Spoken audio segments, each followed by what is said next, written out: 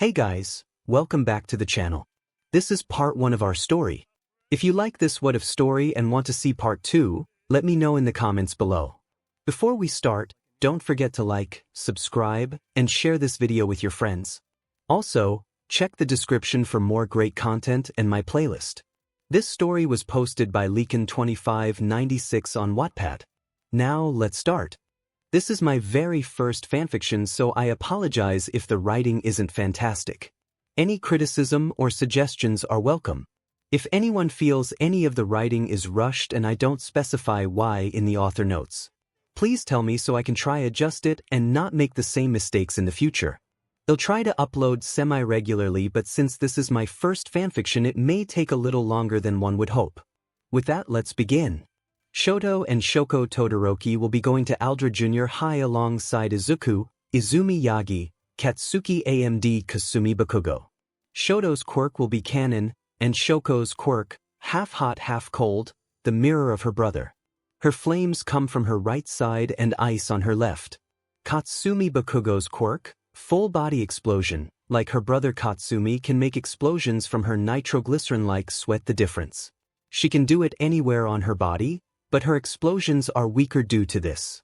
Izumi Yagi's quirk telekinetic force. She has telekinesis that can lift up to 4 tons, and with enhanced strength that can be further enhanced with telekinesis. She can bend steel, she can fly with her telekinesis. No one knows about the neglect and bullying Izuku endures, but the parents of his bullies accept his parents suspect what they do but haven't got proof. Izuku Yagi, age 10 quirk, quirkless likes, heroes, analysis, the older Todorokis, training and free running / parkour dislikes, villains, fake heroes, bullies. Izuku 𝗵𝗃𝗲𝗵𝗃𝗁𝗍𝗂 Todoroki, age 15 quirk, physical elements user has enhanced strength, speed, agility, senses, reactions, healing. User also has moderate manipulation over the elements consisting of fire, water, ice, earth metal included, and lightning. User can encase or turn his body into one or more of the elements to enhance his physical abilities further. Certain elements are easier to do so, and some drain his stamina a lot faster than others. Likes: Kyoka Jiro girlfriend, Hitoshi Aizawa best friend, Tuya Todoroki / Frozen Blaze brother / father figure, Rumi Usajiyama / Mirko sister / mother figure / Tuya's girlfriend / wife, Gran Torino grandfather. Training, analysis, true heroes. Dislikes: the Yagi family, the Todoroki twins, the Bakugo twins, fake heroes. Villains: 3rd person POV, 2 energetic green-haired 4-year-olds running desperately into their parents' bedroom. Why, you may ask? Well, Izumi, the younger of the twins, activated her ability. You see, in this world 80% of the population have a special power unique to them called a quirk, and Izumi just accidentally triggered her quirk when she pushed the door at preschool off its hinges, so their mother booked their quirk assessment. Izumi and Izuku: Mom, Dad, wake up, we're going to find out what our quirks are today. Inko: Kids, the appointment isn't till 10 a.m. That's. Inko looks at her alarm clock and her face drops into a deadpan. Another 5 hours away, it's 5 a.m. Izumi: but we're too excited to sleep. Izuku: yeah, we want to know what our quirks are, so we can become great heroes. Both young kids are bouncing with energy and blinding smiles that could replace the sun.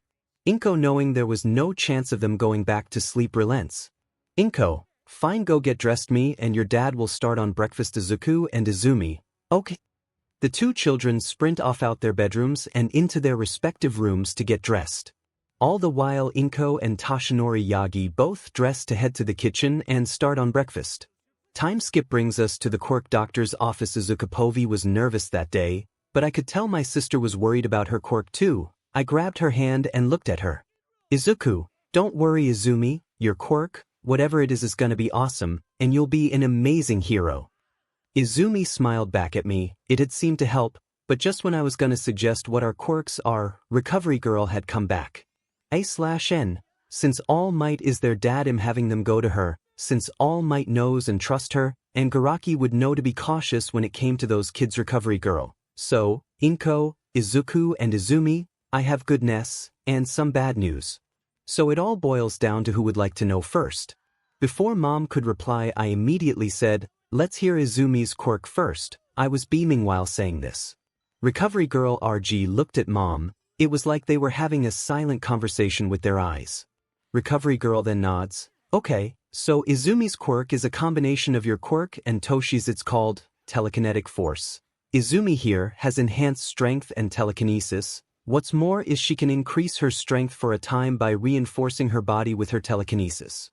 She won't be able to do that for a while, as that will be extremely strenuous and taxing.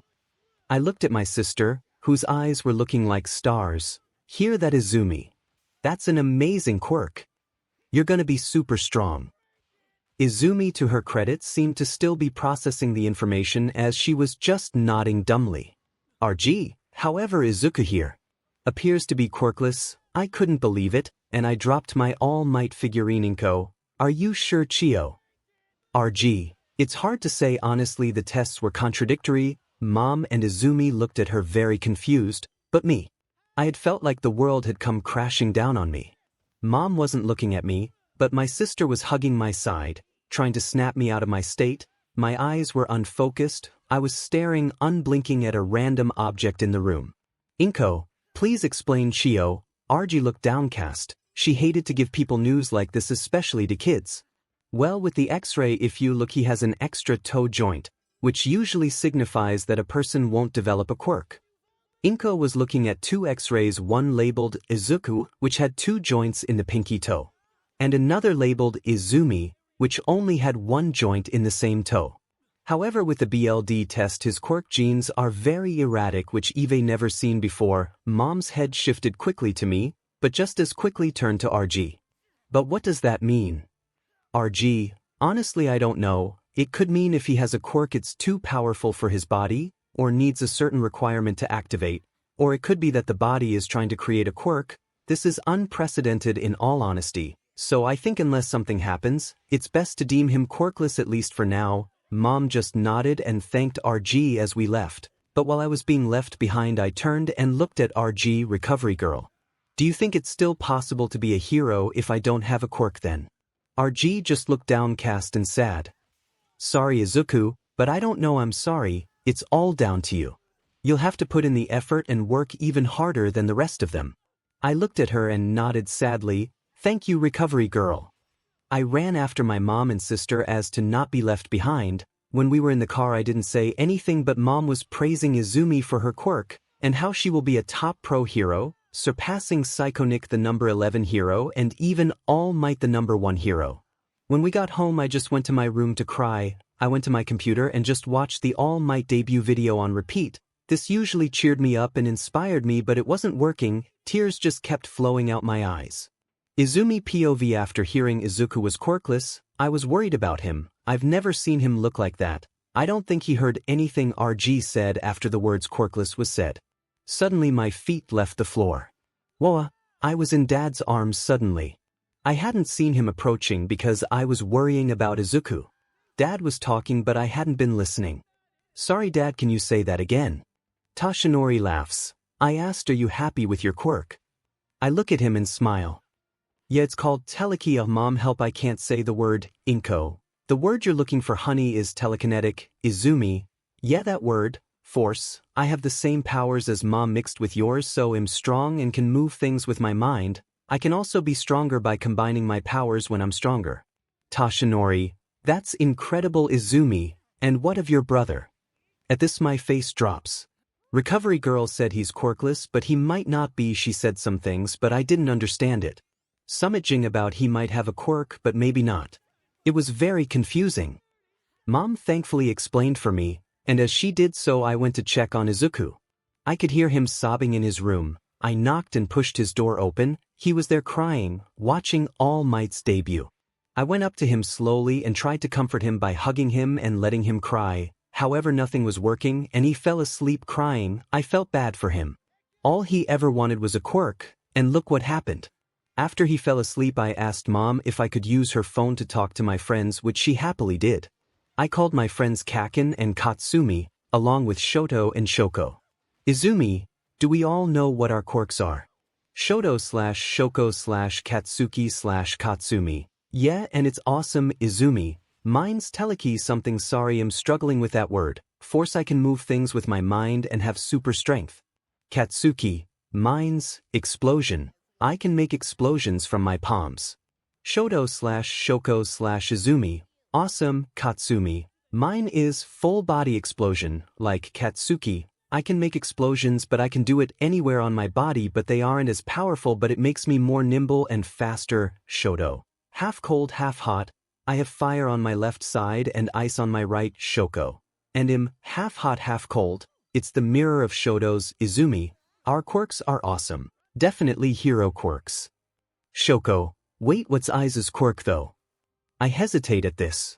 We don't know if he has one or not. His test didn't make sense apparently, everyone, huh? Izumi, I couldn't make sense of it but all I understood was currently he's quirkless but it might develop in the future but it's not guaranteed, Izumi. And I know he wants to be a hero, more than anything, but I don't know what to do. What if he remains quirkless? Being a hero is dangerous, I don't want my brother to die. But I know telling him not to be a hero if he doesn't get a quirk won't work, so I don't know what to do. Katsuki, what if we try make him scared of quirks? Make him see how dangerous they are, make him change his mind, and if he gets a quirk, we can help him learn how to use his quirk as a way to apologize for bullying him. If he doesn't get a quirk but gives up on being a hero, we'll apologize and make it up to him. He knows quirks, we could help him with his analyzing Izumi/Katsumi/Shoko. I don't know Katsuki/Kaken/Baku, that seems a bit much and harsh. What if we hurt him too badly? Shoto, we'll be careful and hold back our strength so it only hurts and scares him. I think it could work. Izumi, as long as we stop as soon as he stops wanting to be a hero, and if it goes too far, putting an end to it, Shoko/Katsumi, I want use my quirk on Izu/Zuzu Katsuki. Then you two stick to verbal bullying, let the three of us deal with the quirk side of things, you know, like calling him Deku or something.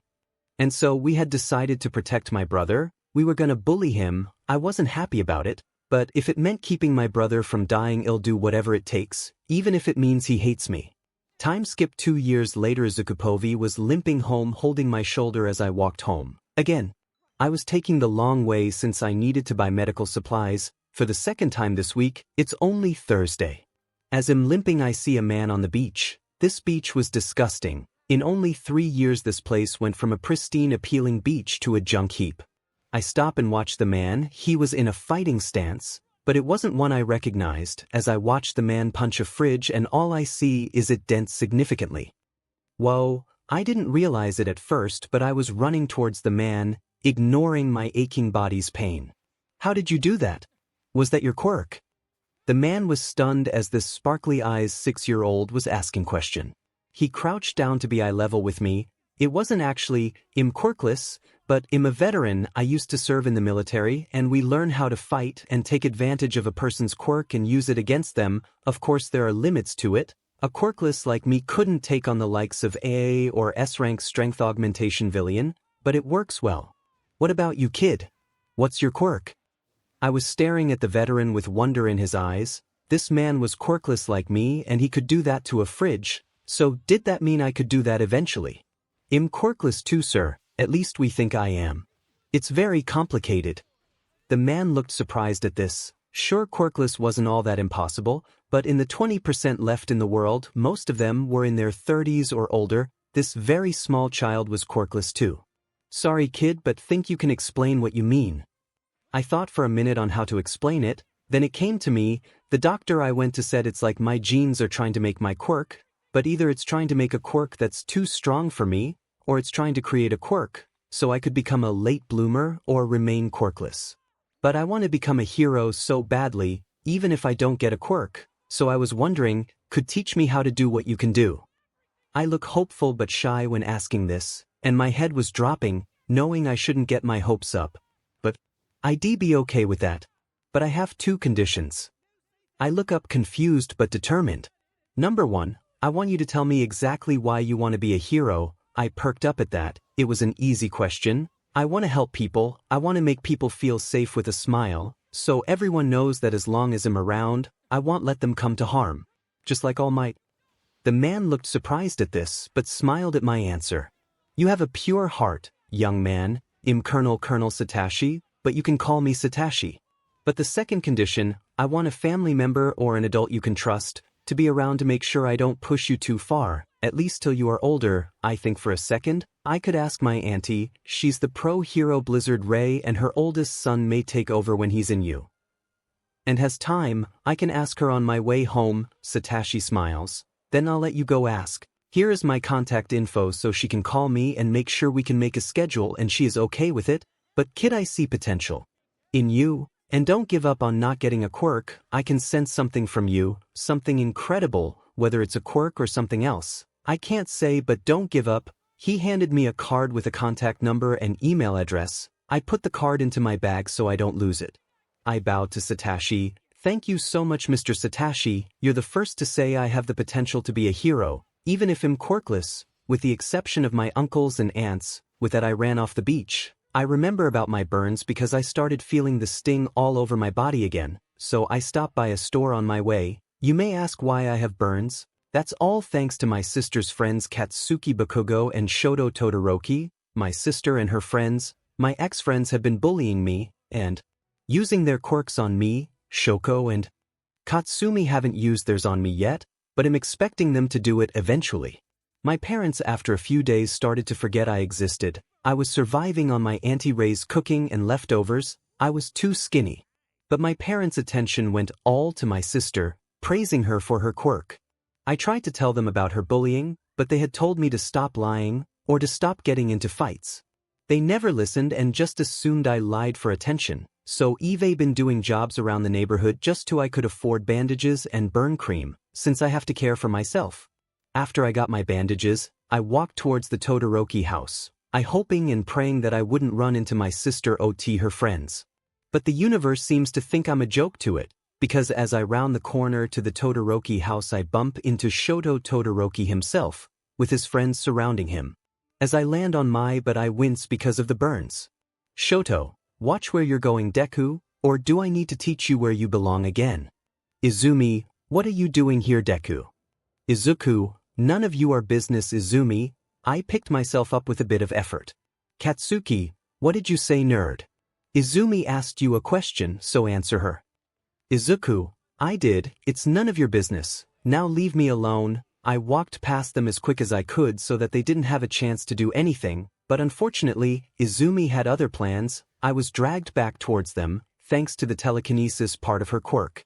Izumi, don't walk away when we're talking to you, Deku. Now why are you going to Shoto and Shoka's house, Izuku? Why do you even care? It's for personal stuff, now leave me alone.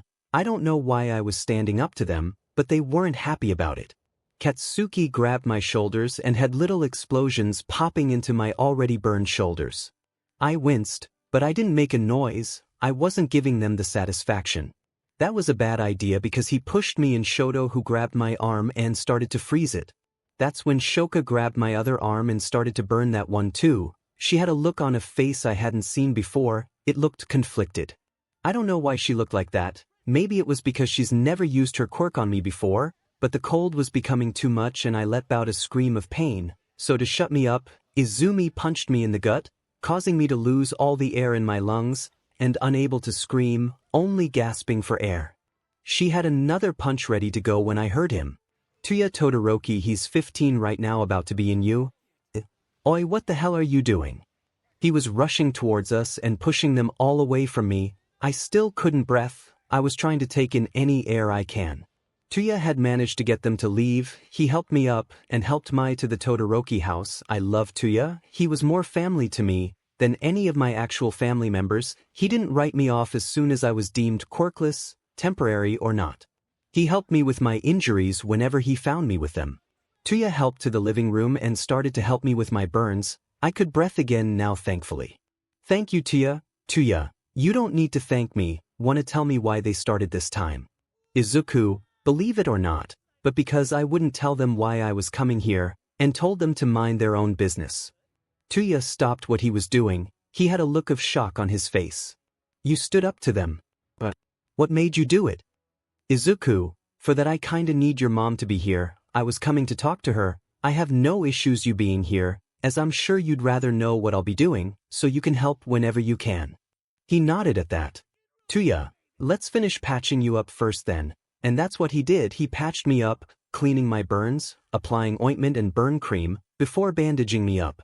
Izuku, thanks again 𝗬𝗧. He merely smiled and walked off to go get his mother, Todoroki, otherwise known as the number 17 hero, Blizzard. As 𝗬𝗧 returns with Rei, she said, Izuku, how are you? 𝗬𝗧 said you wanted to talk to me. I smiled up at her. Hey Auntie Rei, yeah, I did. I go into detail about meeting 𝗧𝗵𝗲 on the beach and how he said he would train me, so long as someone I trusted was there to supervise us. I could see the apprehensive looks her and 𝗬𝗧 had. He gave me a card for you to call or email. He said something like so you could talk to him to make a schedule and make sure you are alright with this. Rei, I'll definitely make the call if you are sure this is what you want. Izuku, I'm guessing you don't want Inko or Toshinori knowing about this though. I shook my head. No, they'd try put an end to it and tell me I can't be a hero because I'm quirkless. They've completely ignored that I might be a late bloomer, and if they find out, Izumi will find and... I catch myself from telling Rei what everyone was doing to me. I see a look in 𝗬𝗧's eyes. It was understanding but also disappointment. He always disagreed with my decision to not tell Aunt Rei, Uncle Enji, Uncle Masaru and Aunt Mitsuki. But he never forced the issue. Rei, I'll make the call and 𝗬𝗧 will pick you up from school tomorrow so you can come straight here, understand? Izuku, yes, Aunt Rei. I took out the card from my bag as she was writing a note. We exchanged the note and card. Turns out she was giving me a note from my teacher to let me out 5 minutes early. This makes me suspicious that she knows what the others are doing to me, but I don't say anything. Rei Povey saw the looks my eldest son 𝗬𝗧 and my son in all but BLD shared. I knew what my kids and their friends were doing to him. I've caught 𝗬𝗧 patching up burns and using his blue flame to melt ice on Izuku more times than I care to count. But I can't really do anything unless I catch them in the act or Izuku tells me. Rei, I'll make the call and 𝗬𝗧 will pick you up from school tomorrow so you can come straight here, understand? He responded by confirming what I said and I took a sheet of paper and started writing that Izuku was to leave school 5 minutes early tomorrow, anything to prevent him from suffering more pain. He gave me a piece of card with the name, Colonel Satoshi ex-military, written on it. I see an address written on it and I recognize it. It's a very selective dojo. They only let certain people in there. I knew in that instant that I was to let Izuku be trained by this man. I watched Izuku leave, after I gave him a hug goodbye. That's when I turned to 𝗬𝗧. They did it again, didn't they? All 𝗬𝗧 did was nod his head, then what he said next shocked me. 𝗬𝗧, as soon as I can, if that means in 3 years when I leave you. I'm getting him out of that house. If that means I have to adopt him myself, I will. That family is cruel to him. He doesn't deserve any of this. He can't control when and if his quirk will come in. But I think we should let this man Satoshi train him. I just stared at 𝗬𝗧 completely shocked. You really care about him that much that you'd be willing to adopt him? Well, I can't say I agree with letting you do that, but you will be 18 and I won't be able to stop you, but remember you will be starting your pro hero career. But I do agree he needs to leave that house. And as for Satoshi, I have every intention of doing so. I recognize the dojo on the card. It's extremely selective, only allowing a maximum of 15 students at a time, and if a student doesn't put in the effort, they are kicked out. I know Izuku will put in the effort. But what's more surprising is that the owner himself has invited him and offering to train him personally from what I can understand. Quirkless or not, Izuku will be a menace to villains with this fighting style under his belt. 𝗬𝗧 looks at me with utter surprise at all this information and then starts typing on his phone to research the address. We sat down to read over all the information. An hour later, my husband Enji Todoroki, otherwise known as the number 2 hero in 𝗬𝗲, walked through the door. When he saw us looking at a website, he leans in curiously. Hey honey, what are you and 𝗬𝗧 looking at? He was ruffling 𝗬𝗧's hair, which he knew annoyed him a little, but to my surprise 𝗬𝗧 wasn't fazed. He was too busy reading a paragraph on the website. Rei, Enji, have you heard of the Intensity Dojo? It's that extremely exclusive dojo. Enji, yeah, I've heard of it. But has Shoto or Shoko been accepted there? 𝗬𝗧 scoffed at that. Actually, Dad, it was Izuku who was accepted. Enji's face went from slack-jawed to a massive smile. That's fantastic. That place would be perfect for him. He's a hard-working kid, I'll definitely be bulk him up some too. 𝗬𝗧, that's not all either. Ray, we called the owner Colonel Satoshi. He offered Izuku a place in the dojo personally. He's only ever done that 3 times before. And for the first time since his very first student, he's going to train Izuku personally. 1-on-1 Enji's face turned into a wicked grin. He's going to be one hell of a hero, even if he doesn't get a quirk. With training like that, he'll wipe our floor with Katsuki and Shoto simultaneously. He'll show the world not to mess with the quirkless. That analytical with training like that, hell, I reckon he could give me a run for my money when he's been trained. And the 3 of us agreed there, and then we'd assist Izuku with any training needs or help whenever he asks us to. 𝗧𝗵𝗃, this is my first story and am not the greatest writer, so any critiques and ideas are welcome. Also shout out to my sister at 𝗬𝗵𝗃 for proofreading this for me. Thank you, I needed this due to my bad habits. 𝗧𝗵𝗃 is gonna have ice powers. The way I'm having it is Enji took 𝗬𝗧 to a 𝗵𝗃 to train per his request, where he set fire to forest like in canon. However, when he was scared and panicking, he sent a wave of ice that put out the fire. Next near death and Quirk awakening Izuku sensei Satoshi started training me 3 times a week after that day. He had been training me for 4 years since then. Eve toned up significantly and my stamina has grown exponentially. That's because I took inspiration from the underground hero 𝗎𝙧𝙢𝗢. He uses acrobatics and parkour to traverse his patrol routes, so on the days I'm not being trained by Satoshi sensei in practicing parkour, Eve become pretty good at it too. The bullying never got better, the opposite actually. Katsumi started to use her quirk on me too not long after Shoko did. But thanks to my training I'm becoming more confident. I keep my head up. Eve started using insulting nicknames on my bullies. It's become training for me. They chase me around to attack me with their quirks. Sometimes they catch me, others they don't. I use my parkour to escape. I only use subtle movements as to not show my actual skills. Lately I've been feeling odd sensations when training. When I'm sparring with Satoshi sensei or 𝗬𝗧, I sometimes feel heat or cold in my fists or feet. Sometimes when I'm practicing my parkour I feel faster, stronger, more agile, like my perception and sense are turned up to 11.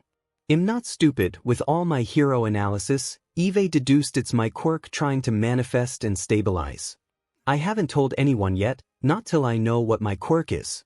That's not to say my friend and crush Kyokujiro AMD best friend Hitoshi Shinso doesn't know. I help them train in the same combat style I'm learning, and in some of our spars they have felt a scorching heat or an icy chill in a punch or kick I send out.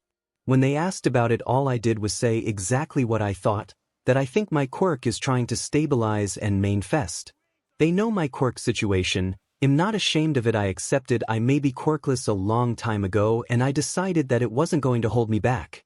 I met Kyoka 2 years ago. She was outside some music shop, and some guys were hitting on her and she was clearly uncomfortable. I promptly got involved and knocked them out. After that we ran into each other a few times. We would talk for a while till we eventually exchanged numbers. I have a cheap flip phone that I saved up money for since my deadbeat parents don't do anything for me at this point. We started hanging out more and then at some point she started training with me. I've helped her with her fighting style and even how to advance her quirk. She's slowly making her own fighting style with her quirk involved. With my help she figured out who to put sound waves from her mouth, which she dubbed Banshee Scream, and send out sound waves from her hands when she plugs her earphone jack earlobes into her biceps so she can send out punches now with an added sound-based attack. She struggled with that. At first she had to pierce her skin in her bicep or lower neck every time she wanted to do the Banshee Scream or her sound punches, but over time, her body adapted and created oxports in the places she plugs the jacks in. I met Hitoshi in a similar situation a year later. He was being harassed by some bullies who wanted him to control a store clerk so they could steal stuff from the shop. He had refused because he didn't want to use his quirk for villainy. They had dragged him down into an alley and were punching the CRP out of him. I managed to beat them up into running away and I took him to hospital. I stayed with him while he was being taken care of. Turned out he was impressed by my fighting style, and both our favorite hero was 𝗎𝗧𝗢𝗎 for similar but different reasons. He asked if I could help him learn to fight, which I agreed to, but I told him he had to gain muscle on his own. These days his physique is similar to mine. I'm stronger, but he's stronger and leaner than he was. He started to learn parkour too. He runs with me although he can't keep up yet. and in a spar last month, he pulled out a move I wasn't expecting. He almost won that spar because of it. I want to help him with his quirk, but I can't figure out a way to do so, other than making his control stronger. We figured out my mental fortitude was strong enough for me to break out of his brainwashing, so he has to fight to keep control. Wicks is what we do. I tried looking at our family tree to see if any of my ancestors had a quirk similar to this so I can try figure it out. I got nowhere though. Most of my mother's side were different elemental or telekinetic quirks, and my father's side was quirkless or had weak enhancement quirks. Which could be what I have. It doesn't explain the weird feelings of heat or cold I've been getting. 𝗬𝗧 has been helping me train a lot more the past year, now that he's graduated you. And as Uncle NG's and Aunt Ray's sidekick, he has more time. It also gives me practice fighting against a person with a quirk. My wins and losses against him lean more in his favor, but lately I've been closing the gap. My muttering problem is now non-existent. That was swift beaten out of me by 𝗬𝗧, Uncle NG and Satoshi-sensei. Oh yeah, I forgot to mention Uncle NG. Spars with me, he hold back significantly obviously, but he wasn't trying to help my fighting capabilities, he was trying to help my analysis speed, but to me muttering, he started to beat that out of me. He even took me out to patrol sometimes. I never fought, and I had a special notebook when he took me out. I had to analyze the quirk of any villain he takes out before he takes out the villain. It was tough, but I got good at it. We only did that for a few months before Ray made us stop. Now let's get on to what is going on today. I'm in my final class, and obviously, Izumi, who as we got older her hair started to develop blonde streaks, throng out her hair like our fathers, and her friends are being cocky about their quirks and how they're gonna be top heroes. Honestly, it's getting on my nerves. Izuku, oi freezerburn shoto, half and half shoko, blasty katsumi, blowout katsuki and muscle for brains, give it a rest will ya? I think we've heard enough of your bragging.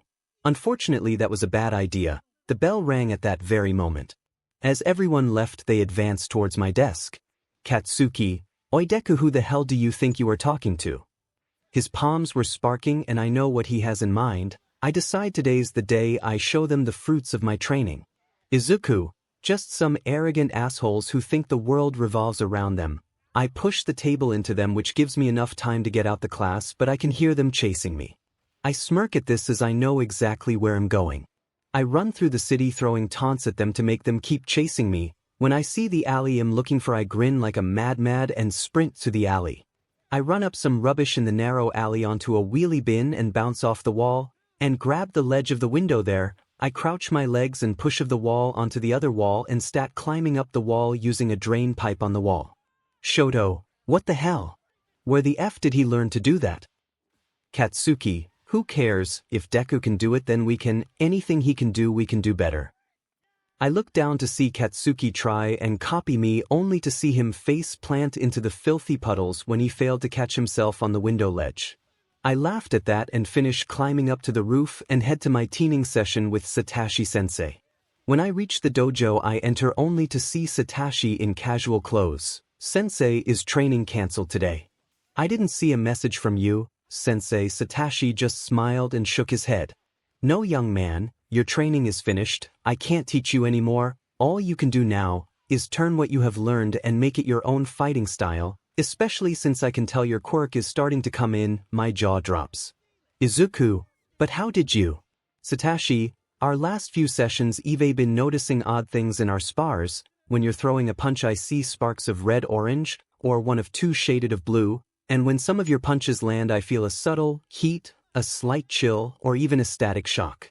Even some of your punches and kicks land faster or stronger than normally. Izuku, I've never noticed any sparks, only a weird feeling of strength or speed, and flashes of hot or cold in my fists or feet. Satoshi smiles, keep training, young man, and I'm sure you will be an amazing hero. Train your quirk when it fully manifests too, but most of all, make what you have learned here. And make it your own fighting style, like your friends are doing too. I know you have been teaching them. I have watched a few sessions. They don't learn nearly as quickly as you have, but they had the luxury of quirk they could fall back on, unlike you, and I was able to teach you easily due to the similarity of not having a quirk. Izuku, thank you, Sensei, for teaching me. Satoshi, don't thank me, kid. You deserved it. Now knock them dead. They'll be watching your progress, and he'll definitely be watching you compete in the sports festival in 5 years. I rushed and hugged Satoshi. Izuku, thank you for believing in me. For believing I could become a hero. He hugged me back. When we broke the hug, I asked, Sensei, would it be okay if I came back every once in a while for a spar, to test my progress against you? Satoshi, of course Izuku. You're always welcome. Now run along, go take today to rest. I smile widely and bid my goodbye before leaving. I decide to go home and watch any hero fights that happen today so I can practice my analysis. I enter the house as quietly as possible, and am glad I did, as in cold hear my deadbeat father and mother talking to Izumi, and both sets of twins. I sneak quietly outside the living room so Sony can listen in. Turns out I turned up halfway in the conversation. Toshinori, so the secret I wish to show you all is. Izumi, you're All Might. My dad is All Might. Inko, and that's not all. I peek through the slightly ajar door, and see All Might in my father's clothes and my mother putting on a mask. I am the psychic hero psionic. I cover my mouth to stifle my gasp. Am suddenly overcome with anger. My parents are pro-heroes and they treated me like I was nothing, like I was less than nothing. I manage to control my anger so I can continue listening. Izumi, my quirk isn't a normal quirk. My quirk is called One for All. It is a torch passed down from wielder to wielder, and I have deemed you worthy of being my successor. My anger starts to boil up again. Izumi, who acts like a villain every day, is who he deemed a hero. Worthy of such a power. It's not like I want it, but I think that there are a lot more people worthy of such a power. Hell, David Shield's daughter Melissa would be perfect, especially since she is actually quirkless. Izumi, but why not Izuku? He hasn't got a quirk and he's got the heart of a true hero. This shocked me. What the hell does she think she's doing? I was thinking about giving Izuku OFA, but he doesn't show that he is willing to put in the effort. All he does is sit in his room all day or goofs off with the purple-haired young woman. That makes my anger go through the roof. I storm to the door, not then trying to be quiet, and slam the door as hard as I can. Little did I know, I broke the hinges. 𝗵𝗃 was listening to All Might, who turned out to be my uncle, and shocked. He just said Izuku slacked off and didn't work hard. Today proved to us that that wasn't the case. Then door house shook as I hear a door slam. Shoko, Izuku must have heard what you said, and for your information, All Might, I think you're wrong about Izuku not being committed. She ran off, Shoto going with her to try and find Izuku. Katsumi, as much as I hate to admit it, but Shoko is right. Izuku isn't as lazy and uncommitted as you think. We saw that today. Them looked confused at this. Please explain what you mean, young Bakugo. Katsumi. He managed to climb to the roof of a building. He didn't use the stairs of fire escape or anything. He bounced and grasped a windowsill, bounced to the opposite wall and scaled the wall using a drain pipe. My brother tried to do the same and face planted immediately. He couldn't grip the windowsill, and he tried a few times. And Inko look completely stunned by this. Inko then asks, was it a quirk? I shake my head at this. I don't think so. It looked way too refined for a sudden quirk manifestation. Even if he had it for a year, that was way too smoothly done. Izumi, she's right mom, it wasn't a quirk. Even a quirk that could enable wall crawling wouldn't look the way it did. Katsuki, I'm going to go find him. My brother left at that, but I felt uneasy about it. Well, if he accepts, I will train both Izuku and yourself, Izumi, of the next few years to prepare your bodies for One for All, and if I see the commitment, I will let him have the quirk. Inko, Izumi, I have a question for you though. It regards Izuku. Izumi, what is it, mom? Inko, have you sensed a fluctuating energy when Izuku is around? Like electricity that's unstable in the air. You should feel something, as it's an aspect of our psychic quirks. Izumi sat there and thought for a moment. Now that you mention it, I have sensed something odd for the past 6 months, but I never really thought about it. She looked at and said, you don't think he? Just shook his head. Can't be possible. If you have only been sensing it for 6 months, then it's happened after I got rid of him. That is all, Izumi. I think me and your mother should help search for Izuku. Izuku, after hearing my father, who is apparently the #1 hero, inspiration to all, dismiss my efforts like I'm nothing. I stormed out the house furious, my good mood completely gone. After I made it a significant distance away from the house, I pulled my phone out and called 𝗬𝗬. 𝗬𝗬, hey little green, what's up, are you not training today? Izuku, not now 𝗬𝗬, is it okay if I spend the night at yours tonight? If I go back into that house today, I'm gonna punch my father, who I just found out is all might. 𝗬𝗬 was silent for a moment. Come on over, you sound like you are gonna explode and need someone. Izuku, thanks 𝗬𝗬. I hang up and head straight to 𝗬𝗬's apartment. It's nice considering he's still new and only been a pro for a year. When I arrive at 𝗬𝗬's place, I barely knock on the door before a woman opens the door. She was tall, had chocolate tan skin, but the most defining features were her bunny tail and ears. My fanboy mode wants to come out, but my anger at my family is overpowering it. Hello 𝗵𝗃𝗃. I'm not on duty kid, when I'm in civilian clothing call me Rumi. So you're Izuku. The kid 𝗬𝗬 is obsessed with. Izuku, a what? What do you mean obsessed with? Rumi, CRP, I shouldn't said that. Come in kid and let him tell you. I follow Rumi into the house. Turned out she moved in a few weeks ago. I knew 𝗬𝗬 had a girlfriend for the past 2 years, but I didn't realize it was the number 22 hero, 𝗵𝗃𝗃. As we enter the living space, 𝗬𝗬 is on me in a second and is hugging me.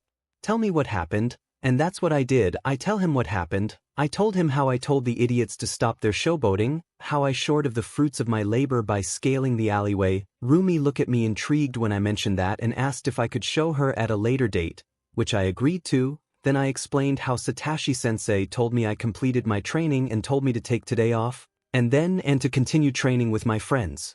And then I told them what was said at the house. 𝗬𝗬, to his credit, was completely shocked. I was usually good at keeping my emotions in check, especially my anger, but he understood why I was angry. My anger was gone now, having gotten it all off my chest. Then came the words I never expected him to say. 𝗬𝗬, Izuku Yagi wanted to get you out of that house for years now. And Yagi been building a case of neglect so that I could get you out of that house. Mom has helped me in some points and Rumi has, and she hates paperwork. Rumi grumbled at that and mumbled something about important to him, so important to her, with her arms crossed. My point is, Izuku, I'm almost there, and if you want you can live here. I can adopt you, or you can be classed as an orphan, or I can foster you. It's your choice, but I can't see you stay in that house much longer. You're 10 years old and you literally work to live, because the people who should provide for you don't. I'm speechless at that. I can't even find the words to answer. I'm completely overwhelmed. My anger is completely gone. Can I think about it? This is a big bombshell you've just dropped on me. 𝗬𝗬, of course little green, I had no intention of rushing you into a decision. I wouldn't force you into a situation like this. The only time I'd ever do so is if I was left with no choice. I'm feeling tears prick my eyes. It feels weird, I haven't cried in years. Rumi is watching me with an analytical gaze. 𝗬𝗬 just hugs me and tells me where I will sleep tonight. I head towards the room so I can think about his offer. 𝗬𝗬, that went better than expected. I'm glad he now knows what I'm doing. It's been hell keeping it from him. Rumi, I bet, but babe, did you not see his hands or his eyes? I looked at her confused. No what? Rumi, I could have sworn I saw his hands glowed slightly from his palms and saw blue sparks in the corner of his eye. 𝗬𝗬, that's weird, his quirk hasn't manifested yet. I mean, Satoshi told me he thinks it's coming soon though. Maybe that's what it is. Rumi, it's possible, but he's going to be crazy strong. All my instincts told me to do was run. This shocked me. The only people I know of that have ever made Rumi feel that way was the top 10 heroes. Me, mom and dad always did say he was going to be a monster powerhouse. I guess that just proves it. Time skip to the next 𝗬𝗏. I'm in the last class of school, and after the holidays I'll be in junior high. This give me a lot of time to train and try to trigger my quirk. I can't wait. I'm so excited to find out what my quirk is. I'm tempted to ask 𝗬𝗬 to see if he could get me an appointment with Recovery Girl again, see if she notices anything different with the quirk genes than before. But today, I'm meeting up with Kyoka and Hitoshi just to relax and have fun. The bell rang and I started packing my bag as fast as I can, so I can go to our meetup spot. I see my sister and the girls leave before me. I'm guessing but Might is starting her training today. But just my luck, Shoto and Katsuki aren't going with them and are in fact coming towards me. Katsuki, we know you were eavesdropping Deku, Who the F do you think you are? I could feel the rage emanating off of him, but I don't care. I don't have time to deal with his CRP. Izuku, I think I was in my own house, and you can't tell me what I can and cannot do in my own home. Katsuki ground his teeth at that. Let me remind you just where you belong, Deku. He goes to slam his hand and cause the desk to blow up. However, I had other plans and grabbed his wrist. Izuku, enough Bakugo. Enough with the showboating, enough with belittling, and as for what I heard yesterday. I don't care, let but might give OFA to my sister. I don't want it, he'll be a hero without that prick's power. Katsuki tisked and swung his other hand towards me. I went to grab it but Shoto grabbed my arm and threw me towards the wall behind my desk. Shoto, you're nothing, Deku. I don't know what our sisters see in you, but I won't let them date someone as useless and weak like you. His ice is encasing my wrists and pinning me to the wall like I'm being crucified. Katsuki, pathetic, Deku, he practically spat that nickname that I hate so much. You're quirkless, everyone knows that. And I'd rather see you die than get All Might's power. So that's why we're gonna leave you here. And let you die, or if someone rescues you, you will finally learn that your place is beneath us. It's not like anyone will care if you die anyway. He sends an explosion into my face and then my stomach, and losing consciousness, I could have sworn I heard a few ribs break, and the ice it's gonna go through my skin. I'll lose my hands if I'm stuck here for too long. I can feel warmth trickling down my face and stomach, but I can't do anything. I'm too hurt to focus and my vision is going dark. Until all I see is... But... Time skip 1. 5 hours. 𝗧𝗵𝗲 and Shinso are at the Dagoba Municipal Beach. Izuku told us he met his sensei Satoshi here. Although what is odd is he's late. Sure, he's not always on the dot punctual, but if he's running late he always texts us and is only at most 5 minutes late, but he's half an hour late right now. Shinso looks worried and I can hear his heart rate speeding up in worry. Something's wrong, he's never this late and he always informs us if he's running late. He isn't answering any calls either. 𝗧𝗵𝗲, do you think something maybe happened at school or on his way here? That was a bad idea to ask as his heart rate is increasing even more rapidly. That's when I see her, a girl who looks a lot like Izuku, minus the freckles and has a few streaks of blonde in her hair. She is wearing a training outfit and there is a tall but skinny blonde man with her, but he is in baggy casual clothes. 𝗧𝗵𝗲, do you think she is Izuku's sister he mentioned? I nod towards the pair. Shinso, only one way to find out. He walks over towards them.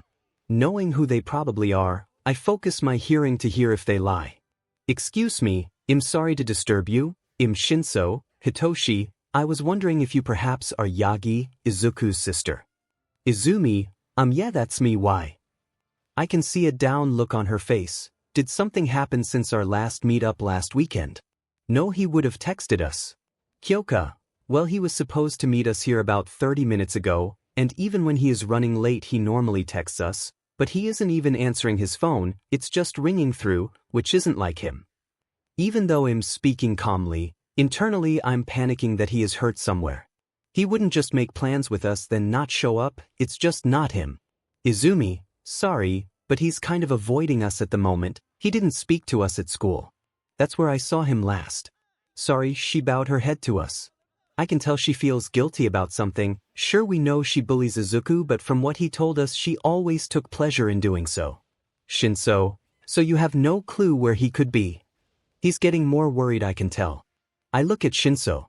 I'm going to call 𝗵𝗲 see if he can help. Look, that's when I walk away. I'm fumble with phone. I'm scared that my Izuku is hurt. Where did that come from? My Izuku. Not the time.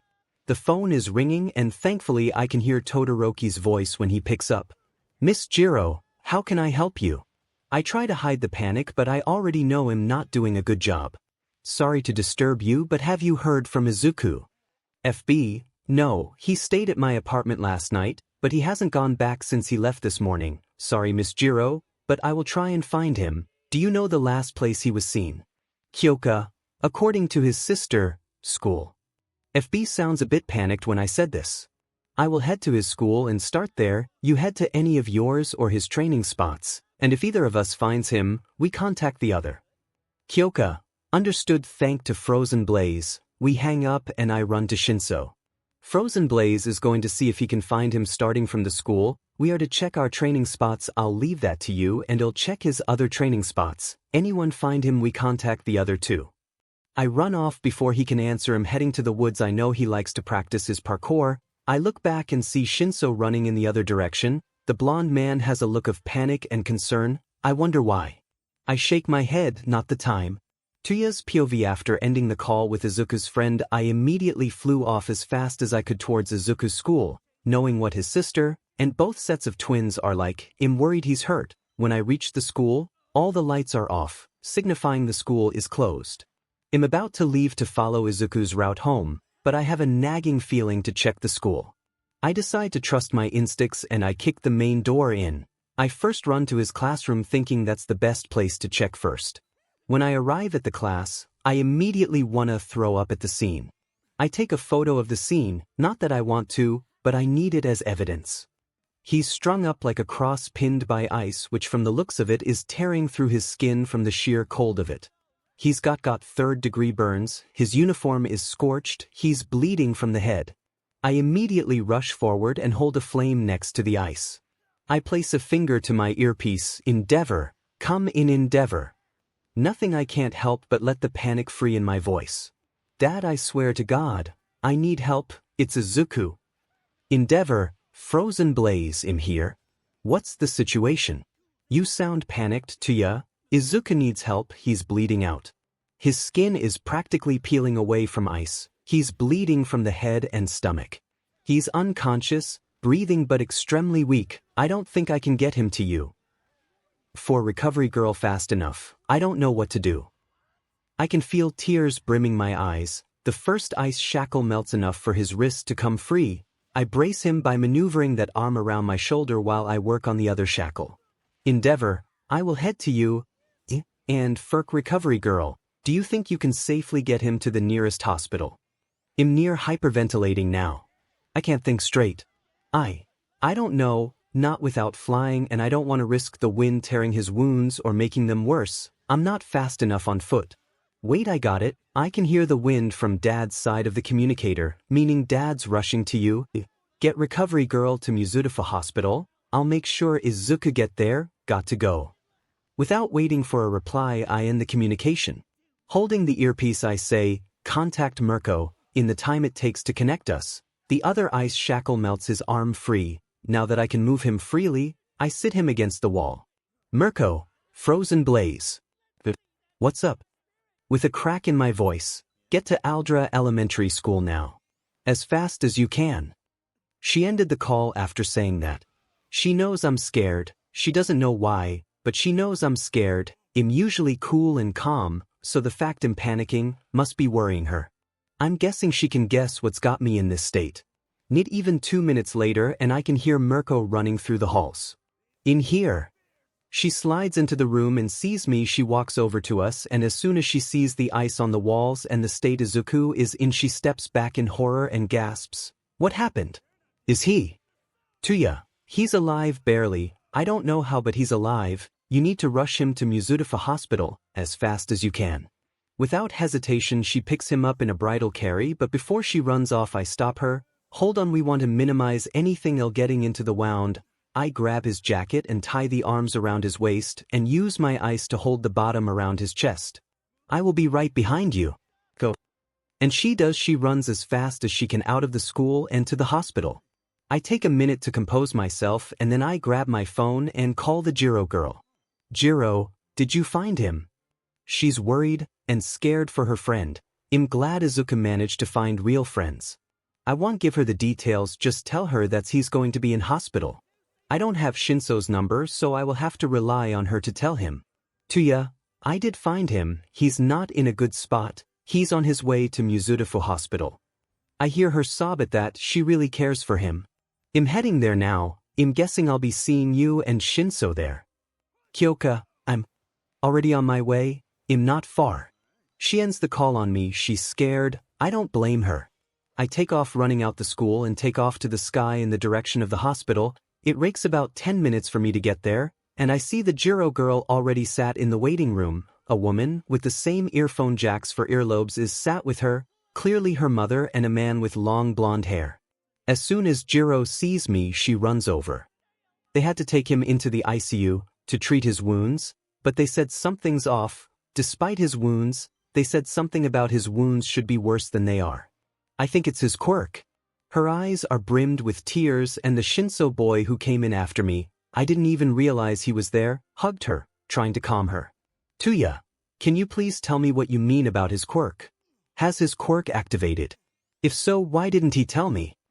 Shinso chimed in here as the girl was still crying. Her mother took over trying to calm the girl. Officially his quirk hasn't manifested, but we've noticed stuff when training and he's noticed stuff too. It only happens for a second at a time though, from what he told us. Sometimes he feels several times stronger and faster. We can agree with that statement since sometimes his strikes in our spars are a lot faster or stronger than his previous strike and strikes after. He has also stated that sometimes he feels his fist heat up or drop to a chilling cold. Me and Kyoka have noticed that sometimes his eyes or fists spark for a second too. He thinks it's his quirk trying to stabilize and manifest. I think about that for a second, and Rumi said something similar last night that she saw sparks. 𝗬𝗧𝗏, thank you Shinso. You may sit and wait for the others. Are your parents on their way? He nodded slightly and turned to sit with Kyoka. That's when I walk up to them and ask softly, does anyone know where 𝗵𝘃𝗃 is? Kyoka, she's waiting outside the ICU room. She was sniffling and crying when she said that, so I crouched down in front of her and placed my hand on her shoulder softly but reassuringly. 𝗬𝗧𝗏, he's going to be okay. This won't happen again, I swear it. He won't be going to a school with them again. She nodded at me and her tears slowed down a bit, knowing I was going to make sure he isn't put in this situation again. I nod and then stand and go through to the ICU area, where I find Rumi and Dad. Dad looked at me and said, I knew it was bad by the sound of your voice, but this is worse than I ever expected. And worse of all, we know who did it. He'll be having words with those two. That was when Toshinori, Inko, and Izumi came blasting down the hall. And both mine and my dad's anger went through the roof. 𝗬𝗧𝗏, leave, you have no right to be here. They stopped in front of us and looked sorrowful. Toshinori composed himself and said, that's our son in there. We have every right to be here.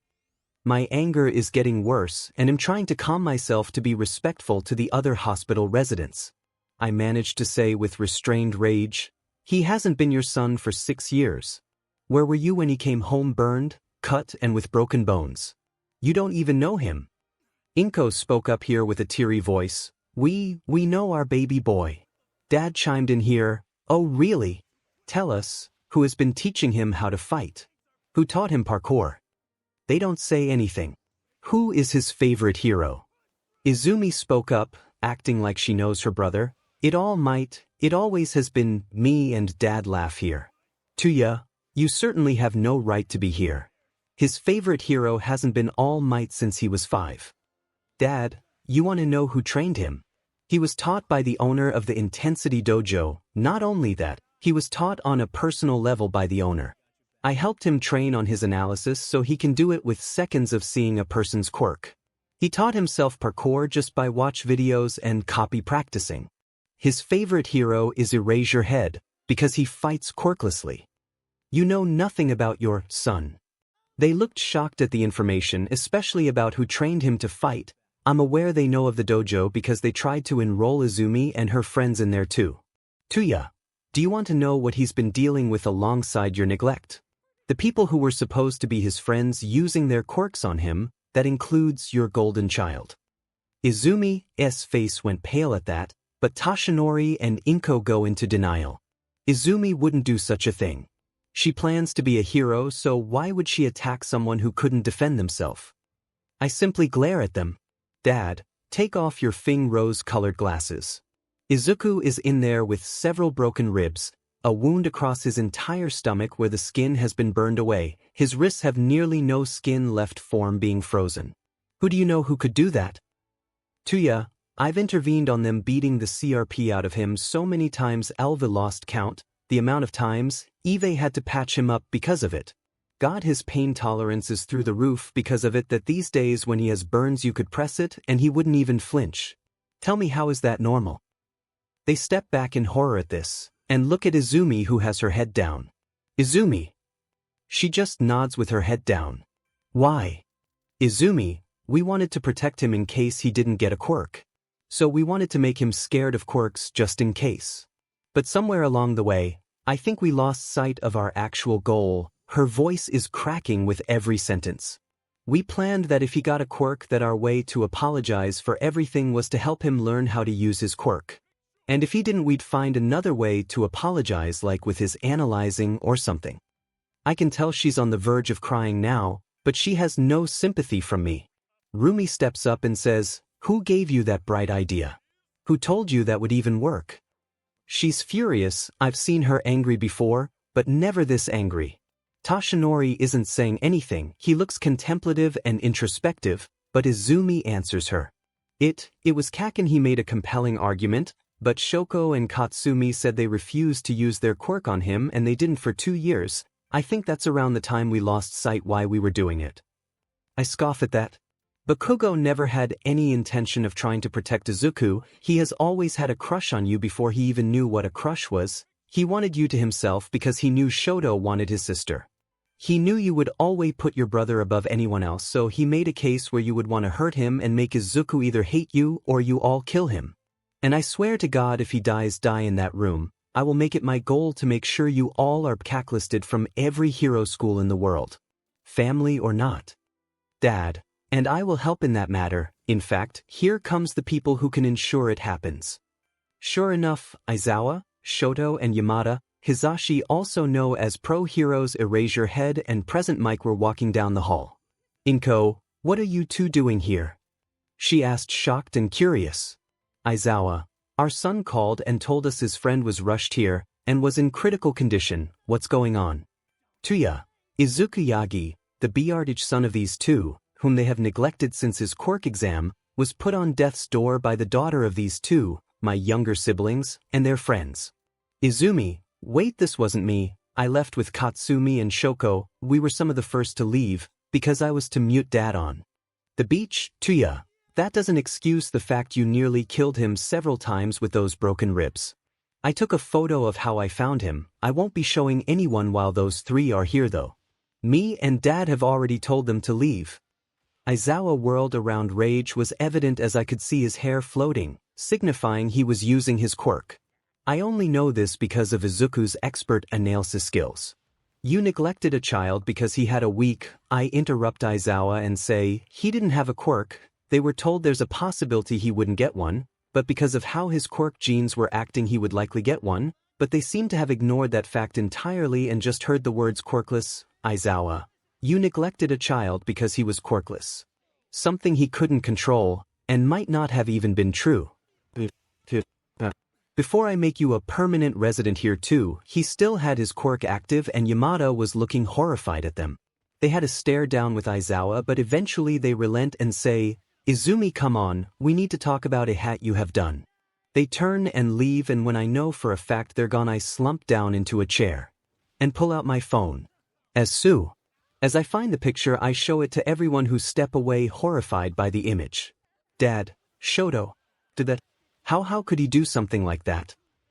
His rage was building again and I knew he had to release his fire lest he burns the place down. Tuya, can you three stay here for a few minutes? I need to take Dad to release his flames. They all nod and I guide Dad to the roof where he flies up into the air and I can hear him scream in rage as a big ball of fire appears in the clouds.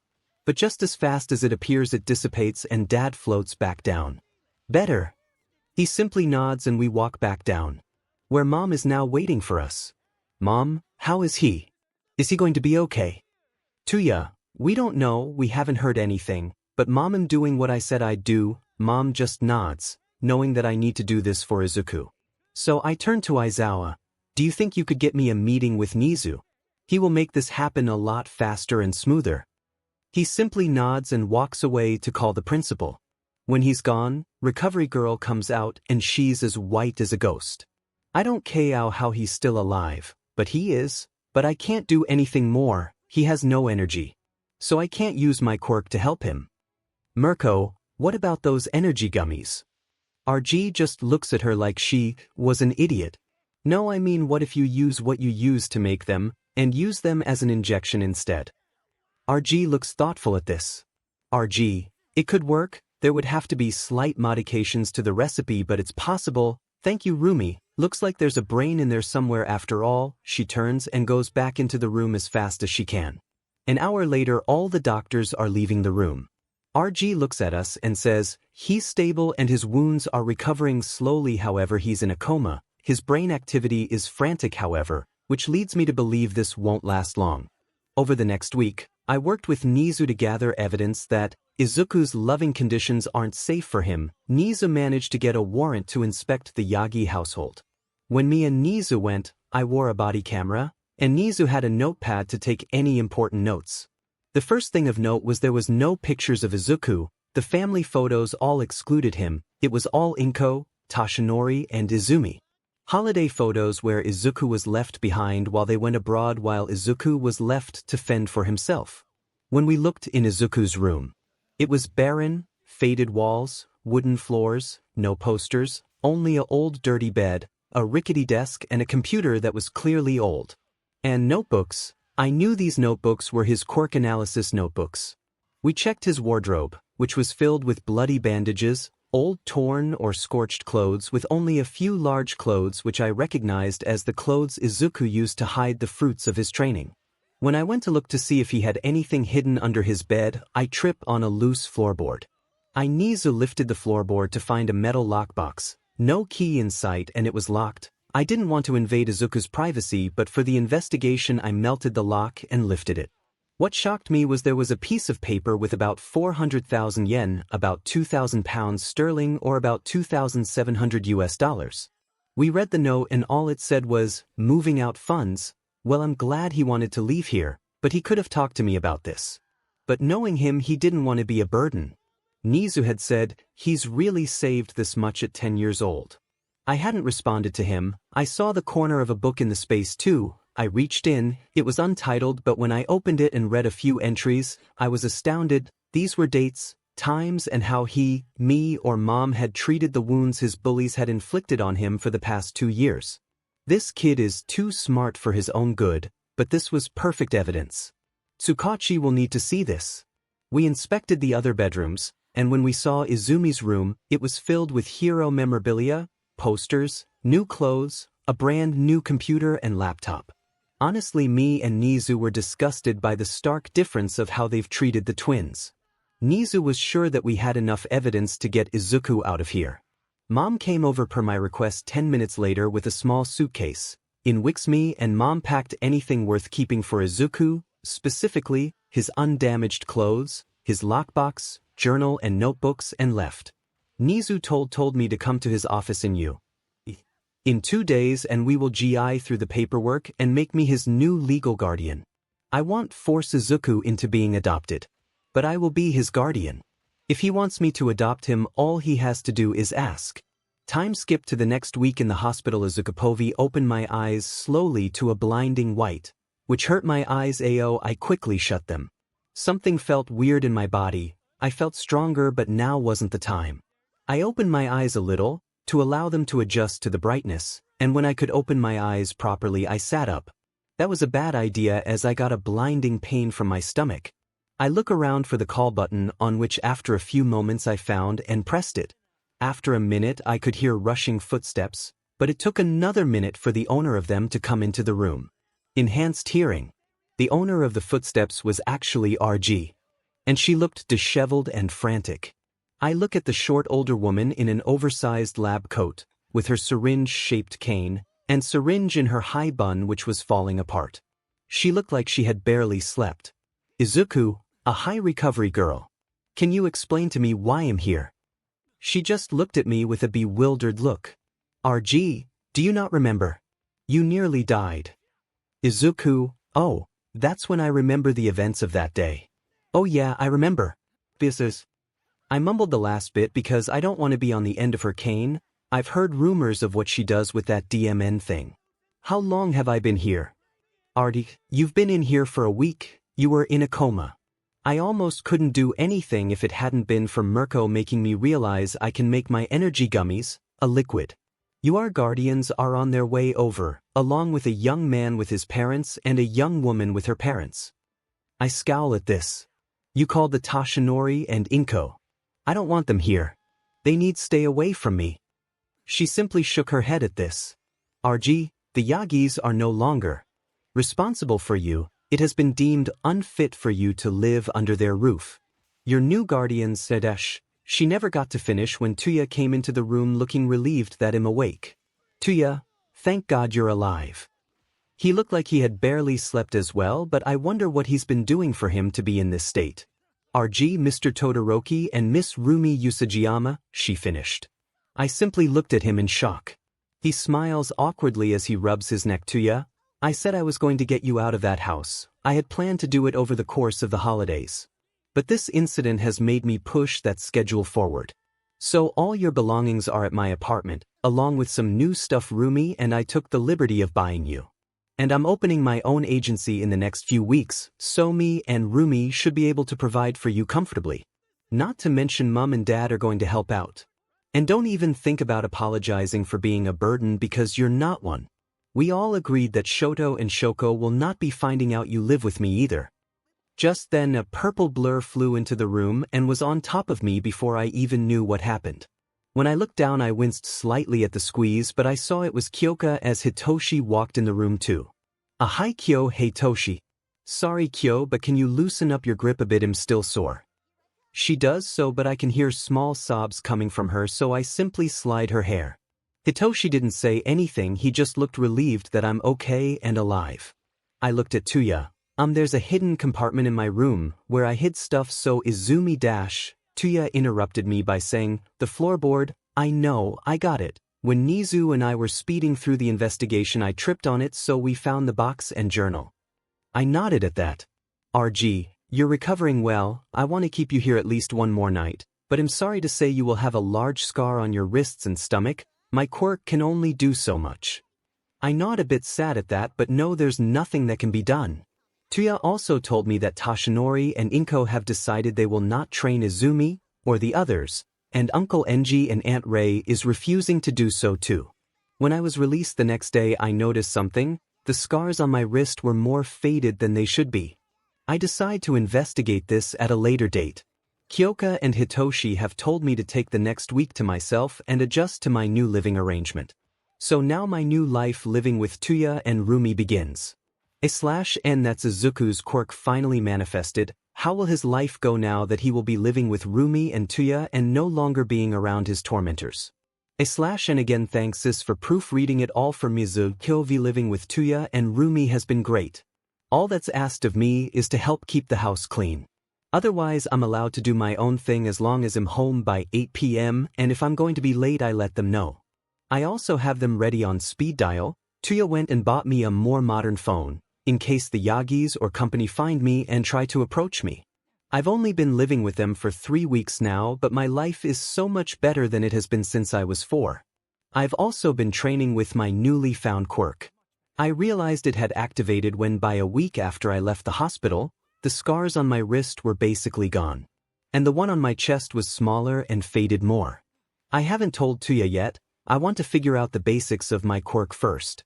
I understand I have a healing factor, enhanced strength, speed, and agility along with my senses and reactions. Flashback to when I started to experiment with my quirk. I had asked the owner, Mr. Junji, of a junkyard if I could train my quirk in a quiet area of the junkyard. He had allowed it for free, but I had to inform him when I arrived and left. And he had no issue if I destroy stuff. I ran to the far end of the junkyard, where I was told I could train. I punched an old washing machine, and it had dented. I then focused on that strength I felt in the hospital. I sat there and concentrated on it for a few moments and then punched it again. I severely underestimated the strength because the washing machine flew into a junk pile and accidentally made it collapse and fall. I wasn't paying attention, but the clattering metal was strangely loud and hurt my ears, and without thinking I jumped away and flipped over a bit of stray junk then. Whoa. Okay, so my strength is leagues beyond what I had anticipated. Along with my hearing, my speed is higher and my reaction time is stupid fast. Tie that in with my instincts and that would make it really difficult to hit me. I had bought a new notebook I had dubbed Quirk abilities and how to train them. I wrote down everything I had said out loud. I wonder how strong I actually am. I looked around and found a small mini. I walked up and braced myself to strain when picking it up, and when I left it was lighter than I expected and I flipped it accidentally. Oops, okay, 1.5 tons is really light. I went to find Mr. Junji to ask if he knew what around here weighed 4 tons. When I asked him, he just looked at me skeptically. I know it sounds ridiculous, but I just flipped a mini with no effort, so I want to test how strong I am. I explained the situation of my quirk, to which he nodded in understanding. He told me he would have a look around and take various machines and vehicles of increasing weight to my corner for me over the next week, to which I thanked him for. I went back to my corner and thought about the other stuff I've felt while my quirk was trying to manifest. I think about the heat I would get in my hands or feet. I focus on the heat in one of my hands and to my surprise it became surrounded by fire. Cool, I let the flame disperse and then focus on the cold. My hand starts letting off cold vapors. I lightly punch a bit of scrap metal to test it and it completely encased in a thin layer of ice the second my hand connected. Oh! I try to think of static electricity, but I can't do anything to get it to come. I wrote down everything in my notebook, then I took my shoes off after clearing a space. I focus on creating flames on my feet. Once they spark, I try to focus the fire into a jet downwards. It takes significant effort, but I manage to do so, and float for a second before I lose my balance and faceplant the floor and sliced my forearm on a sharp bit of glass I hadn't seen. Ouch, ouch. I looked at my forearm only to see the last of the cut close up. Okay, so very fast healing. I wonder how far that goes and if I could regrow limbs. I shook my head at that. Not testing that anytime soon. Over the next week I tested my strength on the different weights. Turns out I start to struggle around 20 tons and flat out can't lift anything 25 tons yet. Back to the present, so here I am in the junkyard again, but this time I'm waiting for Kyoka, Hitoshi, Uncle Enji, Aunt Ray, Grandpa Torino, Tuya, Rumi, and Uncle Shota. After everything that happened in the hospital, he came to check on me and see how I was doing.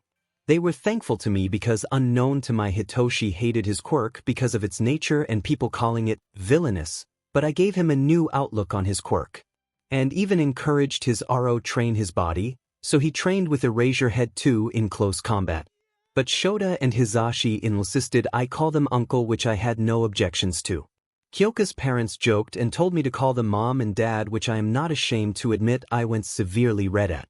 Once everyone was here and Mr. Kunji told them where to find me, they were all confused as to why I asked them to come to a junkyard. Okay, thank you for coming. I know this is odd, but my quirk has finally awakened. There were gasps of excitement and shock. Uncle Enji, well, what is it? His arms were crossed, but he wasn't doing a very good job at hiding his curiosity. Sensei Satoshi had informed him and Aunt Ray, as they were classed as my emergency contacts, of my experiences with odd bursts of strength and odd fluctuations in temperature when I'm sparing. Izuku, well, it's kind of multifaceted. First, it'll show you the most obvious physically. Remember those scars on my wrists? Well, I lift my sleeve to reveal them being clean of scars. Uncle Enji grabbed my wrist and give me a 1st or 2nd degree burn. Enji, what are you nuts? I'm not doing that. Izuku, it's either you do it or I slice my arm with a random piece of metal. That could be rusty. Ray, not wanting me to get ill because of me being an idiot, nudged Enji to do it, whispering only 1st degree. Begrudgingly, I can tell, he walked forward and grabbed my wrist. Are you sure? He asked, to which I nodded. He let his hand burn mine until I had a 2nd degree burn, because I told him to make it 2nd when he went to stop. When he stepped back, I raised New York arm for everyone to see, but just as quickly as it had been burned, the skin had knitted itself back together like nothing had happened. Looks of surprise were on everyone's face. I haven't tested the limits on that part yet. I wanted to do that around a healer first. They all nodded their heads in astonishment. Grandpa, would you say you're the fastest here? He looked at me annoyed but nodded. He was still extremely set off at Toshinori about how I was treated. Especially since, as I found out recently, Toshinori was quirkless before too. I was told had punched and kicked the CRP out of him for it. He had asked Grandpa to ask me to take one for all, but I refused, saying to give it to Melissa or to Izumi, but Grandpa had stated if he gave the quirk to Izumi, he wouldn't assist in training her. Bounce about try to hit me, don't worry about holding back. After asking 𝗧𝗏 to hold his cane, that's what he did. He bounced all over the place with his quirk, Jet, but with my enhanced agility, reactions and senses I dodge each and every attack, which even Uncle NG and but Mike can't do. Enhanced reaction speed, agility, and sense. Grandpa walked over and sat on an old tire to watch the rest of my demonstration. I walked over to a truck with some machines in it that weighed collectively 25 tons and lifted it. Sure, I struggled, but I did it. I needed to go more into my healing factors, so in the blink of an eye I rushed and nicked Uncle Shota's knife. Izuku, sorry, but you can have it back in a second. To everyone's protests, I ran the knife down my forearms so they could watch the cut start to heal before I had finished slicing. I sheathed the knife and passed it back to Uncle Shota, who gave me a slap on the back of my head, and Grandpa smacked me with his cane for doing that. Oh hey, sorry, but I warned you that would happen. After I'm finished showing what the healing has done, you'll find out why I knew. I was rubbing my head while I explained. Izuku, first Kyo, are you sure you're okay seeing this? Sure, you have seen me shirtless, but this will show you the scar from 3 weeks ago. She shakes her head at this. Kyoka, I don't think I can see that yet. You almost died. I don't think I can see the reminder of that. I nod my head in understanding. Izuku, that's okay. I'll start with my back and I'll tell you to look away before turning around. She nodded at this, and I turn around and lift my shirt. Again there were a few gasps of shock. In particular, Hitoshi, Kyoka, Aunt Ray and 𝗬𝗏, they had seen my scars since they had helped treat or replace bandages on my wound. But my back looked like it had never had them in the first place. Okay, Kyo, turn around. After being told she and Hitoshi was looking away, I turned around and they saw that the scar on my stomach was severely faded. NG, how are the other scars gone but not that one? And why didn't your enhance healing heal that one when you were in hospital?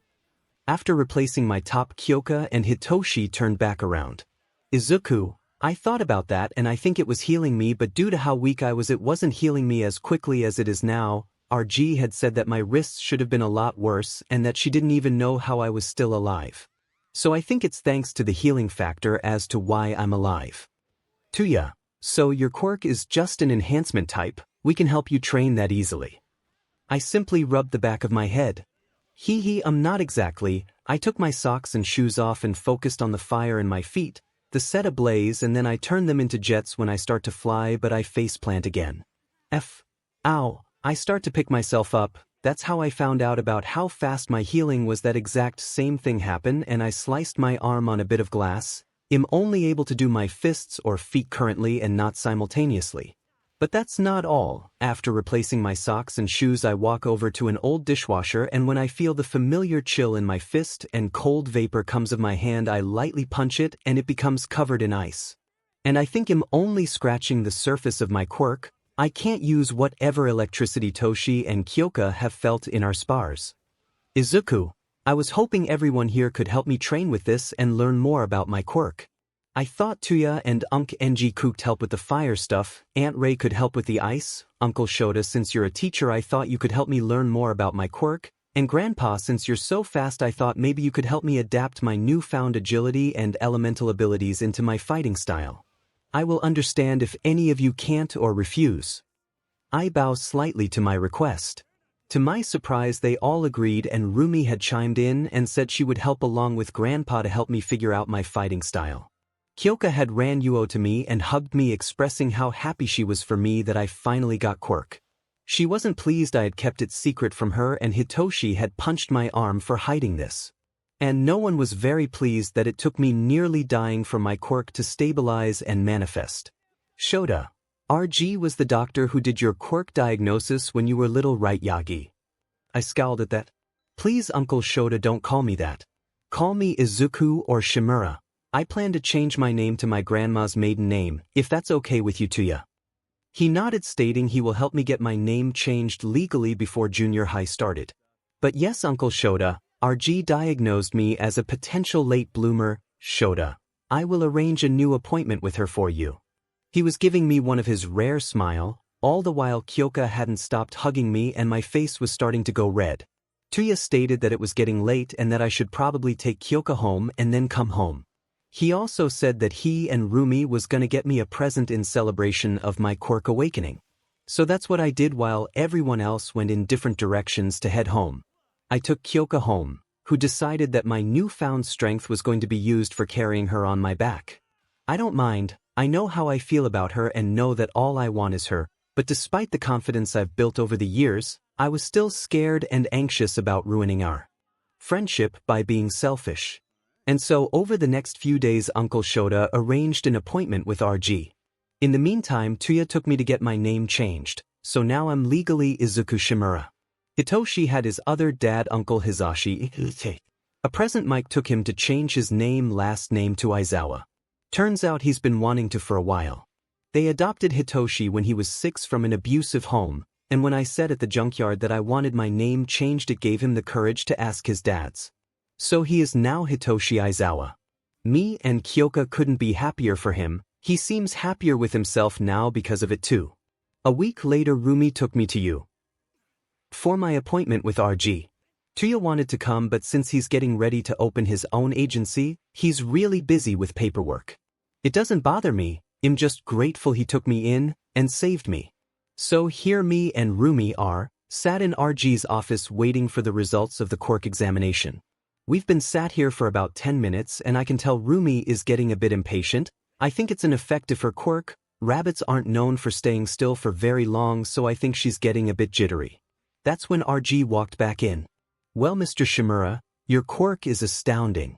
It has indeed stabilized, but it isn't finished developing. I look at RG confused. Izuku, sorry but can you explain please? My knee is bouncing from both the nerves and excitement of finding what my quirk can actually do. RG, well simply put, your quirk genes are still developing which is normal but yours are still acting a little frantic, but with the information I have managed to get, I can make an educated guess of what it will be able to do when it's finished manifesting all its aspects. So far your body has adapted itself to be more durable, your muscles will grow and develop at an enhanced rate since you have a healing factor on the level of a high B rank regeneration quirk. Your strength is heightened to a level of a high B, low A rank strength augmentation quirk. My eyes widen at this information. I knew physical abilities were enhanced but I didn't realize it was to this extent. Your speed being part of your strength is also a high B, low A rank. Your sense are at that of a mid A rank, making you able to perceive your surrounding area at an extremely fast rate. This includes scent, sight, and hearing. This is also why your reaction time is so fast. I look up at 𝗵𝗃. Her face is scrunched up slightly in a thinking manner. She's clearly processing all the information. RG. But the more surprising thing is, not only have you got an enhancement quirk, you also seem to have or will have moderate control over the basic elements, such as fire, water, lightning, earth and metals, and air. From what I can tell you have a slight ability to control fire and ice, but it is only a small amount of control so far. With training and while your quirk evolves, you could reach strength on par or beyond your all mights, your speed could surpass the speed of sound, your elements could turn your whole body into those elements in case your body in those elements. It would probably be a trade-off however. For example, if you turned your body to stone or made armor put of stone, it would probably increase your durability and physical power in exchange for your speed. Of course you may be able to find work around such exchanges, but that would be down to what you do to find out.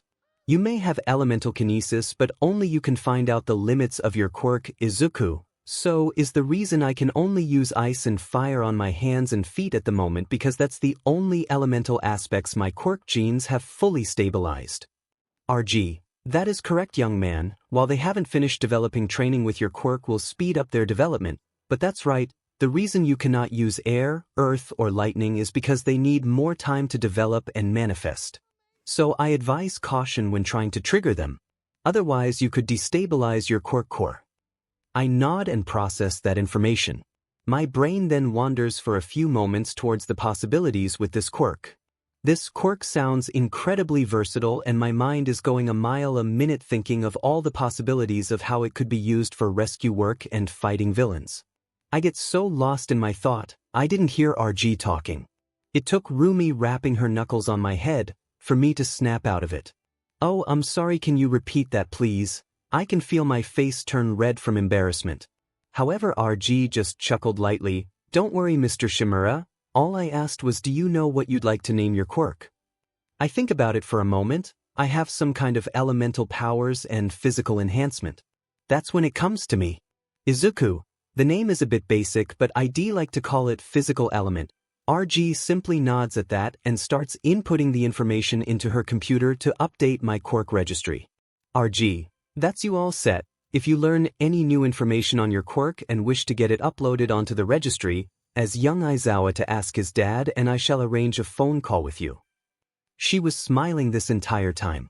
I'd heard she'd beaten Toshinori and Inko black and blue with her cane. That information made me smile. As me and Rumi are leaving, I ask 𝗧𝗪 one more thing. Recovery girl, can I make a request? Both Rumi and 𝗧𝗪 look at me with curiosity. Of course. However, I can only do so much, so depending on your request will depend on if I can fulfill your request. Izuku, don't tell any of the Yagis that my quirk has manifested or what my quirk is. I already know they will be checking the quirk registry for Izuku Yagi's quirk. I don't want them knowing what I've changed my name to or that I have a quirk. They can wait till either we get into you or at the entrance exam. To that she simply said that her lips were sealed and we left. When we got home, 𝗬𝗧 wasn't home. He was signing for a building to have his agency at. Rumi came up to me, asking to talk before her patrol. Rumi, Izuku, you know we can get those 5 blacklisted from hero schools, right? You don't have to see them again. I give her a serious look and respond with, I'm aware, Rumi, but I'm going to prove to them that not only were they wrong about me, but that I'm stronger than them and that they should never had tried to kill me or underestimate me. Rumi just looks at me, then ruffles my hair. Then do it, kid. We all know you can. You're a hard worker, and now that you have a quirk, your growth is going to trump theirs. Not to mention you have the support of me, 𝗬𝗧, your grandpa, NG, Ray, your girlfriend, and the Izawas to help your growth. I blushed furiously when she called 𝗬𝗂𝗃 my girlfriend. I'm waving my hands in front of my face, trying to wave away what she said while also trying to hide my blush. It's not like that. Me and 𝗬𝗂𝗃 are just friends. Rumi just had a devilish smirk at that. That may be true for now, kid, but everyone can see that you have a huge crush on her. My face is just getting redder and redder from embarrassment. Izuku, am I that obvious? She ruffled my hair again as she stood up. Rumi, yes, to everyone but her. She smiled at me as she walked off. I've got to go on patrol now, so be good. 𝗬𝗧 will be home in the next hour, okay? I gave her a grunt of affirmation as I pulled out my personal quirk notebook to insert all the information 𝗧𝗪 had told us, while also writing potential use of the quirk in rescue and other aspects of hero work. Over the next few years, life went really well. I'm 13 now. 𝗬𝗧 enrolled me in the same school as 𝗬𝗂𝗃, where we are always together. I've started to notice that she's been getting more flustered around me, blushing a lot more. We hang out with Toshi as often as we can. We go to the mall or the park, or anywhere we want really. We steer clear of where my past usually are. Toshi has taken to teasing me and 𝗬𝗂𝗃 on how we are with each other, like he knows something we don't. 𝗬𝗧 has been engaged to Rumi for about 4 months now. They are happy, and are talking about maybe trying for a kid. I'm thinking of asking them to adopt me too. They've grown on the hero rankings too. Rumi 𝗵𝗃𝗃 is now 5th on the hero rankings and 𝗳𝗵𝗃𝗃 is 9th. He is expected to be 7th or 8th in the next rankings announcement. Our training has been very beneficial. 𝗬𝗃𝗃's combat ability has skyrocketed. She's now not just using her AUX chords to my sonic attacks but using them as weapons in surprise attacks. She also learned how to fly, by doing the same as she did by stabbing her ox-gored earlobes into her thighs, and projecting sound waves 𝗬𝗧𝗃 her legs. She not only strengthened her legs, but her thighs developed oxports as well, so when she plugs her jacks into them and sends sound waves through her feet, she can send around waves through her feet. She's still trying to master flying, but she's coming along well. Uncle 𝗧𝗪 started teaching Toshi how to use his capture scarf last year, and he's getting pretty good at it too. His combat style has changed a bit as well. It's become a combination of the style he adopted from my teachings and his dad's fighting style. His mental, Uncle 𝗧𝗪, agreed with my deduction that the stronger Toshi's mental strength was the better hild his quirk will have, and the more complex instructions he could make his opponent do. He asked his colleagues at 𝗬𝗐 to help him conduct an experiment, where Toshi used his quirk on them and make them do certain tasks. Turns out, the stronger his target's mind is, the better they can resist his control. In fact, the only person or thing that completely resisted his brainwashing was the principal Nizu, who offered to help make Toshi's mental strength on his level. Shota was against it, but with enough begging and kissing up to his dad, Shota gave in and allowed Nizu to help Toshi. My training has been more complex. Grandpa has helped me develop my fighting style into a more acrobatic style mixed with my military style. His way of teaching is harsh and painful, with a learn-from-failure style of teaching, while he also helped me with my traversal capabilities. Rumi also helped me develop my fighting style, but she helped me by making me incorporate my elements into it. She also has a learn-from-failure style of teaching. 𝗬𝗧 focused on my flight capabilities with my quirk and trying to see if I could use my elements in a ranged capacity. Currently I can use weak ice blasts that instantly freeze a target's limb, but I only have a range of about 20 meters currently, and I can send small fireballs that explode with radius of 5 meters and small flamethrowers with a range of 20 meters. Compared to 𝗬𝗧 and 𝗵𝗃𝗃𝗧's flames, mine aren't that hot, whereas their flames can reach into the 3000C range. Mine cap at about 750C. 𝗬𝗧's style of teaching was more patient, with a watch and copy kind of style. Obviously it was a learning curve for us to adapt to since our elemental powers work differently. 𝗵𝗃𝗃 focused on my ice capability, trying to help me work my ice armor of my ice. So far I can completely cover my legs and arms in ice. We found I don't have the problem of becoming too cold since my heat protects me from the inside. My ice embodiment, as I've grown to call it, acts a bit like armor. It's not foolproof and will break after one hit unless I thicken the ice, but doing so takes my speed away, so I use the ice as a way to add a little more force to my attacks. 𝗵𝗃𝗃 also has been trying to see if I can use cryokinesis, and so far I have a very limited control of it. If she sends a blast of ice towards me, all I can do is redirect it. I can't redirect it on her yet, but I'm progressing slowly but surely. 𝗵𝗃𝗃 has a more patient and positive reinforcement style of teaching, which has really helped my mental state after the years of neglect. 𝗵𝗃𝗃𝗧 has been working on the same as 𝗵𝗃𝗃 but with fire, while also trying to help me increase the heat of my fire. Since I haven't found a limit to how much heat I can take yet, he wants to see if I can make my flames as hot as 𝗬𝗧's, but so far I'm nowhere near. I seem to have more ease with manipulating pyrokinesis and my full immolation, as I like to call it. I can completely coat my body in fire, giving my attacks an added addition of burning my opponents, and if I manipulate my fire I can strike my opponents faster. 𝗵𝗃𝗃's teaching style is harsh and unforgiving, which I'll be honest, I didn't expect anything else. In fact, on our first training session I told him not to hold back on how hard he trains me. He has me spar with some of his sidekicks once a month to see how much I've progressed and see how I could improve. Uncle Shota, being a teacher, has a more focused idea of teaching with little patience for slacking off. He is trying to help me unlock the rest of my elements in safe ways that won't risk damaging my core. So far I can use wind to buff up my speed in bursts for traversal, add a bit of a blowback to attacks as well. I've also started manifesting my lightning, but all it does currently brings sparks along my fingers. We did a test on how voltage these sparks were, and to both of our surprise it hit the 2 million volts mark. I've also started to call Uncle Shota Uncle Sho. He also told me recently he's been researching ways to train regeneration quirks, so I think that's what's next as a break from elemental training and to give my quirk a bit more time to stabilize the other elements. I train with one mentor after school each day, and the weekends are for me to relax or do what I wish. Me, Kyo and Toshi hang out every weekend. Sometimes we train, sometimes we simply hang out and have fun. Kyo has taken an interest in the parkour me and Toshi do. She said she can see the benefits of it and asked us to teach her. So when I'm training with one of my mentors and Toshi isn't being trained by Uncle Sho, he has taken to doing so, whereas I teach her at the weekends or on my days off from training.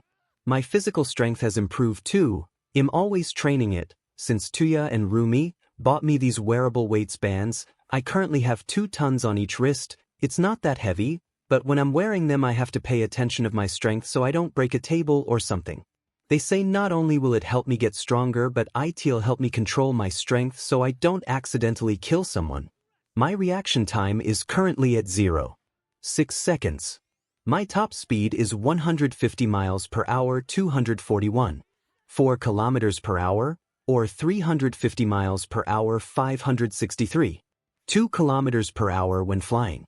My max weight I can lift is 40 tons. I continued my quirk analysis. I'm nearly finished quirk analysis. #I'm pretty much a master at quirk analysis now. It helps that thanks to my enhanced speed I can process information a lot faster than the normal person.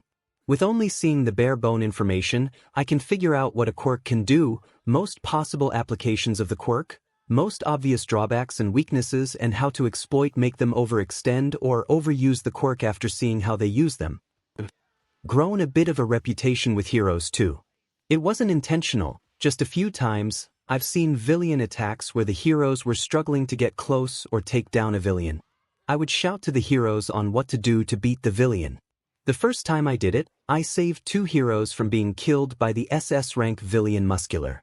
Flashback: I was walking home from walking 𝗧𝗵𝗃 when a hero flew into a wall in front of me, nearly hitting me. When I asked what happened and helped the hero up, he had shouted at me to run away. I turned around to see muscular. His left eye was bleeding from where the female water hose hero had blasted his eye. When I used my enhanced eyesight, I figured out how to win. Izuku, excuse me, do you have a spare earpiece? He just looked at me like I was crazy.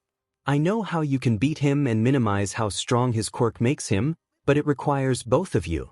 The hero looked at me like I was insane. Sorry, but I'm not trusting a child to tell me how to beat a villain. He was about to run back into the fight when I said, my quirk analysis is on par with Principal Nizu, his words. The hero looked at me skeptically, but seeing as they were in a losing battle, decided to take the chance. He handed me a radio and ran back into the fight and informed his partner of what I was going to do. Once she knew what was going to happen, she nodded and continued fighting.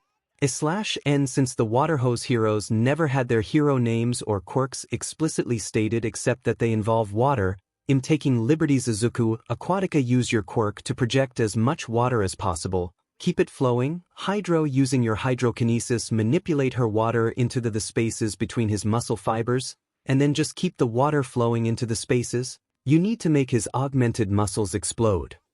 I watched them execute my orders all while avoiding getting hit by muscular, but I can see that there still isn't enough water.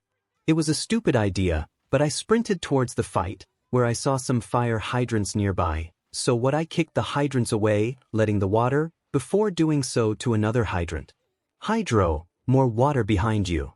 He darts his head to see what I had done and used the water and managed to blow up muscular's augmented muscles. The blowback had been too much for him and he had lost consciousness. After placing quirk-canceling cuffs on the man, they gave me a light scolding about getting too close. I had simply said it was that or get involved in the fight. They accepted that I made the better choice and allowed me to leave. Word got round about what I had done, saving low A-rank heroes and giving them the plan to beat a villain several ranks higher than them. The news had spread pretty quickly. There were a few more incidents after this, and most heroes think I have a IQ or analysis quirk. I remember when I gave 𝗵𝗃 ideal plan to beat a villain with a blade quirk. He had asked me how much my IQ quirk boosted my IQ and if it was on par with Nizu's high specs quirk. I had laughed at that and told him my quirk wasn't even close to an IQ quirk.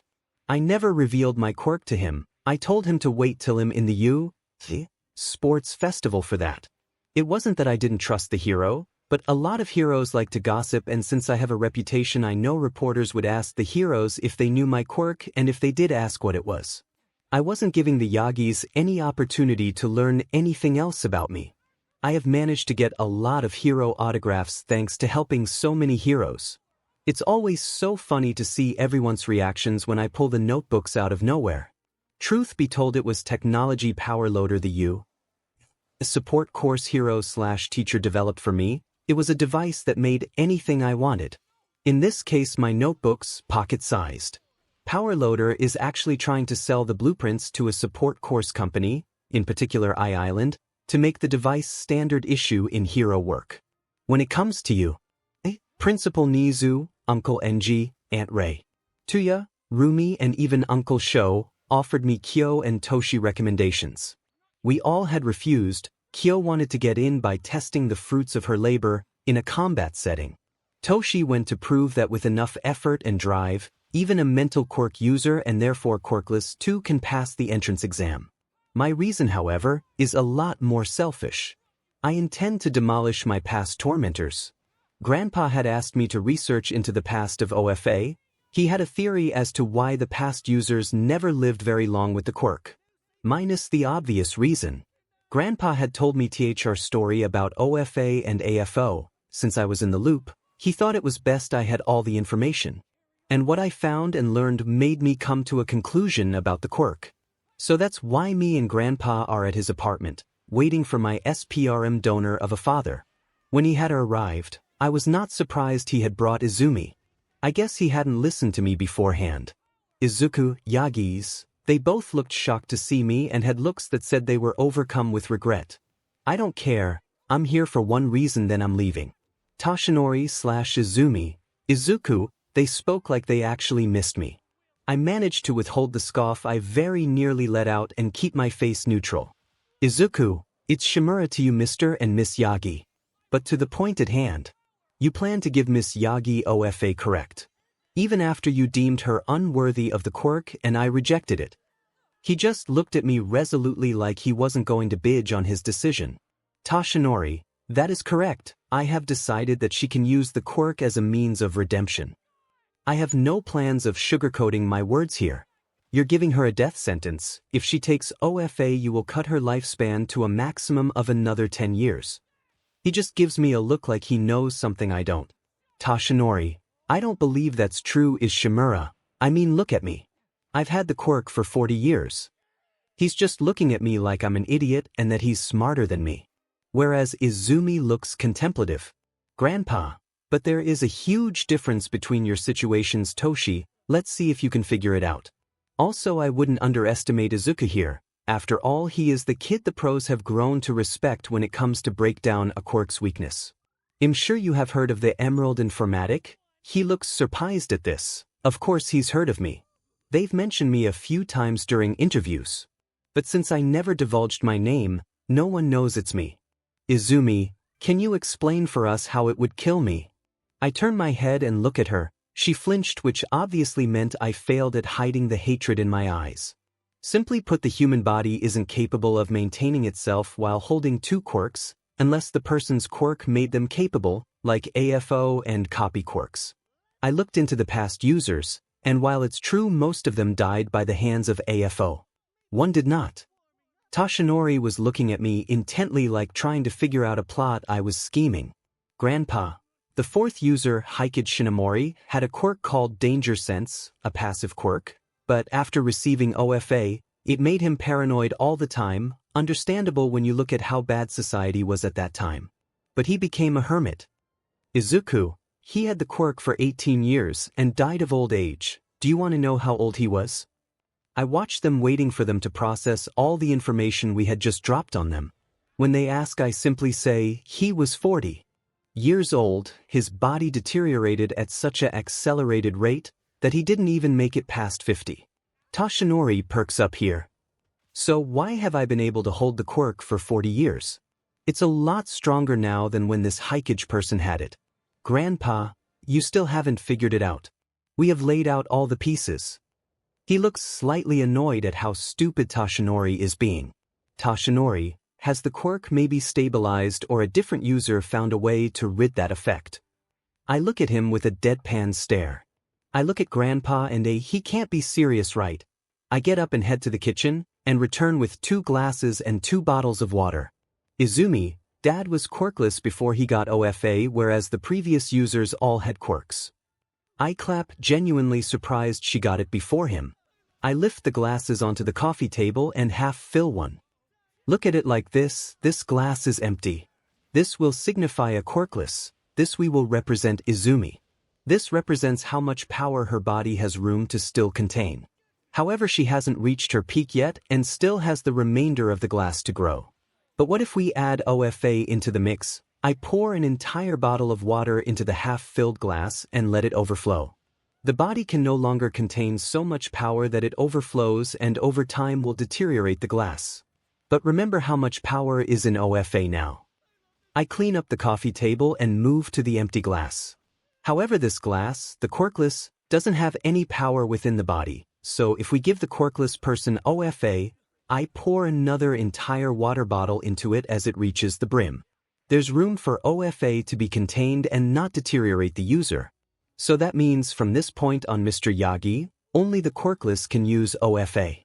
So I hope you will take my advice and give the quirk to Melissa. Or another quirkless, and you cannot teach them, which I am expecting, to be honest. Call Grandpa and I will take over their training in you.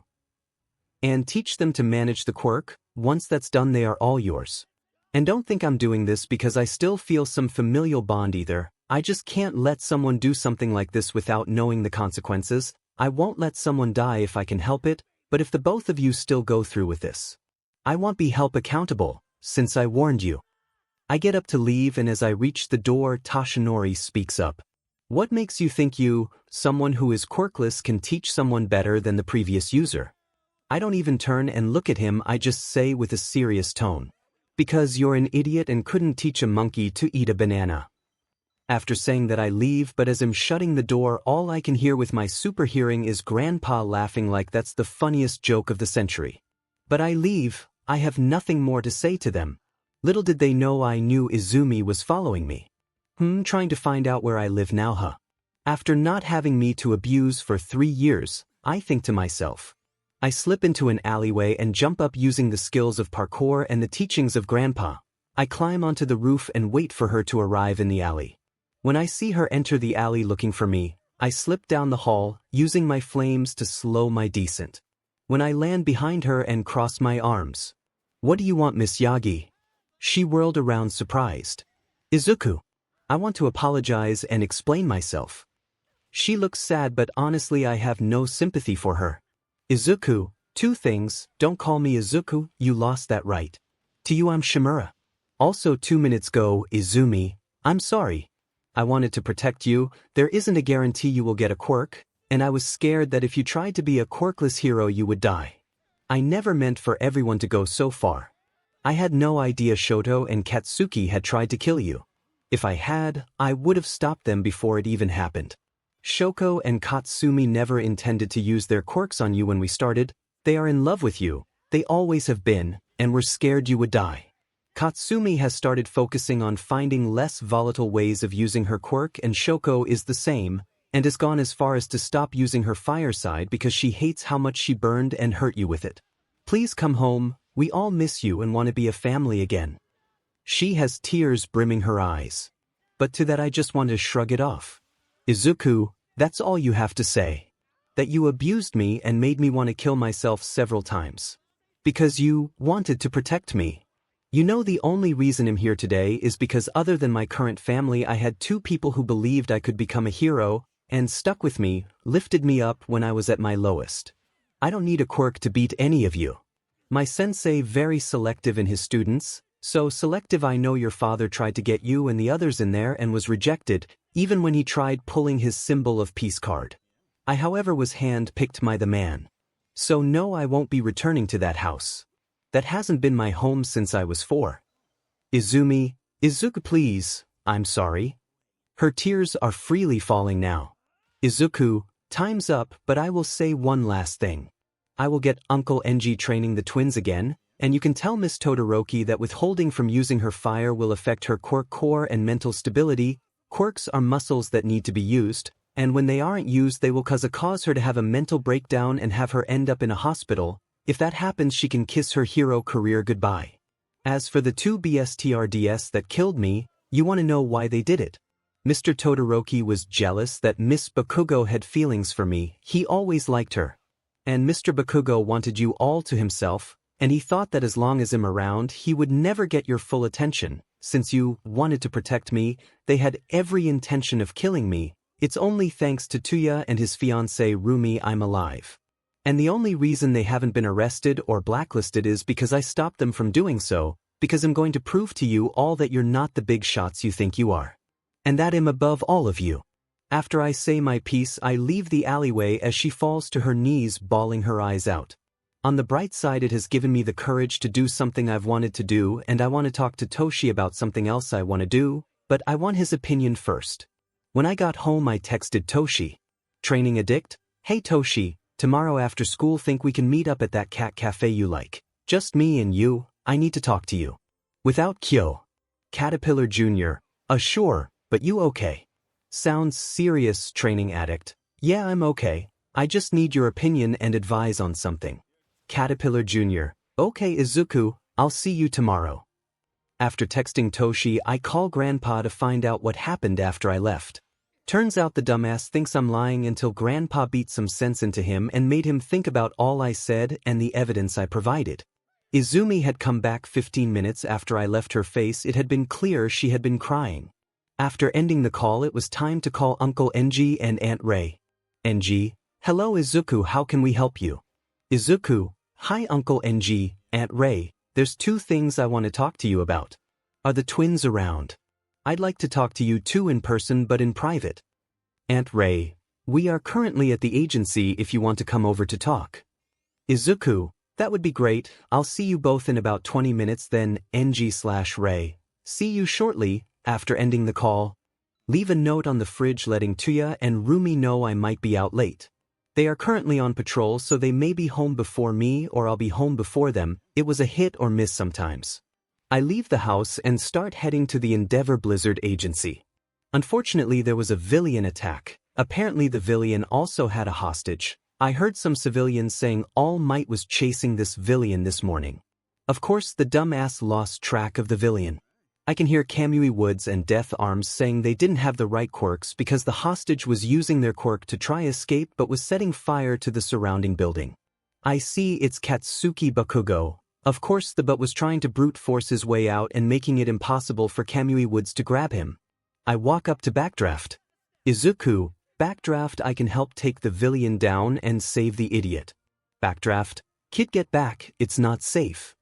Izuku, 𝗵𝗃𝗧𝗵𝗲𝗧 can vouch for me, my plans work. So that's what Backdraft does, and 𝗵𝗃𝗧𝗵𝗲𝗧 does in fact vouch for me, so Backdraft lets me past.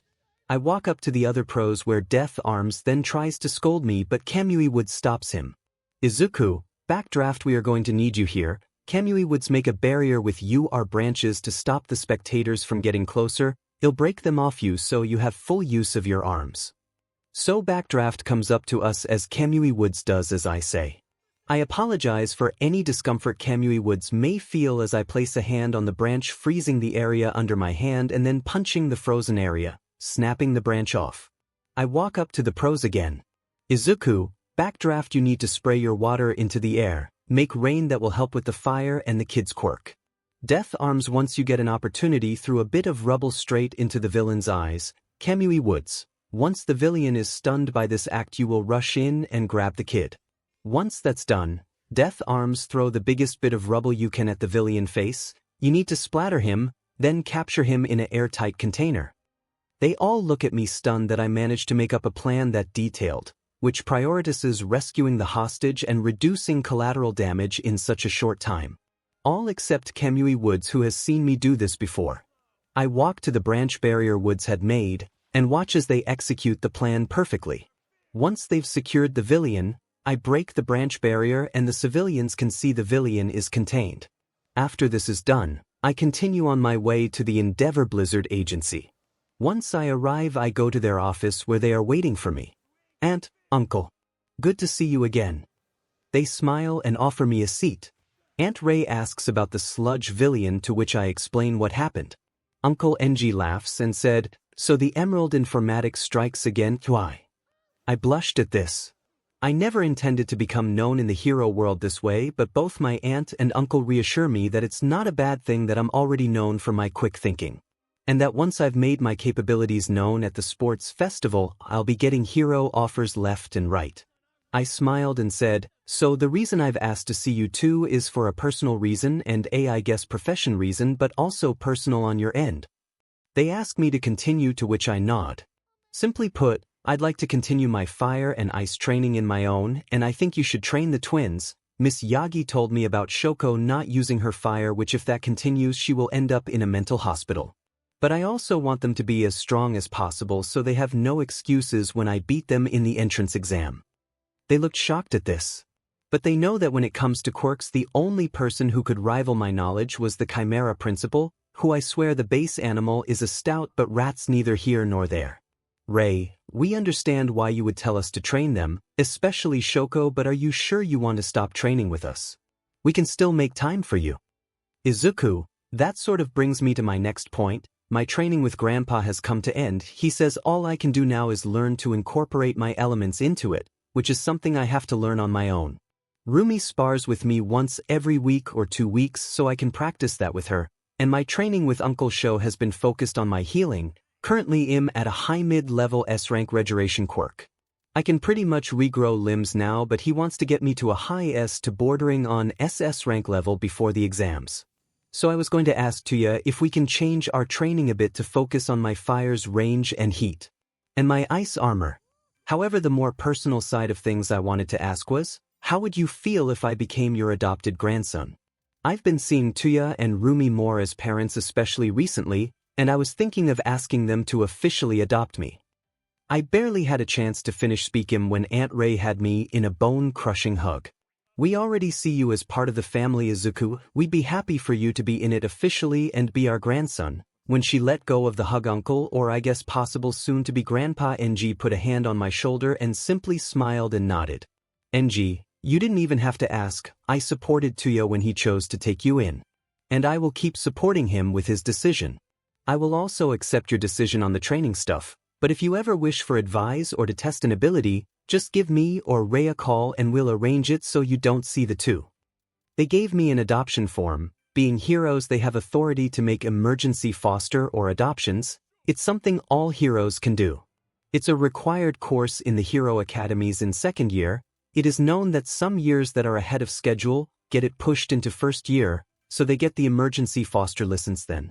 It's rare it's ever used at that age, but not unheard of, cases where rescued children become emotionally attached to the hero or hero student who saved them.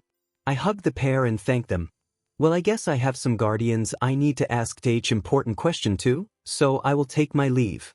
And after some final pleasantries and goodbyes, I make my way back home, this time unimpeded. When I got home they weren't back yet, so I decided to do something nice for them. I went into the kitchen and started cooking them a meal. I made a nikujiga, but knowing Rumi was a vegetarian, I did what I have done a few times in the past. After making the baseline sauce of the stew, I separated a portion out for her and added more vegetables in hers to make a vegan nikujiga. I was nearly done making the dinner when they came home. They looked a bit banged up, obviously had a hard villain fight either together or separate, I don't know, but it will be on the hero news later. So I'll have a look. Dinner will be ready in 5 minutes, so if you want to clean up, I'll bring it to the table for you. While they are cleaning up, I fill in my details on the adoption form. It's a large form, so I don't have time to do everything, so it's just my name, age, date of birth, stuff like that, and slip it into an envelope, and address the envelope to both Tuya and Rumi with a little personal note. I had written, these last 3 years, Eve felt more cared for and loved than I have my entire life. You rescued me from a life of torture and I couldn't be more grateful. This past year I have been seeing you both more and more as actual parents, so if you open the other papers, you will understand what I'm asking. Love, Izuku. I dished up everyone's food and I cut up some tiger bread and placed it on a plate. I slipped the envelope under the bread to hide it as a surprise. Once everything was prepared, I took all the food to the table where Tuya and Rumi were waiting. They thanked me for the food and we began to eat. When we were halfway through our food, Rumi noticed the envelope. I'll be honest, I'd be lying if I said I wasn't nervous. What if they say no? What if they reject me because they planning to start their own family with their own kids? While they read the letter and then opened the forms, I watched with bated breath. Suddenly, faster than I could see, Rumi was on me, hugging me. Tuya was just staring at the form, a tear forming in his eye. Tuya, you okay? He nods and says, yeah, I'm just happy. I was hoping you would ask one day. He looks at me with a smile. I make a split-second decision and say, well, you have been my mom and dad for the past 3 years, and have cared for me and looked after me for even longer. This just made Rumi hug me tighter. 𝗵𝗃𝗃𝗃𝗃. My voice was slightly strangled, but it was enough for her to loosen her grip, just enough for me to be able to breathe again. Once she had released the hug, we all went back to eating our food. How she didn't knock anything over in her blur of movement to hug me is beyond me. When we finished eating, I took the dishes into the kitchen. I was about to start washing them when Dad stopped me and told me that it is turn for the dishes and 𝗵𝗃𝗲's turn to dry them and put them away. It was the way we did things: one cooks, one washes the dishes, and one dries and puts them away. I did offer to do it all today and let them process everything, but he just responded with rules are rules. So I went and sat in the living room, and when they were finished we watched a few movies. However, while 𝗵𝗃𝗲 was deciding on her pick, Dad asked me an important question: if I wanted to change my surname to Todoroki after they had adopted. Sorry Dad, sorry, it'll take me a few days to break that habit. Sorry, but I need to do some stuff before I'm ready for that. I'll probably be ready after the wedding. Which BTW would you pick a date? Already you both have been engaged for months, don't you think you should pick a date? 𝗬𝗧, we will eventually, and we understand, and don't worry, I'm pretty sure that you will get to prove your point and everything very early into you. And that's how we spent the rest of that night. Watching movies as a family. The next day at school was hard. I was avoiding Kyo. I wasn't mad, sad, upset with her or anything like that. I just wanted to talk to Toshi before I confessed my feeling to her. And I know if I see her, that's exactly what I'll do. She nearly cornered me a few times too. If it wasn't for my enhanced hearing, she would have too. When the end of the school came around, I rushed out the school. Suspiciously, I didn't get even a hair of where Kyo was, but I didn't have time for that. I ran to the cafe I was meeting Toshi at. He was already there, not surprising when coffee was involved.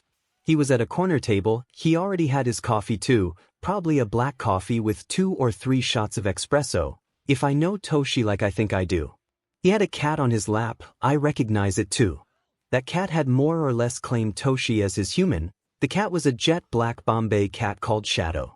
I ordered my coffee, a mocha, with a shot of espresso and a dash of cinnamon. Blame Uncle Sho, he made me at once and I got hooked. I went and sat across from Toshi. Well, what's so important? I rolled my eyes playfully at this. Trust Toshi to skip the pleasantries and cut to the chase. Why, hello to you too, Toshi. He responded simply with a smirk. Well, as I'm sure you are aware, I have feeling for Kyoka. Toshi choked on his drink at that. A bit late to just call them feeling or a little crush. Izuku, okay, that's fair. But I want to confess to her, but I'm scared she will reject me and it'll ruin what we have. Toshi just deadpanned at me. You're joking, right? Like, tell me you're not serious. Even you can't be that dense. The look I gave him showed I wasn't joking. Dude, imagine if me and Kyo blushed all the time around each other and danced around each other, what would you assume? I think for a moment and say that you both liked each other. Toshi, okay, so you're not dense, you're just oblivious. If you flip the script and swap me with you, that's what I see. Izuku, are you sure? I really don't want dash. I never got to finish as my lips were assaulted by the taste of blackberry. When I slowed down my thoughts and looked at the situation I was in, I realized. Internally, OMG, Kyoka's kissing me. I'm not kissing her back, what am I doing? When I realized this, I was about to reciprocate the kiss, but she pulled away from me. Toshi smiled and said that we should probably talk and that he will take his leave. Izuku, Kyo, what are you doing here? Kyoka, I followed you after you avoided me all day. She sounded pretty annoyed at me too. Izuku, I'm sorry, I wanted to talk to Toshi before I said anything. Kyoka, hey Dums, I feel the same way, you know.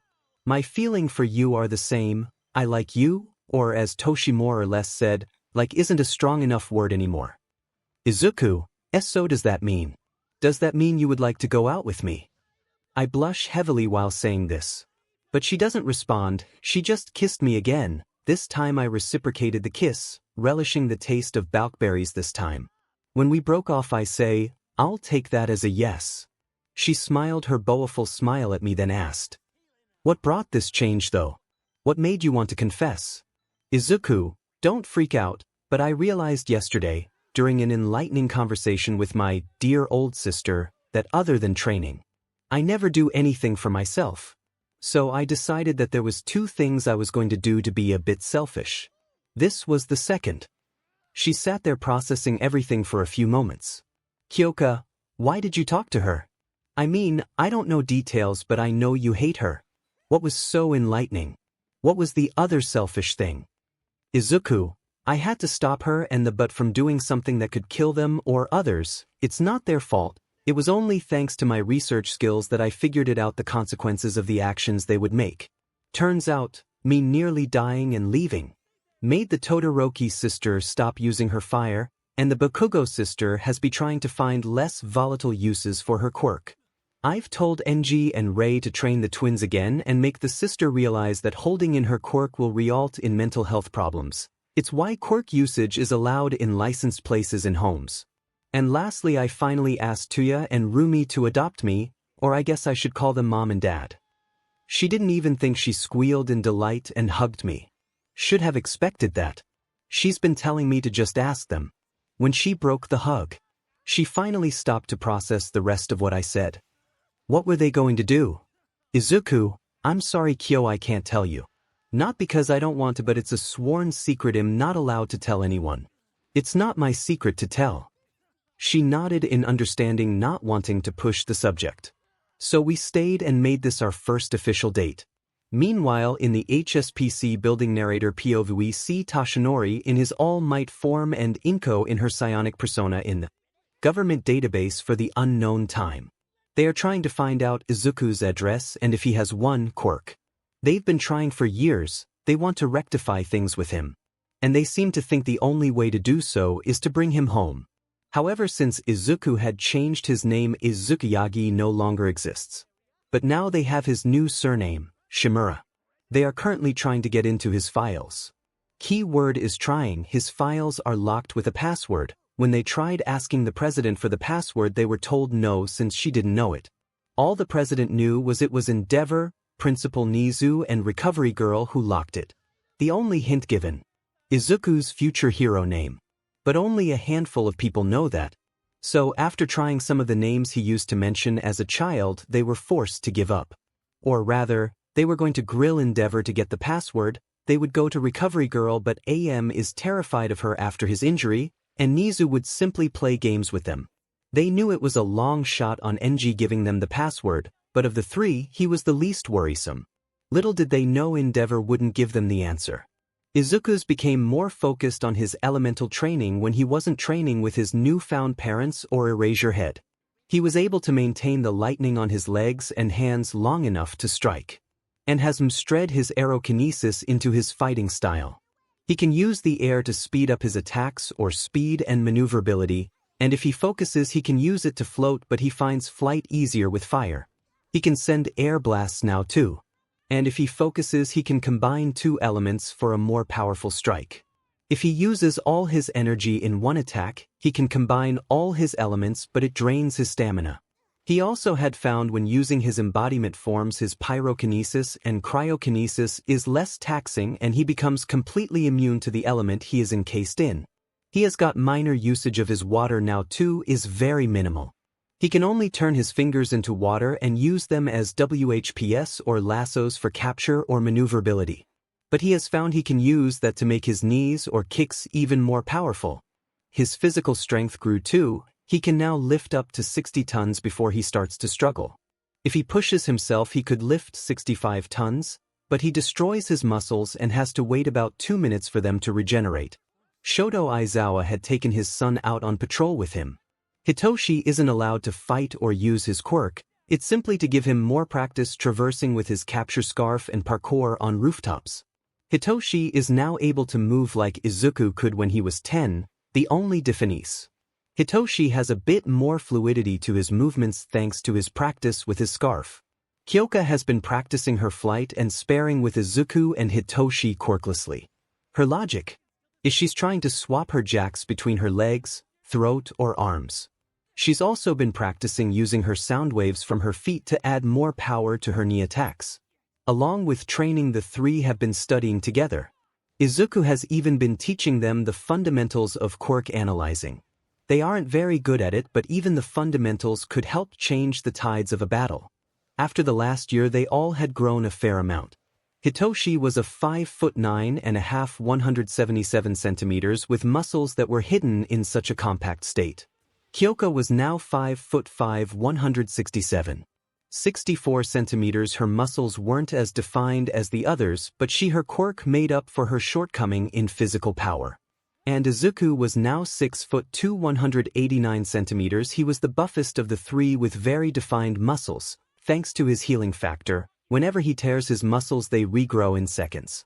The trio's quirk rank breakdown ranks can grow with training. Kyoka Jiro quirk. Earphone Jack quirks growth high B combat potential low B scouting low A traversal mid B versatility mid B quirk potential B overall rank high B Hitoshi Aizawa quirk. Brainwashing control ability low A combat potential high C needs to learn how to trigger responses without endangering others scouting low B prerequisite of controlling villain required traversal F versatility F quirk potential high A able to end fights before they begin overall rank high C/low B Izuku Shimura quirk. Physical element quirk growth S combat potential high SS scouting mid to high A traversal S versatility S quirk potential SS overall rank S all that training and studying until the day came of the entrance exam came. And I realized I haven't really focused on the personal life aspects of the story, so I've tried rectify that with this chapter. I hope I've done a decent job in doing so. And Izuku will have a Spider-Man build with a slight bit more bulk and an 8-pack which will be visible in his hero Suida/, and if I say he is in his buff form. Toshinori will be skinny form. Narrator POV. We see a purple-haired boy whose hair defied gravity, a purple-haired girl with earphone jacks for earlobes, and the tallest of the three, a white, unruly-haired boy walking into you. The day before Izuku decided he was gonna try to link his hair with his new parents, so he asked his dad to dye his hair white. They had aimed for a midpoint between the shades of his parents' hair and they had succeeded. Izuku, you guys ready? Hitoshi, bit nervous but thankfully they allowed the use of my scarf. Kyoka, I'm scared I won't measure up to these other applicants. Izuku, relax babe, you trained hard for this. Just remain calm and you'll be fine. Just remember heroism isn't just about beating villains, it's about rescuing those who need saved. Kyoka, yeah you're right Aizu. Are you gonna go ice armor or immolation today? Izuku, that all depends on who is around in the practical exam. Kyoka, are you really gonna hide your power just because if them? Izuku, oh no if I'm forced to I will use them. I'm just glad mom and dad got that DNA encoded tracksuit for me. So I don't ruin my clothes again. Kyoka giggled at that. Kyoka, hey I wasn't complaining last time, she was pressing against me while saying this. Hitoshi, I was, he smirked at that. Izuku, hey I apologized for that, it had been the first time I'd gone full immolation. Just then Izuku heard gruff annoyed footsteps. I pulled Hitoshi in front of me as he hears the angry voice of an ash blonde. Move or die extra. His friends were rushing behind him, when Izumi, Shoko and Katsumi turned around to apologize to us when they froze. Shoko/Katsumi/Izumi, Aizu/Zuzu/brother. That made Katsuki stop and turn around along with Shoto. Katsuki, what the hell are you doing here Deku? Izuku, take a guess dumbass. Shoto, I guess you didn't learn last time where your place is. Izuku, try anything and you can kiss my generosity goodbye. The only reason you two are even able to apply is because I stopped them all blacklisting the pair of you. I'm also the one who got your father to train you again and gave Miss Yagi the advice for your sister to make her use her flames again. Shoto/Katsuki, you don't belong here. A quirkless Deku has no place here. Izuku, let's make a deal then, Katsuki, like I'd make a deal with useless Deku like you. Izuku, a bet then. Shoto, go on. Izuku, if you either of you place higher than me on the practical exam, I'll withdraw from you. If I win you cut this Deku CRP and you leave me alone as much as possible. Shoto/Katsuki, bet. This will be an easy way to get rid of you. Hitoshi and Kyoka were grinning wildly behind Izuku knowing they just made him decide to use his full power. Izuku, don't count your chicken before they hatch. Even if I was quirkless, you wouldn't stand a chance against me these days. Katsuki, yeah right like you have a quirk. Izuku, Are you forgetting that it was always stated I might have a quirk that wasn't finished developing? They'll tell you what. I'll give you a little peek into what I can do. With that, Izuku let his hand ignite into flames and then his other hand let off cold vapor. He then swapped them. And that's only one aspect of my power, Katsuki, so you're like these two, so what? Indicating the Todoroki twins. Izuku, like them. Know in what they wish they could be. Just remember to keep your end of the bet when I win. After saying this, I walk past them, purposefully bumping Bakugo's shoulder as I head into the written test room. Izuku Povas. I was walking off with Toshi and Kyo. A brown-haired girl tripped on a loose brick in the floor. I was about to bound forward when Toshi got there and caught her. Me and Kyo held back for them and just shouted we'd meet him after the Titan exam. We walked off while snickering to each other. Did you see their blushes? Looks like Toshi thinks she's cute. Kyo, oh yeah, I'm definitely going to be teasing him for that, after he spent so long teasing us. But on the other hand, are you stupid? Why would you make such a stupid bet? Izuku, are you forgetting my power is more versatile than theirs and several pros and a veteran pro for the past 5 years? And I was trained in combat by a military veteran for 4 years and I've been adapting and changing my fighting style for longer. Call me cocky, but I'm confident I'll win, especially if I use my embodiment states.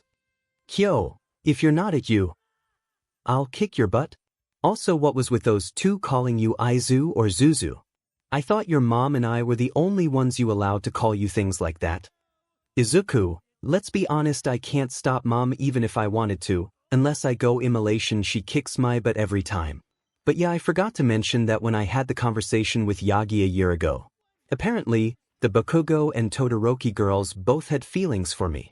And the only reason they hurt me was to stop me being a hero to ensure I wouldn't die. Little did they know what their brothers would do. Honestly, I don't even know if they know how I almost died. I mean, the scar on my stomach is still there, severely faded, and given another 6 months it'll be gone. But Uncle Sho thinks I'm trying to prevent it healing till I've handled my unresolved issue. Kyo, they aren't getting you, you're mine, and I won't be sharing. Will you tell them? That kinda makes sense actually, especially since you can regrow limbs in what? An hour? Izuku, something like that. And don't worry, I'm yours, I don't want to be shared. I give her a quick kiss on the lips. Come on, we better hurry. So we hurry to get to our respective exam halls. The written exam was easy, I was done in half the time. So Eve sat in the auditorium for 45 minutes as everyone finished and filtered into and took their seats. Unfortunately, due to Toshi going to a different school, he sat elsewhere. Thankfully, Kyo was approaching me now. Since we both go to the same school, we are next to each other. While I was waiting for everyone, I read through the pamphlet that described what would be happening during the practical exam. Suddenly, all the lights went out and a spotlight appeared on the stage, illuminating the pro hero present mic. Hello, ladies and gentlemen, and those of you not mentioned. Can I get yeah? There was no noise until I heard Toshi yell out, yeah, trust Toshi to support his dad. Thank you, listener. Now for the breakdown of the exam. You will be doing 10-minute mock battles in city replicas. In these cities will be robots consisting of 1, 2, and 3-point robots, all tougher than the last. You must dash. Suddenly someone shouted out, excuse me. PM, yes, applicant 7111, how can I help you? On the pamphlet it lists 4 different robots, however you just mentioned 3. Is this an error? Because if it is, that's highly discouraging for the #1 ranked school in the country. And you? He was pointing at me. You have been sat there this whole time looking bored and uninterested. If you aren't taking this seriously, then leave. I saw Kyo tense up like she was gonna tell the guy off in anger. I grabbed her hand to calm her and stood up to speak. Unfortunately, this brought the 5 assholes' attention to me. First off, if you had read the pamphlet properly, you would have seen it said that the 4th robot is an obstacle that doesn't give points, hence the name 0-pointer. So before you interrupt someone who could be your future teacher, actually wait for him to finish speaking or read all the given information. Secondly, why are you paying attention to other applicants in the briefing when you should be listening to the one giving the briefing? So if anyone's not taking this seriously, it's you. And third, I already know what is going to be said since Eve read the pamphlet 3 times before the briefing started. I was, however, listening for any extra details. So next time don't assume you know what someone is thinking or assume their intentions. After I finished speaking I sat back down where Kyouri took my hand. She's clearly nervous for the exam. The blue-haired boy was red with embarrassment and sat down. PM. 𝗬𝗵𝗲 𝗧𝗵𝗲 is correct. The last robot is a massive obstacle. Think of it like a thwomp in Mario. They can be beat, but there's really no point. And remember, you cannot attack the other examinees. That's grounds for immediate disqualification. Heroes don't attack other heroes. After the explanation we all went to our exam sites. Unfortunately me and Kyo were separated. Makes sense though. Izuku, okay, stay calm and good luck. I give her a kiss on the cheek and we went on our respective buses. I could feel glares directed at me. Guess I'm with the morons. I grin at this, time to show them up. Outside the gates I'm waiting for the exam to start. I take off my shoes so I don't burn them. Thankfully Mom and Dad managed to get me this tracksuit. I see a brown-haired girl visibly nervous. As I go to approach her to help her nerves, I feel a hand grasp my shoulder. It was the blue-haired guy who called me out. Were you intending on distracting that girl who is trying to focus? This guy was really starting to piss me off. Izuku, what did I say earlier in the auditorium? Don't assume you know someone's intentions, because if you do so as a pro, you could falsely accuse someone of being a villain, someone who might be a victim or has lost control of their quirk. Secondly, I was going comfort and ease her nerves. And finally, if I'm apparently trying to distract someone, what does that make you? Calling someone out in the auditorium like that? That will embarrass most people, which in turn results in them being distracted. Therefore, if anyone is distracting anyone, it is you. I shrug his hand off and walk away, leaving him just staring at me and completely red-faced, whether out of embarrassment or anger I don't care. Just as I'm about to reach the girl, the gates open. So I burst through and then go into my full immolation and fly off into the city and start destroying villains. I hear 3 voices as I got further away, the blue-haired boy saying that I'm cheating and the Todoroki and Bakugo boys snickering that I'm going to fail for starting before we're told. What are you waiting for? There's no countdown in a real battle. Follow the white-haired boy, he's already at 26 points. Several exclamations of shock and panic. They were rushing into the fake city too. 6 minutes in and I've collected about 104 billion points, and I've helped a few other applicants too. I haven't stayed in full immolation. I've used my ice armor, used my wind attacks, and just used my enhanced physical abilities. And to rub salt into Todoroki, I used my cryokinesis to use the ice he left laying around to take out a bunch of robots too. In the observation room, Nizu, lots of talented applicants this year. As he takes a sip of tea. Midnight, yeah, some are using wit, others brute force. She points out a screen showing the Bakugo boy. Others using their abilities to locate their targets, showing screens of a girl with earphone jacks for earlobes, and a boy with 6 arms with different body parts on the ends of them. Power loader, some keeping distance while not afraid to get up close. That's your daughter, right, All Might? As he shows a screen of a greenette with blonde streaks girl throwing robots into each other with telekinesis while using her super strength when robots got too close. Tashinori, yeah, embedding she's in first place. Nizu chuckling, nope, she's 5th currentile with 55 points. Tashinori, who is above her? Nizu, let's see, he starts typing into the monitor. Kyokajiro is 4th, only ahead by 2 points, Shoto Todoroki in 3rd with 76 points, Katsuki Bakugo is in 2nd with a whopping 89 points. Aizawa, let me guess, he's in 1st. Nizu, you would be correct, Aizawa, with an astounding 123 points and rising. Tashinori, who is it? Aizawa just glared at Tashinori. He has never forgiven him for what he did to Izuku, and neither has Nizu. Nizu, well, Tashinori, that would be Izuku Shimura. As he takes another sip of tea and brings up a white-haired Izuku on the screen, he's surrounded by several 3-pointer robots. As he dodges a robot's bladed sideways swipe with a limbo-like maneuver and with his hand on the ground wraps his legs around the robot's arm and spins and send the robot crashing into a wall.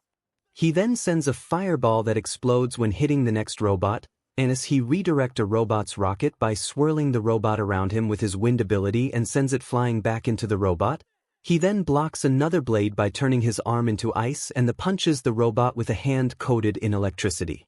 Toshinori, but how? He's quirkless. RG, no he isn't. Like I told your fool of a wife 11 years ago. It was never a guarantee he'd get a quirk, but it was likely he would get a quirk when he was older. But she heard the words quirkless and ignored the rest. Which left to you losing your son. There were several surprised and shocked looks directed at Toshinori. Toshinori thoughts, multiple abilities. Don't tell me. He is visibly getting angry as he thinks the worst. Midnight Curious asks, what's his quirk, sir? He's showing multiple abilities. Just then Izuku was shown hit in the back by a rocket burning his back as the staff see his burn heal instantly.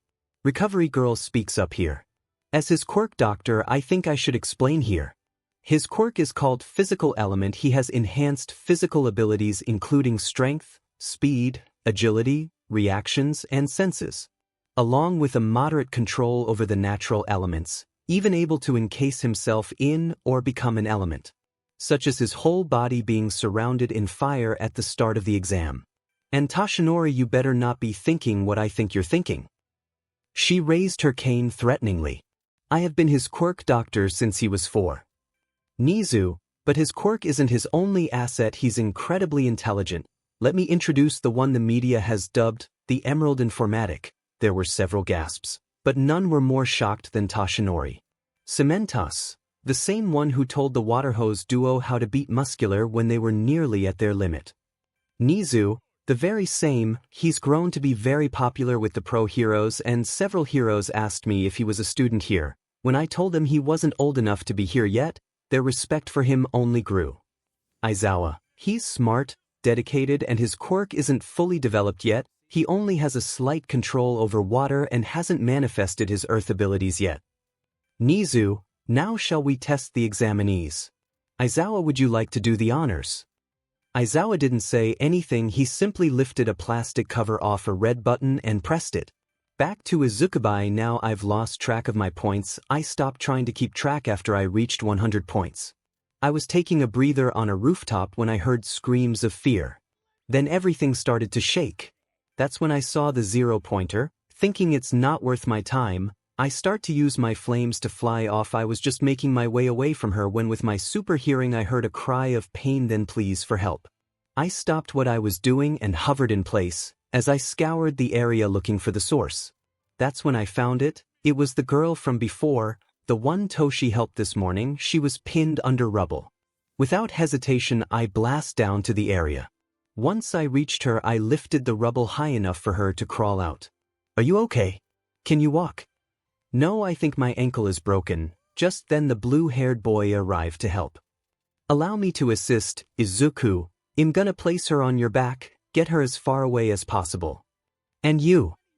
Izuku, I'm going to stop that thing and prevent any other injuries. Just then I see Bakugo blasting towards it only for the robot to swat him away like he was fly buzzing around its head. I let out a bark of a laugh at that. That's the least he deserved, to be honest. As the blue-haired boy, who I now see has engine exhausts protruding from his legs, ran off, I turned to the 0-pointer. I turned my finger on hands into a tendril and latched them onto the tops of a roof on both sides. I then cool the water to make it more elasticated. I then pull back till it's at its limits and then launch myself up at the robot, using flame jets in my feet to make me even faster. As I get closer, I raise my right leg to do axe kick, stopping the flames on my other foot, making me flip fast with the flame-raised leg. I make ice armor on my leg and coat it in lightning while I'm still flipping, using the air to make the fire hotter, spinning me faster until finally my leg connects with the robot's head. Improvised special move, Elemental Breaker. The lightning starts to shoot through the robot, short-circuiting the robot as the impact cracked the head right in half and causes several of its joints to explode, unable to withstand the strain, causing a chain reaction of more explosion. Using my hands to make jets of flames, I fly off. My ankle broke upon impact but was quickly healing as I flew back to the city entrance. As I'm landing, everyone was staring at me with scared or amazed looks, all of which I ignore as I approach the brown-haired girl. PM. And time's up. Any injured, please wait at the city entrance. The rest of you, please make your way out of the premises and await your results. Bakugo, dekuwhatif how the F did you do that when I couldn't? Both Bakugo and Shoto were walking towards me as I crouched to check the girl's ankle. Izuku, I don't think it's broken, just sprained. Just sit tight and recovery girl will heal you up and then I'll help you get a taxi. Izuku 𝗵𝗃 by the way. Owachiko Uraraka, thank you for saving me.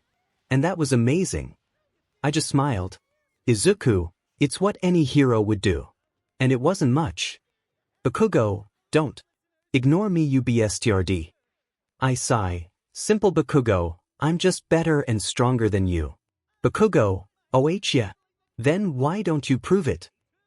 He raised his hands to blow up my back but, what the hell why is my quirk working, Izawa?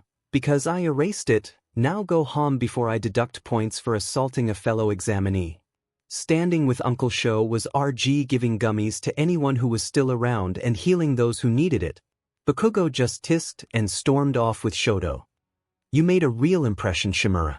RG and Uncle Sho said, as RG healed Uraraka's head. And handing me a gummy as I was drained after that last attack. I can combine my elements but it's extremely on my stamina and body. Thankfully my healing factor helped with the strain to my body but not my stamina unfortunately.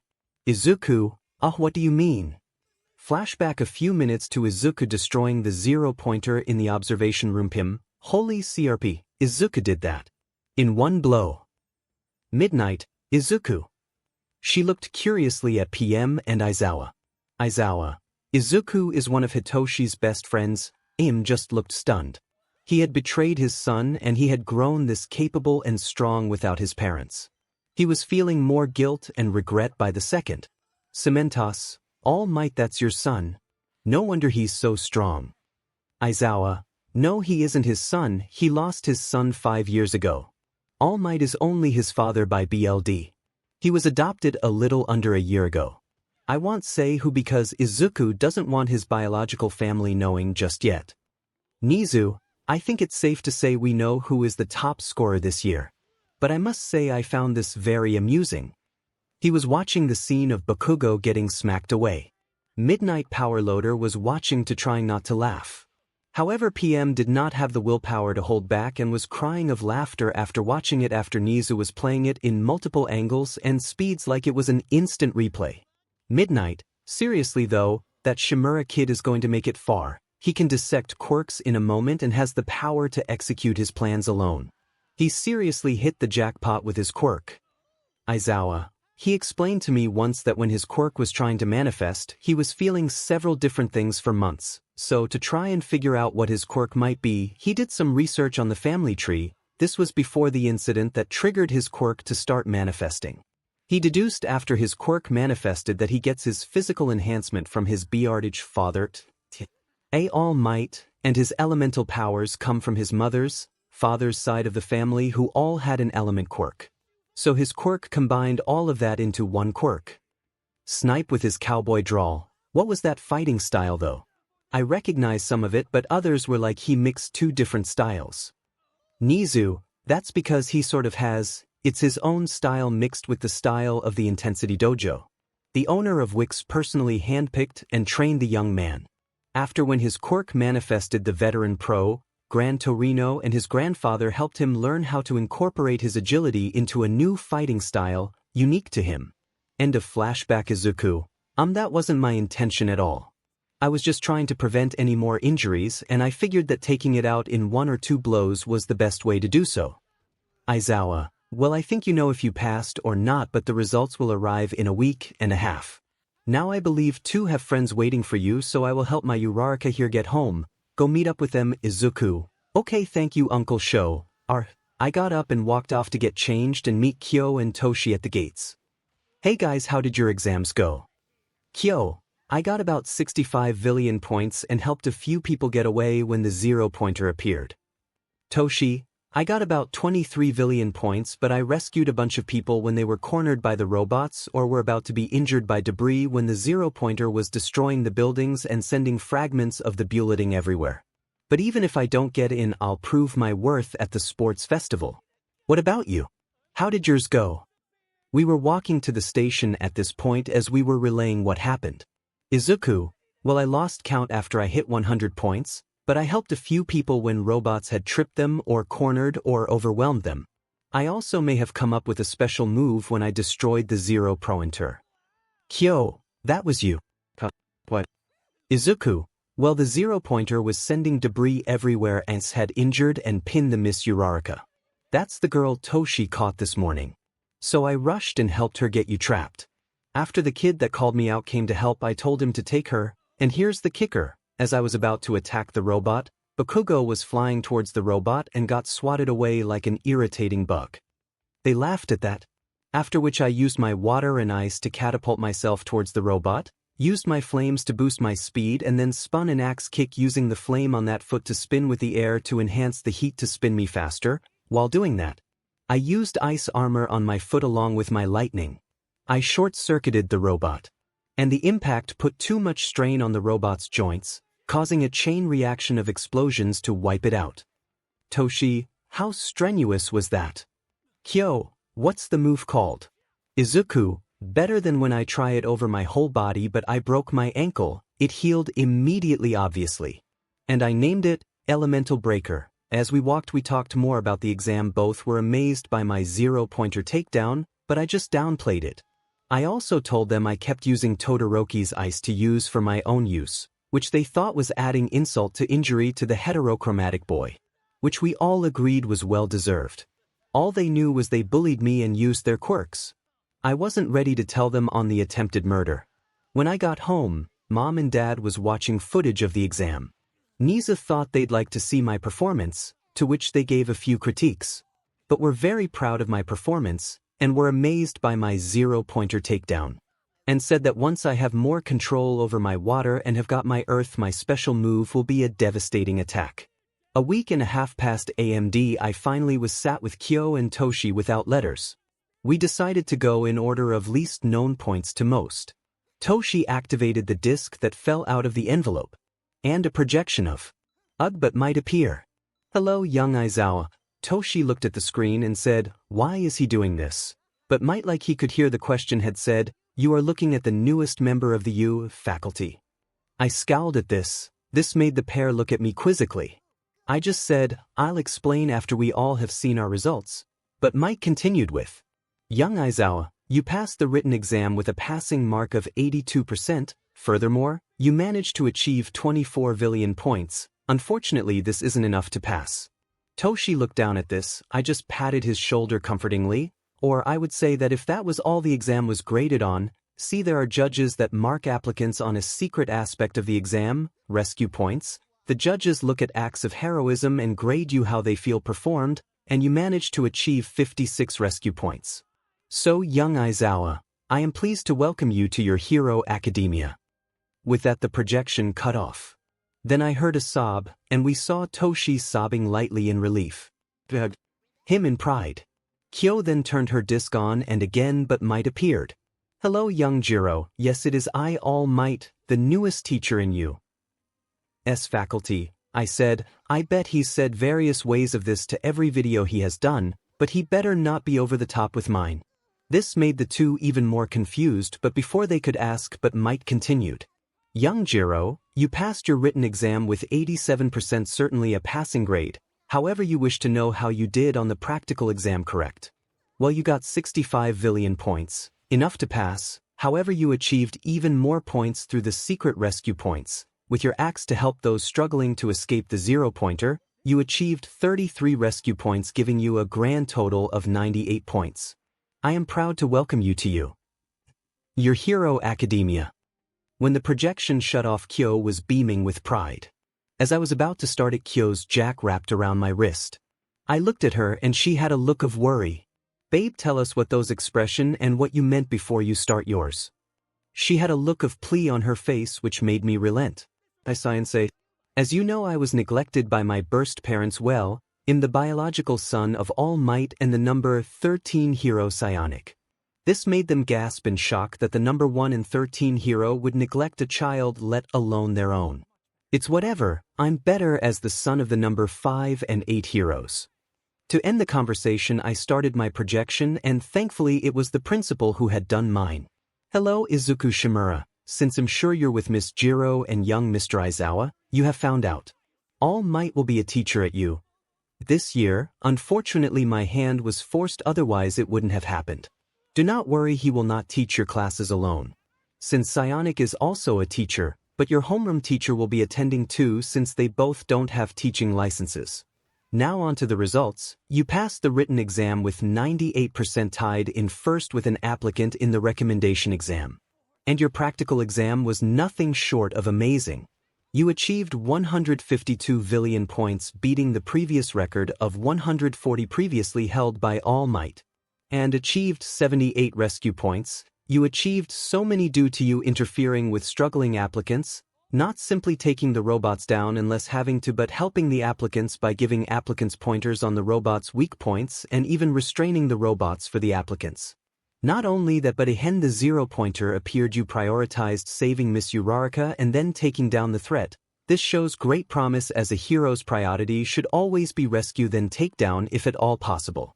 And I'll say your takedown of the zero pointer was amazing. Just then the screen changed to my new special move. I used to take down the zero pointer. The two were gaping. Obviously I had told them how I did it, but hearing and seeing was two different things. Since this was the first time since the exam they had been over to mine, I hadn't showed them the video Ниza sent mom and dad. Truly an amazing move, and unique. No one will be able to replicate that special move. I believe you called Elemental Breaker. Truly astounding. Your actions would have just achieved 65 rescue points, but your rescue of Miss Uraraka inspired 2 students. The video cut to Uraraka and the blue-haired boy offering some of their own points to compensate for the time I took to take down the zero pointer rather than taking down more robots. Obviously this was declined. Heroes inspire others to react, and since your action did just that, you were given an extra 13 rescue points, also breaking the previous record held by All Might of 60 points. This gave you a grand total of 230 points, breaking that record. So not only did you pass but broke every record in the practical exam that will be held for years to come. Welcome Izuku Yagi to your hero school. When the projection ended I was at a loss for words. I was shocked I'd gotten so high but had also broken every practical exam record, with the highest number of rescue points, villain points and total score beating but Mights by 30 points. But the rankings ended up as Izuku Yagi 152 VP, 78 RP2. Katsuki Bakugo, 100 VP, 0 RP4. Shoto Todoroki, 89 VP, 10 RP5. Izumi Yagi 60 VP, 38 RP6. Kyoka Jiro, 65 VP, 32 RP7. Katsumi Bakugo 45 VP, 52 RP8. Shoko Todoroki 50 VP, 40 RP9. Tenya Ida, 55 VP, 30 RP10. Histoshi Izawa, 24 VP, 56 RP. I wasn't surprised that we all passed. I was shocked at breaking records. But we were all ecstatic. We were all in Class 1A and started on Monday. Izuku 𝗵𝗃𝗲, are you sure you have everything? She's been frantic for days making sure I have everything packed. I've unpacked over and over, just to show I have everything. Izuku, yes mom, I have everything. I need to go or I'll miss the train.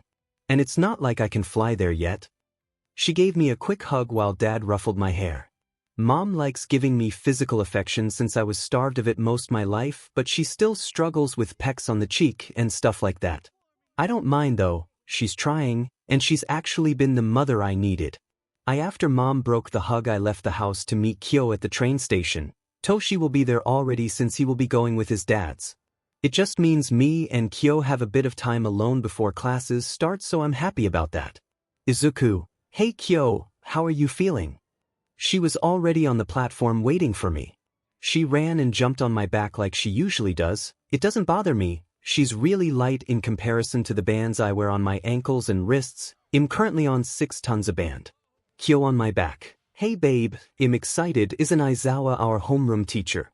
She was clinging to my back and giving the odd peck on the cheek here and there. Izuku, unless there was a last-minute change, you know what that means, right? Kyo, don't do or say anything to piss him off and give him a reason to expel us. Izuku, yep, but I doubt he would expel me, you or Toshi.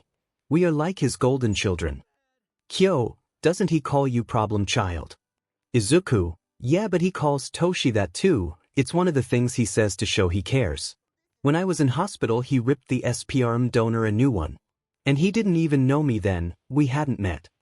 Just then the train pulled into the station, so I carried Kyo onto the train. It's funny the height difference between us because of how high she actually has to jump to get onto my back, considering there is nearly a foot difference in height. As we are on the train we are talking about what to expect for our first day. The only thing we know about thanks to Toshi is a quirk apprehension test where I was warned no to hold back or I will get in trouble. I had no intention of holding back, however. As we arrive at U, we were wandering around the school trying to find our classroom. Jesus, this place is like a maze. We had been searching for 10 minutes already. Izuku, I know this is ridiculous. Hey look, they were the top 3 in last year's second-year sports festival, let's ask them.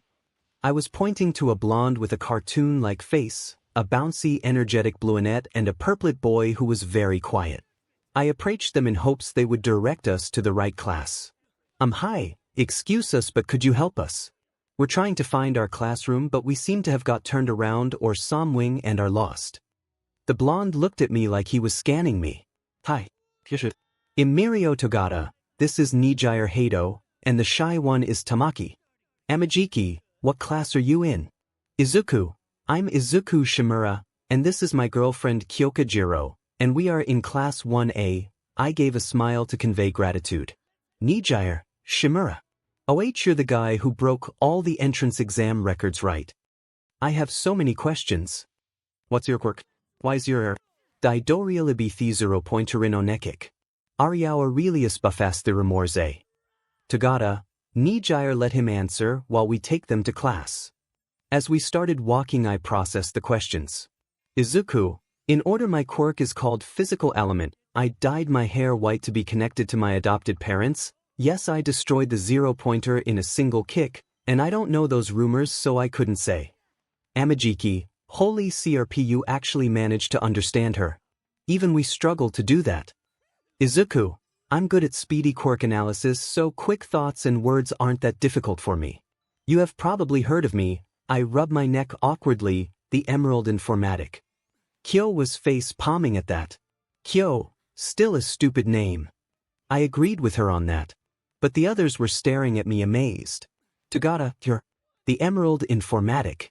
The guy who can probe a person's weakness or quirk drawback and make plans to capitalize on them in a minute. That's incredible, Izuku. It's not a big deal. Oh look, there's the... What the hell, that door is huge. We had arrived at a door that had 1A on it, but the door was about 12 feet tall and about twice as wide as a normal person. Well, thank you, you three. We bowed, and as we were about to enter I groaned. With my hearing I could hear Bakugo and the blue-haired boy arguing. As the 3 upperclassmen were leaving I said, brace yourself, and opened the door to the classroom. A/N1A will have 23 students and 1B will have 22 students. When we walked into the classroom, lo and behold, Bakugo had his feet on the desk while the blue-haired boy was berated him. Get your feet off the desk. It is disrespectful to those who came before you and the craftsmen that came before you. Looking around, most of the class had arrived with only a few people missing.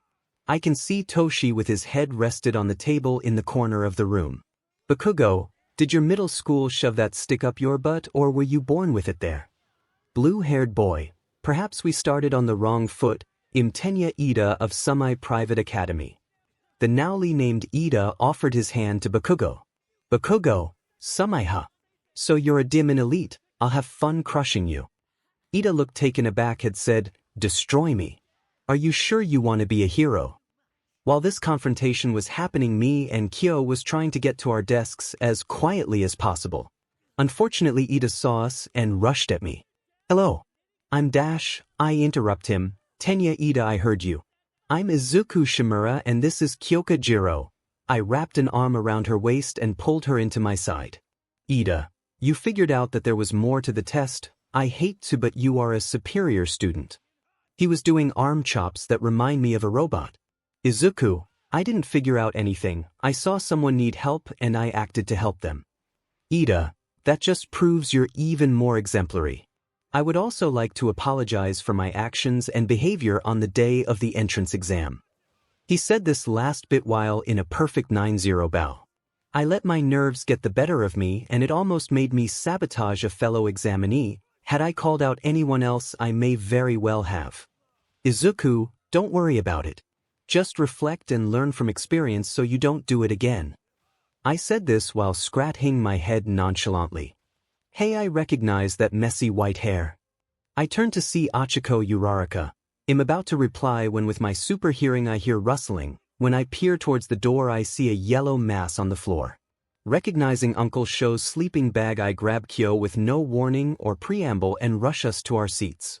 If you're here to make friends, do it on your own time. As the yellow mass crawls into the class, everyone clearly thinking it looks like a caterpillar as it stands up and reveals to be a human. 𝗵𝗲 good awareness.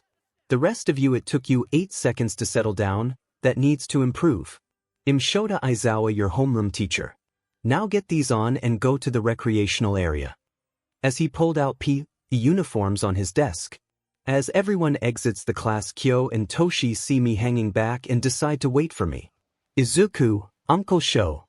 Izawa, yes Izuku.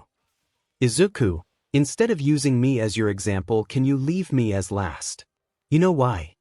Izawa, you're really trying to crush their spirits, aren't you, problem child? He said this while pinching the bridge of his nose. Izuku, actually that's not what I'm trying to do. I'm trying to prove to them that there is always someone better, stronger, more skilled. I'm going to humble them. Also, I expect Bakugo to attack me with his quirk. Don't interfere and don't stop him. Once my point is proven, you can discipline him however you want. Also, I have another request. He's looking at me inquisitively but nods, telling me to continue. In combat training, if I end up in a 2v1 with Todoroki and Bakugo, can I have a quirk canceling band? I want to show that with training and effort, anyone can be win with technique. Also, I'm afraid if I lose my temper, I'll go too far and kill them. He thought about it for a moment but seemed to understand and noted, and giving me the go-ahead, I leave with my friends to go get changed. 10 minutes later, we lined up on the recreation field. Izawa was already waiting for us. It took you 10 minutes to get here. You need to be faster. Time is precious as a hero. Every second counts. Now you've all done physical exams in middle school without your quirks. The education board is irrational with this thinking, so we are going to be doing the same exams while using your quirks. Ochiko raised her hand at this. Sir, what about orientation? Izawa, here at you, we are prided on doing things per own way. That includes how we teachers execute per lessons. Bakugo, you came second in the entrance exam. What was your highest score in middle school? Bakugo, about 65 meters give or take. While he was actually calm when speaking, I'm shocked. Izawa threw a softball to Bakugo and said, try it with your quirk. Anything goes as long as you stay in the circle. Bakugo steps into the circle, pulls his hand back and screams. Of course, I roll my eyes as Bakugo screams die, creating an explosion at the peak of his throw and creating a shockwave. A few seconds pass, and as the smoke clears, Izawa turns the device in his hand showing 908. 9M. With many looks of shock and some of excitement, a pink-skinned girl exclaimed, "This is what I'm talking about. This is going to be fun." At this, me, Kyo and Toshi all audibly facepalm and groan, making several of our classmates to look at us quizzically. And Bakugo and Todoroki boys are stronger than in canon because Bakugo has had Todoroki to train with and Todoroki never stopped using his fire, unlike his sister. However, Izawa had an evil grin on his face. Fun, huh? Then how about this? Let's up the stakes. The people in the bottom 3 will be expelled. A floating uniform suddenly exclaimed, "It's the first day. That's not fair, even if it wasn't the first day we just got here." Izawa in a serious but monotone voice, "Life isn't fair. Natural disasters, villain attacks. Oh, here's a good one. What about people being assaulted with quirks and discriminated against for things out of their control? Life is full of unfairness. It's a hero's duty to fight that unfairness." That last example hit me hard, but I know it also hit Toshi hard too, him for a supposed villain quirk, and I for being quirkless. And so the quirk apprehension began with the 50-meter dash. In the first race was Ida and a girl who clearly had a frog-based quirk. Ida got a score of 3.4 seconds and the frog girl got a time of 5 seconds, Toshi got 7 seconds, Kyo using her sound waves to fly managed to get 4 seconds. Lastly my turn, and can you guess who I'm with? That's right, Bakugo. Before the race started I asked Izawa, "Hey sir, are these suits adaptable to my quirk?" He looked at me and said, "Unfortunately no, we haven't managed to DNA code the clothes of those who need them yet, Izuku." Okay, that's fine, I wore clothes that were underneath. As we took out places and the robot began to count us down, I go into full immolation, which brought a few exclamations of amazement. As the starting robot fired the starting gun, I blasted forward using the wind on the flames at my feet to boost my speed more, leaving Bakugo behind. I got a time of 1.9 seconds and Bakugo got a score of 3.8 seconds. Let's just say he's pretty sad but held his tongue for now. Izuku's gym uniform had burned to a crisp, leaving a tight vest and shorts. Little did Izuku know all the guys and girls were staring at his toned body. A purple ball-haired boy was crying of jealousy at this, but Izuku didn't understand why. Kyoka was blushing madly at this. She knew he was toned, but the tight-fit clothes were proving how toned he actually was, and her imagination was going wild. Next was the grip test. In the last week I learned a trick with my lightning, so as I did the test I used my strength to the max, pushing my strength further by channeling my lightning into my muscles, boosting my strength. It made me max out the grip test. I could probably break the machine, but I held back a little to ensure I didn't. Second place was a 6-armed boy called 𝗵𝘃𝗁𝗍 with 540 kilograms, and Izumi got 450 kilograms by using her super strength boosted by her telekinesis. This was pissing Bakugo off more that people who he didn't deem worthy of being his rival was beating him, and from what I could tell Shoto was getting a little annoyed now too, but from what I can tell, where he might not feel completely bad for what he did, something akin to maybe shame is evident. Next was the standing long jump, where I used my flames and wind to boost my jump and clear the sandbox, and then some. Bakugo came in second, and a blonde kid who acted with a French accent called Yuga Aoyama came third. All of us cleared the sandbox. Every test Izawa was making me go last. He trusts my judgment, and it's showing by the fact he's going along with my plan. Every time I got higher than Bakugo, it was making him madder and madder, which is what I want. Next was the side-to-side jump. The top three were a purple-haired boy called Minoru Mineta who had used the ball on his head to bounce back and forth, then Kyo who used the sound waves from her hands to bounce back and forth, and then me. The sit-up, it was me in first, then the spiky red-haired boy called Ijiro Kirishima, and in third was the pink-skinned girl called Mina Shido. The sit-ups were the same, although a boy called Masahiro Ojiro got third.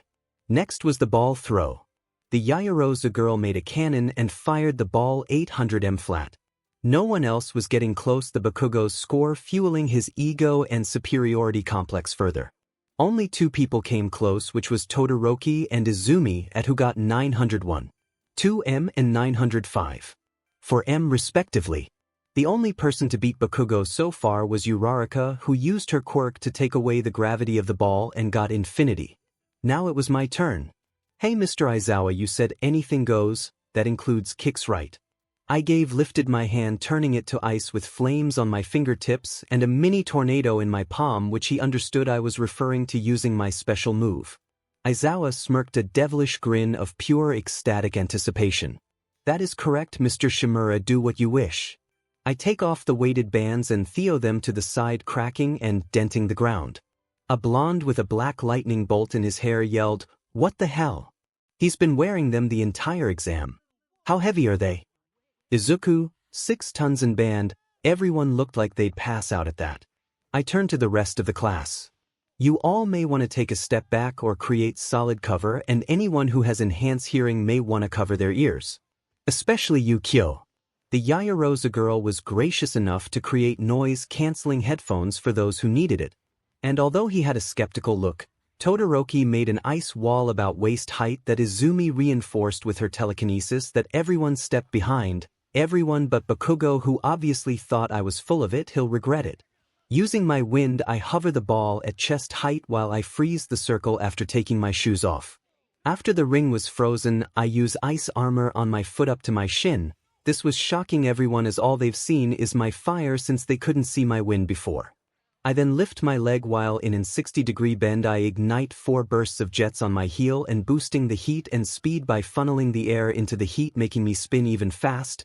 It got so fast I started to create a tornado, to the surprise of everyone, especially my friends. When I reached my peak speed, I burst the electricity into my leg muscles and dropped the wind holding the ball. Pushing my strength to the limit, I smash my foot into the ball. My ice armor shattered upon contact. The kick created a massive shockwave that cracked the reinforced ice, shocking both Yagi and Todoroki and making 5 sonic booms. To my satisfaction, Bakugo went flying about 100 m after the shockwave hit him. After I stopped spinning, I regained my balance and waited for Izuku to reveal my score. When everyone had collected themselves other than the bewildered looks on their faces, Izuku showed the score of 5,500 kilometers. A minute after the score was shown, Yaoyorozu said, "Wouldn't that mean he just fired the ball to Russia?" Then Kyo piped up, "He wasn't the one who destroyed the 0-pointer in a single attack for nothing." A spiky red-haired boy yelled out, clearly slightly deafened from the sonic booms. "Wait, he's that 𝗵𝗲. I saw that attack, it was amazing. No wonder he managed to do that to the ball if he carries 24 tons on him all the time. So manly." That's when we heard Bakugo. I turned around to face him but darted my eyes to Izuku to remind him what I said. "Dekuwhatif, how the F did you do that? How dare you do better than me in every test?" He was rushing towards me using his explosions until he swung his hand at my face and detonated a huge explosion against my face, making several classmates gasp and hold their mouths in shock. When the smoke dissipated, I was stood there. My skin was completely gone and my eye was destroyed on my left side. Several more gasps, but I just stood there not caring. Izumi made a choked noise like she was sad. Yaoyorozu whispered to Kyo and Toshi, "Aren't you too close to him? Why don't you look worried about him?" They both just smirked and pointed at me. And to everyone else's surprise, especially Bakugo's, who stumbled back, whether out of fear or shock or disbelief, I don't know. They were watching as my face and eye regenerated, and within seconds my face was back to normal.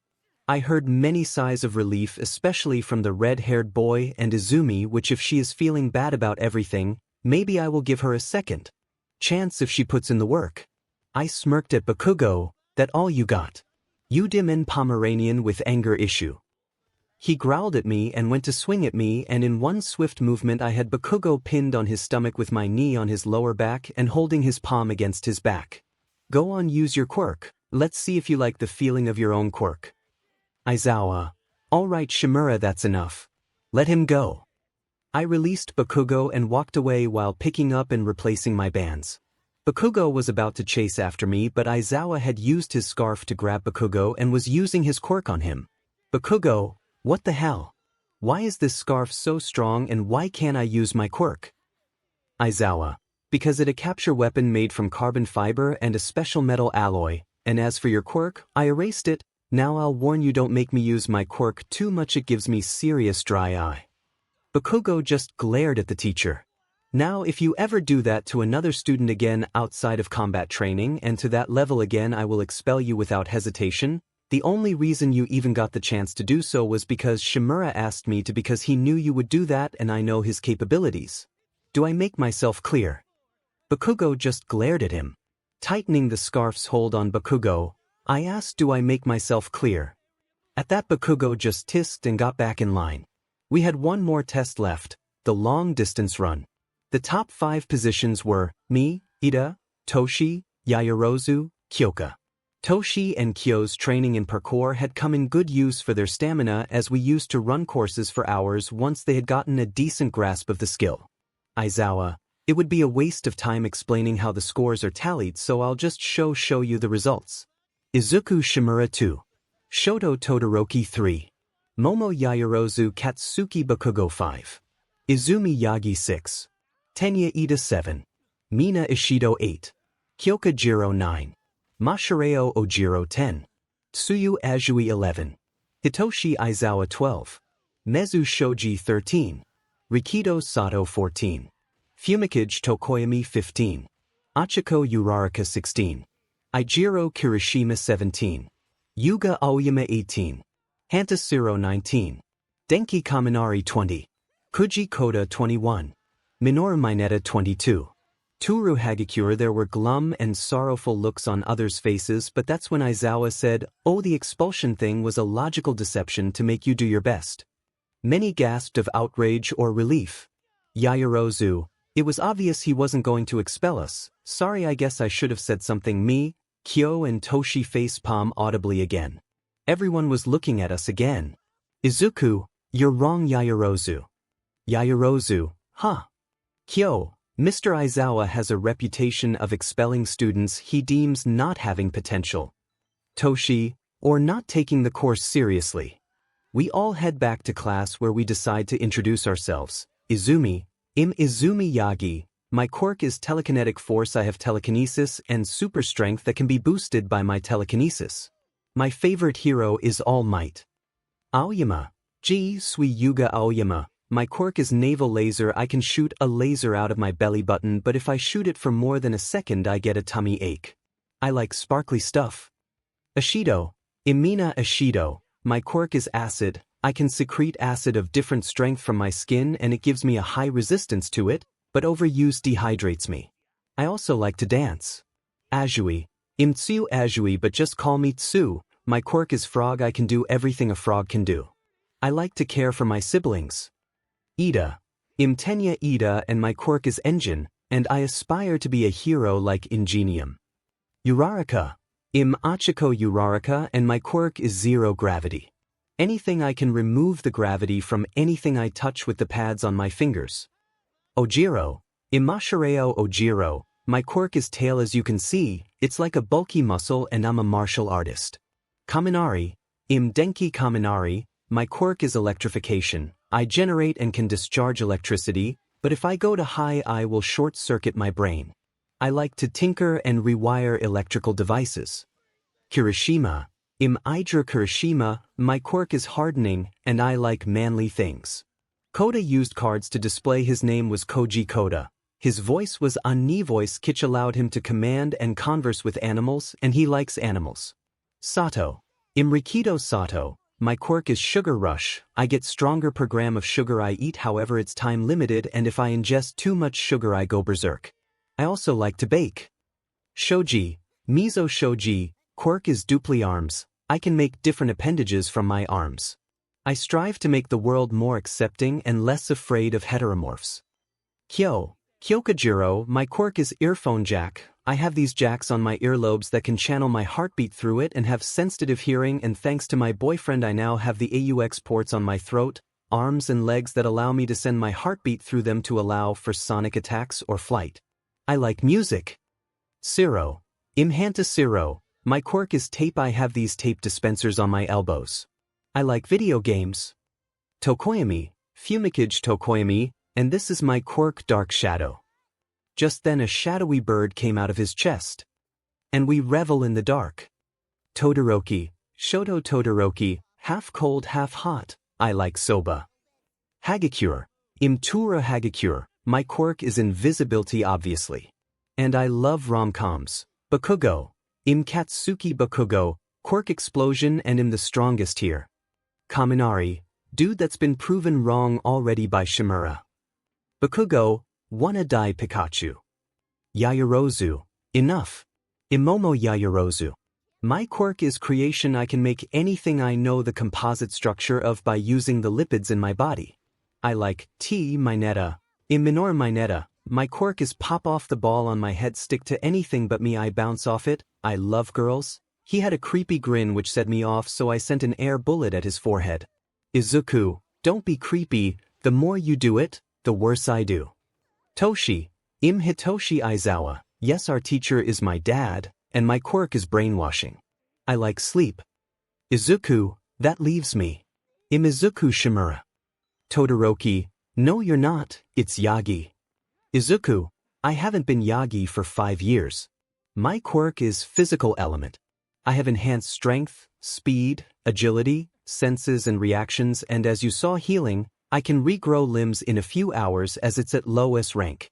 I also have control over the elements and can encase my body in them. So far I can only do it with fire and ice.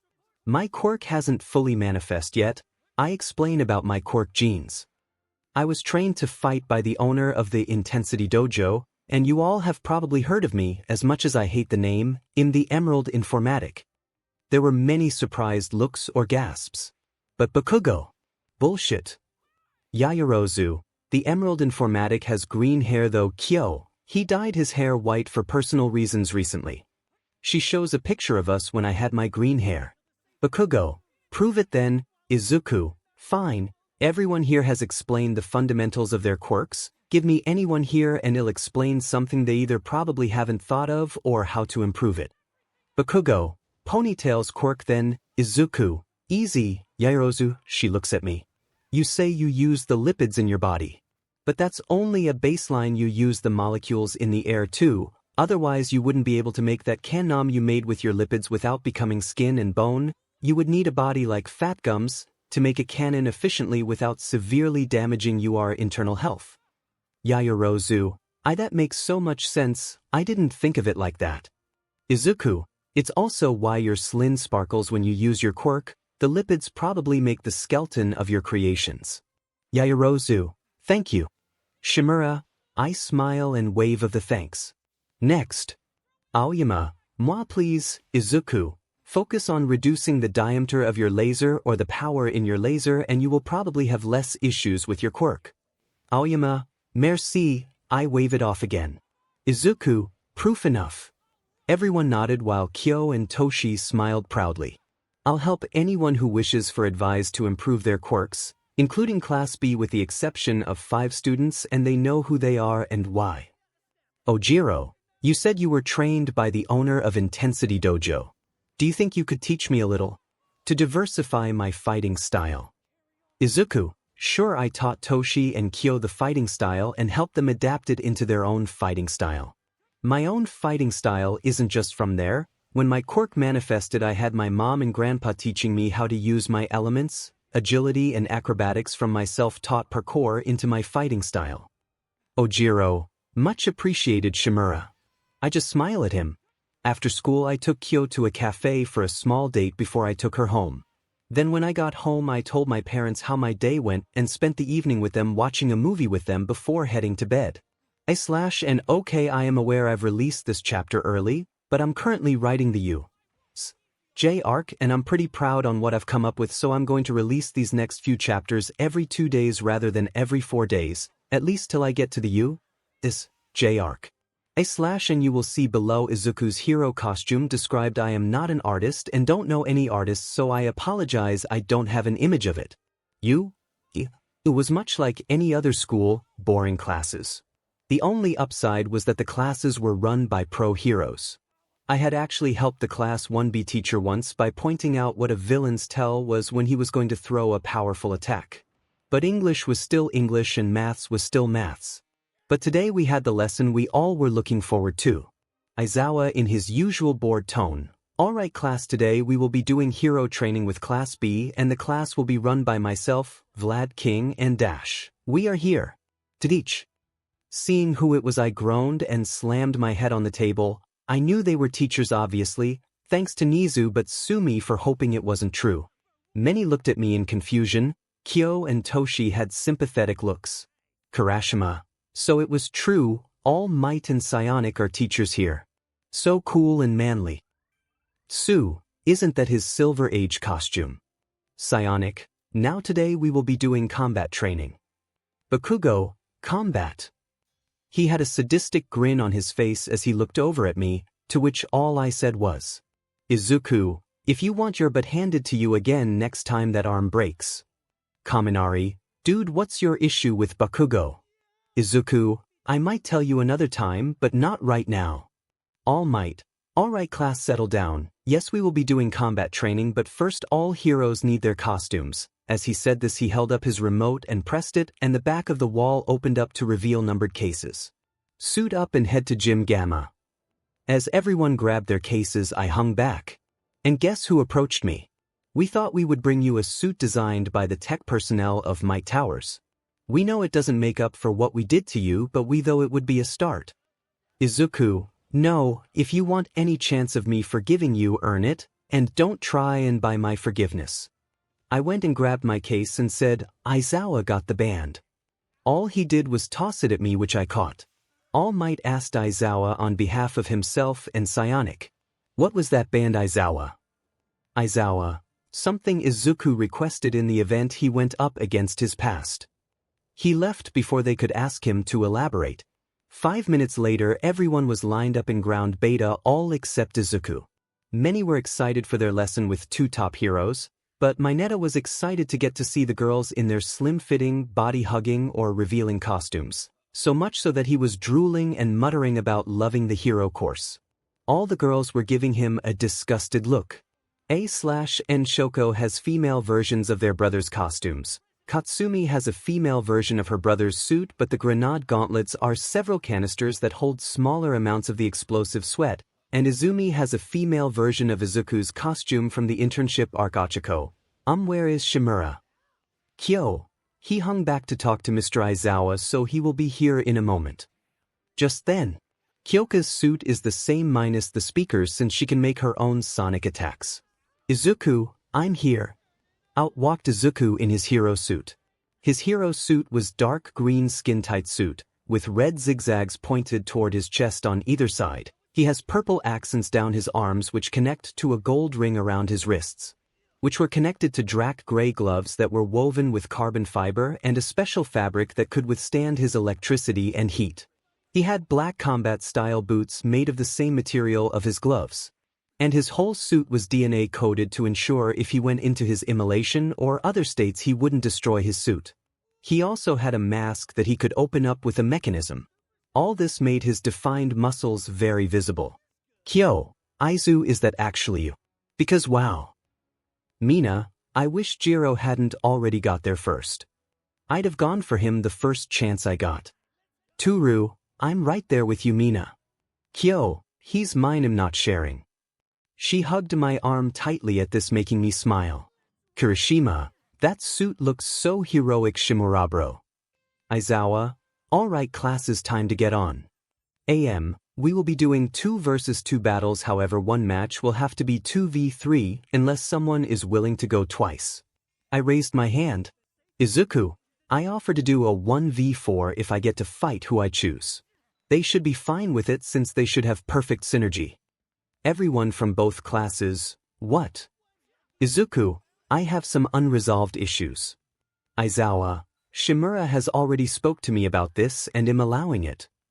This was a lie, of course, but he knew Quirk or not I would win, and this was something I had to do. Psionic, are you sure about this? Is 𝗵𝗲𝗏? Izuku, yes, and who are the 4 you wish to fight? I grinned devilishly at this, reminiscent of Uncle Shows. The Bakugo and Todoroki twins. Everyone was shocked that while I might be the strongest in 1A, I wanted to fight the 2 strongest in Class B and 2 of the strongest in Class A. Tetsutetsu, did you know they are the strongest in our class, right? Yaoyorozu, and they are some of the top in our class too. Izuku, I'm aware, and, looking at the 4, you better be out to kill me too, all 4 of you. Shoko and Katsumi looked reluctant but nodded, while Shoto seemed to have a conflicting look and Bakugo's grin just grew wider. I turned to 𝗧𝗏, thumbprint it to yourself so I can't take it off, please. He did so and placed the band on my wrist. Okay, we shall make the teams now. Iida, sir, how are we making the pairings? Bakugo, and how far can we go? He was cracking his knuckles in anticipation. We will be doing lots and incapacitate, not kill. Iida, but why pick teams so randomly? Izuku, heroes have to do team-ups on the fly, they don't get to pick and choose who they work with, so it's practice for that scenario. Iida, I see, I apologize for the interruption. Them waving off the apology, worry not, young Iida, it was a valid question. Izumi approached me and said, are you sure about this? And what's that?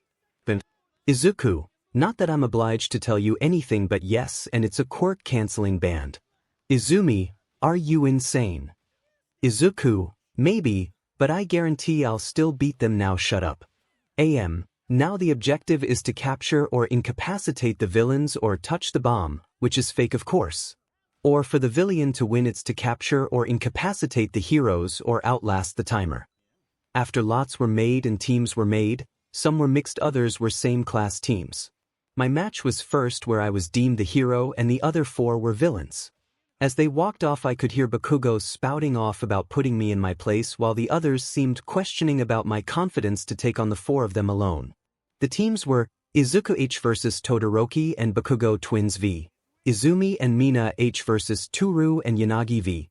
Kendo and Toguro H vs Aizawa and Mineta v Hananuki and Kodai H vs Shishida and Shoji v.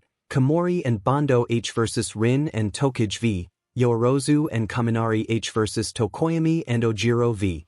Tetsu and Sato H vs Tsunatori and Shiro v.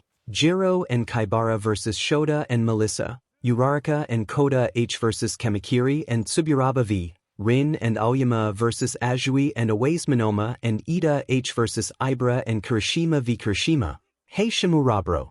What's the band for? Izuku, it's a quirk canceling band. Everyone Toshi, Kyo and Aizawa, what? Psionic, Aizawa take the band off, Aizawa. No, you are putting a severe disadvantage on him, Aizawa. I have known this boy for 5 years. I know what he's capable of. If I thought he didn't stand a chance, do you think I'd have allowed this? Ojiro, dude, you are insane. Toshi, you're forgetting that he's the 𝗵𝗃𝗏 and not to mention he used to spar with me and Kyoka, not to mention others his sensei arranged to fight while they and Kyoka used their quirks in the matches, and he didn't have a quirk then, and he won every fight unless he let us win. Izuku, you knew. Kyo, yeah, but we didn't mind, it helped us show our progress, we knew you always held back. I have a weird feeling in my arms, so I say to Aizawa. Sir, can you take the band off for a moment please? He looked confused but complied and the feeling intensified. I recognized it as my water abilities and managed to pull moisture from the air and then turn my entire arm into water, unlike just my fingers than before. Guess my quirk being cancelled put my genes into overdrive and further manifested my water quirk. Now my water embodiment has been pushed to my whole limbs and I have a mild control over hydrokinesis. I offer my wrist back to Aizawa, who replaced the band. I head to the building awaiting for the match to start. Kirishima, is he really that strong? Kyoka, oh yeah, he's major skilled like he said yesterday. He was trained by the owner of Intensity Dojo, who is an ex-military colonel who could fight up to A-rank enhancement quirk users and win, and according to Izuku, his sensei said he's more talented than even Izuku realized. And since then Izuku has adapted the fighting style into something more suited for him and his quirk. His overconfidence will be a weakness if we don't bring his ego down. Aizawa, it's not overconfidence. He knows what he's capable, quirk or no quirk, he has a point to prove and you know why. He sent a pointed glare at him which made AM and Psionic drop their heads. Vlad, can I know what this beef is? Quietly, so the students didn't hear, Aizawa explained about Izuku's past, which set Vlad off.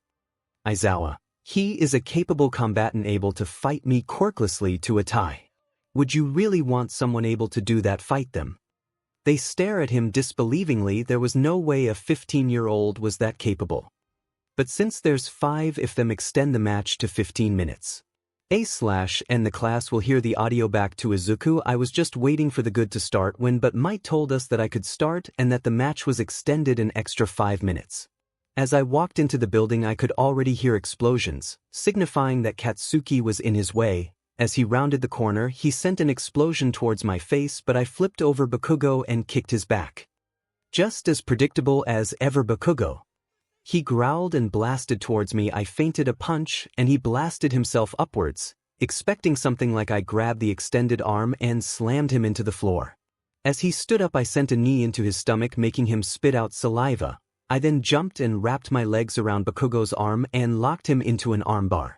He struggled to get free and I yanked hard, making his shoulder pop out its socket. I released him and allowed him to stand, and as he was going to attack I ran at him, kicked him into the wall and then went to backwards cartwheel but wrapped my legs around his neck while holding his palms away from me, all while I increased the pressure on his throat till he lost consciousness. Katsuki Bakugo had been incapacitated. In the observation room, Kirishima, holy see, he just beat Bakugo quirklessly in a minute. Momo. He didn't just beat him, he completely dissected his quirk and capabilities and made sure he wouldn't be able to do anything. Hitoshi and Kyoka were just watching with smirks on their faces. 𝗵𝗃 I don't believe this kid is the 𝗵𝗃. For one, he doesn't have green hair, and the informatic has an intelligence quirk. Aizawa without turning away from the screens, that's where you are wrong, Mr. 𝗵𝗃. First off, 𝗵𝗃 has dyed his hair white for personal reasons. And he became as analytical and intelligent as he is through hard work. His quirk analysis is on par with Principal 𝗎𝗎. But he exceeds 𝗎𝗎 in combat style analysis as 𝗵𝗃 has been trained in combat, the principal has not. 𝗵𝗃 just sputtered at that.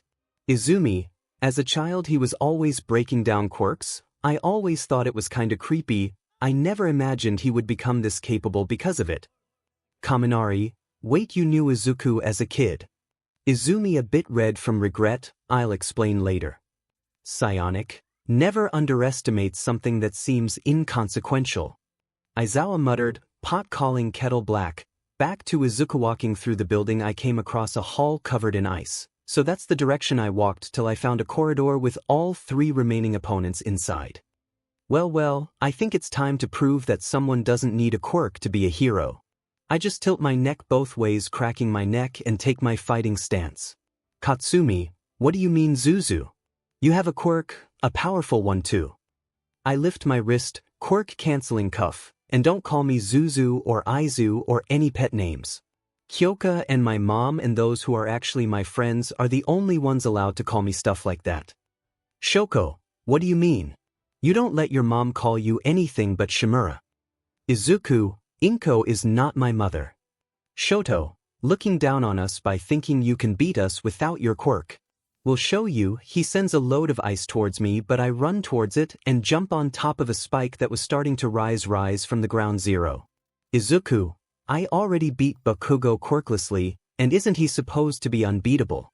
And before you tell me to take this off, I can't, only Aizawa can. I slide down the spike and rush toward Shoko. I heard you stopped using your fire. Pretty stupid idea.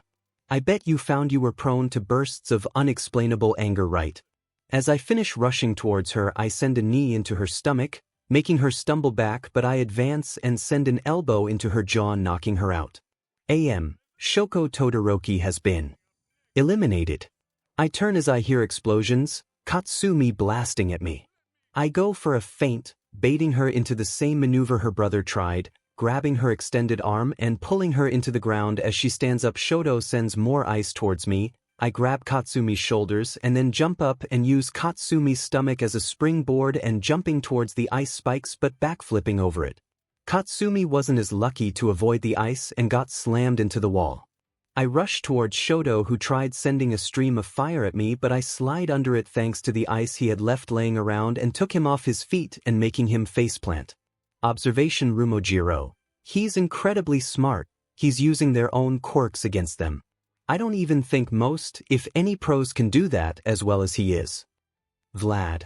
He's fighting like a pro should. He's fighting efficiently and trying to make them take each other out. Aizawa. Even the most synergetic team-ups will have holes in their teamwork with the right prodding or strategy. In this case, it's the fact that Bakugo tried to ambush him alone and the Todorokis aren't the best for close quarters. That's why he took out one of them first, so they can't attack him at range from both sides. He's making the fight go the way he wants it to go. Shocked Kirishima. Did you see him springboard of the Class B girl into a flip? Where did he learn that? Looking at Hitoshi and Kyoka. Hitoshi, he started teaching himself parkour well before he met us, from the age of 6, the same year he started learning from Colonel Satoshi, his sensei. And he never stopped practicing it. He taught us too. It's better for me than Kyoka here since she can fly, but he taught her before she could do that. Melissa, he taught himself. I was a late bloomer and I had all but given up being a hero, but he never gave up. He's truly an inspiration. Kyoka, he has a near eidetic memory, so he watched videos and just kept trying the things he saw until he mastered them. He can scale a 3-story building in 30 seconds quirklessly. There were a few jaw drops at that. Mineta, why has he got to be so cool? I won't stand a chance with the ladies with a guy like him around. He was crying, whether in despair or idolization no one could tell. Kaminari, Dude, chill out, he's in a relationship and she's made it perfectly clear she's not sharing him. This did not 𝗵𝗃 𝗵𝗃 the information that Izuku had been training not only in fighting but traversal and parkour to become a hero. Even in the event he would remain quirkless inspired many but none more so that 𝗵𝗃 whose quirk relied on other people's quirks and Melissa who had been quirkless. Just had a look of guilt. Psionic looked at her husband and asked quietly, "You okay?" No, remember what we said about Izuku the day we told Izumi and the others the truth about my quirk? The day he stormed out slamming the door. The day before. He couldn't finish the sentence as he still couldn't believe his son had almost died and he hadn't been there for any of his son's life. We said he didn't train, didn't have the drive to be a hero, when he put in more effort than any of the others and more effort than most heroes in training. And we didn't see it because we didn't listen to what RG told us. All because he might have been quirkless. I'm a hypocrite considering I was quirkless before. Back to Izuku as Shoto stood up. I was advancing. You're good at a distance but in close quarters you horribly lacking. As I sent a punch at his face. He ignited his left side whose flames caught my face burning several layers of skin off and forcing me to keep my eye closed from the burn. Think that'll stop me, you used to do a lot worse. I sent a knee into his stomach. Katsumi was blasting towards us again but I backflipped and kicked her in the face before putting her into a chokehold while she was down. And I had the image of the final kick in the 2010 karate kick. For that kick to Katsumi, Shoto got up and was going to send a wave of flames at me but I repositioned us so Katsumi was in front of me facing Shoto as I tightened the chokehold till she was unconscious. If she had sent an explosion into my face she could have gotten out of it but I guess her panic overcame her rational combat instincts. As I dropped her I walked towards Todoroki who froze my feet but I kept walking through it. It was a thin layer of ice like he was panicking or scared. Either you're holding back or you are weaker than I remember. I was right in front of him so I punched his stomach making him double over leaving an opening for me to knee him in the jaw. This ended the fight so I walked to the bomb and touched it. The hero wins. Young 𝗵𝗃, please make your way back to the observation room. Medic robots will pick up the 4 other participants and take them to Recovery Girl. I just walk out the building to head to the observation room. Observation room while Izuku is on way to Kirishima. He actually did it. Quirklessly so manly. Momo, what did he mean though by Todoroki used to do worse to him? Achiko, now that you mention it, Bakugo and Todoroki seem to know 𝗵𝗃. Bakugo kept calling him that nickname dekuwhatif. Whatever you do not call my boyfriend Deku. I don't care if you give him nicknames but Deku is off the table. They use that nickname to degrade Aizu. Tokoyami, not to mention he said he had some unresolved issues, and did none of you see the large but somewhat faded scar on his stomach? It pretty much filled his entire stomach. Shoji, I saw that too but I didn't want to be rude and ask. This left both classes pondering on what happened. Izumi, I can give some insight about his grudge against us. 𝗬𝗍 is my biological twin. And when we thought he was quirkless we bullied him 𝗧𝗵𝗃𝗁 with a misguided idea. Izumi nodded, yes, with the misguided idea to try and stop him wanting to be a hero. She was slightly crying now. We had no idea he was training in secret or had Jiro or Aizawa as friends. When he was 10 he was taken to live somewhere else, we don't know where. Everyone looked at her with some disgust but Momo said, did your parents not stop you from bullying him? Izumi gulped, and Psionic paled slightly. Not that anyone but Hitoshi, Kyoka, and the other teachers noticed. They ignored him. They basically forgot he existed after he was deemed quirkless even though the doctor said it was possible his quirk was still developing. Everyone looked even more disgusted but Shiozaki had her hands clasped saying, of all the pain he went through and still became the man he is today is definitely a miracle bestowed to us by God. Melissa was disgusted, but she knew all this already, just not all the details. She also knew Izuku was the reason she got OFA, not that she could control it properly yet, she was still breaking bones. Tokoyami said, such a bright light after so much darkness tried to swallow him into the abyss, truly a strong person. Just then I entered. Hey everyone, I waved at everyone with my burned face and eye. Everyone was looking at me with amazed looks. Did I miss something? Kendo, We just learned some stuff about your past AMD. Truly you are amazing after all you went through. I looked at Kyo and Toshi with pleading eye. Kyo, they don't know about the incident, that's not our and neglect. Pointing at Izumi, I shifted my eyes to her and her eyes were downcast and were brimmed with tears. Yaoyorozu then spoke up, Shimura, shouldn't you go TK recovery girl?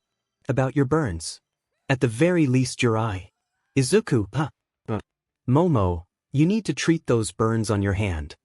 Izuku, no I don't, watch, I look Aizawa.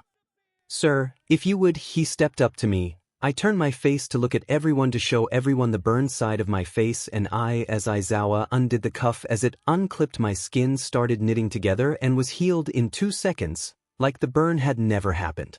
Mina, dude I swear your quirk is a cheat code. Super strength, elemental powers, regeneration at AS rank level. How is that fair?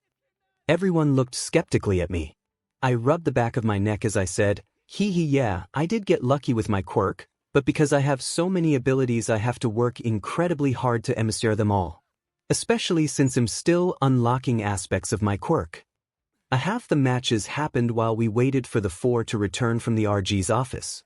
In that time during Kaminari's match he short-circuited his brain, so I did a little test when they were back where I used my lightning-coated hand and touched his head to try charge his head with electricity and undo his lack of natural electricity in his body. Thankfully it had worked, so now we know that until we fix his control problem we have a fix for it. And Melissa had to go to RG for both her arms because she had broken them. Katsuki had his head down, not angry, not upset, what looked like confusion edged on his face. Once they had joined everyone AM brought per match to attention. Now that you 4 are back, who was the MVP of your match? Yaoyorozu raised her hand which Psionic called her up. The MVP is obviously Shimura. While he did handicap himself, he proved that even at a disadvantage anyone can be overcome with strategy and technique. His opposition were underestimating him, especially when he showed he was temporarily quirkless. He took out his opponents efficiently too. He took Katsuki Bakugo out in the quickest way possible while shutting down all his strategies and maneuvers, and when he was fighting the 3 simultaneously, he took out one of the ranged fighters first to minimize the risk of being blindsided, and when Shoto Todoroki tried to hit him in his blindside, he used that to his advantage to remove Katsumi Bakugo from the fight temporarily while he went to handle him, all while not forgetting the objective of capturing the bomb. While the 3 worked well together, Shimura picked their synergy apart by taking out Katsuki before their encounter due to his abrasiveness, and by taking out Shoto Todoroki he threw off their teamwork. Had Katsuki Bakugo waited and fought with his team they could have stood a better chance. Vlad, well done Yaoyorozu, you covered everything of note. Yaoyorozu bowed and we watched the last few matches. All that was left was the match of Nito Monoma and Tenya Ida versus Ibara Shiozaki and Karashima. As they were leaving, Monoma grabbed my shoulder as he was walking past. Before he could walk I grabbed his wrist and pulled him in close. Izuku, if you wanted to borrow my quirk all you had to do was ask. But you have no experience with my quirk and therefore haven't got my resistances, although you will have my healing. Don't use my ice or fire embodiments. He just tissed and walked off. Izuku, Mr. Aizawa, please tell me you can cancel quirks through the screen. Aizawa, no I can't. Why? Izuku, 'cause Monoma is gonna do something really stupid. I turn and walk towards the door. Young Shimura, where are you going? Izuku, not turning around, being on standby to stop the idiot from permanently damaging himself with my quirk. Aizawa, Shimura, catch. I turn just in time to catch an earpiece. I'll give you the floor and room he's on if he uses the embodiments. I nod and walk out the room. Kaminari, what does he mean? Shoto, even if he copies the quirk, even us fire and ice uses can overheat or drop our body temperature too low. Shoko, we have to build our resistances with training, and Monoma hasn't had the advantage of training the resistances. Me and my brother can hit 1500C with our fire without it hurting us. Our father can reach 2500C before he starts to overheat. Hitoshi, Izuku's fire can reach 1000C before he overheats. Katsuki, so the nerd's fire is weaker than theirs. Hitoshi, 3 months ago it was 𝗵𝗵𝗃𝗁𝗍, and if he uses his full immolation he's immune to fire attacks. Tell me Todorokis, did you raise your resistances by 250C that quickly? They both shook their heads. Vlad, if I were to guess I'd assume it was due to his healing factor. At that rate by the end of the term he will reach 1750C by the summer, and that's not assuming he pushes his limits across all his elements and not just his fire. Aizawa, don't underestimate the kid, his stamina is through our roof, so when the sports festival training starts he will probably reach those heats by then. Vlad, intelligent, analytical, powerful, dedicated to get stronger, that kid's going to be a villain's worst nightmare. Before we start, me and Psionic are going to have a quick discussion outside.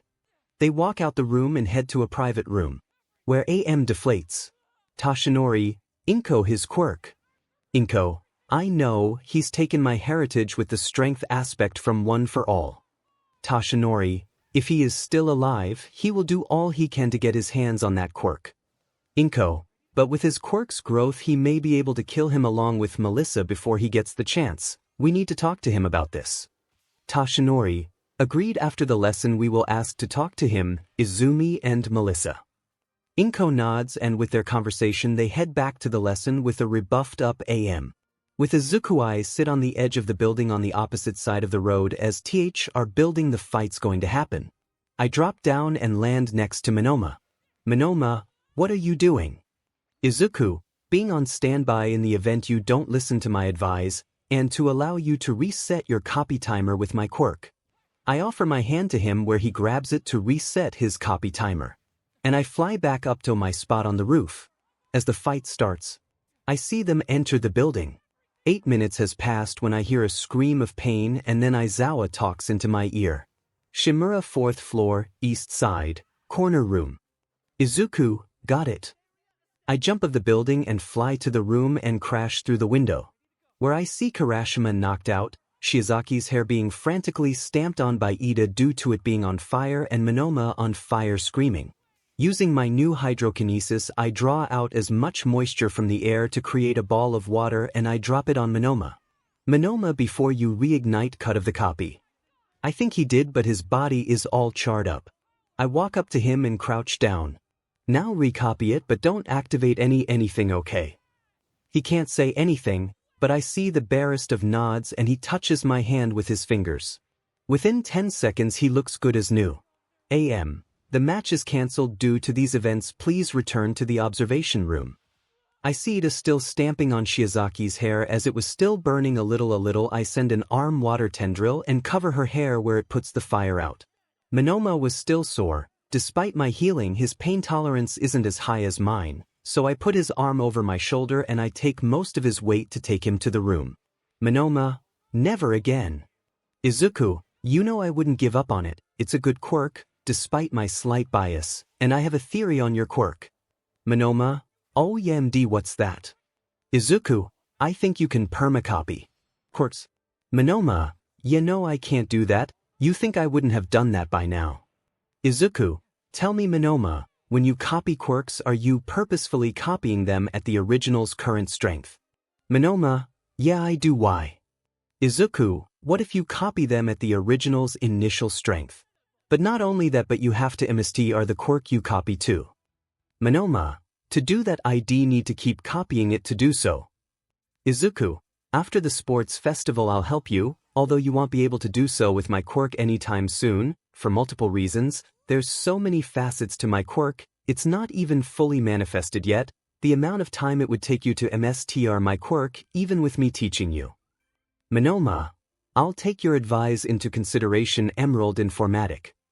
Izuku, please don't use that name, I hate it. It's such a stupid name. Minoma chuckles at that, but Ida. 𝗵𝗲 using that kind of language is unbecoming of a hero. He was doing his robotic arm chops again.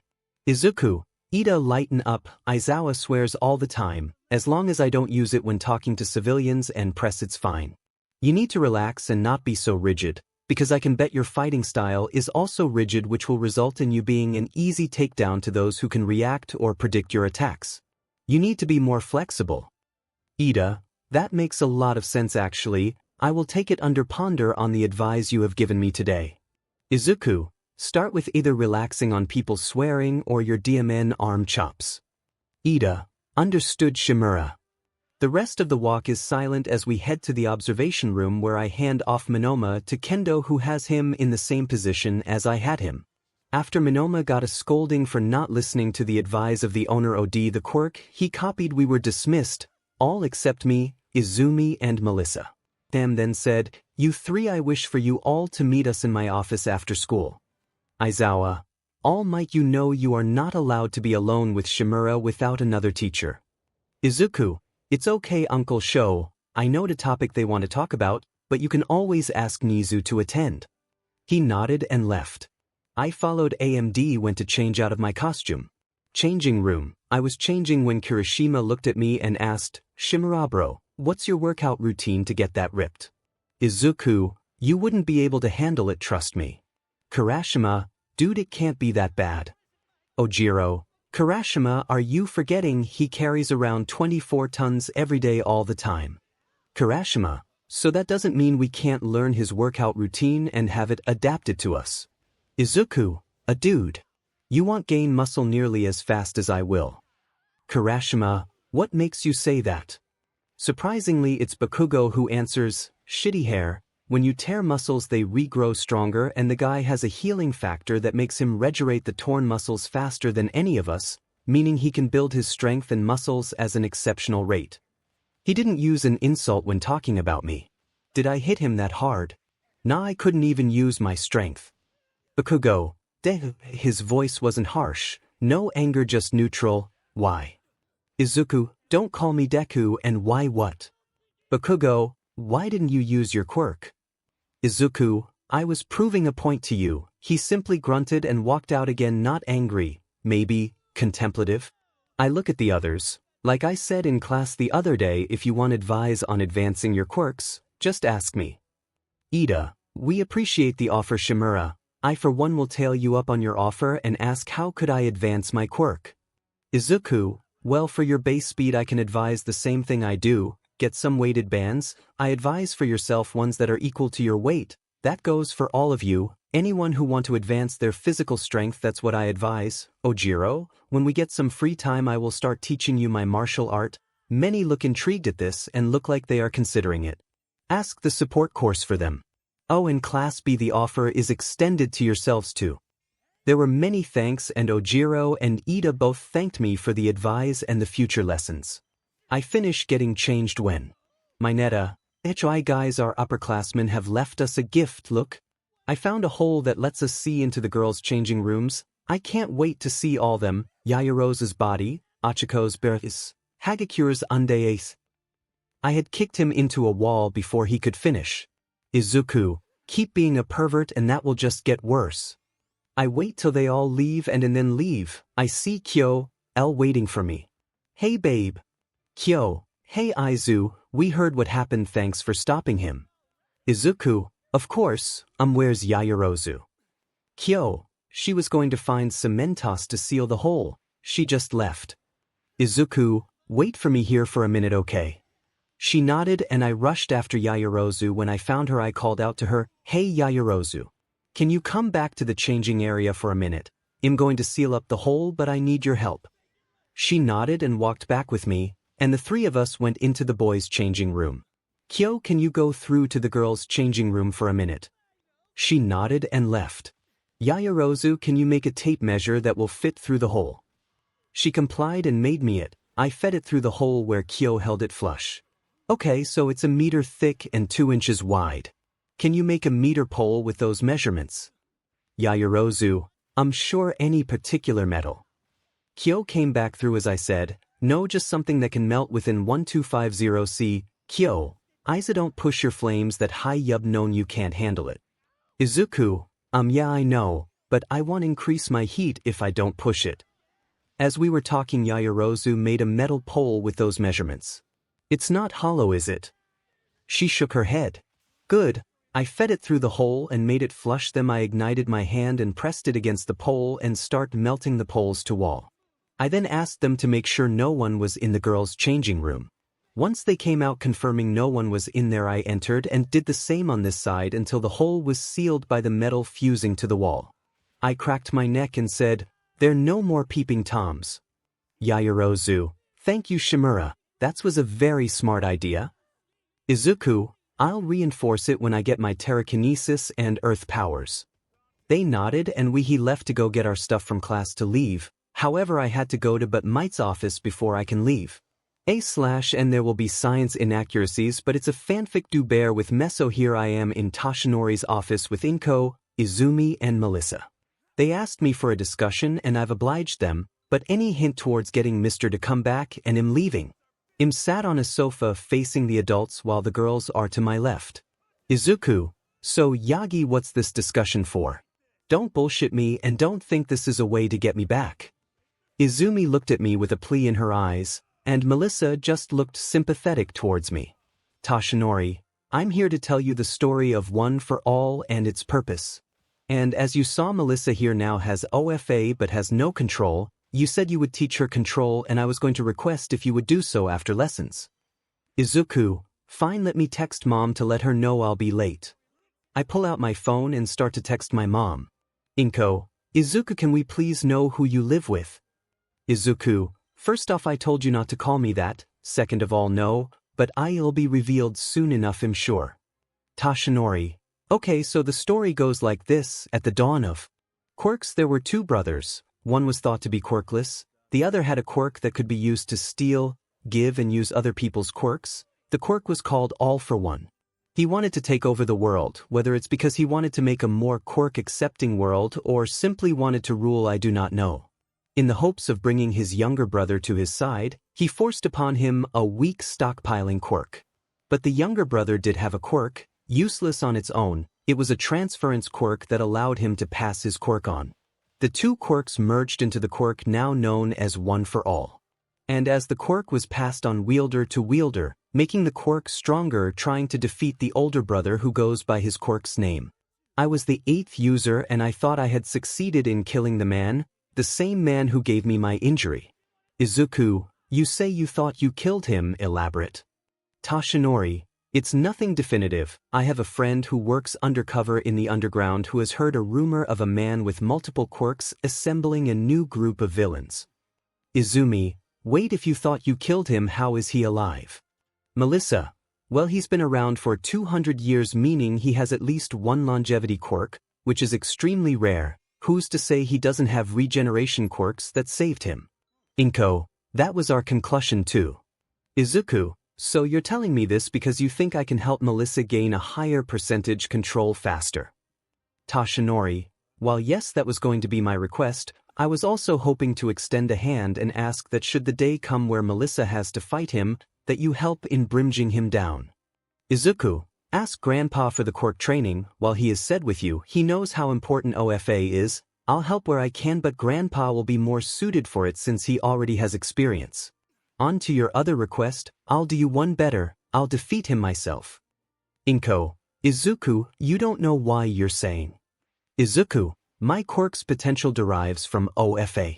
I'm almost as strong as him in his prime. At my current rate of growth, I will be equal in strength in 2 months tops. I can turn that into 2 weeks if I increase my quirk training. In addition, I have stuff he doesn't. Izumi, what do you mean? Izuku, I have my elements. I've been playing it safe and letting my quirks awaken naturally. But I can push the limits a bit and force their growth. Melissa, you say you're nearly as strong as All Might in his prime. He could lift 80 to 90 tons. What's your current limit? Izuku, 65, pushing it, but my strength growth can develop faster than anyone else. Toshinori, while you are strong, you aren't fighting him alone.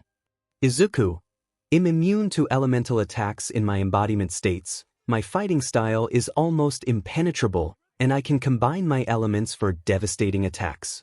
Not to mention I can heal from any injury. Inko, Izuku, even so Izuku, not to mention when I reach my water embodiment I will be immune to damage, since if my arms are anything to go by I will become water, meaning all physical attacks will go through me. Toshinori, Izuku, that's all I'm going to say. Melissa, I'll meet you in Gym Beta when you're done. I'm walking towards the door and I grab the door handle. Tashinori, Izuku, if he steals your quirk, not only will you become quirkless again, but I fear he will be unstoppable. Izuku, who said I would give him the chance to take it? With that I leave the room to head gym beta. I call Grandpa. Izuku, what's up? Izuku, hey Gramps, I'm about to teach Melissa to control her quirk, but Might wants me to help her raise her percentage, but I told him to ask you since you will be better at that since you have experience there. GT, alright kid, I'll talk to Nizu about using the training grounds after school for her. Izuku, there's something else. He told me the story of OF. GT, wanted you to help Melissa? Izuku, yeah, but I told him I'll bring him down myself. GT, while I don't think that's a good idea. I know I can't stop you, so I'll support you come the day. Izuku, thanks Gramps, I better go have a nap old man, I joke. GT, this old man will still kick your butt. Izuku, oh yeah. When was the last time you managed to land an attack on me? Cocky brat, I'll see you later, Izuku smiling, see ya Grandpa. With that we ended the call and I waited for Melissa. When she arrived she seemed eager to learn. When he told you how to activate your quirk, what did he tell you? Melissa, a bit embarrassed, to clench my butt cheeks and scream from the depths of my heart, smash. I face palm at this. Izuku, he is such an idiot. Okay, I'm going to use this as an example. I have extremely limited control of fire in this state. I demonstrate. However, when in full immolation I have full control over my pyrokinesis. I ignite myself into full immolation and demonstrate. What's the difference? Melissa stood there thinking for a moment till she seemed to realize. You're channeling the energy you want to control throughout your body, which in turn makes it easier to control. I snap my fingers towards her in a correct fashion. Izuku, bingo, so do you understand the issue you're having? Melissa, yes, I've been using OFA like your pyrokinesis in your normal state when I should channel the energy everywhere like your full immolation state.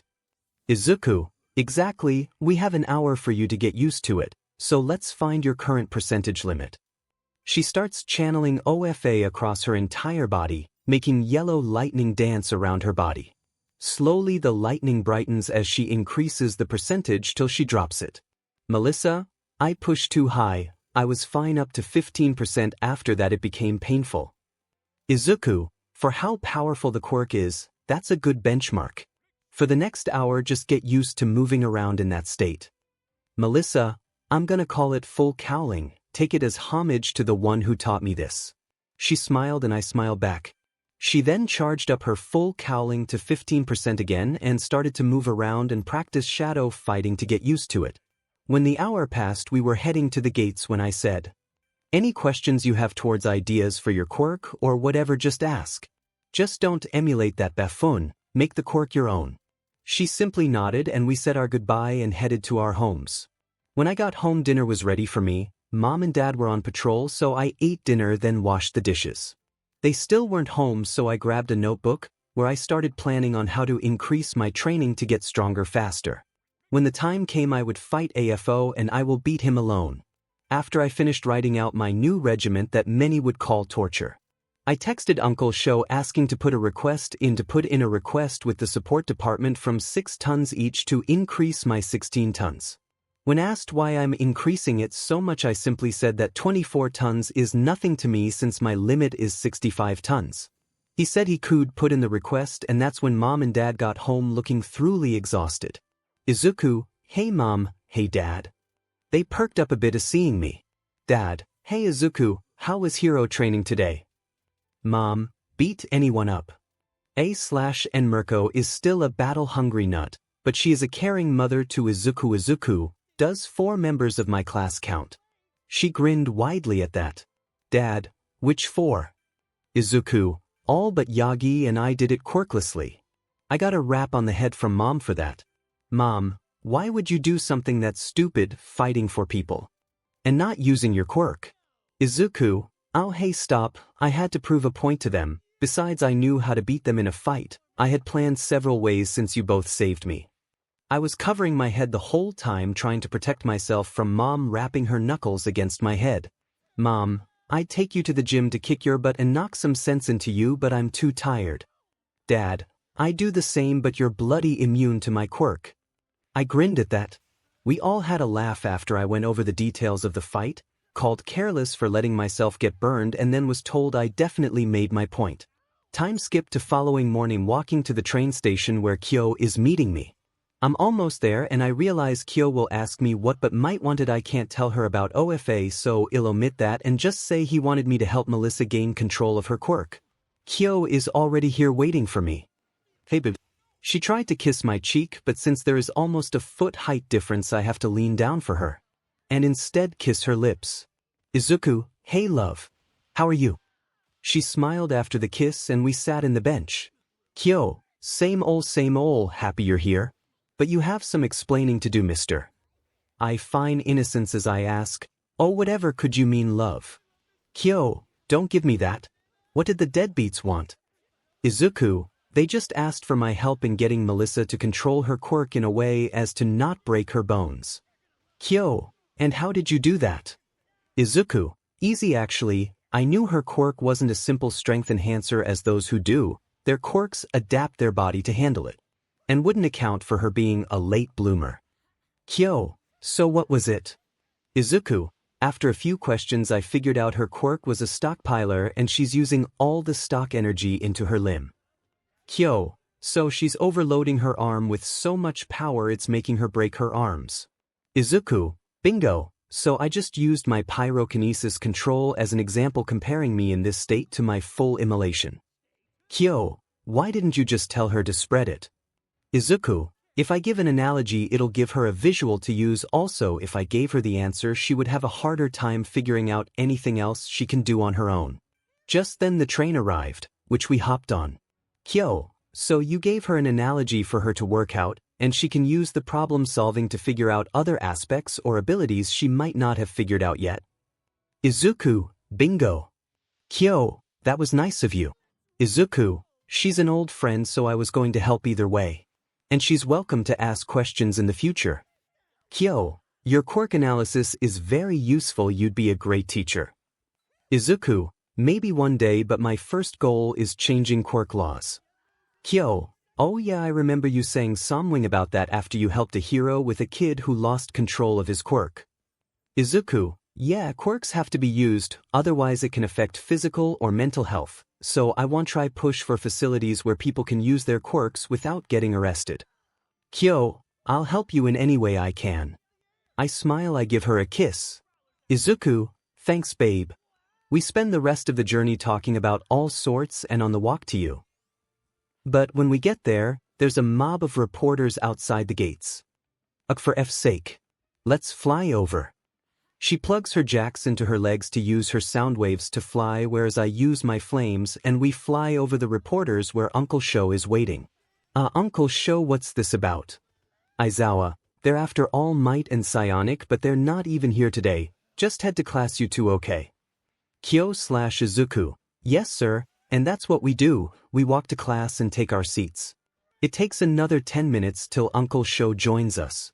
Aizawa, hello class. Good job being ready for class and quiet, you're getting better.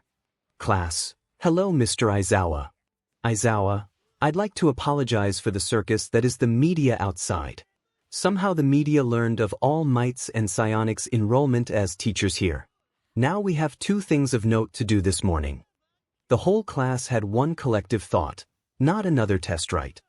Everyone was clearly worried except me, Kyo and Toshi. First off, you need to decide who your class rep and vice rep are going to be.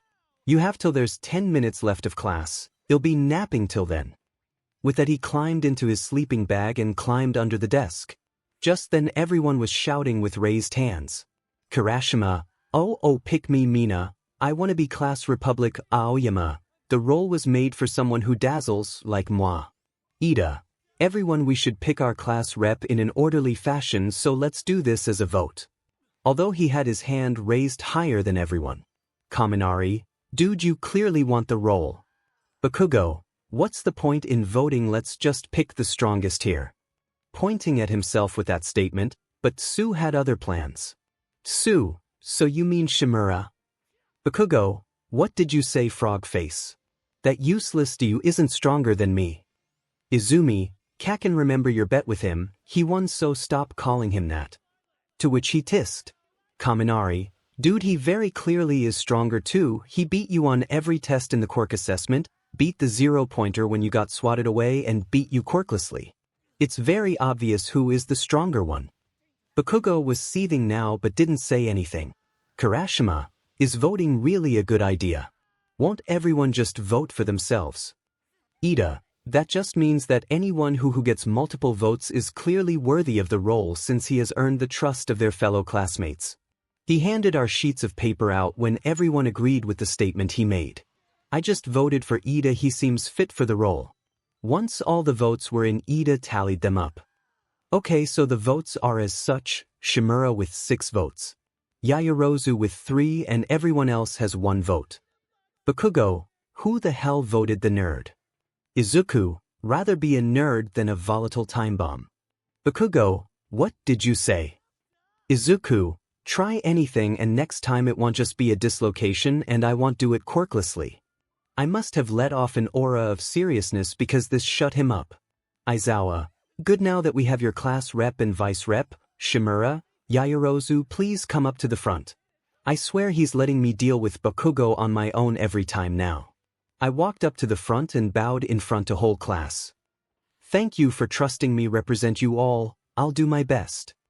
Yaoyorozu, and I'll help any way I can. I gave her a smile and went to take my seat, but Uncle Sho stopped me. Aizawa, wait, Shimura, hand these forms out. He pointed to a stack of paper on his desk. As I did so, he spoke.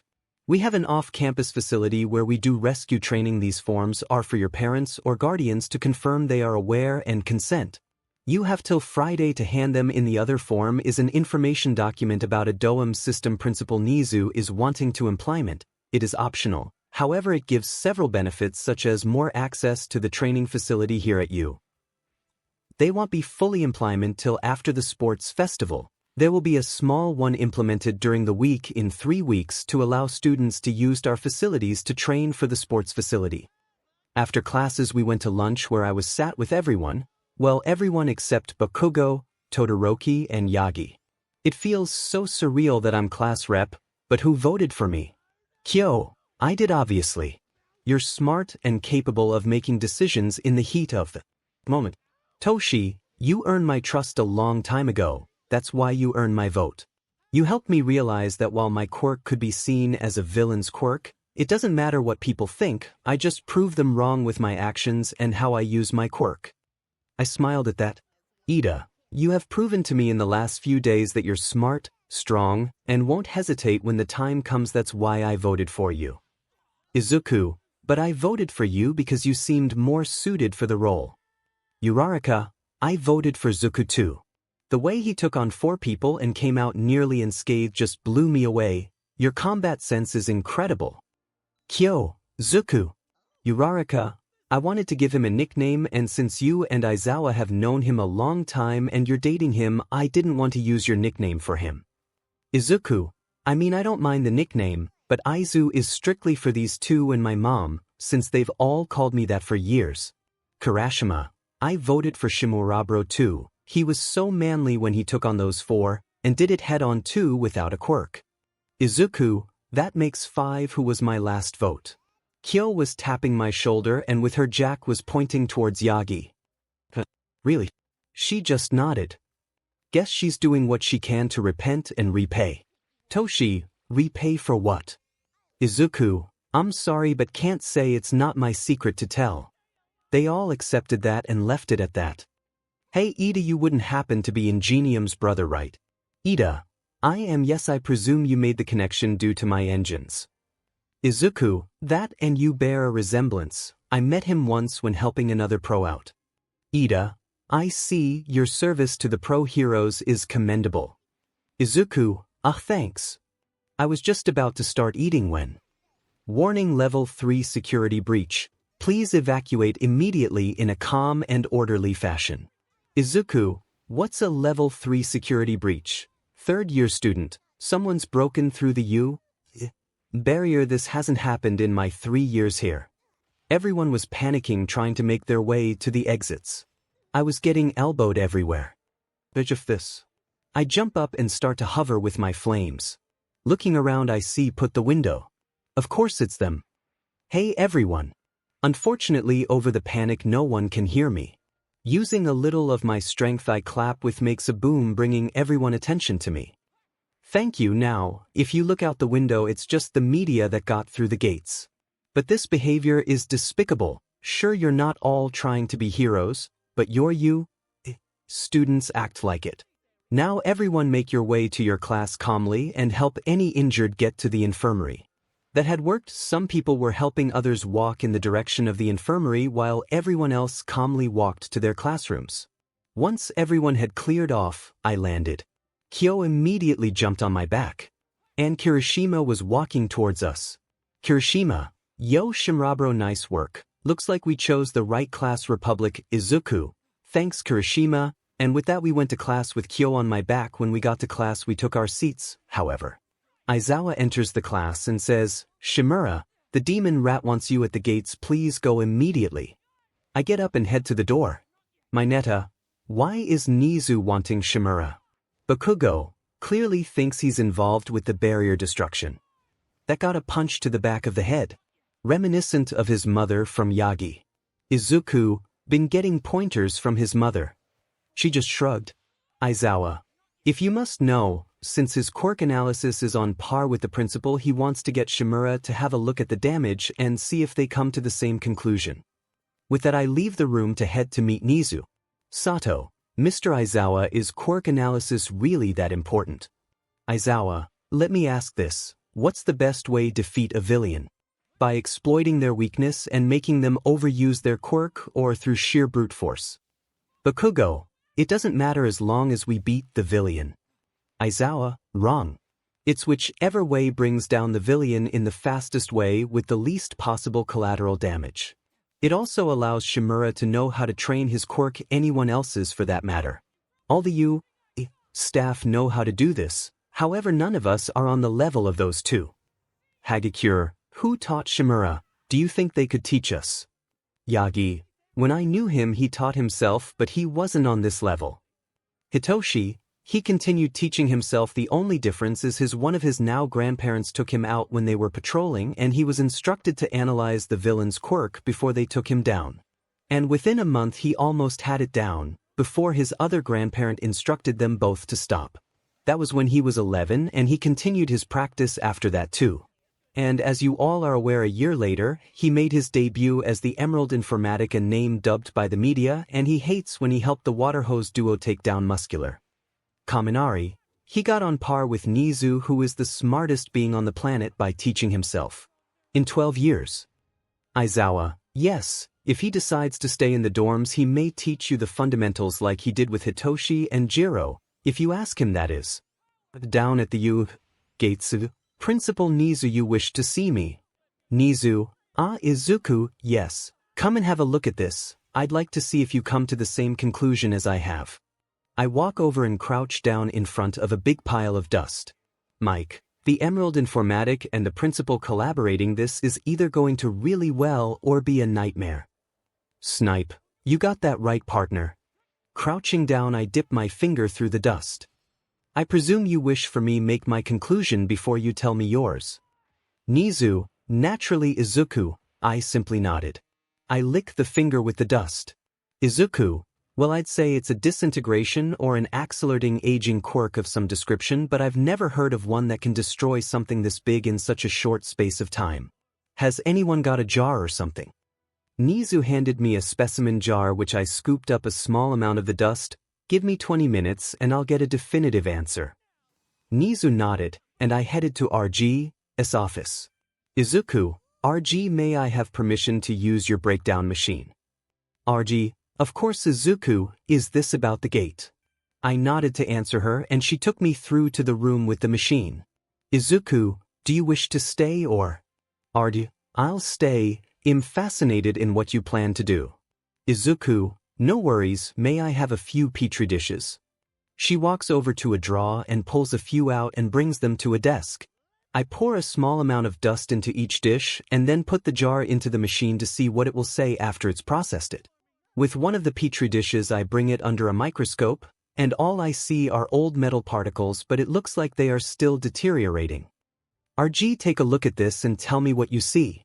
She looks into the microscope and say, I see metal fragments that look like they've been aged centuries in seconds, and still going. Izuku, that pushes me to one conclusion, but nothing's definitive yet. I grab a needle and prick my finger and dot a few drops of BLD into the dish. I had to force my healing to hold back because otherwise it would have healed too fast. I looked into the dish and it changed something. I grabbed an empty dish and dropped BLD into that one and looked at that one too. Compare these, what do you see? She looked into it. It's altering your quirk in your BLD, no, not altering, merging. Since your quirk is still manifesting. Izuku, I'll be back in a few minutes. I rush out of the office to the support department and knock on the door. Power loader, 𝗵𝗲, how may I help you? Izuku, have you got a small bit of metal I can use? Don't expect it back. Power loader, how much do you need?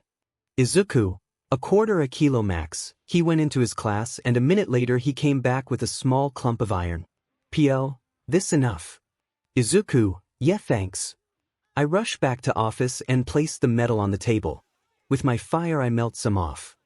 Any change? 𝗧𝗪, the sample as completely melded with your BLD. This sample now has whatever this is as a part of your quirk. Izuku, wait. While my genes are in this state I can get more quirks. Not that I want them, but it's possible. Like as a last resort type thing. She nods at this. Good to know, but I don't plan to do so. I get a dropper and take the sample and drop it onto the metal fragment and it decays before our eyes. Our eyes widen and the machine beeps, and when checking it, it just states the metal is aging. 𝗧𝗪, can you head to the meeting room? I'll get 𝗧𝗪 to assemble everyone there. With that I leave and head to Principal 𝗧𝗪's office. On the way I come across Kyo. Izuku, babe. What are you doing? Kyo, I came to check on you. You look worried, what's wrong? Izuku, it's just about the barrier. I'm in a bit of a rush. Can I tell you later? Kyo gave me a kiss and said, I'll hold you to that, got it? Izuku, of course, cafe after school. She nodded. I gave her a quick kiss and left. That's when I stop.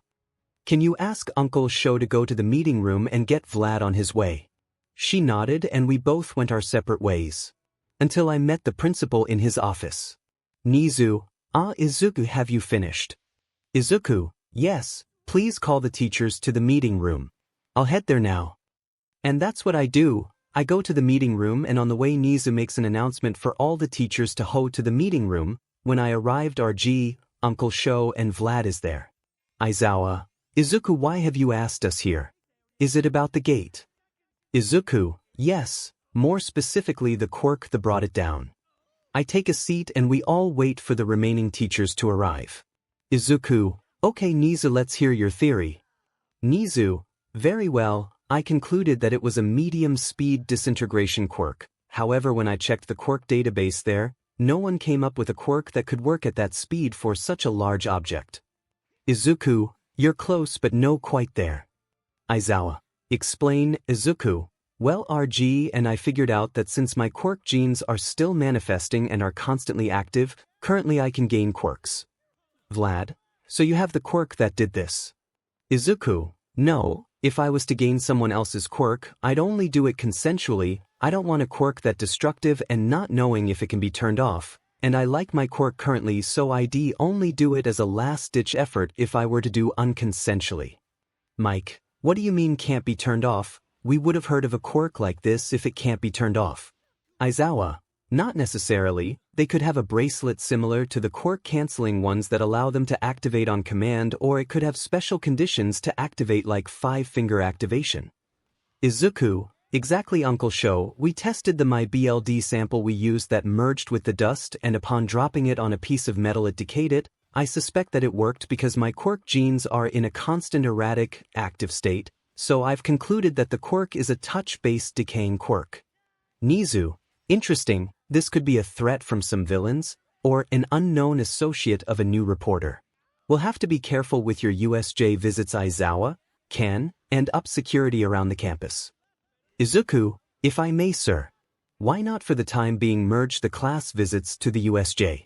More heroes the merrier, and I'll be there to assist. No offense you 2-inch 𝗧𝗏. None taken Izuku, you are much stronger than both of us, and with your mind, you will be a valuable asset. Nizu, Izuku, one more thing. I turn and look at him. During the training for the sports festival I need to have a meeting with you. I'll ask 𝗧𝗏 to remind you. I bow to the principal. Of course, sir. I turn and leave the office to head to class. When I arrive at the class, everyone is waiting for me. Hi everyone. 𝗵𝗃, you've been gone an hour, what the hell? Izuku, well I guess that's another nickname, and sorry, it was an important Quirk analyze then meeting. And no, I won't tell you what happened, although, I did find out something about myself. Toshi, oh, and what's that Izuku, with DNA I can basically copy quirks, but it's only while my quirk is still stabilizing. 𝗧𝗵𝗃𝗧, so if you ingest some of our DNA you can copy our quirks. Izuku, has to be BLD to BLD, and I won't do that. For one, I wouldn't do that with our consent. Also, my quirk is strong as it is. Now let's get ready, school is about to end. With that we just talked, and when school ended me and Kyo went to the cafe where I told her everything that happened. Safe to say she was shocked, but took it well.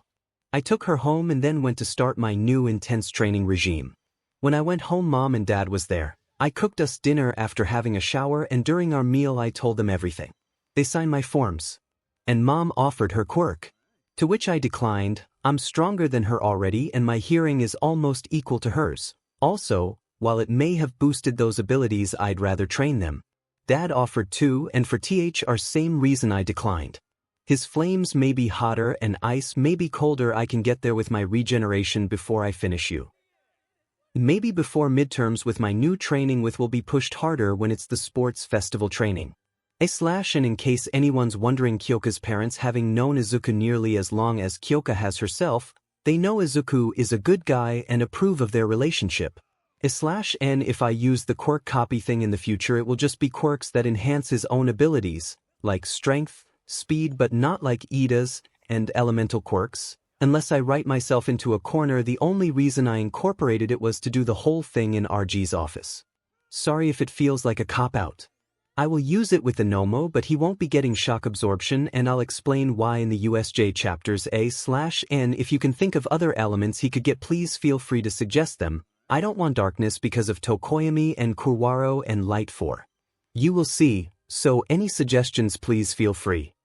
A/N. There will be implications of SA in this chapter, read at your own discretion. The next 2 weeks were pretty boring, combat training, focusing on combat abilities. Since I was more capable fighter than the rest, I was asked to help, so I focused on teaching some classmates what Colonel Satoshi taught me, mostly Kirashima, Uraraka, Ojiro, Hagakure and Yaoyorozu, since they are the most vulnerable in a fight. Otherwise I just sparred with everyone. No one could come close to beating me, but they were steadily improving. Our other classes were pretty standard and boring. My personally training, I've pushed my strength to 70 tons, 75 if I push it. My speed is now at 250 miles per hour, 403 kilometers per hour, and flying, if I use my wind I can reach 500 miles per hour, 804.7 kilometers per hour. I also learned 2 new techniques with my lightning in a spar with Dad. Aizawa. Okay class, today we will be going to the off-campus facility. Your parents or guardians sign the permission slips for. As today we will be doing rescue training. Kaminari, man ISCK at rescue. Izuku, that's why we are here, to learn how to use our quirks in a multitude of ways. Some will be to fight villains, others to rescue civilians. Aizawa, we will be having this training with Psionic and All Might along with Class 1B and another hero. We will be leaving in 10 minutes. You have the choice to wear your hero costumes or not, but choose wisely since you aren't used to them yet. Everyone went and grabbed their hero costumes, all except Hagakure, whose hero costume only consisted of gloves and boots. Before I went to change, I go up to her and say, "Hey Hagakure, can I talk to you about your hero costume?" Hagakure, sure Shimura, what's up? Izuku, I just thought you would like to know that you can get them DNA coded by using your hair, that way you can have a costume and not be, well, you know. Hagakure, I've never heard of that. I'll talk to the support department about that, thanks, 𝗵𝗲. Izuku, no worries, and after today, meet me in one of the gyms and I'll help you learn to turn your invisibility off. 𝗬𝗂𝗫 excitedly, do you really think that's possible? Izuku, your quirk from what I can tell has been misidentified. If it was simply invisibility you'd make whatever you wear invisible. I believe your quirk's more accurate description would be light refraction or manipulation, one of the two. 𝗬𝗂𝗫, that's interesting, I'll take you up on that offer. Izuku, well, I'm going to change, so I'll talk to you soon. With that I left the class to go change into my hero costume. When we are outside, Iida is there trying to organize everyone to board the bus. Everyone please line up in an orderly fashion in order of seat number. Izuku, Iida, remember I told you to relax, everyone hop on the bus and find a place to sit. Beside Iida, your seating arrangement wouldn't work for this bus. Iida, I see, I apologize, I will try and loosen up. With that he followed everyone else onto the bus. I see one be getting onto their bus too. And I hop onto the bus after everyone is boarded. I sit next to Kyo and am staring out the window. I can't explain it, but something feels off. I'm brought out of my thoughts by Tsu, however. Hey 𝗵𝗲, I'm usually blunt with my thoughts AMD questions. I was wondering, what does your quirk actually consist of? Izuku, Oh well, I have enhanced strength at a low to mid-S rank, speed at the same, agility same, reactions same, and regenerative abilities is at high S rank level. I can regrow limbs in a few hours. A training accident occurred to learn that. When I fly I'm almost as fast as hawks actually.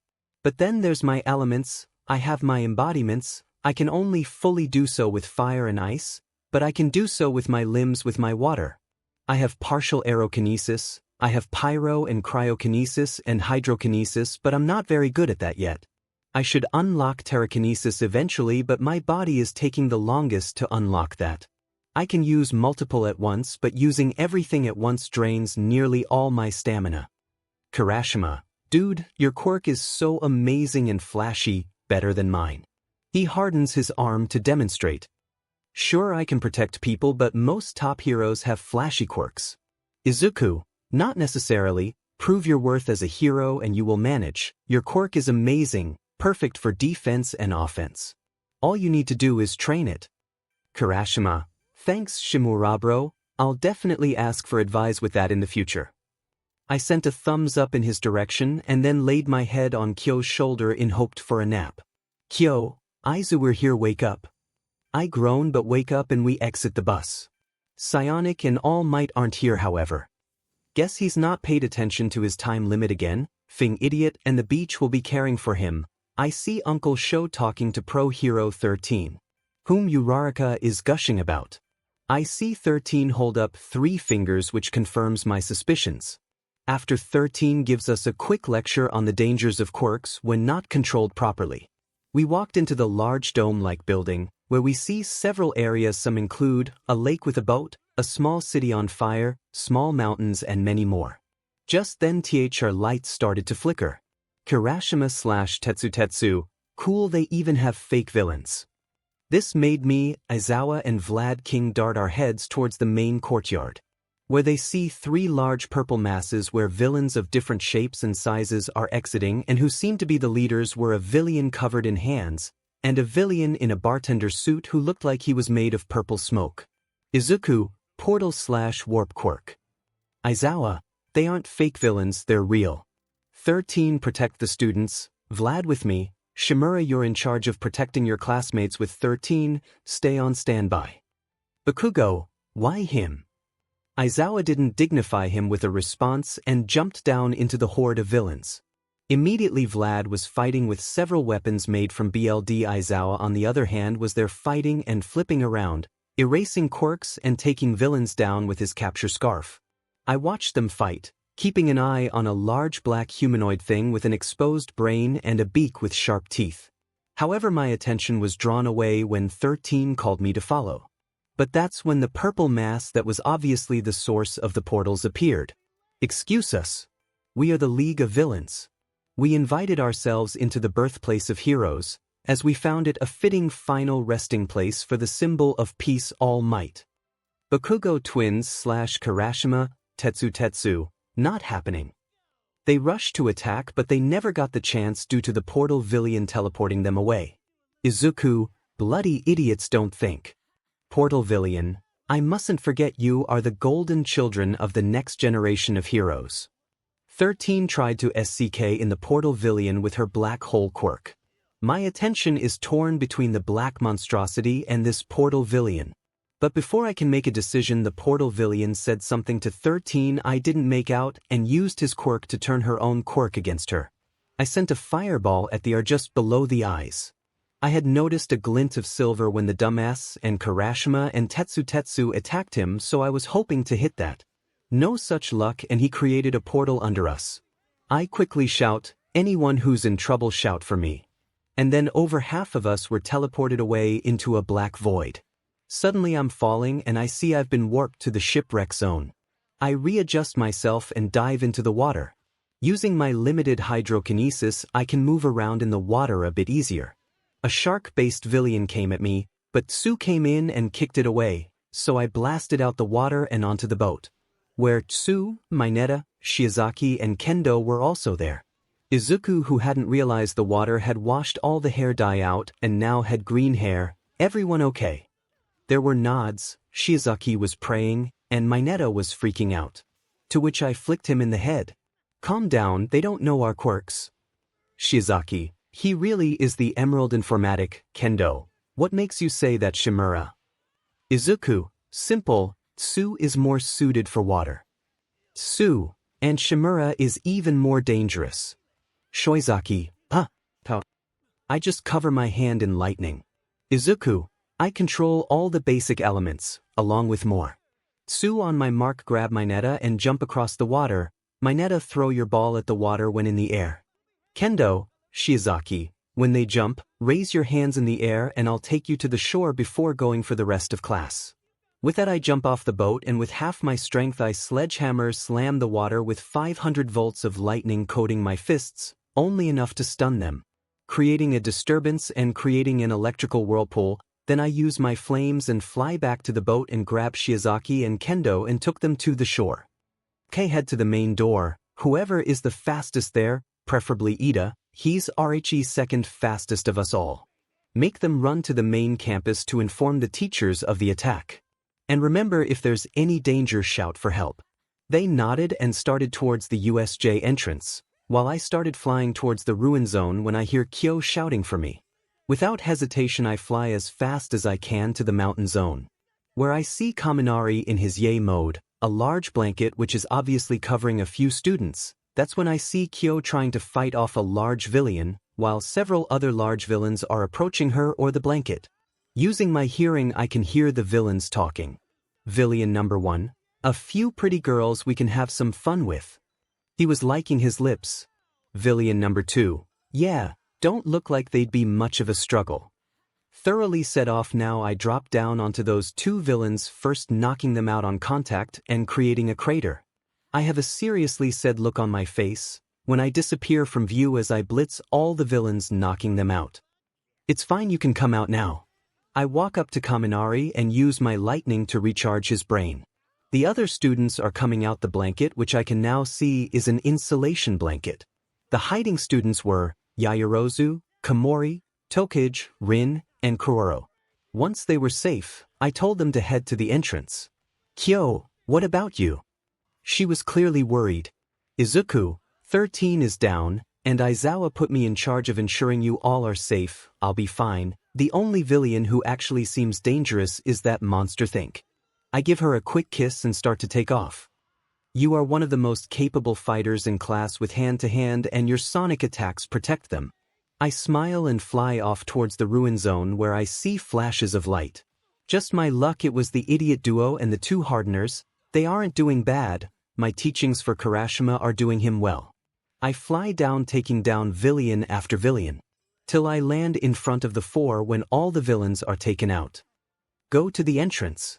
Katsuki, you're not in charge of me, you useless dish. Izuku, Aizawa put me in charge, so do as I say before I knock you out and make one of these 3 carry you. I wasn't in the mood for his CRP right now. It's not the time for his superiority or inferiority complex. Katsuki, I send a fireball towards Katsumi, who ducks. Katsumi, what the hell Izuku? Izuku, turn around. They do so and see a lizard-like villain slowly turning visible, with a knife laying near him. I knew you would duck, but hey, next time I'll let you get stabbed, shall I? Katsumi, sorry, thank you. Her voice was quiet and sullen. Izuku, now head to the entrance and protect everyone, and most importantly 13, she's injured and is out of commission. Katsumi, boo, the way your hair is green again. Izuku, not the time to care about that. I fly off to the landslide zone. Who has Shoto, Shoko, Hagakure? I can see her clothes, Minoma, and Kaibara. They were interrogating the villains that had been encased in ice, clearly the Todoroki's twins' handiwork, maybe with the help of Minoma. I land next to them. Any information? Shoko, Zuku. Not really, all these villains are less than street thugs. I merely side-eyed her with the name, but didn't say anything, not the time or place. Shoto, the only thing we can gather from the info we've gotten is that they have a weapon capable of beating All Might. But how that's possible we don't know. Izuku, if my theory is correct, it's the tall, bulky black thing that was with the villain covered in hands and portal villain. If our fight goes down, I'm the only one that will be able to handle that thing. Shoto, now isn't the time to be arrogant. Izuku. Izuku, I'm not being arrogant, let's be honest here, out of everyone in our classes, I'm the closest to All Might's strength, not to mention when added with my elemental abilities, I'm probably equal or slightly above him, then take into account my combat training. Again, let's be honest, I have the best training here out of everyone. The teachers won't be able to handle it for more than a few minutes, and that's being generous. And then there's my healing factor. I can heal either as fast or faster than that thing will be able to inflict damage to me. Hagakure, Shimura, I know you're strong, but if that thing is capable of fighting All Might, you will still die trying to beat it. Izuku, who said I had to beat it? All I have to do is stall it till All Might gets here. Now head to the entrance, protect 13 and the other students. If Ida hasn't escaped yet, make sure he does. Got it. The 5, got it. They all start to walk into the direction of the entrance. 5 minutes ago at the entrance, narrator POV Uraraka, Ida, you need to go, get to you. And inform the teachers. Ida, I can't just abandon my classmates. Hitoshi, you're getting reinforcements and coming back. Just then Tsu, Kendo, Shiozaki and Mineta climb the stairs, joining them. Tsu, they're right, Ida. Kendo, and your class rep has told you to give you those orders, so we'll get you an opportunity and Sato will bust the gate open for you. Shiro, yeah man, let's do this. Ida, if Shimura has given the order then I must follow it. Get me an opening. Sato was munching down on sugar as Ida carried him and ran towards the gate. The smoky villain gave chase, but just as he was about to warp them away, Uraraka came in and used her quirk on the now revealed metal brace, causing the portal villain to start floating up, but Shiro decided to help out and sent his tape at the same metal brace and swung him away, giving Sato and Ida the opening they needed to rush to the large doors and get Ida out. Back to present with a zoom on my way to the downpour zone, the only zone left. The students here were fighting a horde of villains larger than all but the landslide zone. Ojiro, Aoyama, Koda, Ashido, Tsunatori, Tsuburaba, Kamakiri, and Shishida were fighting and had nearly beaten all THR villains, but it was clear they were at their limits. I dropped down and creating a crater. Your opponent is me now. Class 1A students, Shimura. Class 1B students, oh thank God, Shimura's got this. Villain number 1. 1 student versus 20 of us. Don't get cocky, brat. Villain number 2. Hey, doesn't he look familiar to you? Villain number 3. Now that you mention it, yeah he does. Villain number 1. It's him. Villain number 4. 𝗵𝗃𝗄𝗵𝗃. Wanting to kill me quickly he charges, but I didn't give him a chance. I swept their legs put from under him, and while the villain was mid-air I sent an elbow into their gut. Another 2 villains charged at me, minor enhancement quirks I notice, and as they swing their fists at my face I turn my head into an ice helmet. Partial ice armor. I send a knee into one of their guts and spin and elbow another into the other's jaw. You guys really are pathetic. I haven't even used my enhanced strength yet. Villain number 5. Then try me. She was charging at me and she was fast, speed Quirk. As she charged at me I simply stamped the ground, turning the ground into an ice rink, making the speedster lose traction, and as they were sliding at me I just punched her in the face. Izuku, sorry for this guys. The students looked at me confused and worried and scared, then my ice encased their feet, then they saw ice handles in front of them all. They look at me even more confused when they see me flying up, and then a wind hits them and as I go into full immolation. The 1A students' eyes widen and shout for everyone to hold on. Just then I started spinning, creating a tornado with fire. As I'm spinning I send a few bolts of lightning into the tornado. Using a combination of cryo and hydrokinesis I create a lot of ice shards. Elemental tornado. The villains were getting 𝗬𝗍𝗍 into my tornado, getting zapped, burned and cut by each element, all while they couldn't do anything to escape. They were at my mercy. When I cut of the tornado all the villains dropped to the ground. Burned, bruised and cut, but most of all unconscious. All except one who, while he was burned, cut and battered, stood tall. He was tall, bulky and had a large expanse of muscles. Villain. So all the rumors of the 𝗵𝗃 having an IQ quirk was wrong. You have a powerful elemental quirk. Izuku, if that's all you think then you are in for a rude awakening. I charge at him and as he swings for my face, I bob to the left and uppercut him into the sky. I jump up after the villain till I'm above him and then axe kick the villain to the ground. Hand villain POV Shigaraki. Huh. A tornado. And what's that in the tornado? It's glowing multiple colors. He was looking in the distance towards the downpour zone. It was a tornado of black, yellow, red, and 2 shades of blue. Kurokiri, Tamura Shigaraki, am afraid to say a student escaped. What has caught your attention, sir? Shigaraki, it's no matter, you're lucky you're our getaway however or I'd decay you here and now. And to answer your second question, that tornado is what caught my attention. Kurogiri, there will be no students capable of that kind of power. It's probably a combination attack from our subordinates. Shigaraki, yeah, I guess you're right. Now these two. I was looking back at the pro heroes Vlad King and 𝗎𝗍𝗍. Nomu, kill them. Just then my Nomu blurred at them and in the blink of an eye, 𝗎𝗍𝗍's arm was snapped and Vlad King's head had been slammed into the ground. They struggled but they couldn't do anything. I walk over to 𝗎𝗍𝗍 and Vlad King and grab their arm and leg respectively with all 5 fingers and start to decay the pro's limbs. 𝗬𝗍𝗍 definitely erased this thing's quirk. That means this thing has multiple quirks or is naturally this strong and fast. This thing must be as strong as All Might. That means that only he can fight this thing. Izuku. Izuku could beat this thing, but I can't call for him, and I don't know if he will hear a whisper. But just then, Izuku. The pros need help.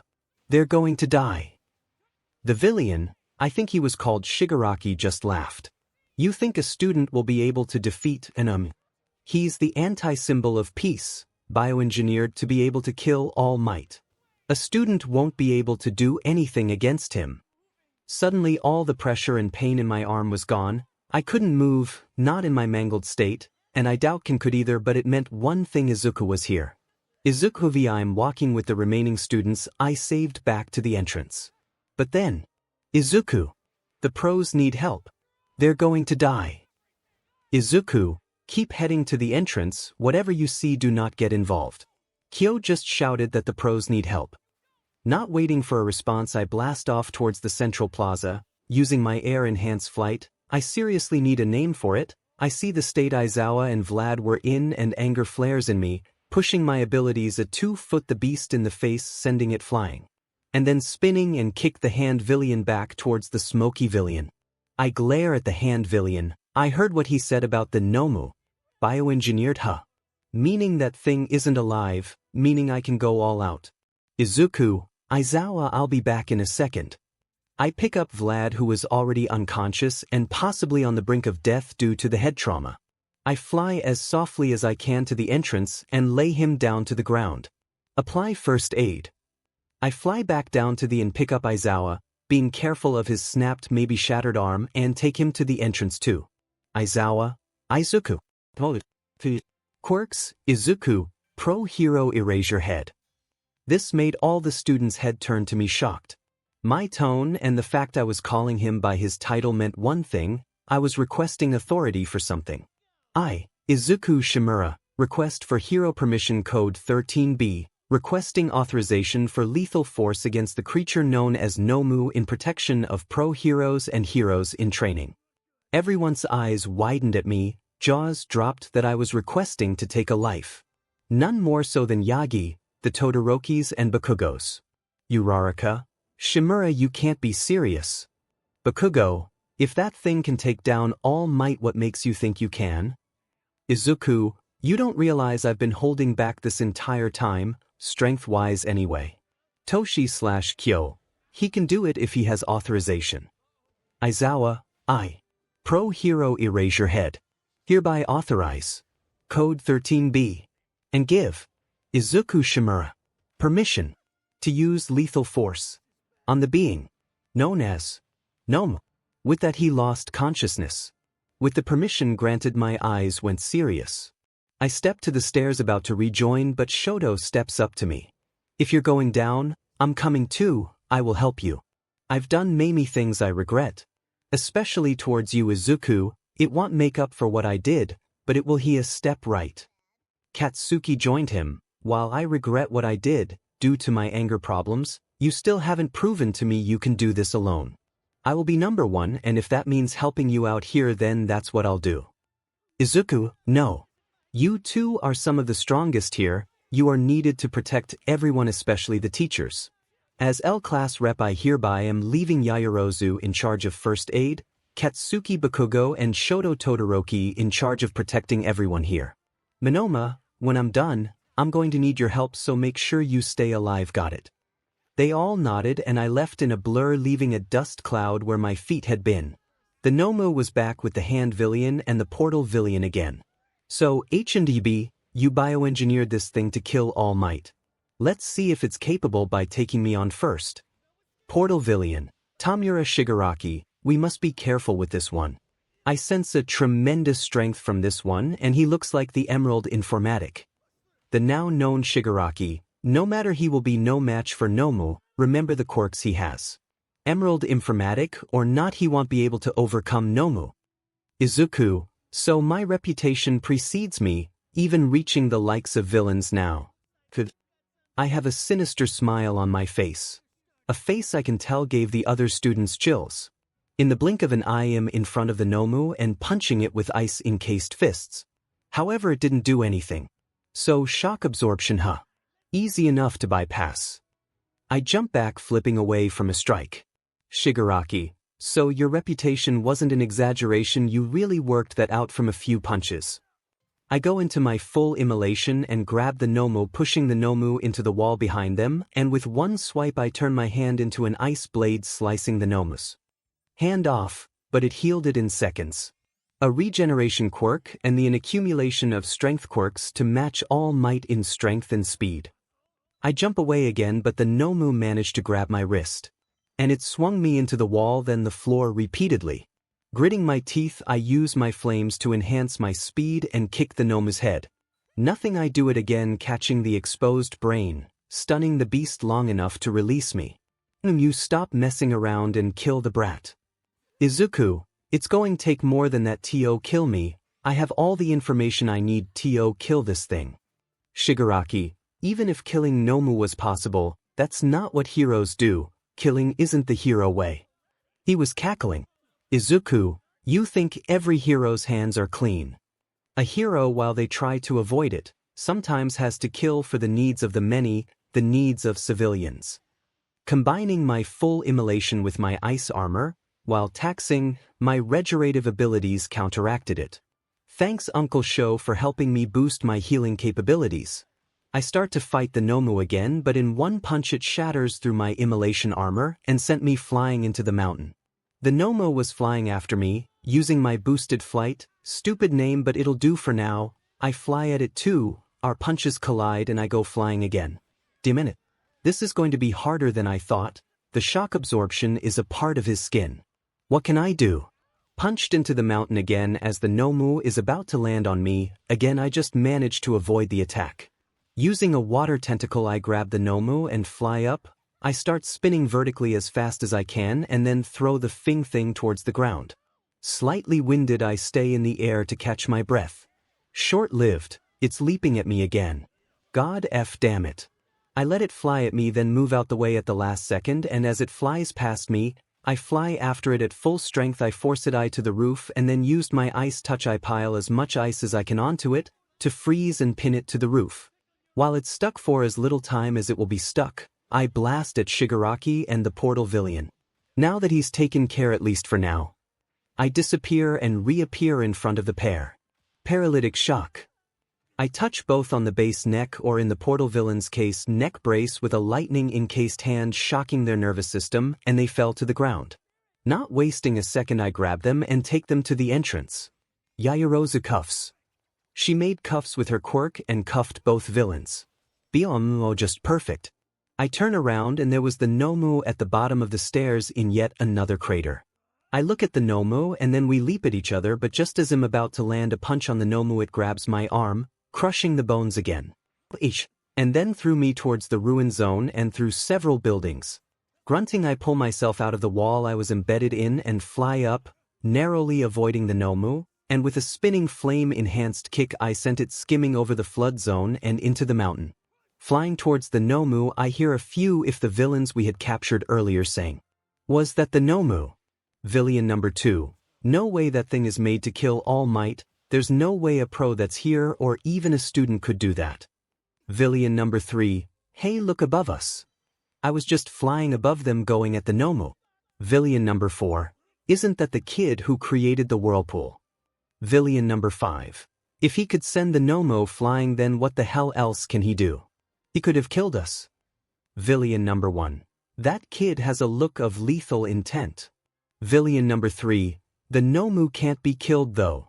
Villain number 2, "Every quirk has downsides and look at him, he's the 𝗵𝗃𝗲. If anyone can figure out how to kill the 𝗵𝗲, it would be a monster like him." I flew at the 𝗵𝗲 and started barraging the 𝗵𝗲 with punches, elbows, knees and kicks, all made more powerful with flames boosting the speed of the attacks. But it wasn't doing anything. The shock absorption was definitely powerful, but every quirk has a limit. Every injury I inflicted on the beast was healing as fast as mine do, no faster than my own healing. Suddenly I got dazed. The 𝗵𝗲 had headbutted me. And then I was in the mountain getting pounded more and more by the 𝗵𝗲's punches. Kyoka's Yaoyorozu had made us binoculars to keep an eye on Izuku is fighting that monster, but it looks like he's barely keeping up. He's not as strong as All Might yet, but he's beating the 𝗵𝗲 deeper into the mountain, when the beast had headbutted him, grabbed his knee and started punching the 𝗧𝗵𝗲 out of my boyfriend. I was itching to go and help, and from the looks of it so are Yagi, Melissa and both sets of twins. Yaoyorozu, don't even think about it. You don't stand a chance. Katsuki, what? And he does. Look at him, he's barely keeping up. We can at least provide backup, create an opening for him to end that thing. Shoto, while I'm with Bakugo on, we need to do something, we can't keep up with it. Izuku might possibly be the only one who can track that thing at such high speeds. Besides All Might. Shigaraki cackling. So the 𝗵𝗃𝗲𝗵 has finally met his match. Good, he was one of our biggest threats we wanted to eliminate. At least if we can't kill All Might, we can kill him. Kirashima, punch him in the back of the head for that. Kirashima, as much as I want to help Shimuraburo, we can't do anything. But stay on edge, we'll step in if he's about to die. Then Yagi and Melissa were bounding in their direction. Get off my brother/cousin. They didn't get far. Shoji and Siro had grabbed them and stopped them. Yaoyorozu, if you want to make up things with him, you need to trust him, let him do this. Besides, he's the only one capable and with permission to kill that thing. This made them look downcast, desperately wanting to help him but knowing they can't do anything. I hadn't taken my eyes off the fight. How could I? My boyfriend was fighting with everything he can to protect us all, and the Todoroki and Bakugo boys, maybe looking for a way to try redeem themselves to him. And he needed to win for them to at least try. Then it happened. Kyoka/Hitoshi, Izzzu. It was an anguished cry. Izuku, damn, this thing hits like a meteorite. I'm blocking as best as I can, but it's not the most effective thing. I can't see a way out of situation either. What can I do? I try to use my legs and push the thing away, but it's just back on me before I can get out of this mountain. It's hitting me faster than I can heal too. Splat. 𝗬𝗓𝗧𝗏. Yeah, but thankfully one of those monsters are fighting for us, and now he's closing the gap in their strength, but how? 𝗎𝗍𝗏. Wait guys, remember what 𝗵𝗲𝗲 said the day the press got in. 𝗎𝙪𝙢𝗢𝗏. You're going to have to be more specific, 𝗎𝗍𝗏. Hagakure seemed to understand what her friend meant. Wait Mina, you don't mean about him being able to get quirks, do you? 𝗎𝗍𝗏. Yeah. 𝗎𝗪𝗎𝗍. But he said he needed one's DNA to directly enter his, in other words his bloodstream, and they haven't. The 𝗵𝗃 BLD couldn't have done that since he heals too quickly. Katsuki, that may not be the only way now. 𝗎𝗪𝗎𝗍. What do you mean? Katsuki, when he did that spike attack, the BLD would have either dripped down the spike or stuck to it, and he didn't just drop the spike, he immediately turned into water. I think the BLD mixed with the water, and when he reformed it would have become a part of him. Kyoka. Even so, he's getting stronger faster than when his BLD merged with the decay quirk. Shigaraki. What, he has my quirk? This was answered with a punch to the face from Izumi. Shoji. No, it was just a BLD sample, he hasn't got a copy quirk, but his quirk is different, and that's all you're getting now. Shut up. Kaminari. But how is this new added strength adapting into his quirk so quickly? Katsumi. It's simple actually, it's the same reason he unlocked that new complete water state. The stress of the high-stake battle has still got his genes in overdrive, but rather than focusing on his elemental abilities, it's working on the 𝗵𝗃's strength and healing quirks and merging it into his own. 𝗎𝗪𝗎𝗍. And rather than giving him a new quirk since they're the same as his own abilities, his own quirk has its boosting them. His healing could be becoming a high S to mid SS rank now. His strength, I don't even know what that could be. The healing rank is only a guess. That's when they see Izuku go flying out the water and the 𝗵𝗃 following after him. That's when Vlad King starts to wake up. What's going on? Kendo, sir. Are you okay? Vlad. My leg and head hurts, but what's going on? What's happened to the villains? Komori. The creature we now know is called 𝗵𝗃, took both you and Aizawa out instantly, and Shigaraki used his quirk to decay your leg and Aizawa's arm. Vlad. So how are we all alive? Kendo. 𝗵𝗲𝗏 is fighting the 𝗵𝗃 and is currently fighting it on equal grounds, but he's quickly getting stronger and faster throughout the fight. He's going for the kill. Vlad. He doesn't have the right to kill it though. He could be expelled or arrested for doing so. Izumi. All due respect, sir, you're wrong. Mr. Aizawa granted Izuku permission for Code 13B, lethal force granted. Vlad. He let a kid do what? Shoto. Sir, as much as I don't like it, he's the only one who can go toe-to-toe against that thing. With All Might not here, I don't think he had much of a choice. Vlad relenting. Fine, but help me observe this fight. I need to ensure our student isn't going to get killed. Kendo did as they were told, but also said, Kendo, I don't think that's going to be an issue, sir. Vlad. And why is that, Kendo? Shoto and 𝗎𝗪𝗎𝗍 then explain what they suspect had happened with Izuku's quirk genes going into overdrive and unlocking his full water form. The BLD entering his system, making him take steadily getting stronger in the fight. They explain all this while watching the 𝗵𝗃 and Izuku taking turns to go flying. The 𝗵𝗃 would go flying and a bright orange trail would chase after it. Then Izuku would go flying with a smoky trail and the black mass of the 𝗵𝗃 leaping after him. But as the fight continued, Izuku was getting sent flying less and less and the 𝗵𝗃 was being blasted away more and more. All Might showed up with Nizu declaring, No need to fear any longer, because I am here. Shoto then explained the situation, all while they were still watching. All Might was about to leap in to help when Nizu stopped him. All Might, hold on.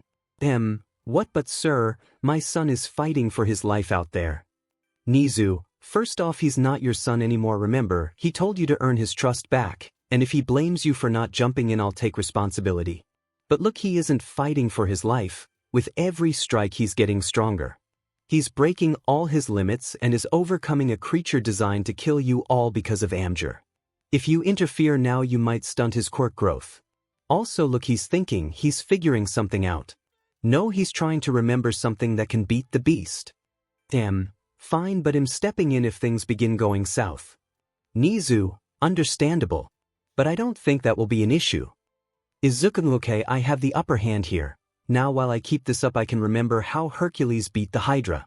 I was going after the Nomu in immolation, then upon contact I decoat my fist or leg or whatever I used to attack I add my ice, making the point of contact my new immolation armor. The shock absorption was wearing down now. I kick the creature straight into the sky. As soon as it leaves contact with my foot I start to spin, making my elemental tornado, and as soon the Nomu falls into range, I kick the Nomu with a flame, ice and lightning encased foot. Combining my two super moves into a new finishing move, Elemental Striker, this sent the Nomu back into the central plaza. As I fly down to it I see embers on the dismembered arm of the Nomu. That's when I remembered. Right, that was it. Hercules cauterized the stumps which stopped the heads from regrowing. Now I had my way to win. The Nomu's arm regenerated and it charged at me, but it seemed like it was moving slower. Never mind, not the time. I morphed my hand into an ice blade again, sliced off its arm from the elbow. I remember, that's it. Hercules burned the stump. Cauterizing it stopped it regrowing heads. With the answer in mind I sent a fireball at it as I jumped away. Then I sent a torrent of flames. While I know the Nomu can shake off the flames like they're nothing, I'm not aiming to wound the DMN thing with this attack. I'm going to stop its healing. When I stopped the flame I saw its arm was cauterized. Smiling I start fighting the Nomu again. Its moves even more predictable than before. Now it's down an arm, and again slower. What the hell is going on? Grabbing the Nomu's remaining arm I send it flying, then flying at full speed I two-foot it in the back and into the ground, and I start punching the beast in its exposed brain again. Come on.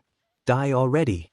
It managed to break free, and to my shock with its free arm it ripped of its half arm, causing said arm to regenerate. Great, looks like I'm taking the arms away from the shoulder. As the Nomu charged at me again I jumped over it and pulled myself closer with a water tendril, and with my other arm sliced the arm away from the shoulder with an ice-bladed hand. Immediately I hugged the beast's injury in full immolation. There, rip that off, you 𝗎𝗪. It grabbed me with its last arm and threw me away. You hurt my teachers, threatened to kill my friends. So now just 𝗎𝗍. 𝗎𝗍 POV 𝗎𝗍, astounding. Shoko, what is sir? 𝗎𝗍, Mr. 𝗬𝗵𝗲 has figured out how to stop a regeneration quirk. By cauterizing the wound. I wonder what gave him the idea. A lizard tail maybe. Or perhaps something else. Sir, if he carries on he's going to kill that thing. Vlad. That's the point, he has authorization to do so. Also, I hate to admit it, All Might, but I think 𝗬𝗵𝗲 has surpassed you, or at the very least is equal to you. Just then 𝗵𝗃𝗃 came crashing in. Turns out she had texted Izuku multiple times and not getting a reply had worried her, and upon seeing the U staff leaving the school in a rush she found out what was going on and rushed ahead. 𝗵𝗃𝗃, where is my son? And who is your son, 𝗵𝗃𝗃? 𝗎𝗎, ah, 𝗵𝗃𝗃, nice to see you. Shane, it's under such horrible circumstances. 𝗵𝗃𝗃, cut the CRP, where is he? And why is everyone here? 𝗎𝗎, villains attacked the facility with the intent to kill AM. Your son, on the other hand, well, he's out there fighting a beast designed to kill All Might. AM, what? You adopted my son. 𝗵𝗃𝗃, look, we can talk about your shitty excuse you call parenting later, but right now, 𝗎𝗎, why the hell hasn't anyone interfered and saved my son? Shoko, sis, look, she handed 𝗵𝗃𝗃 her set of binoculars and watched Izuku kicking the Nomu's butt, and is getting a bigger and bigger advantage. This gave her a proud grin. Her son was beating a monster as strong as or stronger than the number one hero. But then she noticed his attacks were getting more powerful and creating bigger and bigger shockwaves. Yaoyorozu, Todoroki, why did your sister call 𝗵𝗃𝗃 sis? Shoto, 𝗵𝗃𝗃 is engaged to Frozen Blaze, our older brother and apparently Izuku's new parents. 𝗵𝗃𝗃, that's right. Shoto, why didn't either of you tell us? 𝗵𝗃𝗃, after what you did, can you blame us? Plus it was his wish. Shoto dropped his head at that. In all the commotion and distraction no one had noticed that Kurogiri had taken the opportunity to warp himself and Shigaraki away. Yaoyorozu had only made normal cuffs, Not Quirk canceling cuffs, a mistake she won't make again when they realize they escaped. Then the 𝗵𝗃 went flying up past everyone and into the concrete above the doors, and Izuku went flying at it, pinning it by its throat. Die already, you bastard. If you want die by being attacks, I'll burn you from the inside out if I have to. They all watched as all but Izuku's arm turned to water as he then entered the 𝗵𝗃 through its mouth, and then immediately his arm went on fire. Melissa, he's combining this new water state with his full immolation, burning it, boiling it from the inside. Nizu, he's running on anger and instinct. He's never been able to combine his embodiments simultaneously immediately upon unlocking it. This must be extremely taxing on him. I'm worried about Izuku. The fact his rage had pushed him to be able to do this was very worrisome. Then the 𝗵𝗃 dropped lifelessly and water exited the 𝗵𝗃's mouth. After reforming, Izuku walked up to us all. That was difficult. Kirashima, difficult. Dude, you just killed something made to kill All Might. Kyoka had rushed and hugged Izuku and was refusing to let go. Kyoka, I thought you died. She was crying and he was patting her back comfortingly. Izuku, Kyo, sorry but my work's not done yet. Everyone, huh? Izuku, Yaoyorozu, I need 2 beakers and a couple of sample bottles. She immediately started to make them with Shoto taking them from her once they were made. Kyoka, what are you going to do?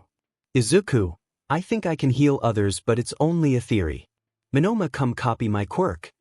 He immediately went over and did so. He clearly had grown to respect him and knew to do as he said if it involved quirks. Izuku walked over to Aizawa and pulled out his knife. Sorry sir, I'm borrowing this, Mom. Nizu, I know you trust me, so whatever happens don't let anyone stop me. They simply nodded at this.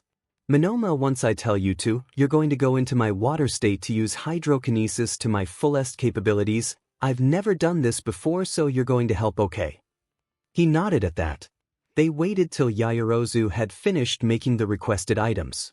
And then, with a knife he sliced off his hand, which caused everyone but myself, Mirko, young Aizawa and young Jiro to gasp and ready to step towards him to apply first aid. Young Shimura, what do you think you're do dash? I stopped doing anything, but I didn't have to because his hand regrew instantly. Izuku, what the hell?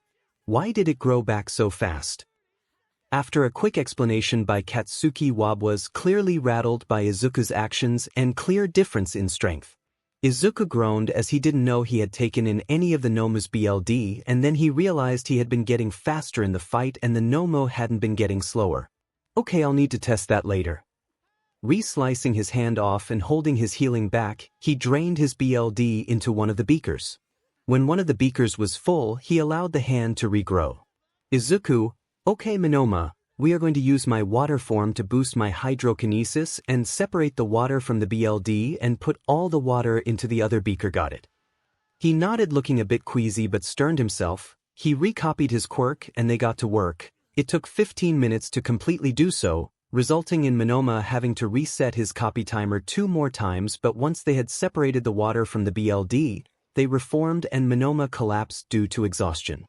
Thankfully his costume was designed to transform with him if needed. Versatile for a quirk like his. Izuku took the sample bottles and filled them with the water. Vlad, drink this please. Vlad was skeptical but he knew how smart this kid was. And after an internal battle he drank the bottle. After a minute his leg began to heal and was good as new in 5 minutes. Looks like it's not as fast as my own healing but will heal as much as I can, meaning it'll regrow limbs just slower. He then walked to Mr. Aizawa and had to forcefully help him drink the liquid. All might, make yourself useful and start rounding up the remaining villains. All of them have been captured or knocked out. He nodded, although begrudgingly, and walked off. And as Izuku was taking off 13's helmet, the rest of the staff arrived, finding the steaming body of the 𝗵𝗃. What the hell is that? That's when he sees Aizawa still injured and rushed to him. RG went up to them and looked him over but then saw his injuries were healing. RG, how is he healing? Izuku, who was now administering the water to 13, said, that's my doing. Anyone here injured? Drink some of the remaining water. No one was injured but they were staring at him in shock. He had just killed and was acting like nothing had happened. 𝗎𝗪𝗀 walked over to the water and looked at it. 𝗎𝗪𝗀, what is this? Izuku, the water separated from my BLD, she looked at him shocked. 𝗎𝗪𝗀, the amount of BLD needed to fill a beaker this much is ridiculous. What did you do, Izuku? He gulped at her tone as she lifted her cane threateningly. Izuku finished administering the water and said, Izuku, cut off my hand. He had said it sheepishly knowing he was about to get beat with that diamond cane. But instead she just looked at him confused. 𝗎𝗪𝗀, you can't regrow limbs that fast yet though. Izuku, can now. Then the exhaustion took him and he passed out on the spot, falling to the floor. 𝗎𝗪𝗀 went over to him along with young Izuku Yagi and Jiro, who was trying to keep Yagi away from him. 𝗎𝗪𝗀 then said, he's okay, just exhausted. It appears he was running on pure adrenaline and need to protect, and he's just crashed now that the danger is gone. Now can someone explain why he was able to regrow his hand so fast? 𝗵𝘃𝗀, and from how he was fighting towards the end he was probably running on rage too, going off the way he killed that thing. Pointing behind her with her thumb towards the Nomu. With that last statement 𝗵𝘃𝗀 went off with most of the other heroes with rounding up the other villains. While Kyoka explained everything Katsuki had deduced, ensuring to say that it was only speculation but the only thing that made sense as he was getting stronger as the fight progressed. I listened closely to this, but one thought was on my mind. Izuku had surpassed him in quirk breakdown. He had figured out how to completely neutralize a quirk, even I hadn't figured out how to completely counteract. When the police arrived, 𝗧𝗵𝗲 and Midnight sat with the students as they gave their statements of the events of the attack. The only two unable to do so were 𝗵𝗲 and Izuku. But one thing that everyone had stated, Izuku had saved them all. The Bakugo twins, Todoroki twins and Izumi all seemed to decide collectively that they all needed to talk to Izuku. 𝗵𝘃𝗀 took Izuku home as he was expected to be out cold for at least 24 hours but probably longer. He had no injuries. But he overused his quirk and drained all his stamina. Kyoka had asked 𝗵𝘃𝗀 if she could stay with him, so someone was there the whole time when 𝗵𝘃𝗀 and 𝗬𝗪𝗼 had to go do patrols. Kyoka's parents, having been informed of the situation by 𝗎𝗎 when she called her mother, immediately agreed, knowing her daughter would just worry if she didn't. Before they left, 𝗎𝗎 made sure to tell them that he was giving the students a week break. Time skipped 2 days later, 𝗃𝗵𝗲 started to stir awake, confused and groggy. Until I start to remember what had happened and bolted up into a sitting position. I didn't realize I had a guest in my bed and had woken her up. Kyoka, Izu. She had a sleepy, confused voice, and then clarity came to her. Oh my God, you're finally awake. And she hugged him. Izuku finally realized where he was even more confused. Izuku, Kyo. I hugged her back, but there was obvious confusion in my voice. Kyoka, she wasn't relenting the hug though. Izuku, I have so many questions and admittedly the order is questionable, but what are you doing in my bed? Kyo had gone red from embarrassment but answered nonetheless. You've been out cold for 2 days and I didn't want to leave you alone, since I knew you would be in a state of panic and confusion. I nodded in understanding. Her reason was sound. And what happened? The last thing I remember is the Nomu beating me into the mountain and then nothing. Kyo had a worried look and asked, you don't remember anything? I shook my head. Well, this is all speculation, but we think the beating, fear of death, and a few other factors made your quirk genes go into overdrive and you unlocked your full water form. She continued explaining what happened, and she was doing so. I was remembering what happened little by little, and by the end of her explanation I had remembered it all. There were a few blank spots, but it had mostly come back to me. Izuku, so I'm stronger, probably stronger than All Might due to how many strength quirks the Nomu had, faster, and heal instantaneously, and can now turn completely into water, along with able to use the water from my BLD to heal. Looks like I've got an alteration to make to my hero suit. I chuckled at that. Well, that answered most my questions. Is everyone okay? Kyoka, there were no injured thanks to your healing water. 𝗵𝗲𝗼 was the only one incapacitated due to exhaustion after helping you separate the water in your BLD, and we were given a week off. Well, technically 9 days since it was Friday. We are back a week tomorrow or today, I guess. I was nodding at that. I was still a little sore due to quirk overusage. Izuku, 𝗬𝗂𝗃, you said you came straight here with Mom, what have you been wearing to bed? 𝗬𝗂𝗃 blushed at that and said in a quiet voice. One of your loose-fitting tops. I just looked at her blankly, looking down at the top then back to her face. Don't look at me like that, it's comfy. Izuku, you don't have to be embarrassed, I would have given you one anyway. That's when I realized I was only wearing shorts. But who changed me? Again she went red. 𝗬𝗂𝗃, guilty, I didn't peek or anything, I just thought you would be more comfy. Sorry if I overstepped. I had a slight blush now too and said, no, it's okay, I mean we've been together a year now. I think we can share a bed and it's not like you haven't seen me topless and in shorts before during our training, underwear is a different story. But sharing a bed, I think I'd like that, especially if we both move into the dorms. I give her a kiss. But I'm not ready for more than that yet. 𝗬𝗂𝗃, that's okay, I've liked sharing a bed with you, cuddling, and I'm not ready for anything more. And you neither. I love you. Izuku just smiled and kissed her. I love you too, and thank you for staying with me. We laid back down and cuddled. And soon after we fell back asleep.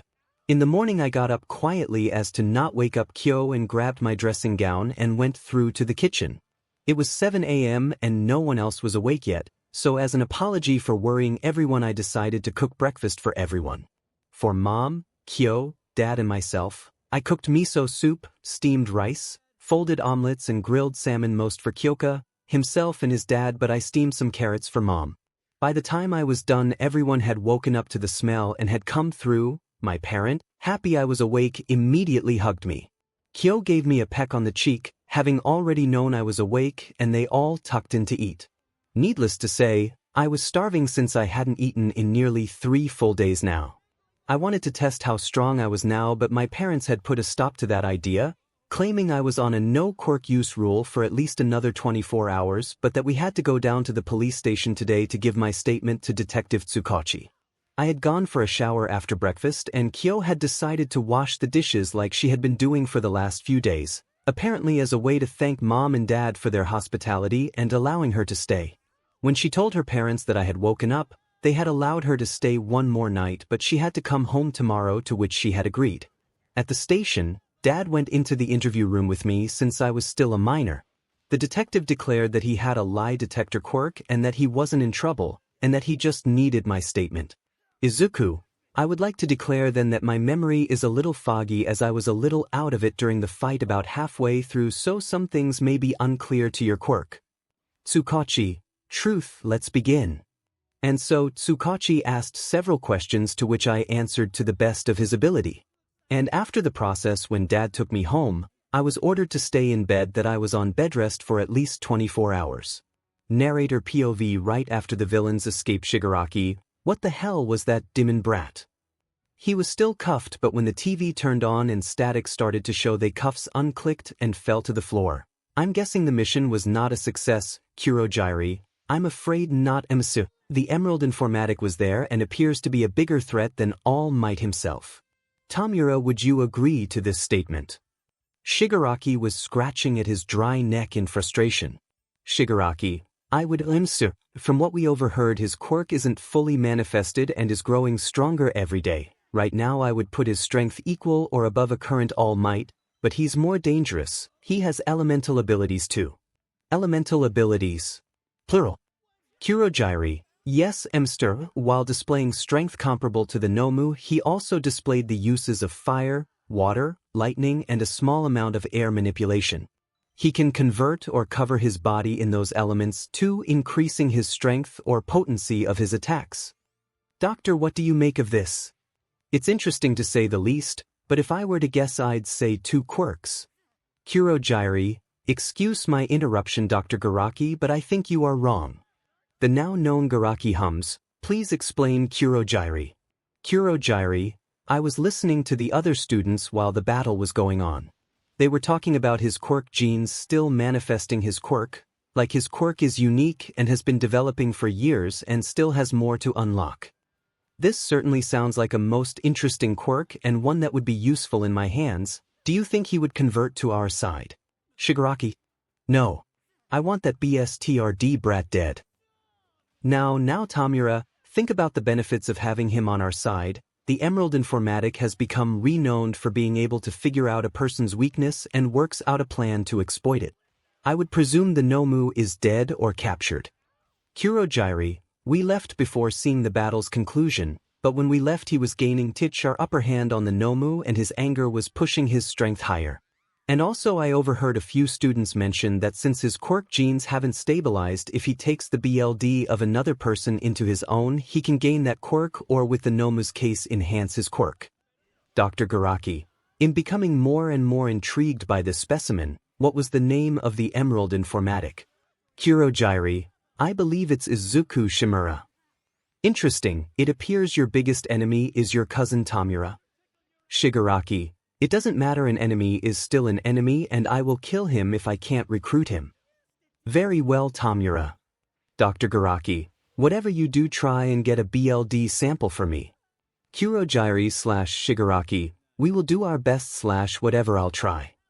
And the inspiration I had for the way Izuku's water form can move was goop from Ben 10a/ and anyone with ideas of what I can call the water form, please leave suggestions. Izuku POV. The rest of the week went by pretty standardly. I relaxed and had a date with Kyo.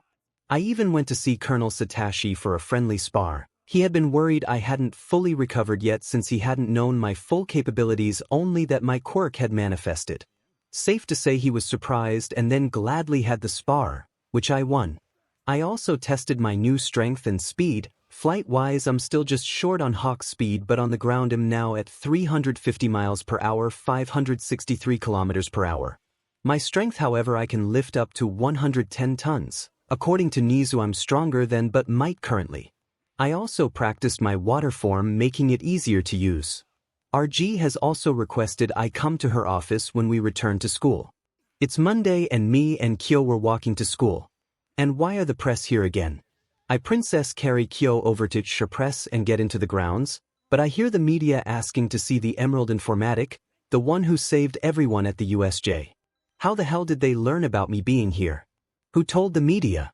We continue walking till we get to class. Kaminari, Shimura, how famous are you? The press are asking for you now. Izuku, I know, I heard them, I just didn't talk to them. They'll learn about me soon enough. Kaminari, that's fair enough, dude. Mina, hey Izuku, how come you haven't dyed your hair white again? Izuku, that's the thing I did, but when I go into my water form it goes back to normal, so there's no point in constantly doing it. Karashima, Dinan bro, that is, I know how much of pain in the but dyeing hair can be. Mine's dyed too, but for two to have to do it and it come off cause of your quirk must SCK. Nothing you can do.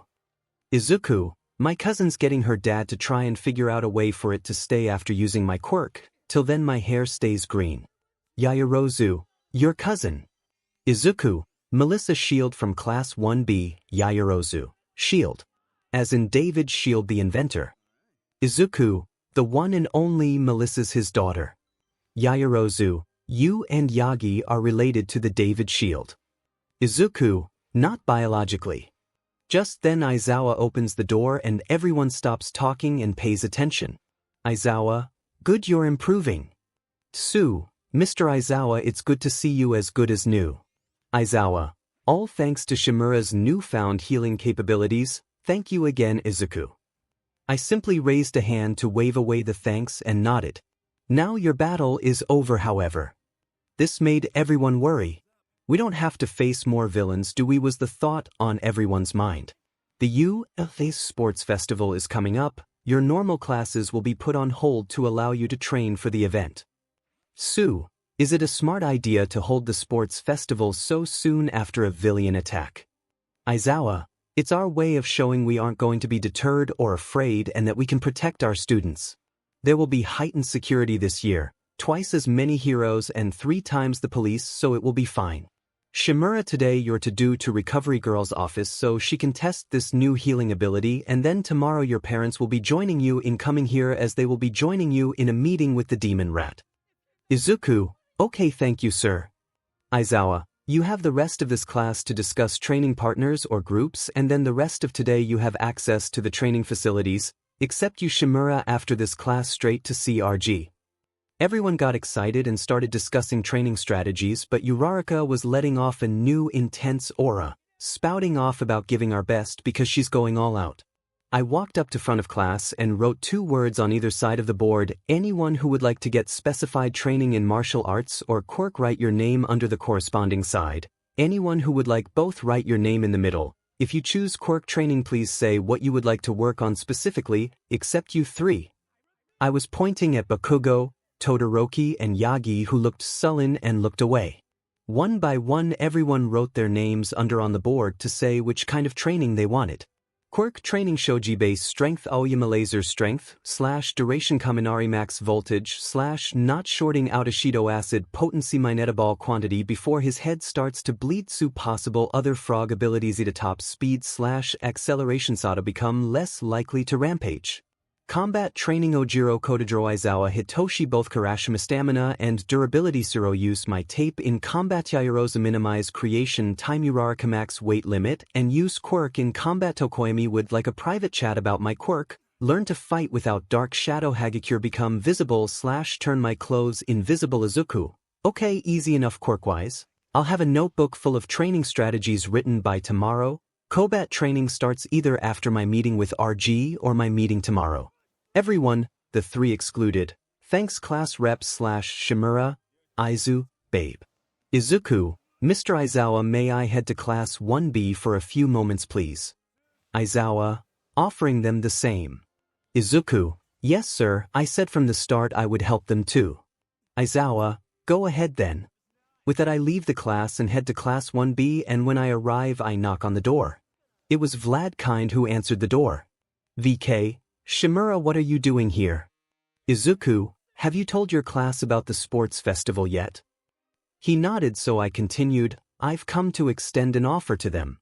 He let me in, and safe to say I got some looks, some fearful, who can blame them? I did kill right in front of them, some curious, others skeptical, and 2 looking at me with longing, to which I ignored them. Hello class 1B, I have come to extend an offer to you. I'm willing to help train you in either combat capabilities, your quirk, or both, your choice. I wrote down the same options I had done in class 1A. If any of you are skeptical, I was trained by the owner of the Intensity Dojo, if that helps. Your class rep and vice rep can also confirm my offer since I extended it at the first meeting. Kendo and Melissa both nodded. All you have to do is write your name on whichever side you wish to work on. If it's your quirk, please leave what you would like to work on. Todoroki and Bakugo, you're not getting help. You know why? Like their brothers, they dropped their heads, but everyone else came up and wrote their names on the board. Quirk training: Kamakiri blade durability / sharpness, better control over how sharp or dull his blades are. Kamori more variety of mushrooms. Ibrevine speed Fukudashi try and make the words give abilities / damage words can do. Tokage control more separated bits. Hananuki softening radius speed. Sanatori control more horns at once. Yanagi more items / more weight. Combat training: Kendo Kodai Shishidain beast form. Ring 𝗵𝗃𝗧𝗵𝗃 courier use my shadow transport in a fight. Shota use my twin impact in a fight. 𝗬𝗫𝗏 use my solid air in a more offensive way. 𝗬𝗏𝗧𝗏 harder further. Bondo use glue to capture via combat. 𝗵𝗃𝗲 increase quantity of copies, duration, and learn permanent copies. Melissa increase maximum quirk. I can use Izuku. Training will start tomorrow, however 𝗵𝗃𝗲, Tetsu and 𝗬𝗫𝗏, can I talk to you please? They followed me out the class where I spoke to them. 𝗬𝗫𝗏: with my understanding of your quirk to make shields or stepping platforms correct. 𝗬𝗫𝗏: yeah, that's right. Izuku: well, I reckon you could use it the same way I use mine. Just then I lift my hand and set it ablaze. Try solidify your air as a gauntlet. Practice it today. He nodded and went back into class. Tetsu, I'd like you to assist 𝗵𝗃𝗲 here in trying to learn permanent copying. Let him copy your quirk and teach him everything of your quirk, specifically when your quirk first manifested. 𝗵𝗃𝗲: focus on copying a weaker version of his quirk, okay? They both looked at each other and then at me and nodded. With that I went back to RG as class was about to end. I knocked on the door and was asked to come in. RG, you asked for me to come see you. RD: Izuku, yes, I'd like to talk to you and do tests with this healing liquid you seem to make. Izuku: sure, would you like to ask questions or a fresh sample first? RD: I'd like to talk first, please take a seat. So I took a seat in the offered chair. First off, congrats on reaching high SS rank regeneration. I honestly don't think you could die, short of a blow to the brain or the heart. Izuku, thanks, not how I'd have liked it to happen, but it can't be helped. She smiled at that. RG, how did you know you could heal people with the water in your BLD, Izuku? I didn't. Truth be told, it was a gamble, but a gamble I had to take. I would have just made them drink my BLD but didn't want to risk anything dangerous like a dormant virus in my BLD or something, so I separated the water from it, since BLD is 80% water. RD, a risky move, Izuku, but it seems to have worked out. But I have commissioned Power Loader to make a machine that can do it for you. Izuku, that reminds me, I need to go to the support department today to ask for an addition to my hero suit. But would you like a fresh amount? RG, if you are okay with that, Izuku, that would be great. Izuku, it may take a bit of time since I'm on my own and am still not great at my hydrokinesis. I need a container and a knife. RD, of course, Izuku, take your time, and not in here. Let's go into the operation room to do this. She leads me into the operating room and I sit on the floor in a meditation pose, and RG brought me 2 bowls and a scalpel. I slice into my palm and hold back my healing and let my BLD drip into one of the bowls. As I'm doing this, RG sits in silence and watches me. When the bowl is full, I let my hand heal and then raise my hand, which lifts the BLD into a ball in the air, and with my other hand I start to wave it to the side slowly, and it starts to bring out the water from my BLD. On my own it took 45 minutes to completely separate the bowl, but when I'm done and I've put it all into the bowls, I lean back on my hands with sweat beading my head. It took a lot of concentration to do that, but I know with practice that will become easier. RG took the bowls and safely disposed of the remaining BLD. Then we went through to the room where we tested the decayed gate, where she used the microscope to look into it, and from a hat I can tell she couldn't see anything wrong with it. Well, Izuku, I don't see any downsides to this. In fact, this could actually be life-saving. The only thing I don't think this could heal are diseases. Izuku, this machine you have had commissioned for me, I assume I will have free access to it. RG, of course, it will be yours when you graduate. We will have the machine transported to the agency you go to, whether a hero's you sidekick at or your own if you start your own agency immediately. About that. Izuku, thank you for doing that, RG. Is that all, or is there something else? RG, just one more question, what made you come up with the idea? Izuku, actually just a hunch, considering my healing is an enhancement of my body's natural healing, which party all comes from the BLD. She nodded at that. Oh, RG, one more thing. Inform hospitals about the liquid being available for patients who might die or become paralyzed, but make it known it's strictly for emergencies like that, and patients with diseases like cancer won't have access as it won't help them. She nodded again and allowed me to leave. I head to the support department next, where I meet Power Loader. 𝗵𝗃𝗲, how can I help you? Izuku, first of all, I'd like to thank you for making the machine RG has asked you to make. 𝗵𝗃𝗲, the BLD separation device. Very curious device, but perfect for 2 newfound healing abilities. And what else would you like? Izuku, 2 things. First, a modification to my hero suit. It's not a hugely drastic one though. 𝗵𝗃𝗲, go on. Izuku, just a utility belt with just pouches, one for Quirk cuffs, and the rest to store small containers for my healing liquid. The belt and its contents need to be able to change with me into my water form and remain separated from my body when I reform. I can give you BLD or hair to DNA code that if you need. And the pouches also need to be durable enough to withstand a punch from me or All Might. 𝗵𝗃𝗲, a difficult task but not impossible. I can get that done. And the other thing. Izuku, I would like jars/containers can only open with my command or those I give permission, preferably vocally. Maybe a passcode or something.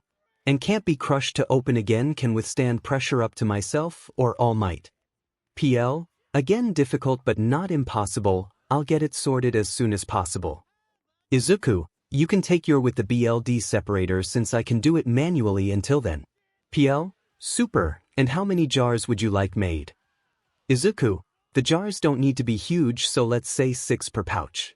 So it depends on how many pouches you make and multiply it by 6. Minus the pouch for the cuffs.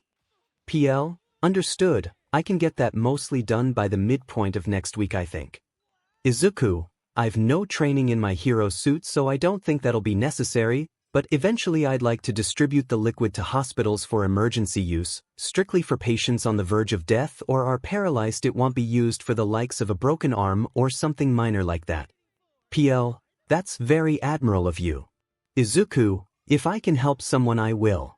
PL nodded approvingly at me and I left to talk to Nizu. PL, after Izuku left, you're going to need your hero suit sooner than you think. If you agree to what's to come. Nizu's office. I knocked on the door to Nizu's office, and when I gained entry I saw the principal sat behind his desk with his usual cup of tea. When he saw it was me, he greeted me pleasantly. Hey Izuku, good to see you. However, I wasn't expecting you till tomorrow. Izuku, Principal Nizu, sir, I'm aware. However, I was simply coming to if I could find out the reason for tomorrow's meeting and who would be present, and if it would affect my plans for the next 2 weeks. Nizu, I assume you are referring your training of both classes. Izuku, you would be assuming correctly. Nizu, I'm afraid I cannot tell you the details of the meeting other than you are being requested for a mission, but whether it will affect your plans will depend on if you agree. Izuku, I guess I have a favor to ask of someone and Quirk training plans to write up. Nizu, good to be prepared, till tomorrow. Izuku, as he sipped his tea, I left the office. I went to join my class to give them instructions. I left Toshi in charge of the combat training, Kyo in charge of those who wanted to use their quirk more efficiently in fighting, while I went to instruct Rose who wanted to improve their quirk's quirk training. Shoji make more fists and wrap arms around itself constantly to increase power. Aoyama laser control, power in laser, size of laser, rapid fire laser. Kaminari overcharge his body with electricity to withstand / make more electricity. Ashido push more concentrated acid into a glob of acid till it can melt through stone faster. Mineta constantly throw the ball through the pane. Tsu learn about a frog ability she wants to learn and how a frog does it and practice the same fundamentals of the ability. Ida run while wearing weights equal to his body weight. Once it feels light, double the weight. Sada workout while eating sugar, put a focus on the rampage. Zero mobility training. Swinging obstacle course, while taping targets on course, increase speed and accuracy. When everyone had their instructions, I went to Kyo's group, where I gave others instructions when they aren't learning combat. Kirashima, harden as much of his body as possible and hold it. When feeling like it will drop, try hold it longer. Do in free time. Yaoyorozu spar with someone and Tay and create something in a split second to get the upper hand. Try force her creation process into overdrive. Uraraka lift heavier objects while jolting back the nausea. Do for a week before hand-to-hand. Tokoyami go into the dark, but only to the point where he begins to lose control, and maintain the control. Once control is established and maintainable, he needs to go into a darker area. Do for a week before learning hand-to-hand. Hagakure focus on the light around you and focus on allowing the light to hit you. Do in free time for control practice. Once everyone was given instructions, I walked around and gave pointers or adjustments to those needed, while and also informing everyone I may be unavailable to teach but will leave a notebook with instructions with Mr. Aizawa. I went to sit at the side and pulled out a notebook labeled 1 foot a quirk training and wrote down instructions. These include instructions for the future. 1A quirk training aims all the same as before. Hitoshi Aizawa practice control on other people, practice vocal imitations. Support gear advised. Kyoka Jiro increase strength of earphone jacks. Increase heartbeat intensity through jacks. Increase flight speed and sonic attacks power. Yuga Aoyama increase stomach muscles to help increase duration and lessen quirk drawback. Mina Ashido increase acid resistance and work on full body acid secretion. Tsu Azui abilities to look towards, camouflage, paralytic toxins, color change to help increase resistance to cold. Tenya Ida weight training to increase top speed and acceleration, create an overdrive ability. Will be changed to increase duration when Izuku learns of Recipro Burst. Ochiko Uraraka learn to increase gravity, try push gravity abilities to chain through touching objects. Mashireo Ojiro increase tail strength, try manipulate tail size to increase mobility / power and force. Denki Kaminari channel electricity through body to increase strength and speed. 𝗬𝗓𝗵𝗲 increase hardening by activating quirk on top of activated quirk. Visualization may help, stamina and endurance and full body hardening increase needed first. 𝗬𝗓𝗁 no quirk increase needed, confidence needed to speak louder required. 𝗬𝗓𝗄𝗧𝗏 soda decrease sugar needed to increase strength. Increase natural endurance to increase duration of strength boost. 𝗵𝗃 increase maximum number of tentacles he can create and physical to increase the combination attack and help with recon and range of tentacles. 𝗵𝗃 mobility training and tape durability and adhesive strength.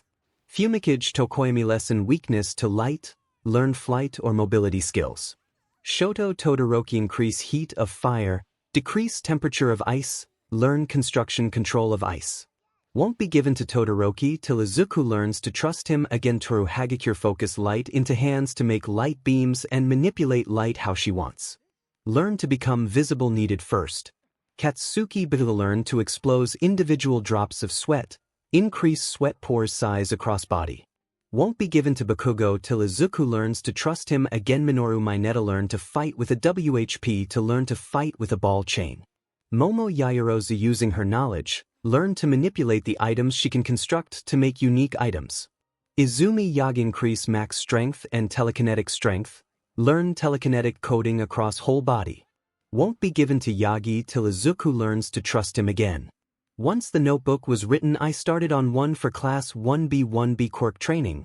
1B Quirk training 𝗬𝗪𝙢𝗢 yosetsu aways learn chemistry to learn to fuse molecules to create different substances, e.g. water for fires.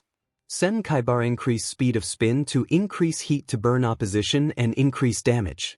Toguru Kamakiri increase blade sharpness and durability, and learn control over how sharp or dull, for different scenarios. Shirhai Kuwaro learn to transport people through his shadow travel. Itsuka Kendo learn gigantification on feet. Yui Kodai learn to alter an object's size from a range. Kinoko Komori learn to make new types of mushrooms and learn control over sizes. Ibara Shiza increase speed of vines. Jiroda should retain full control over instincts and thoughts when transformed. Nurenjiki Shoda try to add a third possible impact. Pony Tsunatori increase control over number of horns fired, increase power of the horns. Kozai Tsuburaba try to make offensive constructs from his solid air. Tetsu increase steel to full body, push steel into titanium to increase durability and mobility speed. Setsuna Tokage increase natural strength and increase number of spirited body parts controllable. Manga Fukudashi learn to use words to grant user abilities, e.g. increase speed. Intentions will be needed. Juso Hananuki selective softening. Soften an area while keeping certain areas in the perimeter solid. Increase speed and range of softening. Kojiro Bondo increase adhesive strength and range, learn to weaken adhesive on command. Nito Monoma increase number and duration of copies, learn to permanently copy certain quirks. Reiko Yanagi increase maximum weight limit and size. Hiryu Rin increase scale durability and projectile speed. Shoko Todoroki increase fire control and heat, decrease ice temp, and create constructs. Won't be given to Todoroki till Izuku learns to trust her again. Katsumi Bakugo concentrate the sweat to increase blast power. Won't be given to Bakugi till Izuku learns to trust her again. Melissa shield increase body's natural muscles to gain better control over her quirk. More will be added when she starts to gain the other quirks. Once the notebook was written, which took the remaining time before lunch, he handed it to Mr. Aizawa to give to VK in case I'm unable to do the training. We all went for lunch. Wicks as usual. I ate with Kyo, Toshi, Uraraka, Yaoyorozu, who had become close friends with Kyo and Ida. But when I was nearly finished eating, Shoto came up to us. Is Shimura, can we talk? Please. His voice was low and soft, and I heard it crack a little at the end. I looked at everyone and excused myself and followed him into an empty classroom. Izuku, fine, speak. My arms were crossed and I was leaning against the wall. The shorter boy looked into my eyes and immediately bowed. Todoroki, I'm sorry. I'm sorry for my actions as a child. It's no excuse, but I was scared that if you didn't manifest a quirk, you would be killed. But since even before we got to you, you have proven that power isn't everything. You have helped pro heroes with quirks unsuited for a situation win against powerful villains. Like the water hose duo with the SS rank 𝗵𝗃𝗁𝗵𝗃. During the battle training you won a 4 versus 1 on skill and brains alone, no quirk. In the USJ you figured out how to counter a quirk that until then was thought could only be made to be overused, but you figured out how to completely stop it. He was bowing this entire time and his voice was cracking more and more, like he was trying to hold back tears. We were like brothers growing up, and I shouldn't have allowed 𝗂𝗂𝗁𝗃𝗁 idea to influence my own ideals and our bond. And growing up I shouldn't let my emotions get the better of me. You know yourself that I had feelings for Kat since we were little, and she had feelings for you. I was scared you would take her away from me and I would never get a chance. That was when my bolting got worse. I'm not trying to make excuses, I just want to explain my reasonings. But when Tuya and Dad told me we actually left you on the verge of death, I immediately regretted my actions. He was freely crying now. Izuku, stand up Todoroki. My voice was monotone and had no emotion to it. He stood up and his eyes were flowing with tears. Todoroki, I'm sorry Izuku, I'm so sorry. Izuku, if you want forgiveness you need to earn it, words can only get you so far. But I will tell you, you had no reason to worry about me stealing anyone. I had no interest in your sister or Bakugo. They lost any chance of anything like that when they started using their quirks on me. And then I started to fall for Kyo when I was so I never had any intention to date any of them. Todoroki, I understand. I'll do whatever it takes to earn your trust again. Izuku, just remember I won't be able to ever forget what you did to me.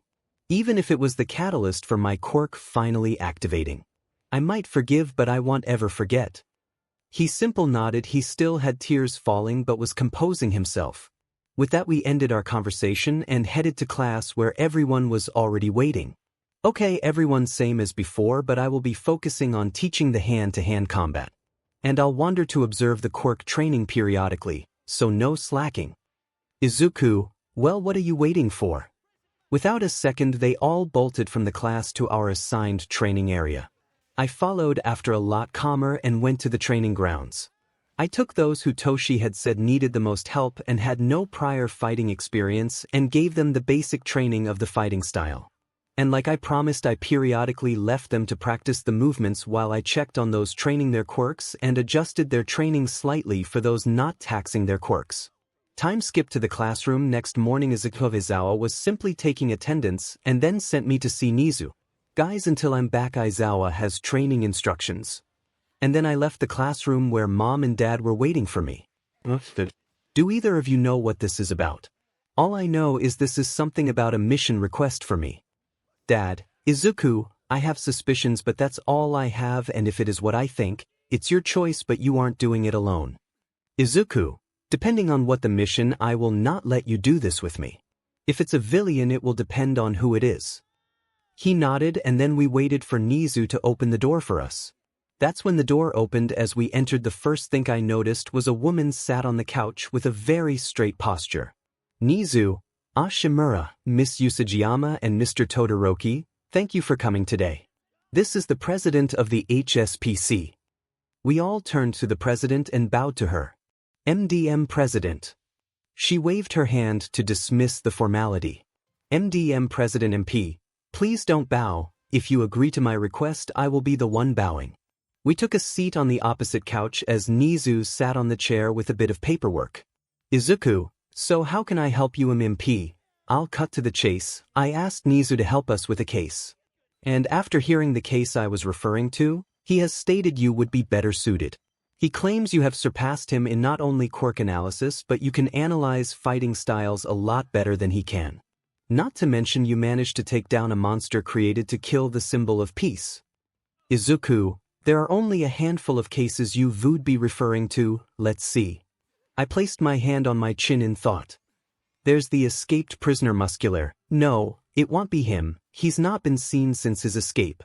The arsonist, Meltdown, the wielder of white flames. No, you said fighting styles and he's never been known to do more than release the royal blue flames but this arsonist can make his flames white sometimes and when he does he cannot control them and leave in the wake of his destruction. That leaves the unknown serial killer who drains their target of BLD. But again, that's not as high a profile case that only leaves. You want me to assist in the stain case. MP, wow Nizu, you weren't joking, he's good. Yes 𝗵𝗲, that is the case I am referring to. Dad, no. If it were any other case I'd trust Izuku, but Stain has killed or crippled high-ranking heroes. Izuku, Dad. I might be the only one who can beat him without causing too much destruction.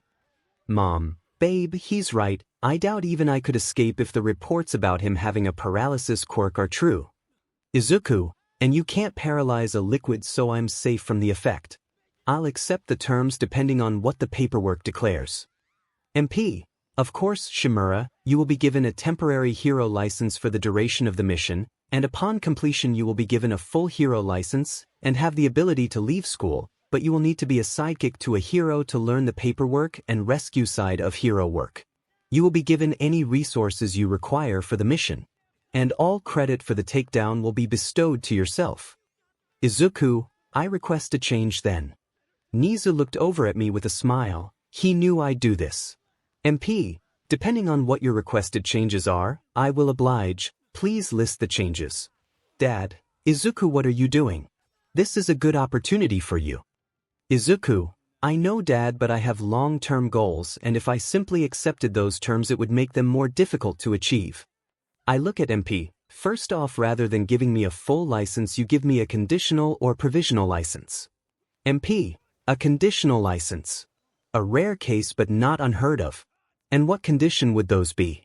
Izuku, the license will be in the possession of whatever hero is my instructor, so at you? It would be 𝗎𝗫𝗏, and he would give it to whoever I do my internship with, and they hand it back. My parents also get one each for emergencies. MP, I see. She looks thoughtful. I guess I could accept that term. Anything else? Izuku, for every completed mission you request of me or significant impact I make in hero work, whether that be a high villain rank villain takedown, if I help make a breakthrough in a high priority case, or a large rescue operation I help in, I get to discuss quirk laws with you. This brought shocked looks from everyone but Nizu, whom I've discussed this with him before. MP, you think you can rewrite quirk laws? What makes you think doing so won't create carnage? Izuku, simple really, quirks have to be used. If they don't, they can affect mental and emotional health, which can cause a negative mental state, creating villains. MP, and you have proof of this, I presume. Izuku, I have better. There is a student in this very school that experienced this. Principal Nizu, please call Shoko and Shoto Todoroki here, please. And that's what he did. He called Vlad and Izawa and asked them to send them up. If it would help MP, we can talk about what I'd like to discuss should this mission be a success, as an example, while we wait for the two students to arrive. MP, please do. Izuku, this one will refer to, will help those who don't get a chance to use their quirks. A facility where those can use their quirks. The facility should have chambers or rooms for those with stockpile quirks to release the stored energy or whatever they stockpile. They should be ventilated if the quirk is like Midnight's where it's gas-related. The facility should be free for the less wealthy. MP, I see, but we have quirk gyms already. What would be the difference? Izuku, quirk gyms are focused on training quirks, and some people don't wish to train their quirks for numerous reasons, whether they don't want to be heroes. Their quirks aren't suited for hero work, or otherwise, but like you will have proven to you, quirks need to be used. And doing so could prevent civilians losing control of their quirks because they are unable to hold back their quirk stockpile any longer. This idea came to me because of something I read in a different FIC, I forget which and who wrote it, but if you recognize it or wrote it, credit to them. MP, I see, you have put a lot of thought into this. Izuku, I have. Yes. There are too many cases where people have been falsely convicted as villains due to society not giving them an opportunity to use their quirks safely and healthfully. Just then there was a knock on the door. And that must be the Todoroki twins. Nizu granted them entry, and when they saw everyone here, Shoko said, "Tuya, what's going on?" "Tuya, you're just here to speak of an experience you had, and Shoto, you're going to give your perspective during the experience in question."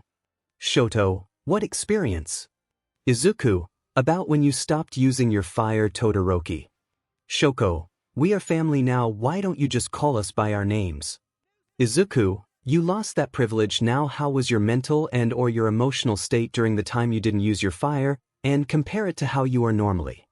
Shoko. Well, I was easily agitated, my temper was short-fused, the slightest thing could set me off. Even just a worried look would make me lash out at my siblings. Shoto. I would say the same thing really. If I tried to explain to her the worry I had about her not using her flames, she would explode and try to freeze me. It was weird. My worry was warranted. Albeit 𝗵𝗲𝗄𝗧 advice was what got her to use her flames in the end. I wasn't aware of the mental or emotional side effects of not using a quirk at the time. I was concerned about what if she was rescuing someone as a hero and her flames ignited during a high-stress situation and couldn't control her flames. Izuku, valid reason. Now how are you normally when using your flames on a regular basis? Shoko, I would say I'm calm and level-headed. She had a guilty look on her face but I ignored it.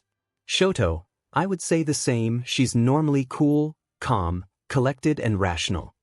Nizu, thank you. You too, you may return to your classes or training. As they left we all looked at 𝗵𝗃 who had remained quiet during their talk. Is that proof enough for you, 𝗵𝗃? It is, thank you. I will agree to your adjusted terms and grant the conditional license. However, with your power I will add a clause in the condition that should you not have a choice and you need to act but don't have the license with you, you will not be punished. But heroes must either require help or you are the only one on scene. If your classmates are with you, you will be the only one allowed to act. Izuku, understood 𝗵𝗃, that is greatly appreciated. 𝗵𝗃, 3 more things. 1 is your hero name, the resources you wish to use, and the other is your parentage. Izuku, my hero name is the elemental strength hero 𝗬𝗫𝗍. 𝗵𝗃, I see. May I know the meaning of the name? I have a favor to ask of Izuku. It has a double meaning relating to my quirk. 𝗬𝗫𝗍 is an ancient Greek word for natural elements, and the phys can be seen as a link to my physical abilities too. 𝗵𝗃, I see, very clever young man. And the resources you require. Izuku, thank you. The aspects of my quirk were difficult to try and make a hero name of, but I'm proud of the one I chose. And the resources I'd like are any surviving hero statements of the attack, no detail spared. Any videos of fights with Stain if there are any. And locations of every attack, down to the alley. 𝗵𝗃, consider it done. How soon do you think it will take for you to go through everything? Izuku, give me 3 days after everything arrives. 𝗵𝗃, consider it a deal. She offers her hand and I raise my hand to shake it, but Dad puts his hand on my shoulder. Dad, Izuku, are you sure about this? I look at 𝗵𝗃, do I get the lead authority of the case? Can I order other heroes on the case? She nodded at that. Then yes, Dad, I'm sure. If I can make a change and help prevent more villains being created, I'll hunt a villain bordering on SS rank, a villain coming close to the villain muscular's rank and fast. I'll do it. He nodded at me and Mom put her hand on my shoulder supportingly as I shake 𝗵𝗃's hand. 𝗵𝗃, all that's left is the paperwork. Nizu, can you make up the adjustments to the contract? Nizu, why of course, just give me a few minutes. 𝗵𝗃. He got off his chair and went to the desk where he immediately started typing on his computer, and a few moments later he was printing the contract. I signed a couple of copies of the contract. Mom and Dad would keep one at their agency, Nizu would keep a copy.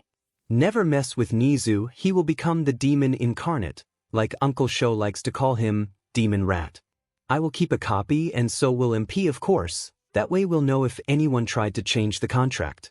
𝗵𝗃, pleasure to meet you, 𝗵𝗃, but I believe you said you would explain your heritage. I simply ask because your parents don't share the same last name as you. I sighed at this. But Dad stepped in. Izuku, you don't have to answer if you don't want to. Izuku, first off, I hate that stupid name, and second, Dad, but I don't mind. It's simple. 𝗵𝗃, these two saved me. 𝗵𝗃, I'm sorry for prying, but can you explain?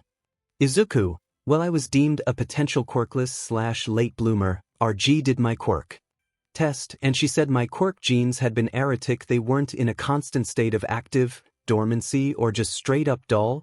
They were all over the place, so she couldn't determine if I would get a quirk or not.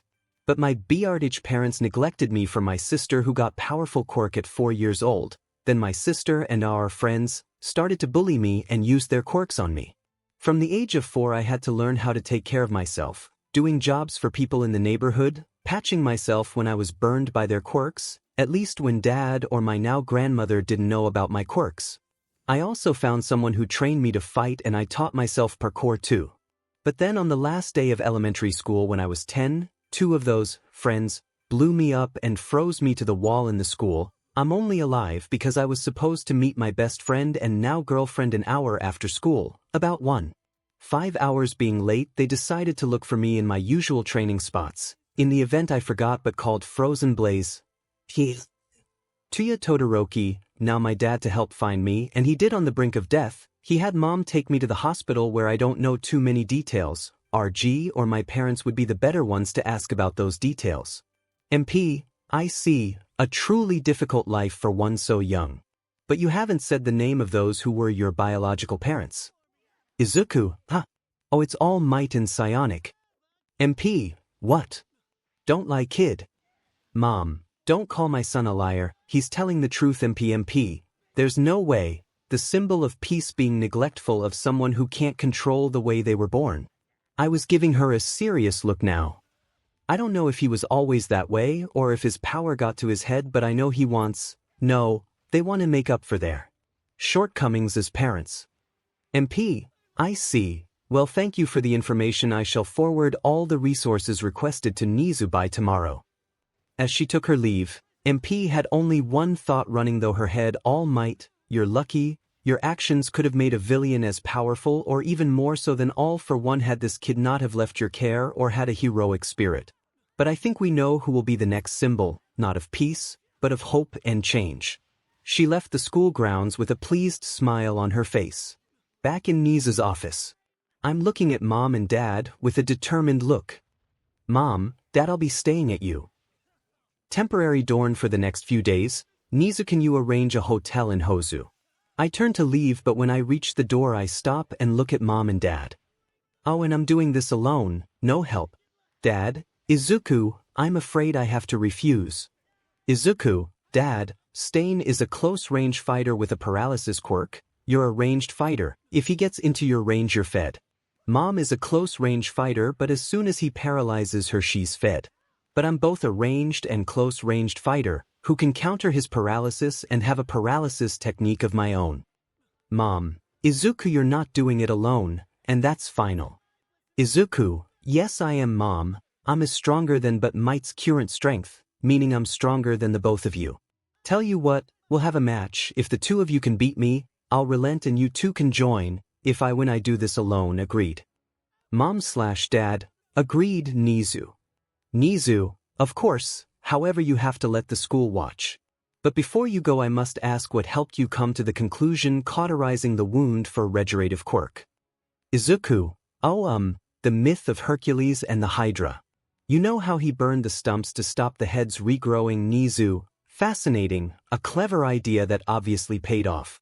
Now you should go get ready for your match. Izuku, thank you, and while you're at it add him. Time to give him a lesson that raw power isn't everything. Oh, and you better tell him not to hold back. 𝗵𝘃𝗲, of course go get your hero costume and head to the fake city. Izuku, got it. With that I left to get my hero suit, but lo and behold Uncle 𝗧𝗪 was in the classroom. Uncle 𝗧𝗪, why are you here? Shouldn't you be instructing the class? Aizawa, I trust my son in Kyoka, but what are you doing here? 𝗵𝘃𝗲 announcement. Can all students please make your way to your homeroom classrooms for a special 3v1 event between 3 pro heroes and the Emerald Informatic. Izuku, god damn it 𝗵𝘃𝗲, stop calling me that. Aizawa, Izuku, what did you do? Izuku, I'm teaching but might a lesson, and proving a point to Mom and Dad. I accepted the mission and they insist on coming, but since it's Stain they'll become a liability to me, not to discredit their abilities as pros, but I'm stronger than both of them and they won't keep up. Aizawa, wait, your mission is to go after Stain. Izuku, yes. Aizawa, there's no way to talk you out of this. Izuku, no. Aizawa, very well, do what you must. I grabbed my suit and changed on the way out of the school. I came across Kyo, Toshi, Bakugo, Kaminari and Kirashima. Kirashima, Shimuraburo, you're going up against 3 pro heroes alone. Izuku, All Might, 𝗵𝗃𝗃 and Frozen Blaze. Kaminari, and why are you doing this? Izuku, to prove some points, 1 personal, 2 professional, and personal. I accepted a mission and they want to come, but mom and dad are trying to tell me they are helping, but I need to do this. They can't handle the villain I've been tasked to take down. Bakugo, TSK, they're pro heroes, they know what they are doing. I was irritated by him. Tell me, can you neutralize a paralysis quirk? How about someone who can outspeed you and has more experience and skill than you? Bakugo, of course I can beat someone like that, all I need to do is not let them activate their quirk, and I just outmaneuver them. Izuku, and what about the unknown factor of how they activate their quirk? And that's the faster and more experience comes in, so even if you can outmaneuver them, their experience and speed will allow them to adapt to your maneuver and counter them. Bakugo, so what, oh wise one? Can you do? Izuku, easy, I'll be able to figure out their quirk, and if they manage to paralyze me, I can neutralize it by turning into my water form. And I don't need to worry about them outspeeding me. I'm practically as fast as hawks in the air, faster 𝗵𝗃𝗃 on land, and can heal. Now if you excuse me, I'll be leaving to the arena to fight. I started to walk off, bumping Bakugo's shoulder on purpose, which knocked him into the wall. Toshi, wait, I know you know what you're doing, just don't be overconfident. I nod and walk off. 𝗵𝗃𝗃𝗁 chased after me, and as I was about to enter the changing room, she grabbed my arm. You're going up against but might, aren't you? Don't answer that yet, I know you are, just be careful and good luck. She gave me a kiss and ran off towards the classroom. I entered the changing room, changed into my hero suit, and made my way to the faux city, where Mom, Dad, and the deadbeat were waiting. Mom, last chance to back out Izuku. Izuku, I'm 𝗵𝘃𝗃𝗁 in the hero suit, and do I look nervous or worried? Dad, gotta say, the look is pretty intense. You really think you can beat 3 experienced pro heroes? Izuku, yes. Present mic. Today folks, we have the 3 pro heroes, the number 7 hero Frozen Blaze, the number 5 hero 𝗵𝗃𝗃, and the symbol of peace, the number 1 hero All Might. Against the hero in training, the Emerald Informatic, Izuku 𝗵𝗵𝗃𝗁. In Class 1A everyone was watching the screen, seeing the serious look on 𝗵𝗵𝗃𝗁 was kind of intimidating to some, others had worried looks, and some were confident Izuku would lose this. But there were 3 people in the class who were sure Izuku would win this. Those were Kyoka, Hitoshi, and Shota Aizawa. In Class 1B everyone was just shocked. But Melissa, Shoka, and Katsumi all had an outburst. Izuku/Deku/Izu is fighting 3 top 10s and one of them is All Might. In Class 3A everyone had a dismissive look thinking Izuku would lose, but 3 had curious looks on their faces. Nijire, isn't that the kid who beat the entrance exam record? Tamaki, yeah, what the hell is he doing? Has he got a death wish? Togata, I don't know man, look at him, he's confident. And didn't you hear he's the one who took down the thing made to kill All Might, and he apparently got as strong as All Might in the fight. Back in the arena, present Mike was still announcing when and begin. 𝗵𝗃𝗃 and 𝗵𝗃 both rushed as Izuku while FB sent a torrent of azure flames at him. However, Izuku didn't move. 𝗵𝗃𝗃, half freezing up now. That's when I grinned, and it was very sinister at that. Then I spoke in such a calm tone it was chilling. Immolation armor. Then I was engulfed in flames hotter than I've ever let off before, counterbalanced by the ice covering my body. I raised my arm and caught both 𝗵𝗃𝗃's fist and 𝗵𝗃𝗃's leg, and thanks to my immolation I was unaffected by FB's flames. I threw 𝗵𝗃𝗃 in the air and kicked her straight in the back and then flipped 𝗵𝗃 over my shoulder. Hey deadbeat, you know how they say you can tell how a person feels when they fight. Tell me, how do I feel about you currently? Using propulsion from my elbow, I sent a frozen and flaming punch right into 𝗵𝗃's gut. The contact simultaneously burned the point of contact. 𝗵𝗃 froze his body over. Then I rushed at FB. He tried to send ice at me, but I was too fast and punched him in the face, sending him flying away. 𝗵𝗃𝗃 came rushing at me from where I kicked her, and 𝗵𝗃 broke through the ice. She sent a kick to my head, which I ducked. Oh come on mom, that hasn't worked on me since I was 12. What made you think that would work now? 𝗵𝗃𝗃 just grinned. Who said it was supposed to connect? I looked up and M was flying towards me. 𝗵𝗃𝗁𝗍𝗵. Izuku, I guess it's time for a secret technique I've been working on. AM's face dropped minutely as I raised my hand. Lightning shield, AM's fist connected, and while it broke the shield it shocked him through his entire body. So I started punching and kicking M and then elemental breaker. I spun twice with wind and fire propelling my spin faster while my foot made the floor ice, and I kicked AM in his weak spot sending him crashing through some buildings. Sorry, Mom. I rushed at her grabbing her face and slamming her on the ground. FB send ice and fire at me, which using aerokinesis and air pressure sent a kick splitting it combination like the Red Sea. Paralytic shock. I touched 𝗧𝗪 back of Mom's neck with a lightning hand on 𝗧𝗪 base of her neck, shocking her nervous system. Then picking her up I chopped her neck, knocking her out. FB tried to cast B again, but it still does nothing when I'm in immolation armor. So I ignore him for now. M came clambering out the rubble, holding his weak spot. I sent a lightning bolt at him, which caught his shoulder. I guess my aim's still a bit off with that move. AM recovered and tried sending a barrage of punches at me, all of which I avoided with ease. Too slow, deadbeat. Using propulsion I sent a knee into his gut again, this time just burning him. And then I sent a roundhouse at his head, which I followed up with a paralytic shock and then started punching him continuously in the face. Izuku, concede but might. I didn't stop punching him. I'm done. And that's all Might and Mirko both out the fight. All that's left is Frozen Blaze, but Izuku Shimura has proven that he is unaffected by his attacks. I turned to Dad and walked through his blasts unaffected and gave him a simple chop to the neck. And Izuku Shimura has done it. He has beaten all Might, Mirko and Frozen Blaze single-handedly. In 1A many cheered, many sat mouths agape, some scared at my power but 3 just smirked. Izuku beat Dad like it was nothing.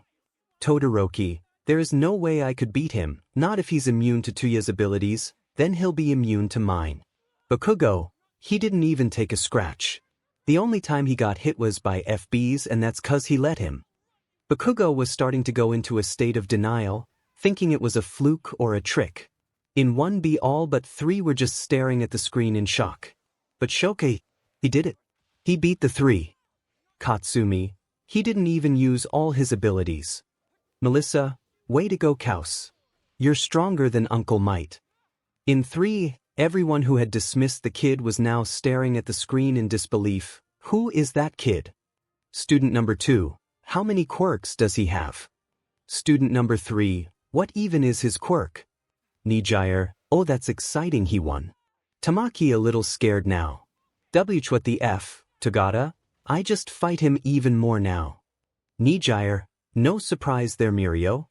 She giggled at that. Back in the arena, I walked up to but Might, who was bruised, battered and bleeding. So how do I feel towards you, deadbeat? I felt anger, hatred and betrayal from you. Izuku, so now you know how hard you have to work to gain any semblance of trust or respect from me, 'cause we will never be family again. They're my parents, my family, not you, not Izumi and not Inko. With it I walked away to change, but I did hear a muttered, I'm sorry, come from his mouth. After I changed and walked round the corner from the changing room to be swarmed by my classmates. They were all talking and it was unintelligible. I only caught words like amazing, holy CRPs and strong. Izuku, sorry guys, I have some stuff I need to do, sorry. I go into my water form and weave through everyone's legs. Once past them I reform and continue walking. Oh, Aizawa will be in charge of your training from this point on. I won't be able to do it. Hand to hand will have a special trainer too. And I kept walking. When I was out of range I pulled out my phone and made a call. When it connected I spoke into the phone. Hello, Colonel Satoshi. Satoshi, Izuku. What do I owe the pleasure of my prize student? Izuku, I have a favor to ask. Satoshi, oh, and what's that? Izuku, I'd like you to take over training some of my classmates in hand-to-hand combat. Satoshi, and why is that, may I ask? Izuku, I'm going to be indisposed till the sports festival. The president of the HSPC has requested my help and I've accepted. Satoshi, that's a big step, Izuku. Well done. I will happily train the students. Please leave a list of the students who will be getting trained. Izuku, thank you, Sensei. With that I hung up and made my way to Class 1B's classroom. Once I arrived and was granted entry, I was just being stared at with amazement, surprise, and a little fear. Hello everyone, I would just like to inform you all that I won't be able to train you like I said. Many had outcries of me being a liar or that I was scared they'd beat me and many more. But Vlad King shut them up and told them to listen. I was requested for a mission by the HSPC president. Also, I won't be training my classmates either. Your teacher, Vlad King, has my training notes for you. Shoko/Katsumi, what is the mission? Izuku, that's my business. Just know it'll be on the news before the sports festival. Turn to Vlad King. I'll take my leave now, sir. I have research to do. He nodded and I left and headed to a dorm room I was designated, pulled out my laptop and started researching any and all news articles on the hero killer. I must have fallen asleep at my desk cause I was woken up to a light shaking from a hand on my shoulder. When I was finally awake enough, I looked at who was shaking me and Kyo was there with a worried look. Stain, you're going after the hero killer. Izuku, yeah, I need to stop him before anyone else dies. I was just doing research, I don't leave for another 3 or 4 days. Kyo, well if you're going after him, you need proper sleep, so you need to go to bed. Izuku, yeah, you're right. I managed to get to my feet and walk to the bed, throwing my t-shirt to the floor and climbing into the bed. I was just getting comfy when Kyo climbed into the bed too. Kyo, we both said we'd share a bed when we are in dorms and we are in the dorms. Also make sure you're comfy.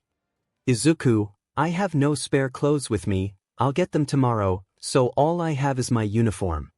Kyo, well you can't sleep in your uniform so just sleep in your underwear, we aren't going to do anything but cuddle so it's okay.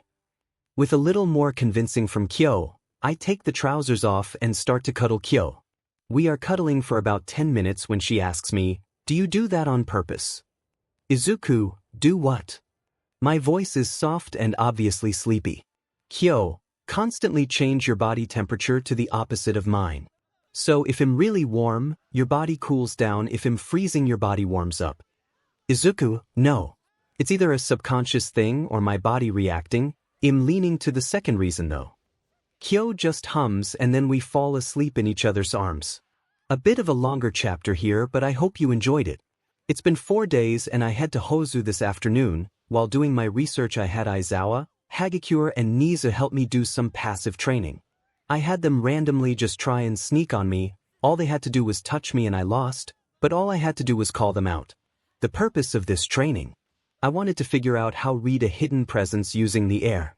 I've gotten a fundamental foundation of the skill, but I only have a 40-meter range. Not really enough to find Stain, but I'll be practicing it during the day when I'm not hunting Stain. 10 days to find him. Thanks to MP keeping up her end of the agreement and giving Nizu all the resources I requested, I've done plenty of research and altered my sleep schedule for me to be up all night.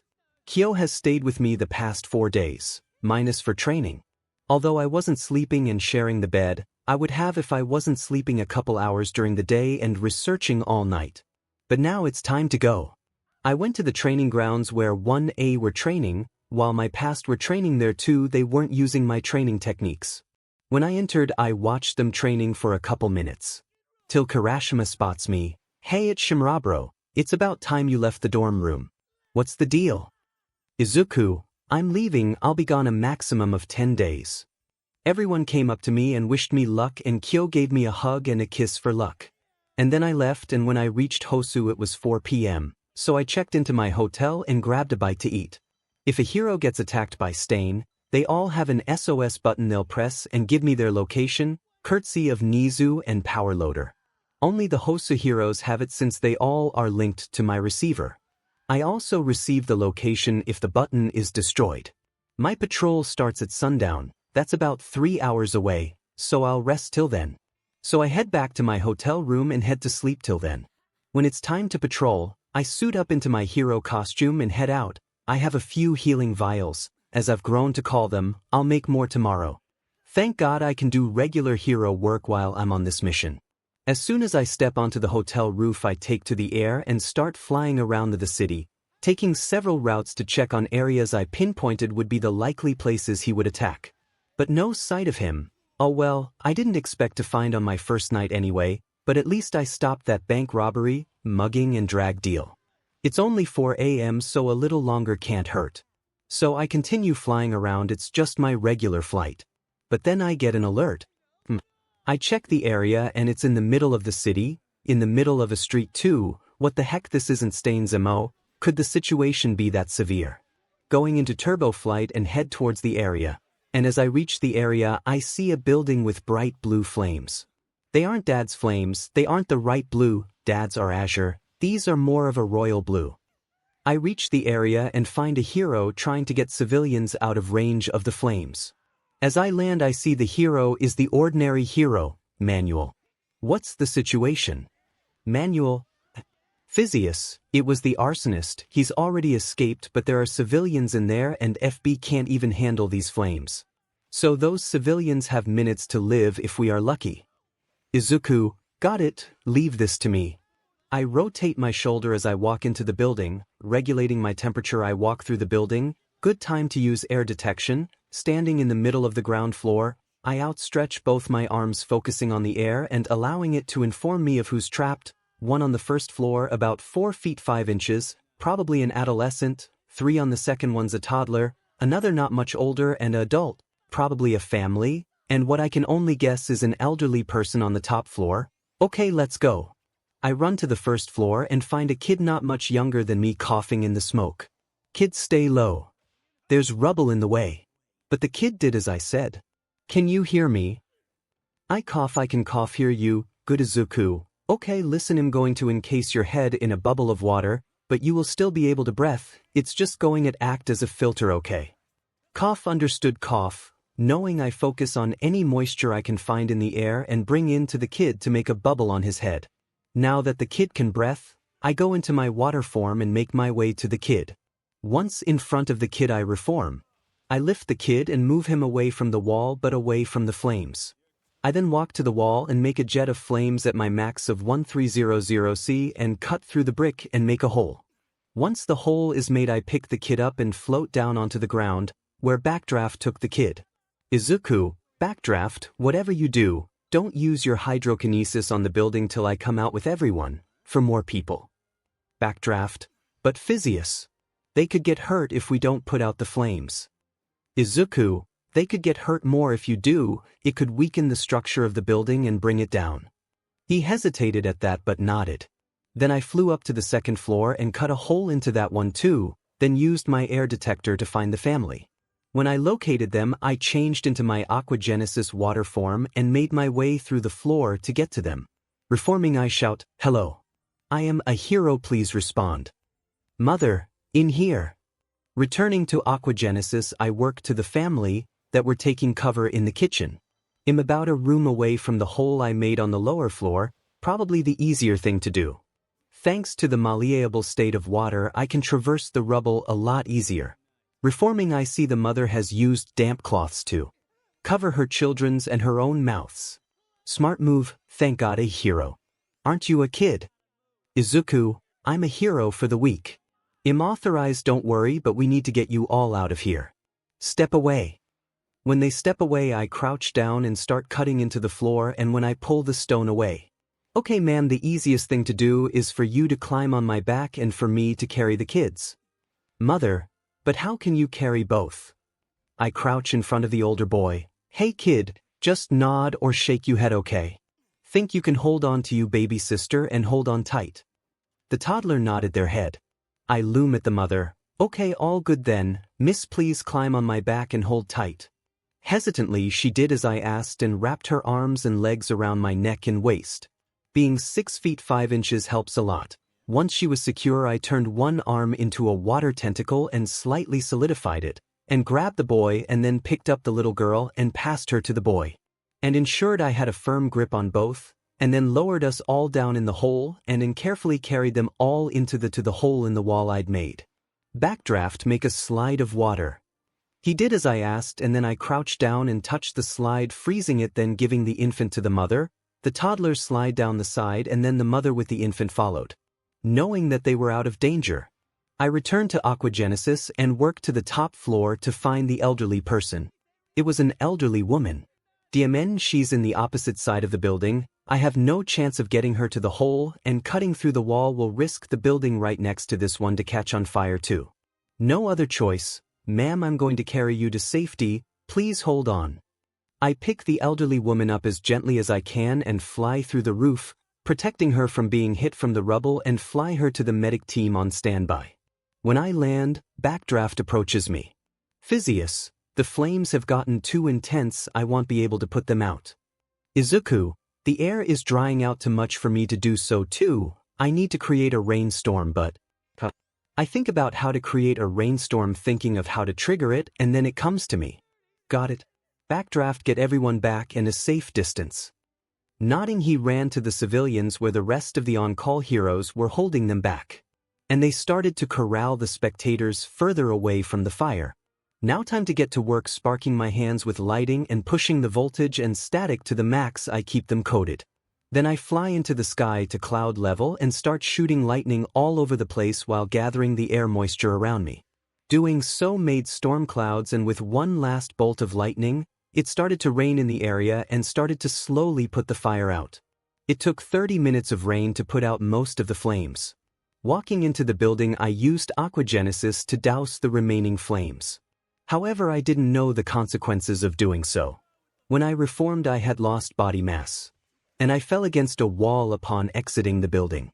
Manuel approached me and saw my loss of body mass. Manuel, 𝗬𝗄𝗧, are you okay? You're skinnier. Izuku, yeah, I'll be fine. I'll have to be careful of that downside in future. Pulling the moisture from the air, I turn my body to water and pull the water into my mass. It filled me out, but I was still weakened. Manuel, you still don't look the same as before. Izuku, I know, but once I'm rested, my regeneration will fix it. 𝗳𝗏𝗄 will kill me when she hears about this. I'll take my leave. Can you cover the rest of this? With a nodded, I walked away to my hotel room and immediately collapsed onto the bed once I was out of my hero suit. A night well done, even if he wasn't found. Having went to sleep at 6:30 am, I didn't wake up till 3:30 p.m. Thankfully, I had the situation explained to the staff as to why my room can't be restocked till a later time of the day. Having several hours to kill, I decide to get something to eat and then go and train. I flew to an empty spot where nothing is flammable. What training will I be doing? Immolation heat increasing combined with physical training, taking my new training weights with me. I now have 2 sets of training bands, one for casual use that weigh 27.5 tons each, and training sets that weigh 30 tons each. Safe to say I struggled with these since they collectively weigh 10 tons more than my max. But while doing exercises like push-ups, handstand push-ups, and other self-workout exercises, I was holding my immolation at 1600C, which was extremely painful, but thanks to my regeneration I was healing faster than I was burning. And by the end of training I went from 1350C to 1400C maximum. And I was still struggling with the weight, but after training ended I swapped the weights, which the casual weights. I returned to my hotel room, showered, and went for food. It was 7:30 p.m. by the time I got back to my hotel room and fell asleep. I woke up at around 9:30 p.m., quick power nap before patrol. I suit up and head out. It had been a pretty uneventful night, couple of break-ins, a bank robbery, and that's it. So I called it an early finish for the night and returned to the hotel. I didn't unsuit just in case I got an alert. However, I didn't go to sleep. What I did do though was practiced my hydrokinesis by making more healing vials. I was in need of stocking up my belt pouches. When 6 a.m. came, I went to bed just to repeat my training the next day. I want to get my fire as hot as I can by the end of the training. I should probably try to manifest my wind embodiment, but I don't want to force it unnecessarily and risk damaging my quirk. Each training session the weight gets slightly easier. I estimate my max is now 115 tons. By the end of the 10 days I might be at 125 tons. And I think I can push my max heat to 1750C. The days and nights passed the same as the first, a few minor criminals and villains here and there, Nothing major like the fire from the first night. But that changed on the 9th night. I was patrolling when bleep bleep bleep, I stopped flying and hovered in place and looked at my receiver. It has 𝗵𝗃𝗵𝗲 locator pinging in an alley on the other side of the city. The thing is, it's a broken button ping. Without hesitation, I went into full immolation and used turbo flight with my hands and feet, and flew in the direction of 𝗵𝗃𝗵𝗲. In seconds I arrived and saw 𝗵𝗃𝗵𝗲 face down on the ground, trying to either stall for my arrival or convince Stain to give up killing heroes. But as Stain lifts his sword to stab 𝗵𝗃𝗵𝗲 through the spine, I dropped down, grabbing Stain's head and throwing him across the alley. But I was too late, the sword went through his spine. Izuku, 𝗵𝗃𝗵𝗲. Sorry I'm late. 𝗵𝗃𝗵𝗲, Physius, careful his quirk paralyses. Izuku, I know, but we need to help you first. 𝗵𝗃𝗵𝗲, I'm done for.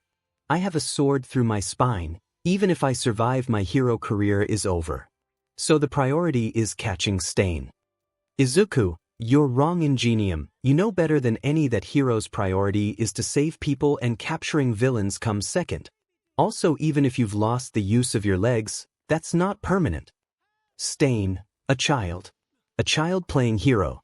While you are showing a true hero's heart. I won't hesitate to kill a child if I must. Izuku, shut it, Akaguro. You have no right to judge who can live and who dies. Who is a true hero and who is not. I pulled the sword out of 𝗵𝗃𝗵𝗲's back and leaned him against the wall, but as I reach into one of my pouches to grab a vial, Stain tried to attack me, to prevent me from saving 𝗵𝗃𝗵𝗲, thanks to me using air detection because my back was turned to him. I simply used ice armor and deflected the swipe, stood up and sent a kick at his gut, however he reacted quickly and I missed. But I just turned back to 𝗵𝗃𝗵𝗲. Stain. So you know my real name, and you're only a child. Why are you here, child? Izuku, I'm here to take you down and save lives. Stain, I see, but which will you prioritize? The life of this hero or my capture? Izuku, while my priority is 𝗵𝗃𝗵𝗲, who says I have to choose?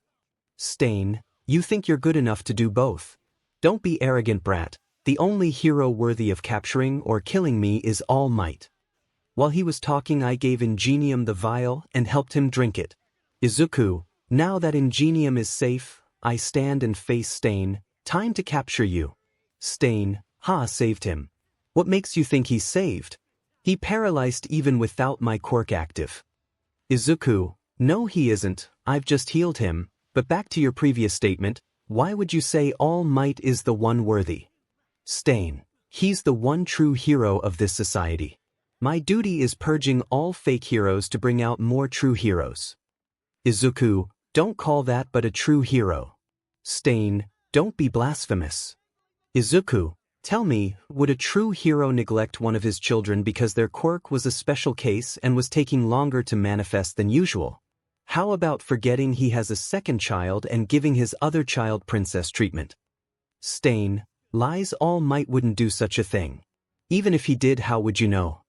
He had got in my face this time and held a blade to my throat. I didn't flinch though, but as I speak I use ice armor on my neck. What if I were to say, I was that neglected child?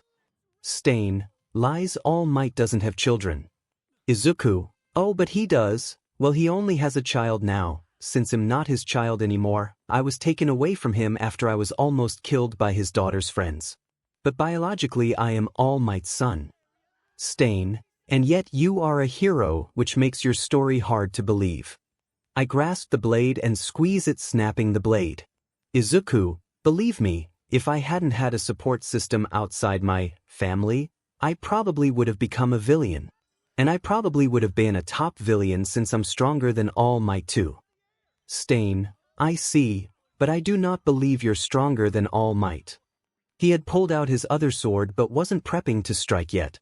Izuku, just 2 weeks ago I fought 𝗵𝗃𝗵𝗃 and All Might at the same time and won. Oh, and before I forget, there isn't any point trying to paralyze me. He had nicked my leg thinking I wouldn't notice. Clearly he quirk involved BLD. I can neutralize it. That's when 𝗵𝗃𝗵𝗲 stood up as if he hadn't been injured at all. This seemed to confuse and piss Stain off, going off the look in his eyes, and he threw a knife, but I just put my hand in the flight path of the knife. the knife embedding in my hand. Sorry Stain, not happening, 𝗵𝗲𝗄𝗵 get out of here. Stain, no. I will purge this society of its false heroes, even if that includes All Might. He dashed at 𝗵𝗲𝗄𝗵 but I grabbed him by the knot of his mask and threw him back at the wall. Izuku, I already told you Stain, you're not hurting anyone else. Stain, I deem you as a true hero kid but I will kill you if you try to stop me again. He liked the blade that had nicked me, and I fell to the ground. Stain tried dashing past me but I went into aquagenesis and then dashed at him and reformed on his back and then used paralytic shock which stopped him in his tracks. Izuku, I told you that wouldn't work. Stain, how am I paralyzed now? My quirk renders me immune to paralyze quirks. Izuku, maybe so, but my quirk isn't a paralyzed quirk, it's just a technique I can do to shut down your nervous system temporarily. Stain, I am glad a true hero is the Ono to have stopped me. What is your name, hero? Izuku, I am the elemental strength hero 𝗵𝘃𝗍𝗄 𝗵𝗃𝗲 otherwise known as Hero Killer. Stain, I hereby am putting you under arrest for the several murders of pro heroes, the permanent injury of pro heroes and attempted murder of a pro hero. With that I pulled out my quirk cuffs and placed them on Stain behind his back. Stain, well 𝗵𝘃𝗍𝗄, I am glad to say that the next generation has a true hero in the making. However, I must ask, how did you become unaffected by my quirk? Izuku, I am the 𝗵𝗃𝗲 as much as I hate the name, and I figured out that you can't paralyze something that isn't solid. That's when the chief of police and several officers, 𝗵𝗲𝗄𝗵 along with them, clearly he went to retrieve them. I picked Stain up and put him in the police van. Chief, 𝗵𝘃𝗍𝗄, well done. You have our gratitude. 𝗵𝗲𝗄𝗵, 𝗵𝘃𝗍𝗄, thank you, but I must ask, how do you save me from permanently being paralyzed? Izuku, oh, just one of these. I opened a pouch to reveal some healing vials. Just a liquid of my own creation, and am afraid no, I can't give the recipe to anyone, not because I don't want to, but I can't. For more details go to Nizu or RG for the details. 𝗵𝗲𝗄𝗵, understood. Is there anything I can do to repay you for saving me? Izuku, not that I was looking for a reward, but there is one thing. I'm a classmate of your brother, and he's following my training regime I made for him. However, you would know his AMD, your quirk, better. Any secret I could know to help his training? 𝗵𝗲𝗄𝗵, well, there is one secret of the 𝗧𝗏 family's engine quirk, and if it's for my brother, I suppose I can tell you. It's a long process. There's a technique we have where we can push our engines more than normal, pushing the torque into overdrive, giving us great bursts of speed, but it's just seconds. However, it can be extended by pulling out his exhausts, but it takes time for them to heal. Izuku, not an issue with these. I was patting one of the pouches with the vials. However, the chief wasn't finished talking to me, so I waved 𝗵𝗲𝗄𝗵 goodbye and turned to him. Chief, 𝗵𝘃𝗍𝗄, you are aware the press will want to talk to you about this, correct? Izuku, I am, yes, that's why I'm not going back to you. Till the day of the sports festival. Gives time for a press conference will be. Please contact me when the conference is to take place. Also, I will be skirting the transportation of Stain to ensure nothing goes wrong. Chief, of course 𝗵𝘃𝗍𝗄, and that is much appreciated.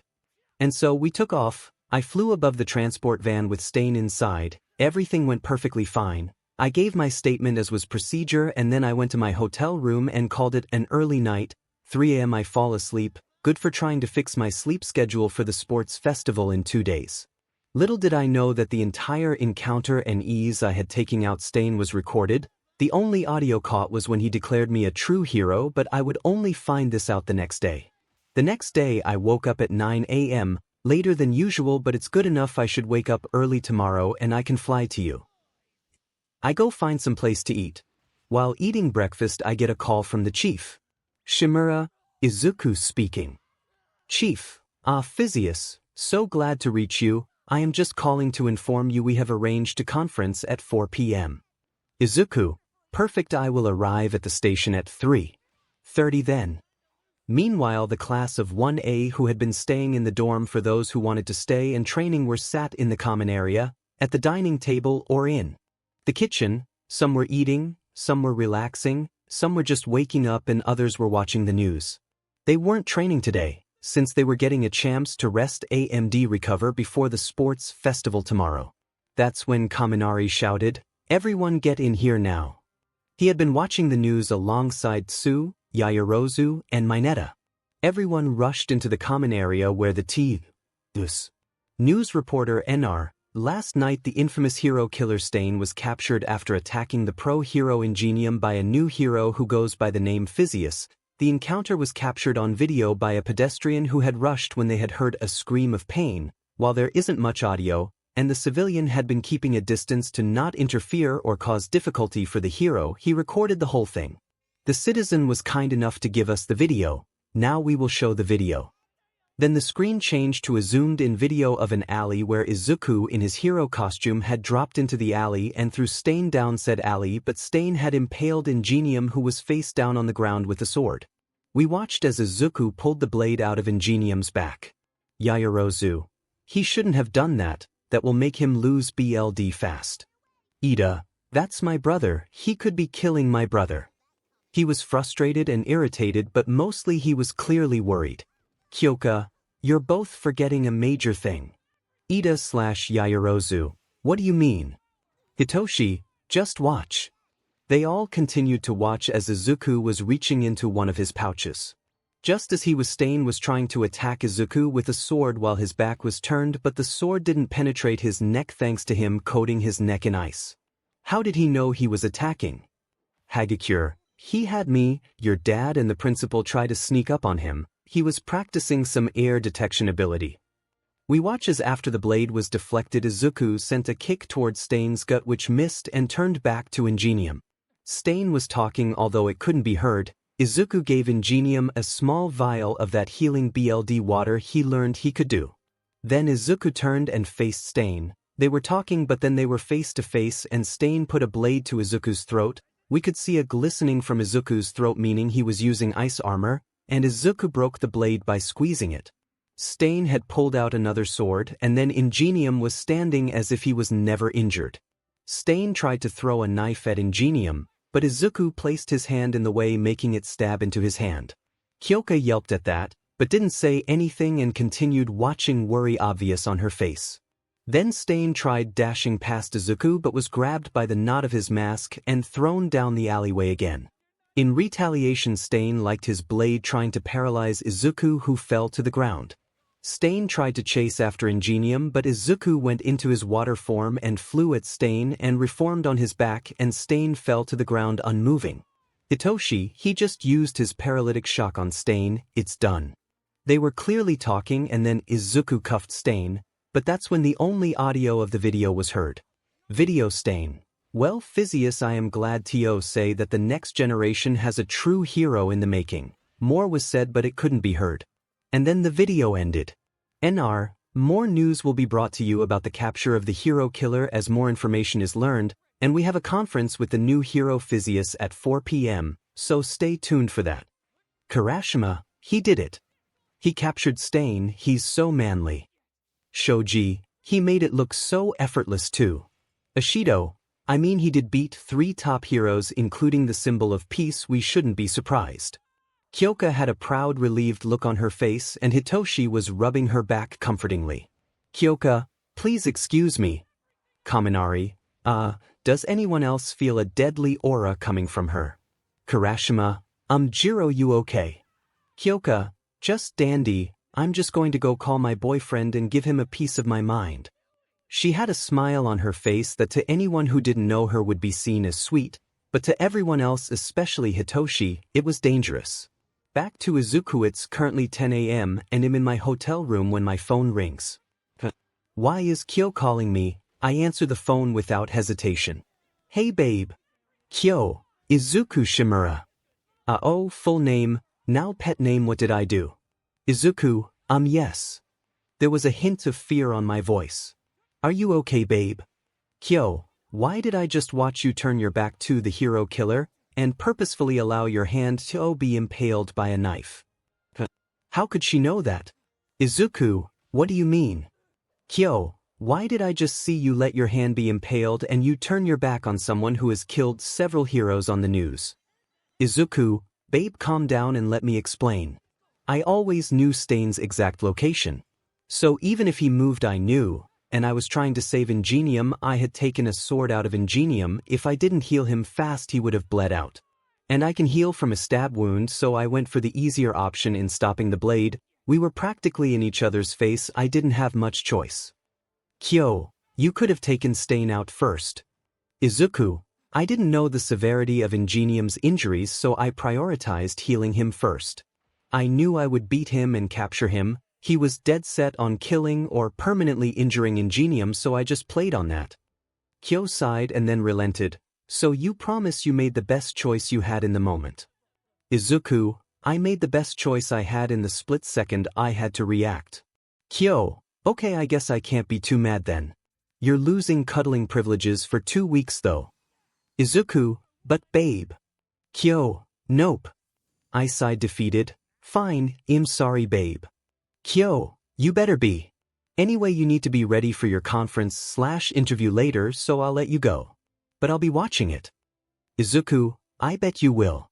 Okay, I'll see you tomorrow. Love you, bye. Kyo, love you too, bye. With that we ended the call. And I went and showered and then tried to mentally think of any questions that the reporters may come up with and how I would answer them. Time passed and I showered, suited up and then left for the police station for the conference. When I arrive I peek into the conference hall and there are a lot of reporters. Jesus, that's a lot of reporters. When I was asked to the stage, I did so and stood in front of all the reporters. Welcome and thank you for coming. As I found out this morning, my capture of the hero killer Stain was recorded and uploaded. Yes, I am 𝗵𝘃𝗃. I am not a fully licensed hero. I am and will be a conditional hero, till the date I receive my provisional license. Now any questions? Immediately all the reporters start speaking at once, and even with my hearing I couldn't single out any one question. So I did a light clap which made an echoed sound but did silence everyone. Please, one at a time. Please, you first. I waved my hand politely at a reporter to the right of me. Reporter 1. 𝗵𝘃𝗃, first off we would all like to thank you for rescuing the pro hero 𝗵𝗃𝗻, but my question is it true you're only a first-year you? Student. Izuku, you have no need to thank me. I simply did what anyone with the capabilities would do, and as for your question, thank you for starting off simple. Yes, that is indeed true. Then I offered the next reporter. Reporter 2. 𝗵𝘃𝗃, why have you been given a conditional license? This is an extremely rare opportunity. Especially for one so young. In fact, as far as I'm aware, a conditional license has only ever been offered to vigilantes who have made a difference in the city they reside. Izuku, yes. While I cannot go into details, I can say that it is the results of a deal made between myself and the president of the HSPC. All the reporters were writing notes on notepads, even though this whole thing was being recorded. I waved at a reporter at the back, who asked his question. Reporter 3, I think we would all like to know, why were you after Stain? Was it just for the publicity or another reason? Izuku, I was requested to do so by the president of the HSPC. Anything to do with the hero killer case was put under my jurisdiction. All heroes answered to me when it came to Stain, and all the heroes in this city respected that and followed the only order I had. Reporter 4, who didn't wait for my permission, asked, why would they respect a child with no hero experience?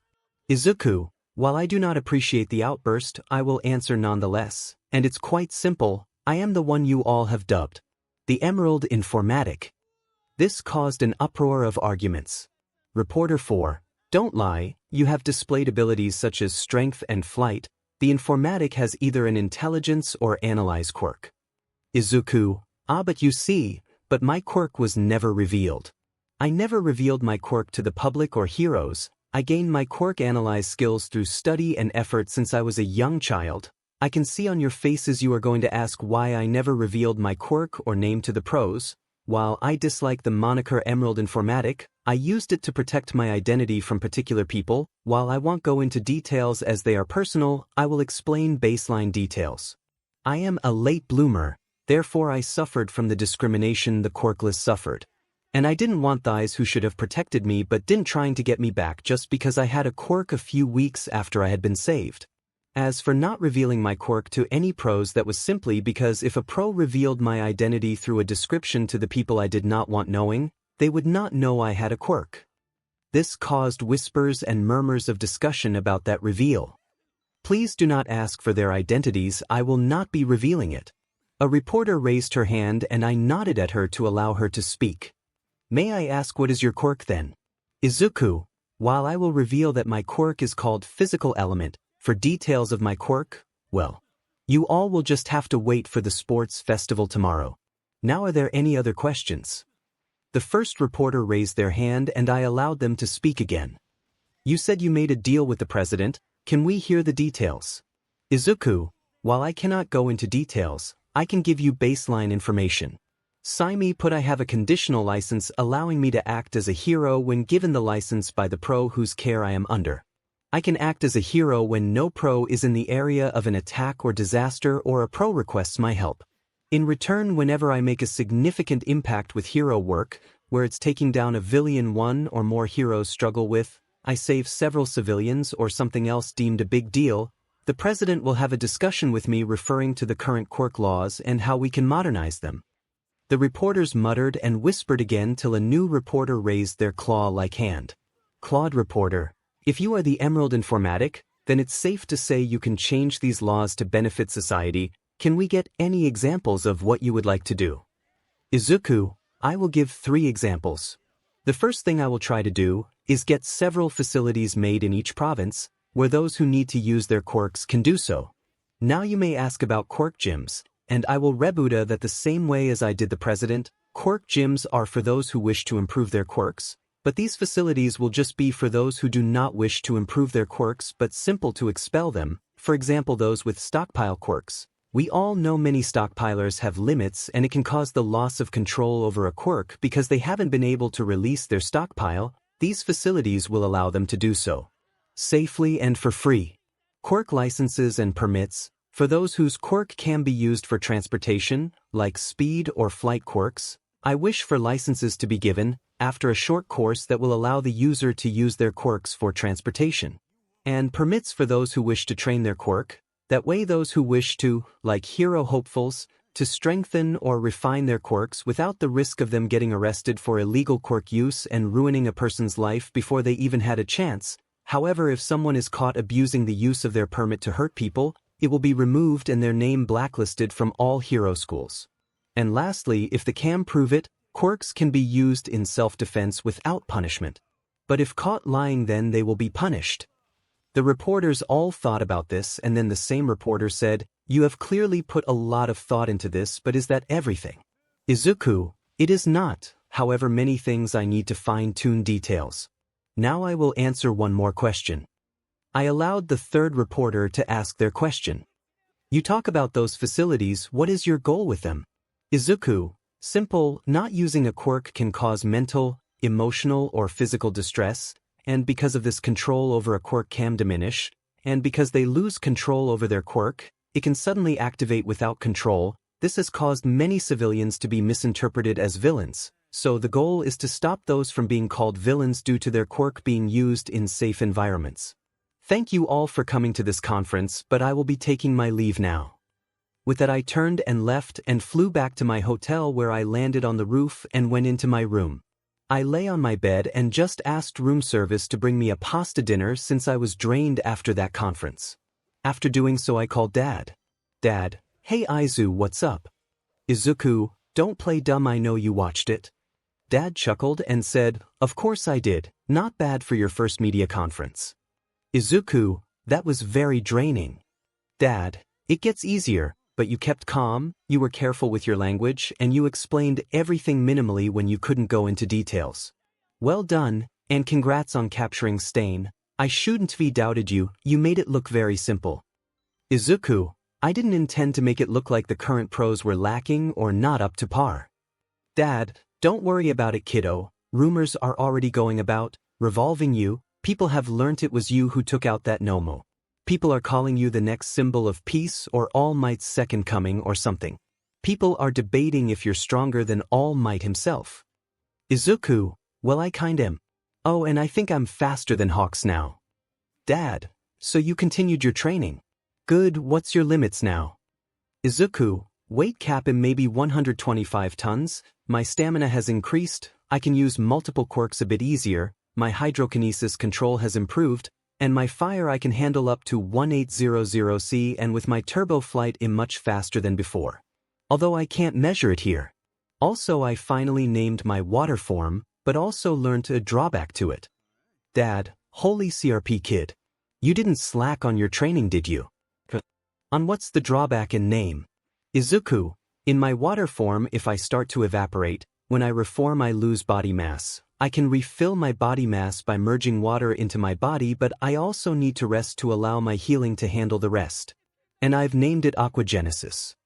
Dad, the Latin word for water and Greek word for forming or formation, clever. Much better than ice armor. He chuckled at that. Izuku, come on, I was 11, and it's what it is, so I stand by that. Anyway, my food's here, so I'm going to have that then go to sleep. Night, Dad, tell Mom I said hi. Dad, night Izu, and will do. We ended the call and I went to the door and thanked the man for the food, left him a generous tip, and then sat down and ate my food, had a shower and went to bed. Sure, it was still early, but I had to fly to Tokyo tomorrow morning to be sure I can be on time for the sports festival. Sure, I'm pretty sure I can break the sound barrier now, but still had to be safe. Tomorrow is the sports festival time to see how much everyone has improved. // and I have had this idea of Izuku being requested to catch stain and preventing 𝗵𝗃𝗫𝗄𝗃 paralysis since the beginning, and as I wrote more, the more solid my idea became, so I'm happy with how it turned out. / and I hate the cavalry battle in canon, so while I will be doing a team-based game into the second round, it's going to be a tournament-style series of games like Pro Bending from Legend of Korra. Izuku Povey woke up at 7:30 am and am running late. I have to fly to Tokyo. This gives me an hour to fly to you. And the bullet train normally takes 3 hours. I'm gonna have to push my flight to the max. In Mayu? Sports clothes I check out of THR hotel, and then with my backpack on I take to the sky and use turbo flight to fly to you. It takes me 55 minutes, especially since I broke the sound barrier a few times. But I arrived at the stadium at 8:20, 40 minutes till the opening ceremony. I decide to just sit on the roof of the stadium and wait for everyone to appear. Hello, young 𝗵𝗵𝗲. Izuku, H. I look in the direction of the voice. It had been 𝗍𝗍. God, 𝗍𝗍, what the hell? 𝗍𝗍, well, thanks for calling me a god, but no, I am not. Yet, and it seems you need more practice with that air detection of yours. Izuku, I know, I have to consciously use it currently. I need to get to a point where I can use it subconsciously, but what are you doing up here? 𝗍𝗍 chuckled and said, why, because you are up here, of course. Oh, congratulations on the rescue with the building that had been on fire and your capture of Stain. Izuku, yeah, thanks. 𝗍𝗍, now we have 20 minutes till the starting ceremony of the sports festival. I hope you have a speech prepared. Izuku, right, new record holder, and top of the entrance exam, meaning first-year representative, completely forgot. No, I haven't, it'll be fine, I'll just wing it. 𝗍𝗍, shall we head down? So you can wait with your classmates. I'm sure they're dying to see you. 2 in particular will be. He had a smile. I think the DMN animal features make it kinda difficult to tell sometimes. Izuku, I thought it would be better to make an entrance, especially since I was on the news yesterday. But may I request you put my bag in the classroom? 𝗍𝗍, an entrance. Color me intrigued, I'll allow it. And yes, that isn't a problem. He took my bag and jumped into a ventilation that was on the roof. That's how he sneaks around everywhere. Interesting. 20 minutes passed and the stadium was filled with pro heroes and civilians alike.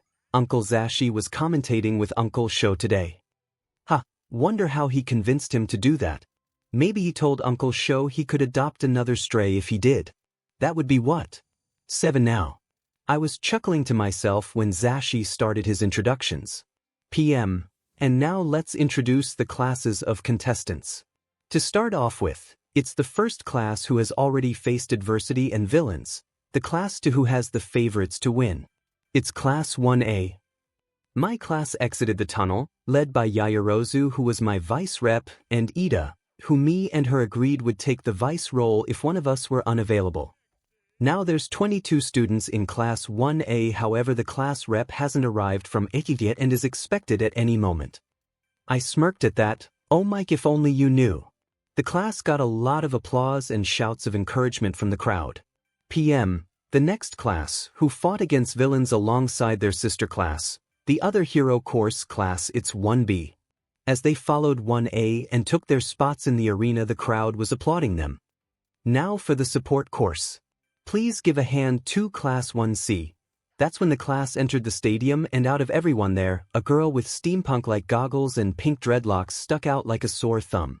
I bet she will do what she can to advertise her inventions. And the other support class. Class 1D. Then another class entered the stadium, and like the previous class, several students had inventions in their hands or on their backs. PM. Now for the business courses, please introduce classes 1E, F, and G. Then 3 classes took their place in the stadium. However, these classes had an air or professionalism to them, not in a sporty or physical way, but like a professional businessman and woman. They all held themselves tall. And last but not least, please welcome the general education classes, classes 1H, I, and J. That's when the last of the classes entered the stadium and took their places. Then Midnight, who was being the referee for this year's festival, took up her place in the middle of the stadium. I could hear several students asking if her attire is really suitable for a high school. Truth be told, I have to agree, but from what Uncle Sho told me, it's just her hero persona. Out with her hero costume, she's actually pretty normal and maternal. Now for the student pledge. She was licking her lips seductively, making several students blush. Really, Midnight? However, since our student representative isn't here, the person in second place during the hero course entrance exam will be doing the pledge. Please welcome Katsuki Bakugo. That's when Bakugo took his place up at the podium. Okay, once he starts, I'll make my grand entrance. Bakugo grabs the mic and starts to make his oh-so-grand speech. All I have to say is, I'm gonna dash. I step off the roof and start to fall, and then use my flight to lower myself down to the stand. Okay, let's put an end to this farce before you make a target out of the entire hero course. This drew several heads in my direction, and thanks to my enhanced hearing, I can hear murmurs saying how I'm the one who captured Stain the other day and asking if I'm really a first-year student. Midnight. Izuku Shimura, so you have finally arrived. Izuku, oh, I've been here your whole time, just had to make a grand entrance, didn't I? Inizu agrees with me, he knew the whole time. This drew a chuckle out of Midnight. So shall I make my student pledge or what? Bakugo stepped off the stage and Midnight threw me the mic, and I stayed in the air where everyone could see me. First of all, I'd like to apologize for being late. Second of all, here's my pledge. Us AU are deemed the best of the best, and it doesn't matter if you're a hero student, a general ed student, a business student. Here on this stage, we are all equals. Everyone can take the top place position. Use your talents and show the world what you can do. If you were unable to make it into the hero course, due to the clearly physical-based quirk bias the entrance exam exhibits, use this competition and prove that you are worthy of joining the hero course. So go beyond. The crowd and student all then yelled, plus ultra. Midnight, what a wonderful pledge from the student representative. Now it's time to see what the first task of this year's first-year sports festival.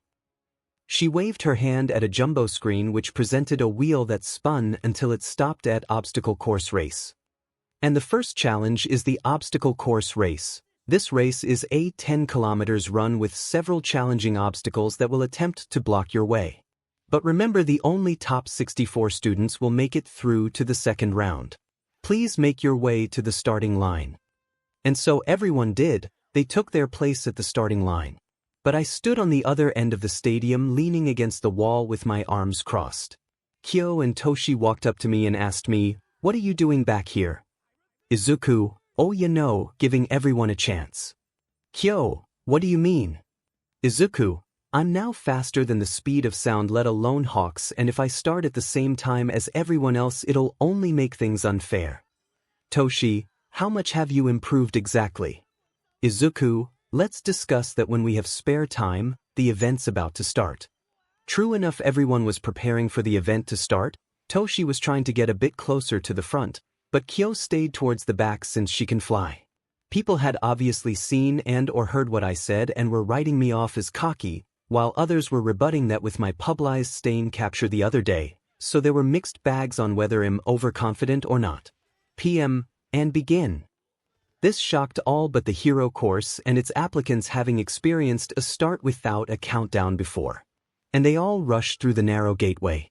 Narrator P. We see all the students minus our green-haired protagonist trying to force their way through the narrow hallway. PM. This early in the race, what would you say is the first challenge, my dear CO host 𝗬𝗧𝗏?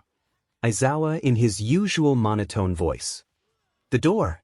It's a very narrow corridor that will only have a few people side by side, but with over 200 people trying to force their way to the front, there's a jam in progress.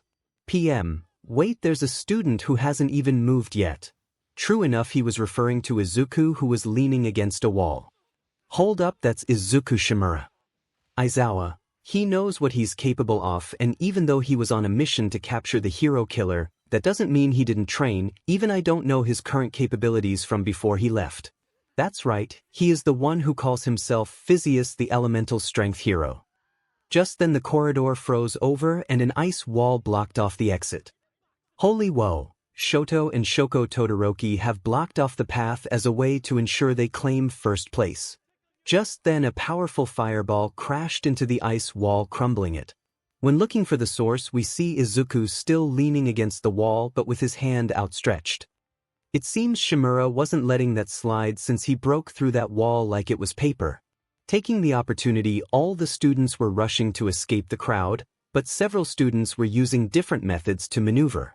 Jiro was flying using her sonic waves through her feet, Mineta was bouncing on his sticky ball, Aizawa Hitoshi had climbed onto a student's shoulders and was now running on top of the other students' shoulders and heads. The Bakugos were flying using their explosions, however Katsumi was slightly ahead due to using explosions on her hands and feet. Kaminari was channeling his electricity through his body, giving him boosted speed, and got through before the ice wall was made. Melissa was bouncing around the place similarly to Gran Torino. Azui was sticking to the walls with her frog abilities, and Yagi, Yanagi and Uraraka were flying over the crowd with their telekinesis/zero gravity quirks. Izuku, whose face was shadowed by his hair now, just had a manic grin on his face. Seems their training has really paid off.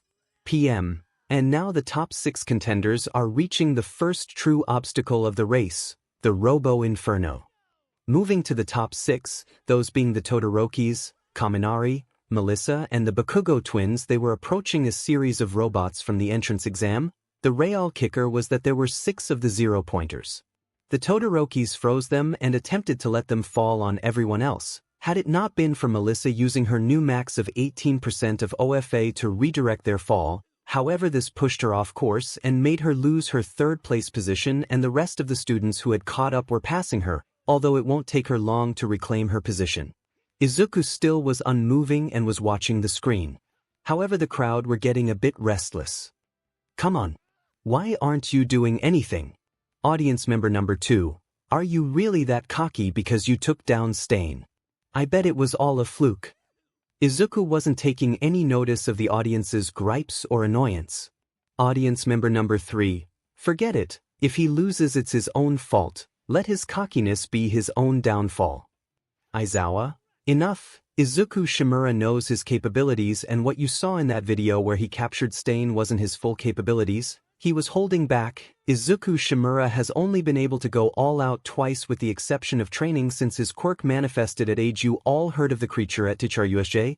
The person you're all calling cocky and overconfident is the exact same person who took down that creature. If the audience could see Aizawa's face, they'd see a rare, serious and intense look in his eyes. So I'll tell you now, before you write off someone, make sure you know everything. That especially goes towards the heroes. This caused everyone to shut up and pay attention to the screen. Good timing too, because everyone was approaching the next obstacle. PM. Now the contestants are approaching the next challenge, meet the downfall. This caused many to slow down and make their way over a chasm using ropes or other means. Ida was balancing on the ropes while using his engines to propel himself. Melissa was bounding from rock to rock easily. A pink-haired girl with dreadlocks was using a jetpack to burst to rocks, clearly trying to save fuel. The Bakugo twins were blasting over the chasm with their explosions. Uraraka was floating over the chasm with her quirk, as was Yanagi and Yagi with their telekinesis. Jiro was flying over and Aizawa was using his parkour and acrobatics to bound from rope to get across. Once they were past, Izuku could be seen stretching. However, only 2 people noticed, those being Aizawa and 𝗵𝘃𝗲 appears Shimura is getting ready to start. Audience member number 1. Yeah, but everyone's nearly finished, he would have to have speed like hawks to catch up. Audience member number 2. Hey, we all know his quirk is called physical element, and we've seen he has some kind of water transformation and healing abilities, but what else is his quirk capable of? 𝗵𝘃𝗲, now that's the real question. Well, let me tell you. Izuku Shimura, quirk physical element. This quirk is very unique. He has pyro, cryo, hydro, and electrokinesis, along with what he calls embodiment states. That's when he coats or becomes said element. And while he hasn't manifested the ability yet, he will have terra and metallokinesis. He also hasn't manifested his air embodiment yet. Not only has he got elemental capabilities, but his quirk also gives him enhanced strength, speed, agility, senses, and healing capabilities. Before he left for his mission, his maximum weight limit was 110 tons, more than even All Might. His speed on land was 350 miles per hour or 640 kilometers per hour. He had 2 maximum speeds, one with fire alone, which was 400 miles per hour or 643.7 kilometers per hour, but when he used his wind to enhance his speed, he could reach 500 miles per hour or 807 kilometers per hour, and every day, he closes the gap between himself and the pro hero Hawk's top speed of 650 miles per hour or 1046 kilometers per hour. Who knows how fast he is now? /N Hawk's speed was never actually stated, so I'm making a guess he's almost the speed of sound. Audience member number 3. Hey, what are those bands? They look like support gear. Aren't they banned from all but the support course? Midnight. Mr. Shimura, they are correct, you will have to take them off. Izuku just grinned at that and proceeded to take them off and drop them on the floor, cracking and making craters in the floor.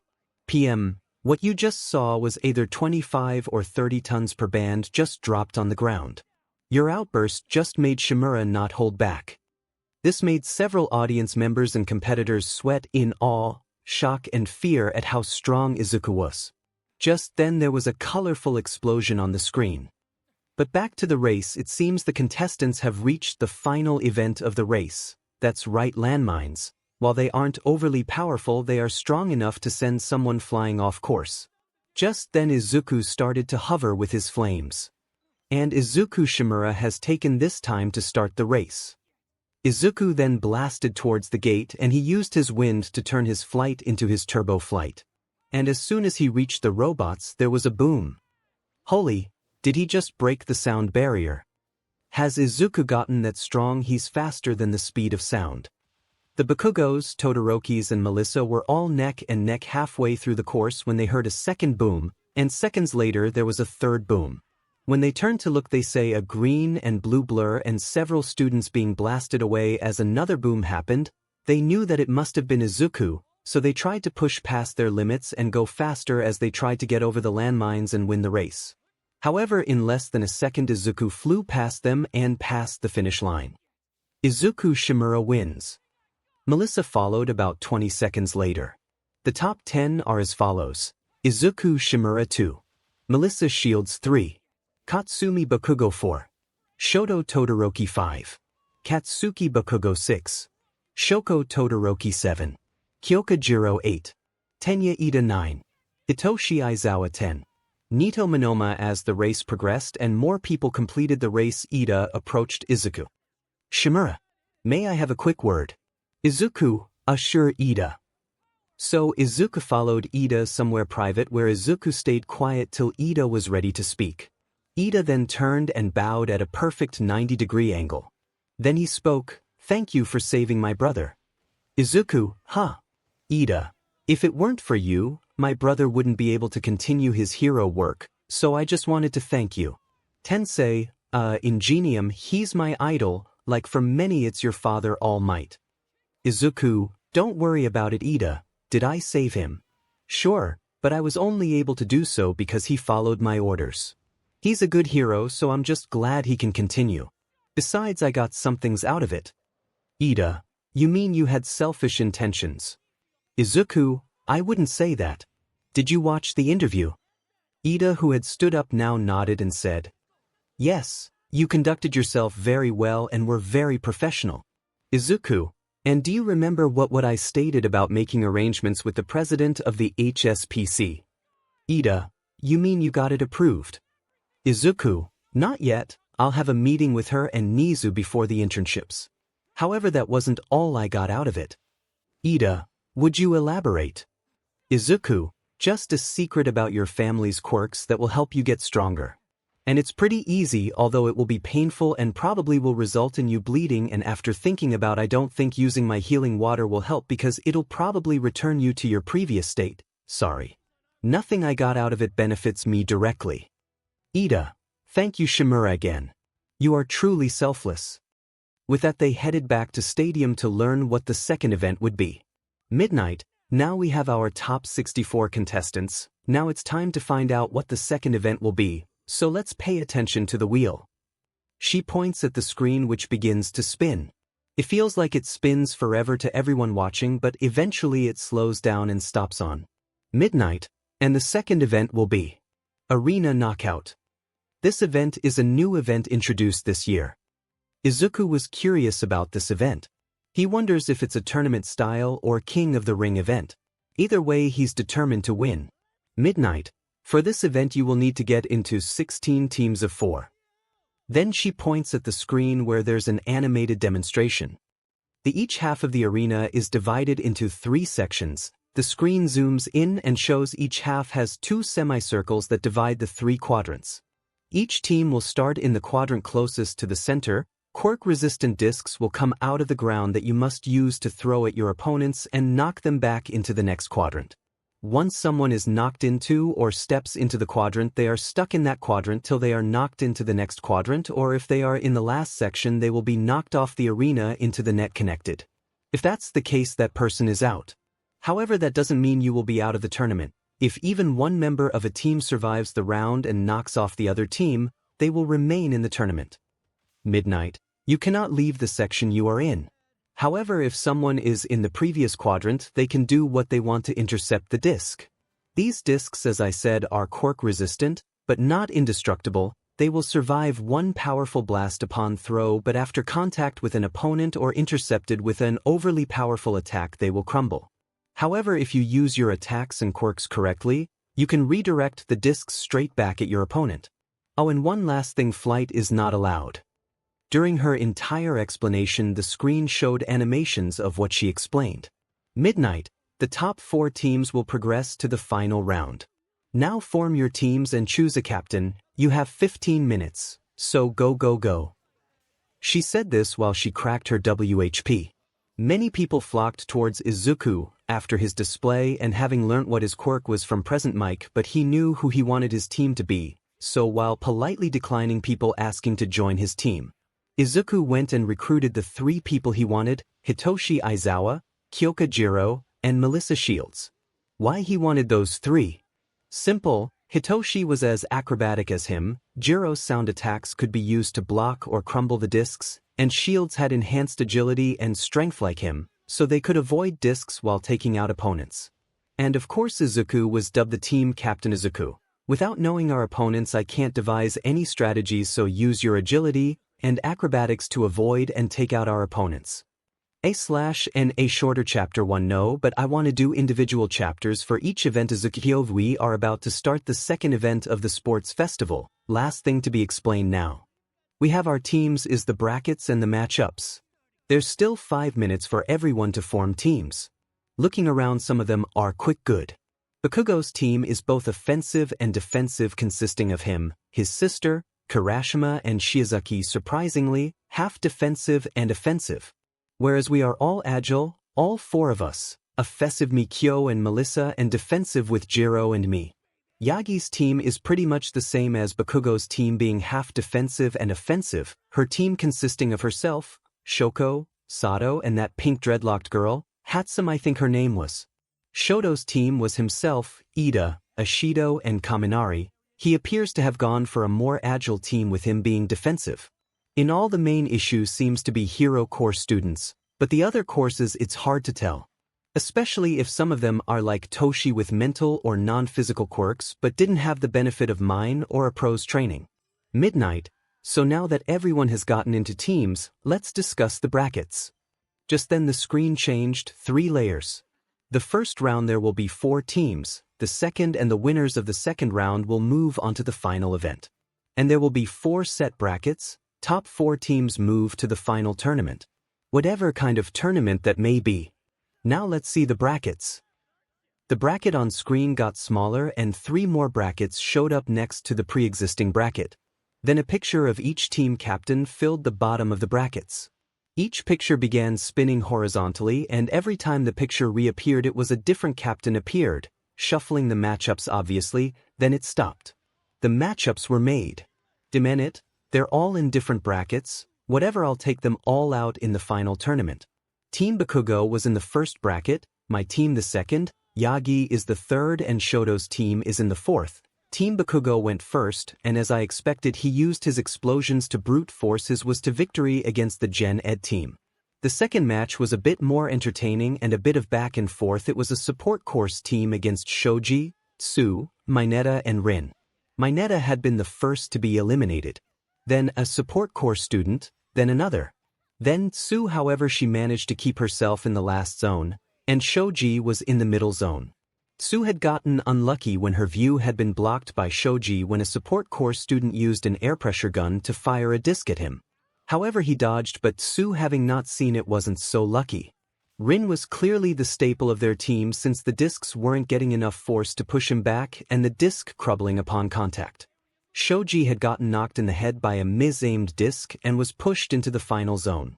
But Shoji recovered and threw a disc and sent the air pressure gun off the arena. Rin used the opening to knock the support course student off the arena. Now it was 2 versus 1 and they used a combo move where Shoji threw the disc and Rin used his projectile scales to increase the speed, and the last support student was knocked out the arena. The third round was 2 support course teams, which as far as I could tell just used the event as a publicity stunt. That's not to say I didn't pay attention to their gear. While support gear isn't exactly suitable for me, due to my raw physical strength that would probably break them or the fact I could melt or damage circuitry, I simply just can't use them, so if just make modifications to my suit, like I'm thinking of getting a layer of Kevlar added for a bit of extra defense. But now it was time for our first round. We're up against 𝗵𝗲, 𝗬𝗵𝗲, 𝗬𝗪𝗪 and Yanagi, 2 defensive, I can handle those easily. Yamagi is a bit trickier since 𝗬𝗲 could catch the discs, but all I have to do is make sure it's too fast for her to see, and 𝗵𝗲. The wild card.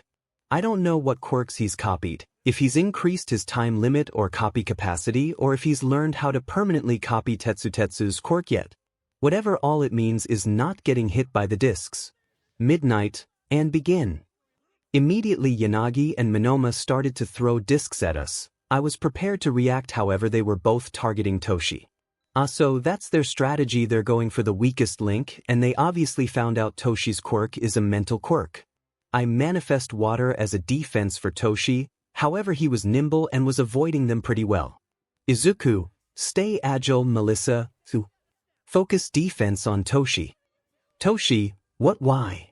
Using my wind to redirect a disc heading straight at Toshi back at Yanagi, there wasn't any good strength or speed on it, so she avoided it easily. Izuku, have you not noticed they're targeting you? You don't have a physical quirk, so they see you as the weakest link. Kyo, we need defense, I have a plan. Melissa, target Yanagi, don't let her target us for a minute. They both nodded. Kyo got in front of us, while Melissa was bouncing around throwing discs at Yanagi to distract her and not giving her a chance to attack. Toshi, we both know 𝗵𝗲 has a superiority complex with 1A always spouting on about how 1B is the better class. Toshi, well yeah, except when it comes to you, he holds you in high regard after the day. Izuku, not the point. Use that to antagonize him into responding to you and then force him to not move, then I'll wallop him with a powerful throw that'll at the very least get him into the last zone. But wait till we've gotten the defense duo out. Got it? He nodded and got back to dodging. He was antagonizing 𝗵𝗲 without using his quirk. 𝗬𝗵𝗲 won't expect Toshi's quirk. Melissa, Kyo defend Toshi again forget me. They nodded, determination in their eyes. They focused on defending Toshi, however Kyo got overwhelmed by an onslaught of discs, and one slipped through her defense and passed her knocking Toshi to the second zone.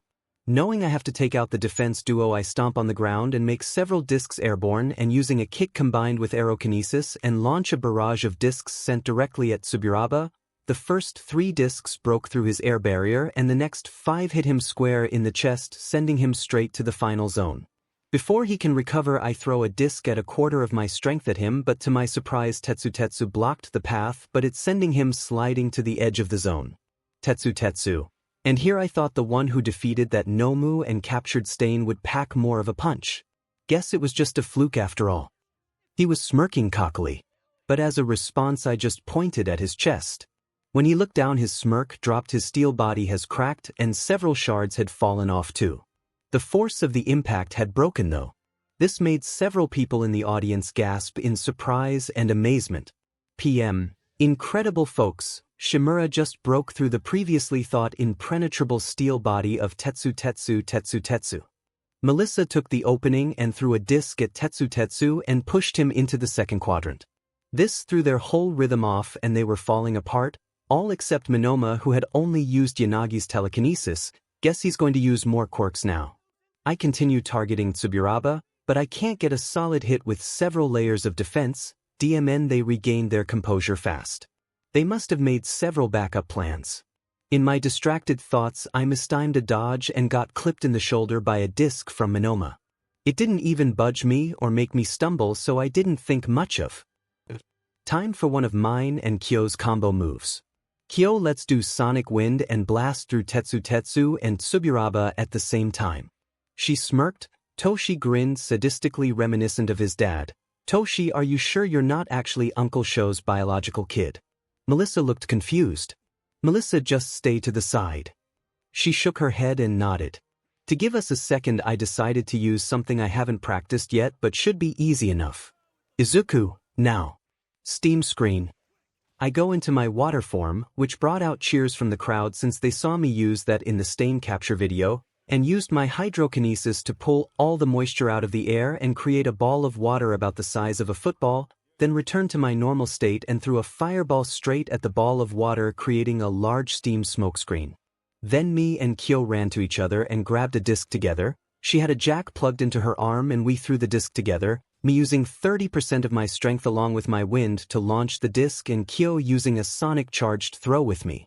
This created a large gust of wind which knocked back the attackers to the second zone and the disc went straight into 𝗧𝗵𝗃 again and sent him crashing straight into 𝗬𝗏𝗧 and taking both of them out, but then I felt an impact on my shoulder that sent me flying into the second zone. I didn't even get hit with anything. Why didn't I think of that? 𝗵𝗲, you sly, but you copied Shota's twin impact. My team, Izuku. What happened? I get up rubbing my shoulder. Izuku, well 𝗵𝗲, you copied Shota's quirk. This caused my team to go wide-eyed. He's the next target. Everyone nodded and turned to the 2 remaining opponents. I have my tornado moves I can use, but I want to save them for a last resort or the final event. 𝗵𝗲 could tell he was our target and he was getting visibly nervous now, and what does a cornered egotist always do? They panic. And that's what he was doing. He was throwing discs at random, he wasn't even aiming. Such an idiot. Good thing I was the one fighting at the USJ. I throw a disc, not even that powerful, maybe 10%, and it hit him square in the chest and knocked him into the last zone. Toshi came in clutch and threw another one as 𝗵𝗲 was getting up, and to my amusement it clocked him straight to the head and knocked him off the arena. Good, just Yanagi left. Yanagi was going to be easy while she didn't have a limit to the quantity she could lift. She had to be able to focus on all those items, and with the discs coming from 4 directions that would be difficult. We were all throwing discs and to her credit she was catching every disc until Melissa and Kyo managed to get solid shots on her simultaneously when I sent several discs at once directing her focus on them, and they managed to hit her in the stomach, knocking her back into the final zone. I wish I knew what percentage Melissa was using, but that's neither here nor there. Mental note, Provide Melissa with unlimited access to my healing liquid to allow her to increase her percentage faster when the machine is finished. I coat a disc in a thin layer of ice to decrease the drag and throw it at Yanagi, and thanks to the speed, it hit its mark and we finally won the match. PM. Team 𝗵𝗲 wins with no knockouts. We leave the arena without any showboating or overconfidence and head to our waiting room for a quick team discussion. Toshi, sorry, I was a liability in that match. Kyo, nonsense Toshi, we were just ill-prepared for them to target you. Toshi, I didn't even execute the plan Izuku gave me. Izuku, relax man, you weren't the only one who got knocked back a zone. I did too. Toshi, yeah, but not only did you not let that stop you, you took out 3 of them. Melissa, yeah, but you took out 𝗵𝗃 before he could use more copied quirks. I was the only one who didn't take anyone out. Kyo, if anyone's at fault Toshi, it's me, I let that disc through and hit you. She looked disappointed. Izuku, okay, enough of the self-deprecation, we are against the support course team next, so what do we think? We don't know all their gear, all we know is an air pressure launcher, some fancy-looking catapult, a backpack-looking thing and some kind of boots that help with agility. So what do we think? They all thought for a second when Toshi spoke up. Toshi, well, for the air pressure guy, what if I snag him with my quirk and tell him to max out the pressure of his gun and shoot it at the ground? Melissa, forcing him to push himself back a zone or 2. Toshi, or completely out the arena depending on how much pressure that gun can do. Izuku, that's a good idea. I can short out their tech too, it'll be difficult though. I don't know the max voltage capacity of their tech and I don't want to blow them up. They all thought about that outcome when Melissa spoke. Melissa, well, with my history in making support items, I could probably figure it out if I have about 5 or so minutes to observe the gear.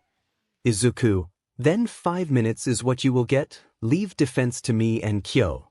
Kyo, Izu, why haven't you used your embodiment states? I mean you used, what did you call it? Aquagenesis. Izuku, I'm saving them for the finals, I have my tornado moves I'm saving as a last resort too. But primarily, I don't want to burn my clothes in a game that can end up being drawn out. And as for how I'll defend, I have my different kinesises. Melissa, I think this is a solid plan. Without their gear they'll be sitting ducks, easy targets. Izuku, I agree, however we better not get complacent and underestimate them just because they want have gear. They could have quirks that could help them with this, or athletic capabilities, so we must remain wary. Okay, I believe that's a good place to end this strategy meeting. Melissa, Kyo, Toshi, agreed. So we closed up our impromptu meeting, we headed to the hero course observation box and sat with our classes to watch the rest of the first rounds. One more round and then it's the final event. The next match was Yagi's, and they were up against Kodai, Kendo, Hananuki, and Yaoyorozu. That's a pretty viable and versatile team. Kendo has power and flexibility for agility, Kodai can enlarge the discs for more forceful knockback, Hananuki can reduce Yagi's team's mobility by softening the ground, and Yaoyorozu is also trained in martial arts so is also flexible, and with her creation quirk she can be both offensive and defensive depending on how she uses it. It was a good match honestly, they more or less 1v1 each other, Yaoyorozu against Yagi, Kendo versus Shoko, Hananuki while helping everyone by softening the ground, he was against Sato due to him having muscle enhancement quirk, and Kodai was against 𝗵𝗃 with her gear. In the end Yagi's team won, Yagi and 𝗵𝗃 were who was left. Since Yagi has a better telekinetic quirk than Yanagi and from what I can tell can now make a kind of force field of telekinetic energy, and 𝗵𝗃 actually made a device that can make force fields. Not bad gear 𝗵𝗃. If you could think of gear that could work for me, I'll happily let you make my gear. The next 2 rounds were pretty boring, a general ed team and a general ed mixed with business course team. The full support team won with a machine that made a kind of elastic barrier that sent the discs right back at its targets. A gauntlet that allowed the user to load it with the discs and fire the discs for them. A machine that gave the user spider-like legs allowing them to be more nimble. One machine that sat on the user's head. I can't guarantee, but I think it downloads fighting styles and acrobatic moves and probably a lot more. I hope they thought ahead and installed a safety neurological link to ensure they don't fry their brain. I should probably talk to Yagi and her team to make sure if they see any sign of something going wrong they make sure they destroy that thing. I get up and head to exit the stands when Kyo grabs my wrist. What's up? Where you going? Izuku, to talk to Yagi and her team. Kyo, what's wrong? Izuku, just going to give them instructions. I want belong Oklahoma. She nodded, which was an indication for my cue to leave. So I headed out to find Yagi and her team. It took me nearly 20 minutes to find them, by which time the final match of the first rounds was underway and it was Shoto's team. Izuku, Yagi, Todoroki, 𝗵𝗃𝗲. Hold up. They turned and looked at me. We need to talk, it's about your next match. I don't know if you saw who you're up against. 𝗵𝗃𝗲, hey, it's first place. What's up? What about our next match? Yagi, if you're giving us a strategy we aren't interested. Izuku, shut up and listen. You will get your comeuppance soon. But right now this is about potentially saving someone from frying their brain, severely damaging their motor functions, or outright dying. Shoko, okay Zuzu, let's hear you out. Izuku, what have I told you? Whatever, look, there's a support student you're going to be going up against. He's got gear he wears on his head. Yagi, so? He's a support course, he's going to be wearing gear he or she has made. Izuku, tell me Yagi. Do you know anything about support gear or what is needed for safety? All she did was sputter. Thought not, at least you have someone in your team who does. Well, from what I can tell it downloads information straight to the brain. 𝗵𝗃𝗲𝗄, and you're worried he hasn't put in the SNL. Izuku, while I trust the support course, I just think it's better safe than sorry. So if you see blood leak from his nose or ears, or he looks like he's in pain, starts holding his temples, anything out of the ordinary, you break that DMN machine as fast as you can, get the opposite team involved if you have to, but make sure that machine is destroyed and he's taken to RG as fast as possible, no ifs, ands, or buts, you got it. Yagi, and why should we? Izuku, same reason as I warned your dad when we had that meeting a little over a year ago. If anything happens, it's on your head. I turn and leave the corridor, but as I hear 𝗵𝗃𝗲𝗄 telling Yagi that they should take my advice and keep an eye out, just in case. I head to a door which can only be remote accessed or a key code. I look at the camera behind me and say, Nizu, let me in. It's important. There was a buzz and the door opened, thanks Nizu. I walk through the corridor and as I teach the end of the hall I can hear PM through the door doing announcements. I knock on the door and Uncle Sho opens the door. When he sees me he exits the room and looks at me. What's the problem, child? Izuku, need you to get a message to midnight. Sho, a message? He knows me, so he knows I'm serious and what 𝗵𝗃𝗲𝗄𝗏 meaning. Izuku, the support course student with the headgear. Sho, what about him? Izuku, I might just be paranoid or worrying for not but. Sho, Izuku, you don't worry unless you have a reason, so what's up? Izuku, Sai, tell her to keep an eye on him, he might have forgotten to put in SNL, which is what's needed to make sure any headgear that works with the brain. Sho, Izuku, stop. I don't need the intricacies of the tech, what are we looking for? Izuku, right, sorry, you need to keep an eye out for him having any signs of discomfort or bleeding irregularly, nose, ears, anything. If he starts looking dizzy or holding his temple in pain, anything that looks irregular, you need to get that gear off and get him to 𝗎𝗪𝙢𝗍𝗑𝗲. Hell, I'll drop down into the arena and take him myself, I am faster. Uncle Sho ruffles my already unruly hair and says, okay Zu, good work, I'll inform Namuri. I nod and head back to the stands. By now the first rounds are over, so they will be restocking the discs before the second and final rounds of the second event. When the second round started, the first match was Team Bakugo versus Team Shoji. Rin was going to be needed here. Minata's quirk wasn't ideal for this game unless he used it on his teammates, but that would inhibited the team more than aid them since they wouldn't be able to move. Mineta and Shoji had been the first two thrown off. Mineta wasn't exactly the most physically fit or strong, and Shoji was a large target.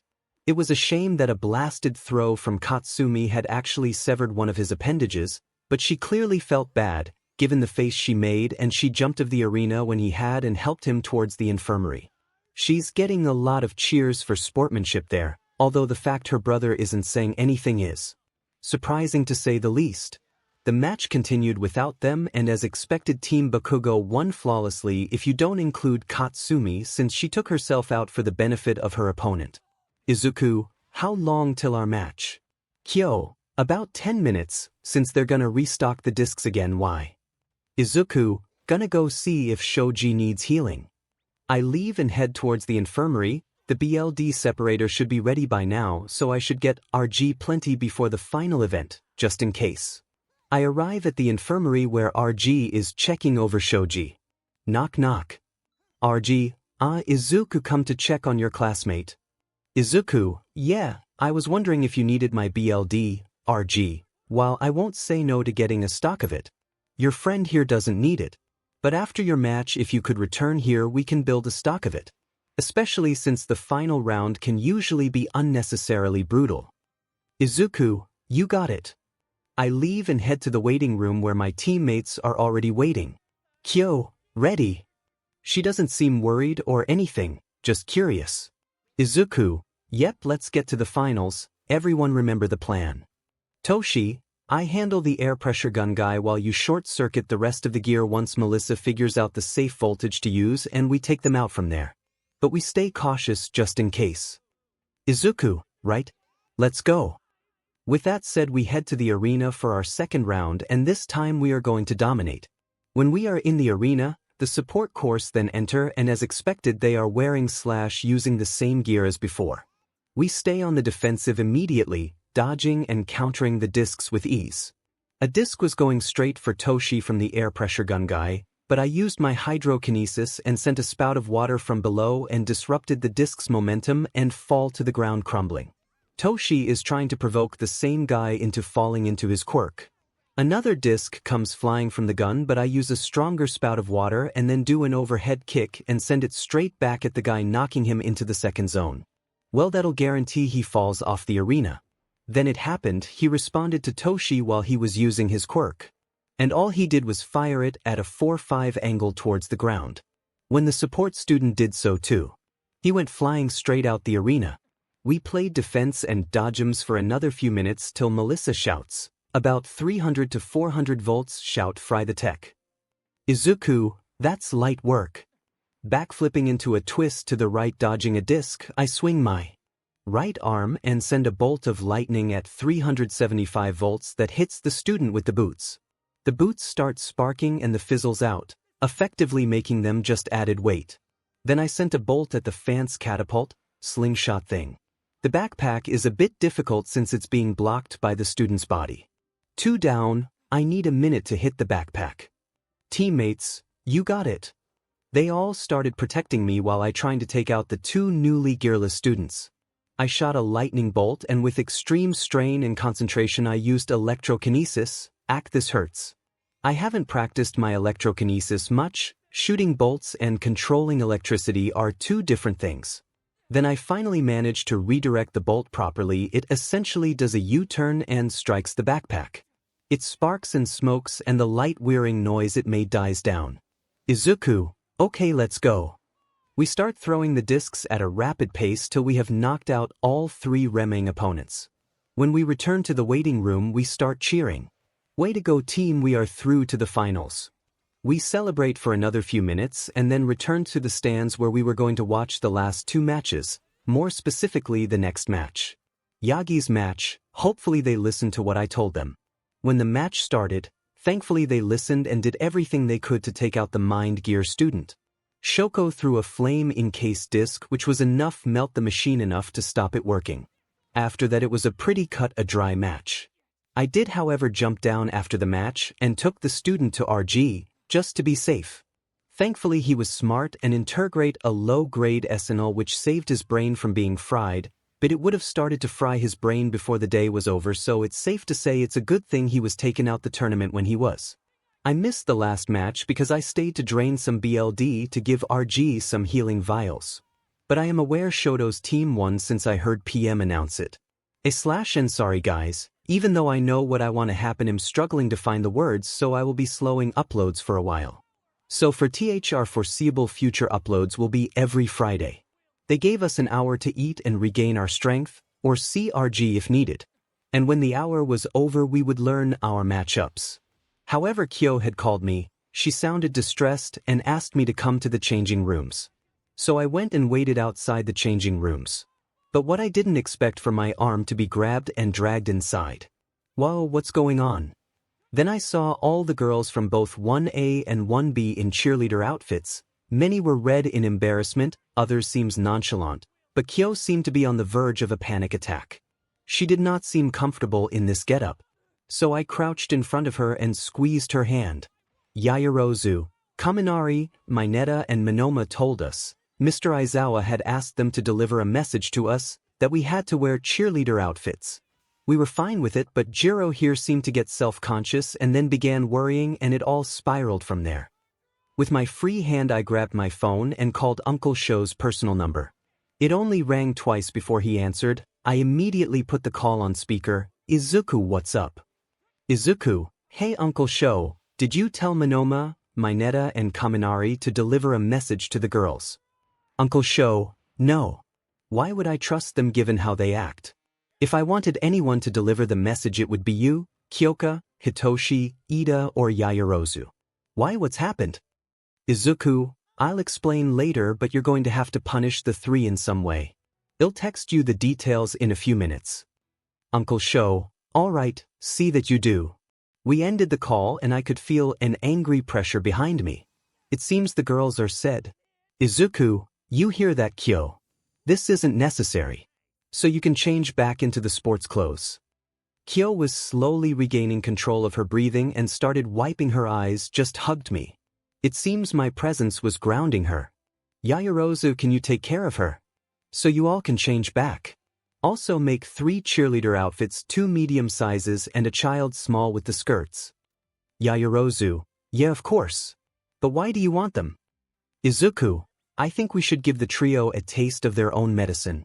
So I'm gonna blitz them and change them before they can even react when we are all in the field. This gave the girls sinister grins that even gave me chills, and Yaoyorozu immediately started to make them. I took the clothes and left the room and went and hid them in the hallway to the arena. I texted Uncle Sho the details of what happened and what it had resulted in.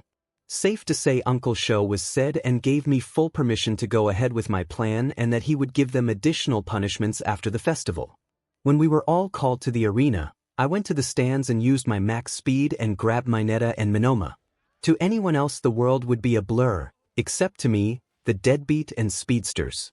I changed Mineta and Minoma into the cheerleader costumes, pom-poms and all, and dropped them into the arena, grabbed Kaminari, dragged him into the hall, changed him and dropped him next to the other. I then stopped next to Kyo and acted like I was always there. And when PM noticed the 3 and pointed them out, the entire stadium laughed. When everyone had stopped laughing and the 3 had left or changed back, the matchups were made. First round, Izuku Shimura vs Shoko Todoroki, Ijiro Karashima vs Katsumi Bakugotenya, Ida vs Hitoshi, Izuku Yagi vs Mina Ashido, Kyokajiro vs Katsuki Bakugodenki, Kaminari vs Ibra Shizuki, Melissa Shield vs Mei Hatsumrikadu, Sato vs Shoto Todoroki. So Shoko first, huh? This will be fun. I beat her quirklessly now to do so with my quirk and show her how outmatched she is. And guess who is refereeing again? Midnight. The arena was a simple large square for the match. Midnight. Matches end when one person is rendered unconscious, knocked out of the arena, or is rendered unable to move. Any questions? Izuku, yeah, rules on flight. Midnight. If you are airborne when out of the arena, you have 5 seconds to return to the arena or you lose the match.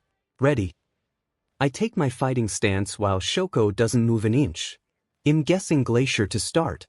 Begin. As expected, Todoroki sent Glacier of ice at me, and I let it encase me. I could hear her telling Midnight to call the match. But I activated my full immolation, which made the ice glow orange and start to melt.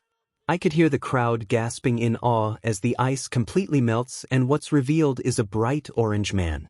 I turn off my full immolation and all that's left of my clothing is the DNA-coated shorts I wore underneath my gym gear. Izuku, who's underestimating who now, Auntie? I emphasized a lot of sarcasm in the word, Auntie. She sends a blast of fire at me and all I do is raise my right hand, palm out and the flames go around me, and with a casual wave of my other arm the flames go straight back at her. She narrowly avoids it, and sends another barrage or ice at me. I stamp my foot, making the arena's concrete break and spike out, breaking the ice. I start walking towards her as she sends both ice and fire at me. I hold my hand up again, and this time the ice splits and arcs around me. The fire hit me dead on, but I just walk through it. My fire and heat resistance is higher than she can output, so I'm not even flinching. Walking through the flames, people are just watching, jaws dropped. When I reach the end, I grab Shoko's wrist and squeeze it. The fire sputters out till I cuts off. I'm about to throw her when several ice spikes and pillars impale me. The audience gasp at the brutality and start screaming about murder. I just start laughing. I break the ice and unlodge myself off it. The wounds heal instantly, and I just give Shoko a Cheshire grin. Izuku, if that's all you got, then you may as well surrender. She tries the fire and ice combined again, but this time raising my hand again, both the ice and fire divert, then go straight towards her, hitting her head on and knocking her out the arena. When the smoke and dust cleared, Shoko was revealed lodged in the wall with several burns and freezer burns. Midnight, Izuku Yagi wins. I jump off the arena and walk over to Shoko. Izuku, so still think I'm not capable of being a hero? Or that I'd ever be willing to date you after what you did to me? I don't even wait for a response and turn and walk out the arena. Aizawa through the commentary mic, all of you talking and saying that 𝗵𝗲 was brutal and went too far. No, nothing, they have a difficult past and 𝗵𝗲 had a point to prove. Not to mention Miss Todoroki knew what she was getting into and his healing capabilities, and that's why she was willing to impale him. So shut up and just watch. I just grin and head to the infirmary to get a new set of clothing. 𝗧𝗵𝗲 is gonna beat me with her Fing cane again. Well, I should probably be prepared to experience it for the rest of the day. Narrator POV in the stands. Right when Izuku's shirt was burned, Kyoka was drooling slightly but caught herself before anyone but Hitoshi noticed. Mina was openly drooling. Mineta was crying BLD and shouting about it not being fair. Kaminari, who agreed with Mineta but also knew Kyoka was with Izuku and wasn't worried about Izuku getting a 𝗧𝗵𝗲 and was trying to placate him. Yagi was sweating, seeing the difference in power between herself and her twin brother. No, not brother, not anymore, and she only has herself to blame for that. Katsuki was seething. While he did want to apologize, he just couldn't fathom Izuku being so much stronger than him and was ready to prove he was number. Hitoshi was just smirking and teasingly nudging Kyoka. Shoto was muttering about surpassing him. Katsumi was scared she would have to fight Izuku in the second round, and was worried Izuku would be brutal with her too. When Izuku got impaled, Katsuki laughed, not out of delight or pleasure but at the fact Izuku was careless and let that happen. That was until Izuku grinned and he realized he let it happen on purpose. Kyoka, where her enhanced hearing was hearing people all over the stands making comments like, "I'd smash," "He's hot," "He's ripped," and "Yummy," which was pissing her off, but she calmed herself knowing Izuku only had eyes for her. And when they left the arena, she heard several groans of disappointment. Izuku Povey arrived at RG's office and changed. As I expected, she smacked me with her cane for unnecessary force. "Are you done? That doesn't exactly hurt anymore after having dealt with you hitting me with a cane for going on 6 years now." RG just sighed and brought me a change of clothes. After I got dressed, I spoke. "I have a bad feeling about the near future. Call but might and tell him to get his butt down here, please." RG, watch how you talk to me, young man. "But fine, give me a minute." 5 minutes later, Toshinori walks into the infirmary. "Toshinori, you asked for me." Izuku, "Yeah, I can't explain it, but I can't shake off the feeling something bad is coming, something out of your league. And if it's AFO, I don't know if I'm strong enough at my current strength." Toshinori, "Well, a hero should trust his instincts, but that doesn't explain you asked me to be here." Izuku, "I'm stronger than you, but your experiences can help me and Melissa improve, and for that you need to increase your time limit." Toshinori, "That's great and all, but I can't increase my time limit. Not only do I not have one for all anymore, but even if I did, my time limit was diminishing quickly anyway." Izuku, "I know because of your injury. Now I was going to wait to give this to you till you had earned my trust back and proven to me you're sorry, but I can't afford to do that anymore." I then walk over to the machine and slice of my hand and drain the BLD into the BLD separator. Toshinori, isn't there a better way to do that? That must hurt every time you do it. Izuku, sure it hurts, but even when I hold my healing back, I don't stop the healing, and the healing acts like an anesthetic. I just slow it down exponentially. If I held back the healing, it would probably take a week or two to regrow a hand. If you have a better way to drain my BLD, I'm open to suggestions. Once I finish draining BLD, I let my hand heal and down a bottle of water. God, that dehydrates me. I chuck a vial at Yagi, who fumbles to catch it. Aren't you supposed to be coordinated? Anyway, bottoms up. He puts the vial to his lips and chugs the contents. We sit and watch the Katsumi match while we wait for the healing to take effect. It was a long match. Kirashima was trying to outlast Katsumi. He was going for a battle if attrition. The only flaw with that plan was that the longer the explosive duo fight, the more powerful their explosions become. So, ultimately, my next opponent is Katsumi Bakugo. Toshinori then grasped at his stomach. I think it's taking effect. He lifted his shirt, and true enough, the scarring was slowly beginning to fade. We watched Toshi's fight while his wound was healing, but as the match was about to start, Toshinori asked a question. Are you sure this will regrow all my missing organs? Izuku, it has the same healing effects I have, just at a slower rate. And I'm pretty much immortal unless I'm decapitated or stabbed in the heart, and I theorize if I could jumpstart my heart or if I was getting chest compressions, my heart would repair itself. So if I'm right, unless I lose my head, I can't die. So yes, I'm sure. Go grab another vial and drink it if you feel the healing effects start to wear off. Toshinori, all right. Thank you for this, Izuku. Izuku, like I said, the only reason I'm doing this is because me and Melissa need you to train us more directly, and if you end up having to fight AFO, you cannot afford to be handicapped by your timer. You coiled probably hold the buff form for a full day, assuming you don't use your strength and just use it for appearances. If I were to guess, it will probably give you an extra 2 hours to your limit, but I can't guarantee it will be that much. So if you have 5 hours, it's better than nothing. It's enough to last till I arrive to take over the fight anyway. Toshinori, you won't be fighting him. Yes, you're stronger and more versatile than me, but if he gets your quirk, he will be nigh unstoppable. Izuku, then I just don't give him a chance to get my quirk. Aquagenesis gives me an easy to escape his grasp. Toshinori, then I simply just have to defeat him before you arrive. He had a resolute demeanor and was determined I wouldn't fight. That's when my phone rang. It was Melissa, so I answered it and put it on speaker. Melissa, Izuku. Izuku, you there? Izuku, yeah Melissa, I'm here. What's up? Melissa, where's Uncle Might? I need to speak to you both. It's urgent. It's about you know what. I looked at Toshinori, who had a confused and worried expression. Izuku, we're both on the infirmary. Melissa, okay, I'll be there in a minute. She hung up and I replaced my phone in my pocket. Izuku, any ideas on what this could be about? Toshinori, not really. Maybe she caught a glimpse of the vestiges. It happened to me once, so maybe she's had it. I thought about that for a minute, then shook my head. Izuku, I don't think so. She wouldn't need me to be around if it was that. Just then Melissa burst into the room, breathing. Melissa, thank God. The vestiges spoke to me. Toshinori, wait, what? I looked at Toshinori. Melissa, I went for a nap because the first and second rounds drained me, and when I thought I had woken up, from what they told me, I was in a mindscape, a representation of being inside of OFA. Izuku, they never did that with you. Toshinori, well no they did. But only 4 words, and it wasn't until I had the quirk a few years. Like I was in America when it happened. Izuku, what did they say? Toshinori, it's not complete yet. Melissa, well, OFA is complete now. Izuku, elaborate please. Melissa, so I spoke to 4 of them.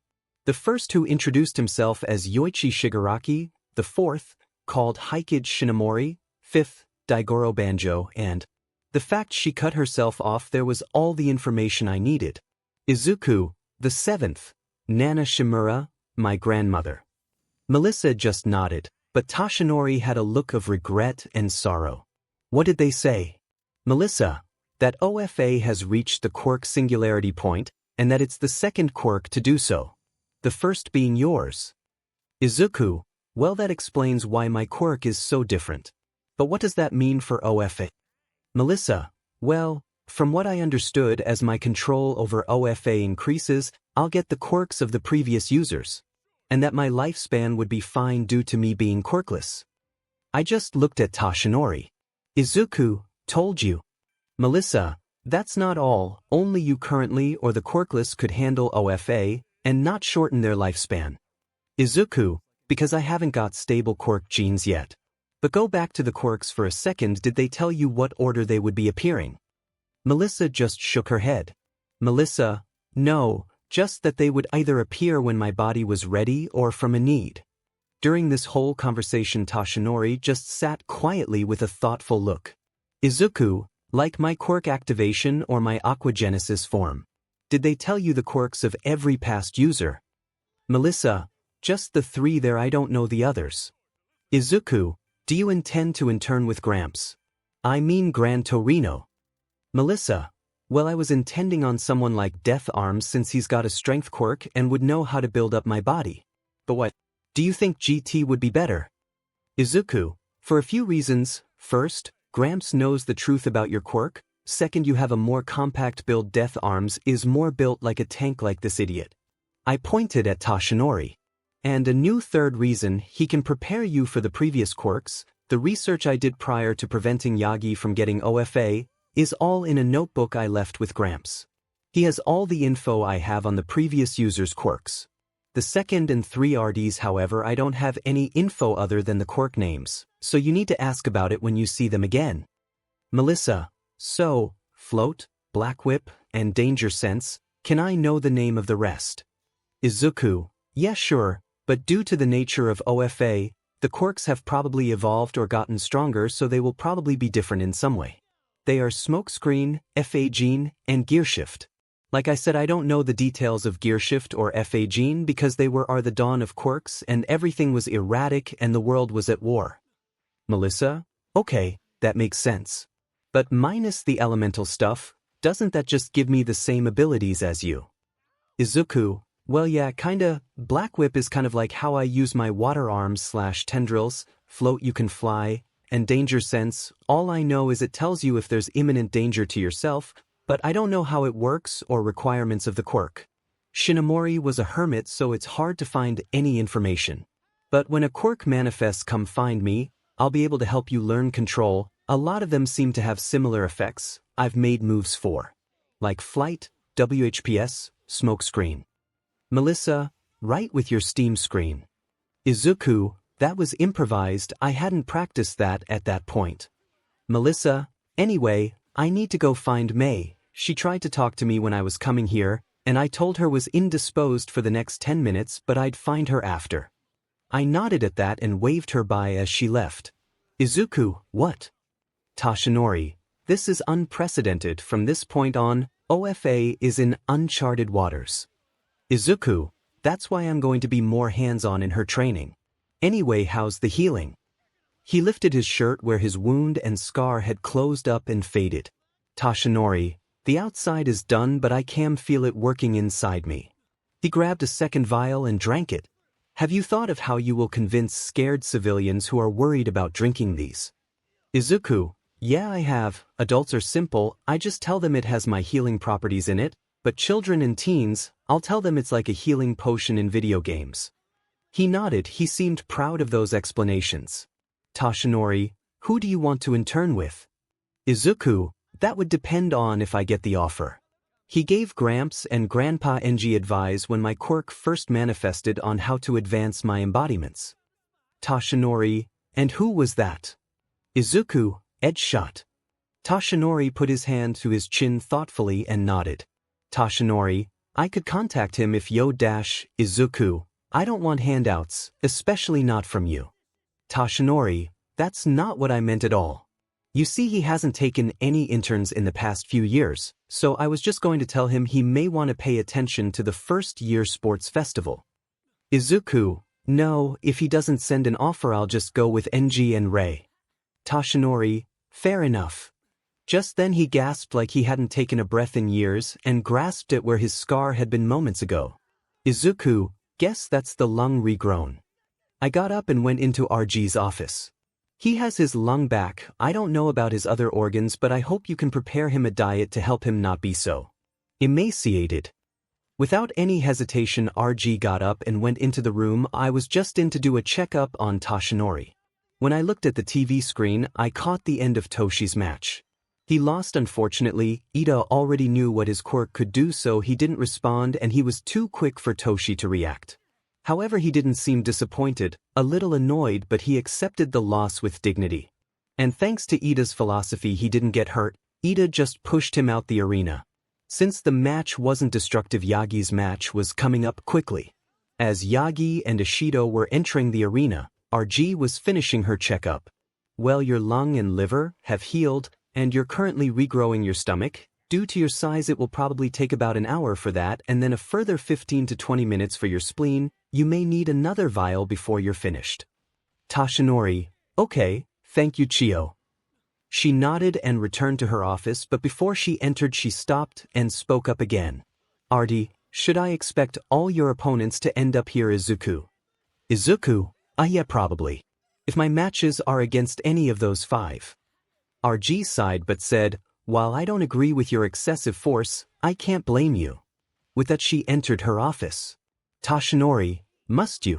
You proved your point in your first heroes versus villains exercise. Izuku, correction, I proved a quirkless can be a hero in the heroes and villains. Do you think that is equal to literal years of torture via quirks and nearly killing me? The only difference is I won't go that far. Toshinori didn't say anything and just looked at the TV screen as the match was about to start. Yagi won her match in seconds. She just picked up Ishido with her telekinesis and launched her out of the arena. She's relying a lot on her telekinesis and not using her strength. Why is that? Toshinori, I'm not entirely sure. Last I knew she figured out how to boost her physical attributes with her telekinesis, but I haven't seen her practice it or anything. Izuku, what's her weight capacity? Toshinori, 6 tons I think. 12 with the boost. Izuku, do you think she's suffering from an inferiority complex? Toshinori, what do you mean? Izuku, well, think about it. She was faster, stronger, better than her twin brother in every way but brains.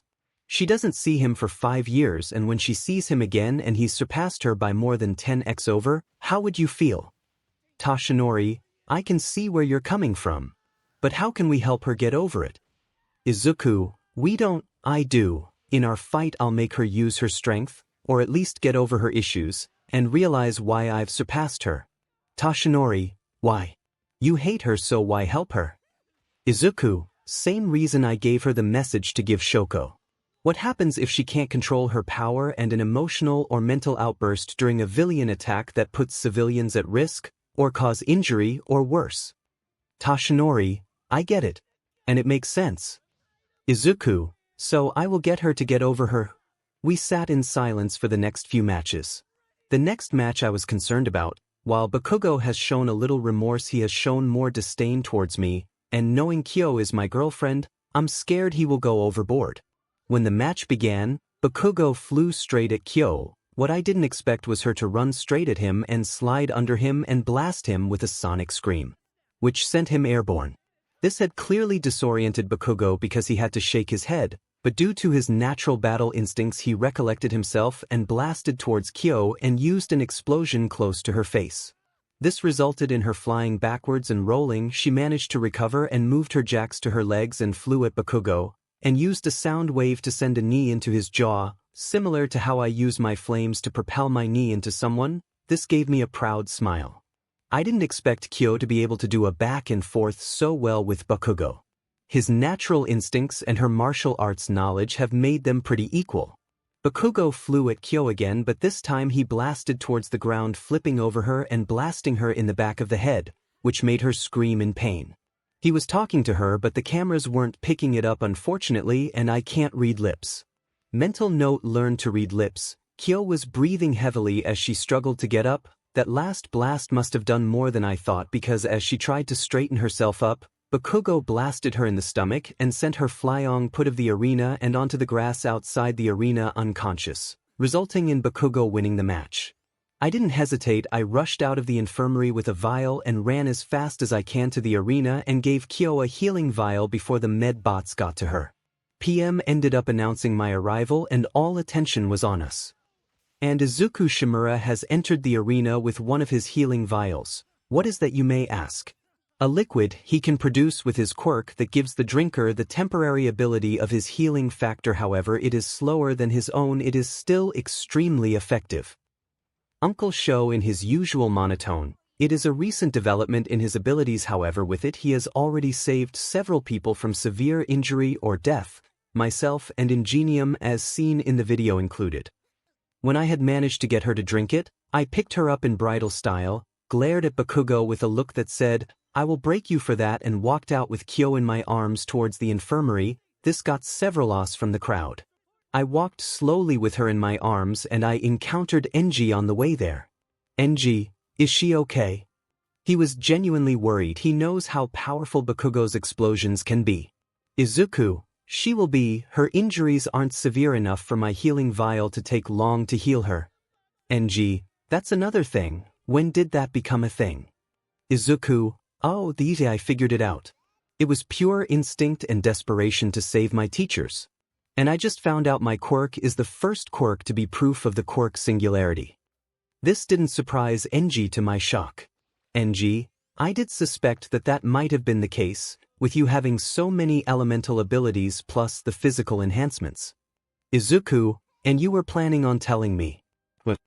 "I wasn't annoyed, just curious." "Enji, when I had more concrete proof of it, Ray has been helping me too." "Izuku, okay Gramps, anyway I better get Kyo to the infirmary." "Enji, right, of course. I'll let you go and good luck with the tournament." I started to walk off with Kyo, but I did answer him. "Izuku, shouldn't it be them you wish luck to? Isn't wish they aren't too broken when I'm done with them? Especially Katsuki." I didn't wait for an answer. I created a wind barrier around Kyo to cushion her and rushed her to the infirmary and placed her on a bed to let her rest. Now her wounds were healing.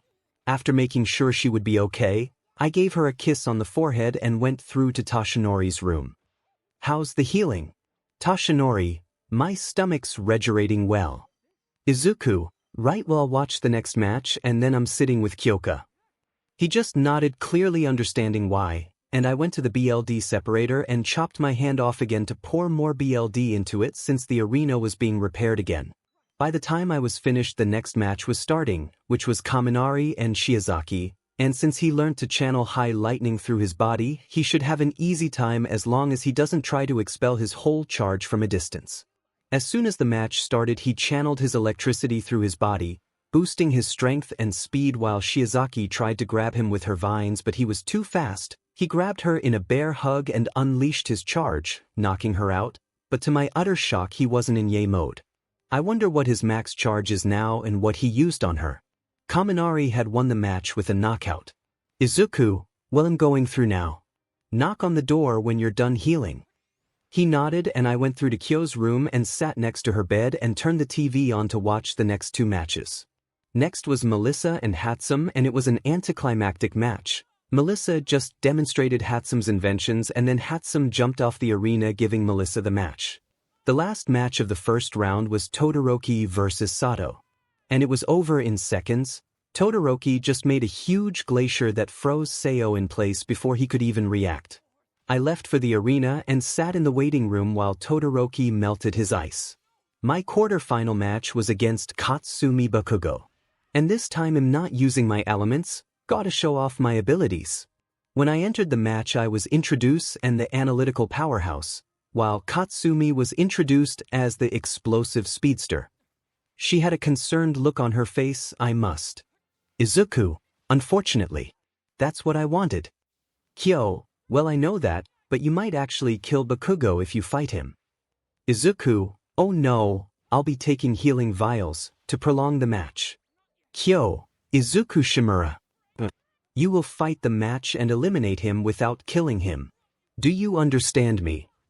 I audibly gulped at that and nodded frantically. 𝗧𝗪, who had entered when Kyo started shouting, giggled behind me, so when I whirled around, I had one question on my mind. What's so funny? 𝗧𝗪, who was no holding her side, not able to hold back her laugh, held up a finger to give her a second. When she finally composed herself, she answered, "Oh, nothing, just the strongest person in the country being scared of his girlfriend." She burst out laughing again and I just sweat dropped and Kyo giggled again. "Izuku, you realize she can hurt me, right?" "Sure, I heal, but those sound waves point blank thing hurt." This made 𝗧𝗪 laugh harder and she was holding her side again.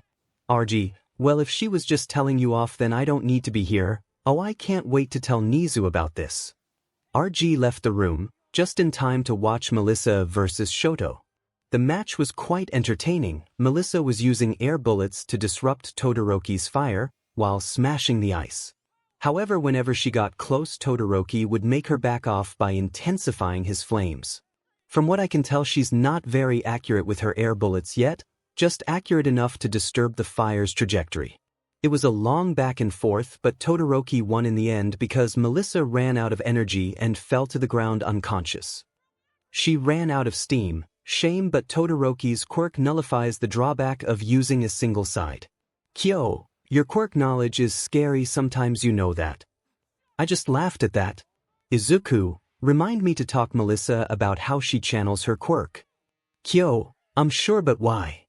"Izuku, I don't think she's channeling it through her muscles properly. I think she's just channeling it through her skin, which mildly channels it through muscles, but if she channels it through her body better, she can probably up her percentage by a fair margin."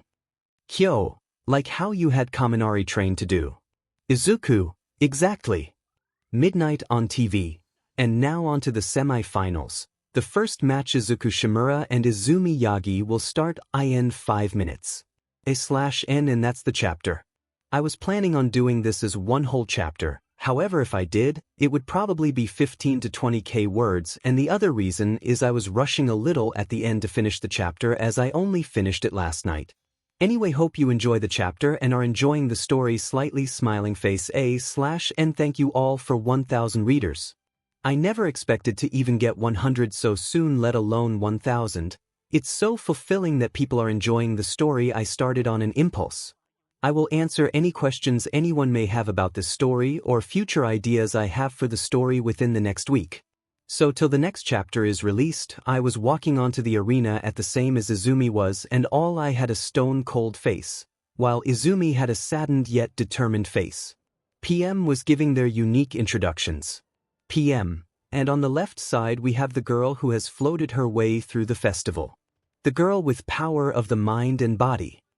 The princess of telekinesis, Izuku Yagi. The crowd cheered loudly for her, which just irritated me and I could feel my eyebrow twitch. PM, and on the right, the man who has steamrolled the competition. He won the obstacle course in seconds when he started. His team won their bracket in the arena knockouts without losing a person a single round. Things are of the elements and has the strength to knock anyone away. The Emerald Informatic. Izuku Shimura. This got a loud cheer too, however many in the crowd were a lot quieter. People had obviously gotten a bad impression with how ruthless I've been during the fight so far. Midnight, you should know the rules by now, correct? We both nodded towards Midnight and readied ourselves. Okay, so she's not using her strength, which I have make her use. And her telekinesis can't hold anything that's not solid, so aquagenesis will be my go-to whenever she tries. And begin. Immediately Izumi picked me up with her telekinesis and tried to launch me out. Okay, before I use aquagenesis, I'm gonna see if I can overpower her throw. I set my back on fire, igniting my clothes till I was shirtless. Again, and used it to propel myself forward, which did in fact overpower her throw way easier than I anticipated and almost took myself out the arena. So safe to say you can't use your telekinesis on me. Even if I couldn't overpower it, I had another way to counter it. You're gonna have to use your strength. Izumi, no. Not after what I did to you before. She was emotional, just proof of what I've said about not using quirks. I just walked up to her and poked my finger into her stomach before I turned it into a punch. Yes, I did the 1-inch punch. She let me do it. She gasped at that and held her stomach. Izuku, Either use your strength or I'll just beat you down here and now. Izumi, no. I won't. I can't. This annoyed me and I punched her across the jaw. Izuku, you claim you're one of the strongest in 1A, but how can that be if you're holding back half your power? There was irritation in my face. I already told you what happens when quirks aren't used, so don't give me that you can't because you're guilty. Izumi was in a predicament. She had nothing she can use as ammo and she can't use her telekinesis. Izumi was crying now and she actually screamed her response. I can't. Every time I do I just see flashes of what I did to you and it makes me want to throw up. This had the audience murmuring, questioning what she did. To quell them, Aizawa spoke. Aizawa, all you need to know is that these two have a rough past together. And that's all the information being distributed, and that's why Shimura has been so rough against his opponents. It's history between them all. This got a few more murmurs, but eventually they shut up and watched the fight. Izuku, so? You can't do that to me anymore. And even if you could, I'd heal instantly. I had my arms crossed now, annoyed. I came for a fight. Not for you to stand there and let yourself receive a beatdown. That defeats the whole purpose of me getting back at you and proving that I'm no longer weak. She had tears streaming down her face now. God, we have stupidly strong tear ducts. Izumi, I know you're not weak. I'm sorry, okay. I was scared. Scared that if your quirk didn't come in you would still try and become a hero, that you would die because you had no powers to fight back. I just wanted you to live. I'm sorry, I am sorry for everything. I went too far and lost you. My brother, anyway. She had fallen to her knees in tears and the stadium was silent. No one said a word, not a single noise could be heard. I sighed at this. Looks like I'm going to have to put myself in a position that traumatizes her worse. Fine. So you're traumatized by how bad I was hurt in the past. Then let's do this. Sure, you hurt me, but first, do you think my pain tolerance would be as high as it is if you didn't? And also, do you think you could or did hurt me as bad as this? She looked up confused as I went into full immolation, but I cranked up the heat, going past my comfortable threshold and the heat just getting higher. I was surrounding my body with a whirlwind to fan the flames, making the heat increase even faster. 2000C, 2500C, 3000C. The arena was starting to melt. Have put the fear of God into her with the match against Shoko. I grinned sadistically to myself. Midnight, you both know the rules, so begin. She cracked her WHP to signify the beginning of the match. Katsumi, who was barefoot and wasn't wearing the jacket, used explosions from her arms and legs to try to get to me before I can react. Izuku, too slow. I crouch and spin clockwise, lifting my right leg and kicking Katsumi in the face with my heel. I stand up straight and wait for her to get up. Come on, is that all you got? She struggled to get to her feet but got up and steadied herself before coming at me using explosions like I use flames to try and speed up her attacks. However, I just dodged and parried them easily. But I decide to showboat a bit, and as she goes for a knee to my gut and place my hand on her knee and bound till I'm doing one-armed handstand on her knee, then I push myself and flip over her.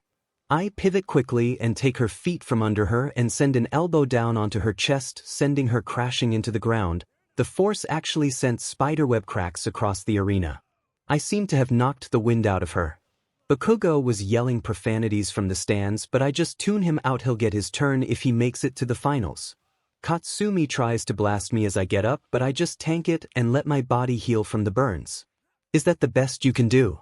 Your brother blew off my entire face on the first day and I healed instantly, and my healing has only gotten better after the USJ. She had a shocked face at that revelation of our first day and looked up at the stands to where our classes were sat. I kick her in the stomach. It wasn't even powerful, but she went sprawling to the edge of the arena. She got back to her feet and was holding her gut. She jumped up and flew into the air. She then dived at me, spinning and setting off explosions around her. Katsumi, howitzer bomb. As she was about to collide with me, her entire body set off a huge explosion which actually sent me rolling, but I simply dug my fingers into the ground and stopped myself. The sudden stop dislocated my shoulder, but it instantly popped back into place. Izuku, not a bad move, deadly to most people I'll admit, but you're against the rum opponent. I run forward and slam her face into the ground, making a crater and cracking the ground more, but the most annoying part was she was knocked out. Damn it. I was hoping to do more, but oh well. Once midnight called the match, I turned and left. I went straight back to Kyo's room in the infirmary, who had woken up during my match. You okay, Izu? I looked at her and smiled bright smile. Izuku, yeah, why wouldn't I be? Kyo, well, you clearly wanted to do more, so you looked a bit annoyed when you left the arena. Izuku, while you're not wrong, it's fine, it just shows the power gap between us to everyone.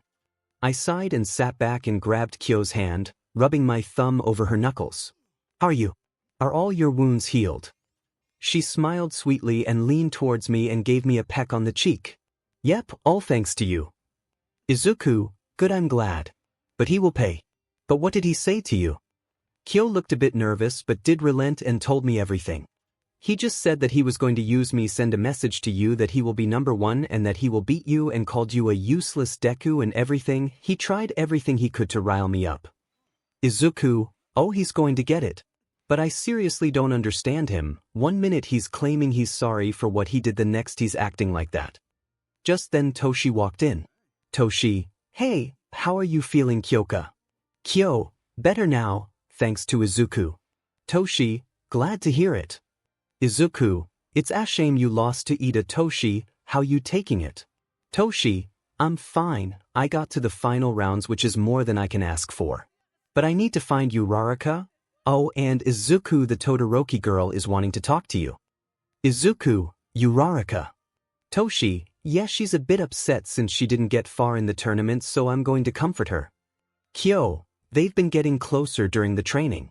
And you know they've had a crush on each other since day one. Toshi just blushed at that. Izuku, I'm going to give you the same advice you gave me. Just go for it, although I wouldn't do it today. Wait till after the weekend and then do it. Let her get over her loss. Toshi, I will, thanks bro. Izuku, don't mention it, and tell her if she wants me to specifically train her like I did you and Kyo, all she needs to do is ask. Toshi, I will, anyway I'll go, and you should talk to the girl. He turned and left the room, to go search for Uraraka. Izuku, do I have to? Kyo, just do it and get it over with. I put on a playful pouting face and nodded. I gave her a kiss and then went into the hall where Shoko was pacing, clearly anxious. Shoko, is Shimura, can I talk to you in private? Please. Izuku, fine. We both went into the room next to Kyo's room. I did this for two reasons. The first, it was empty. Second, Kyo can listen in through the wall. Shoko, I wanted to apologize. It's been a long time coming and I just want to explain. I nodded curtly, wanting her to get this over with. Well, get on with it then. Shoko, look, I didn't agree with the whole bullying you thing. I didn't want to use my quirk on you. I only agreed to verbally bulky you, and that was only begrudgingly. I was in love you, I always have been. But that day I burned and froze your arms. I didn't intend for it to happen. I was concerned about you injuries, but due to my emotions I activated my quirk without meaning to. I'm not proud of it, and I always tried to hold back after that, but because of the others it didn't help. But the day 2 almost died. I thought I lost you and I felt something break inside me.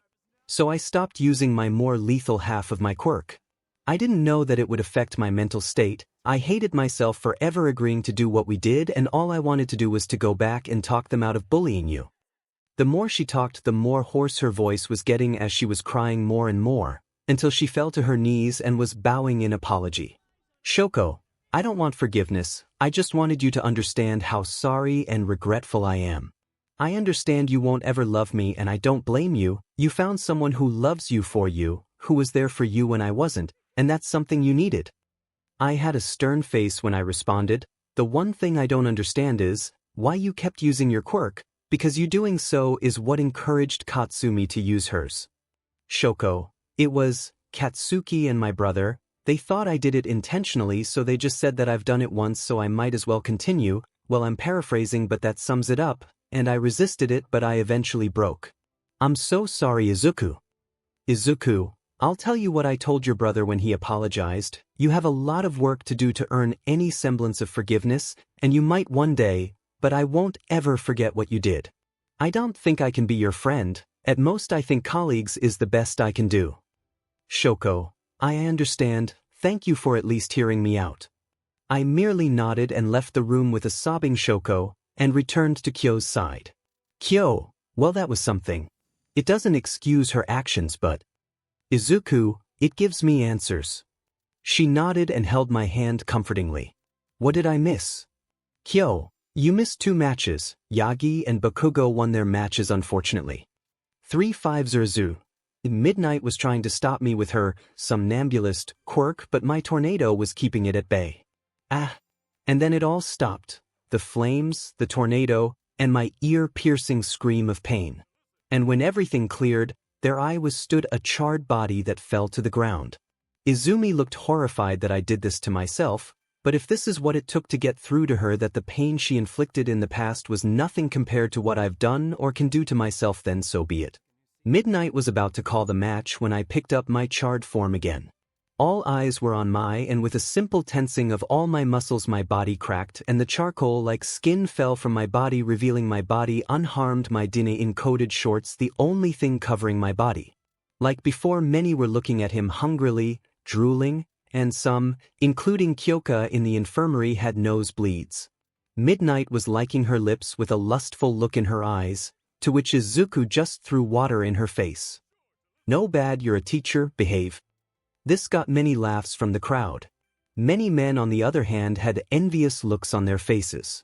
His physique was like a Greek god, his whole body toned, with compact muscles, a quirk that seemingly had endless power and potential, and the fact that many of the girls the guys in the audience were with were staring at Izuku didn't help the matter. Izuku, well, nothing you do would hurt me personally. God, this scar on my stomach is the only thing that hasn't faded, and we think that's me not letting it. Do you see any other scars?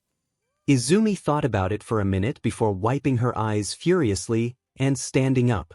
Izumi, thank you, Izuku, I needed that. You're right. Even if I could hurt you, it wouldn't be permanent. So since we both know you're miles stronger than me, shall we go for fighting prowess? Izuku, I'll limit my strength and speed to match yours, but we both know when it comes to hand I'm far superior. Oh, and don't think this is gonna save you from the beatdown you so deserve. Her face changed to a face of determination and we rushed at each other.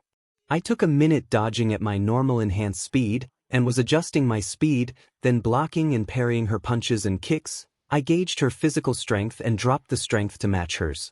She obviously understood what I was doing because she didn't say anything about it.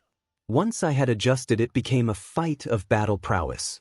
However, she fought a lot like her father, trying to focus too much on how much power she put in a punch, making her moves predictable and easy to parry or dodge. You're predictable, your ego fools your fighting style, you're trying to emulate your dad too much, and you have a sloppy fighting style.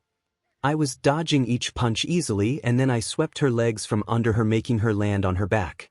She used her hands and rolled backward into a handstand and then back onto her feet. Then I advanced on her and started sending punches, kicks, knees, and elbows at her. She was dodging and parrying about 40% of the blows, which, considering my fighting style is unique to myself, that's impressive. Izuku, don't be afraid to use telekinesis to boost physical attributes. We continued fighting, and as her body took a green glow, her power and speed increased instantly. I took a few blows as I adjusted and matched her.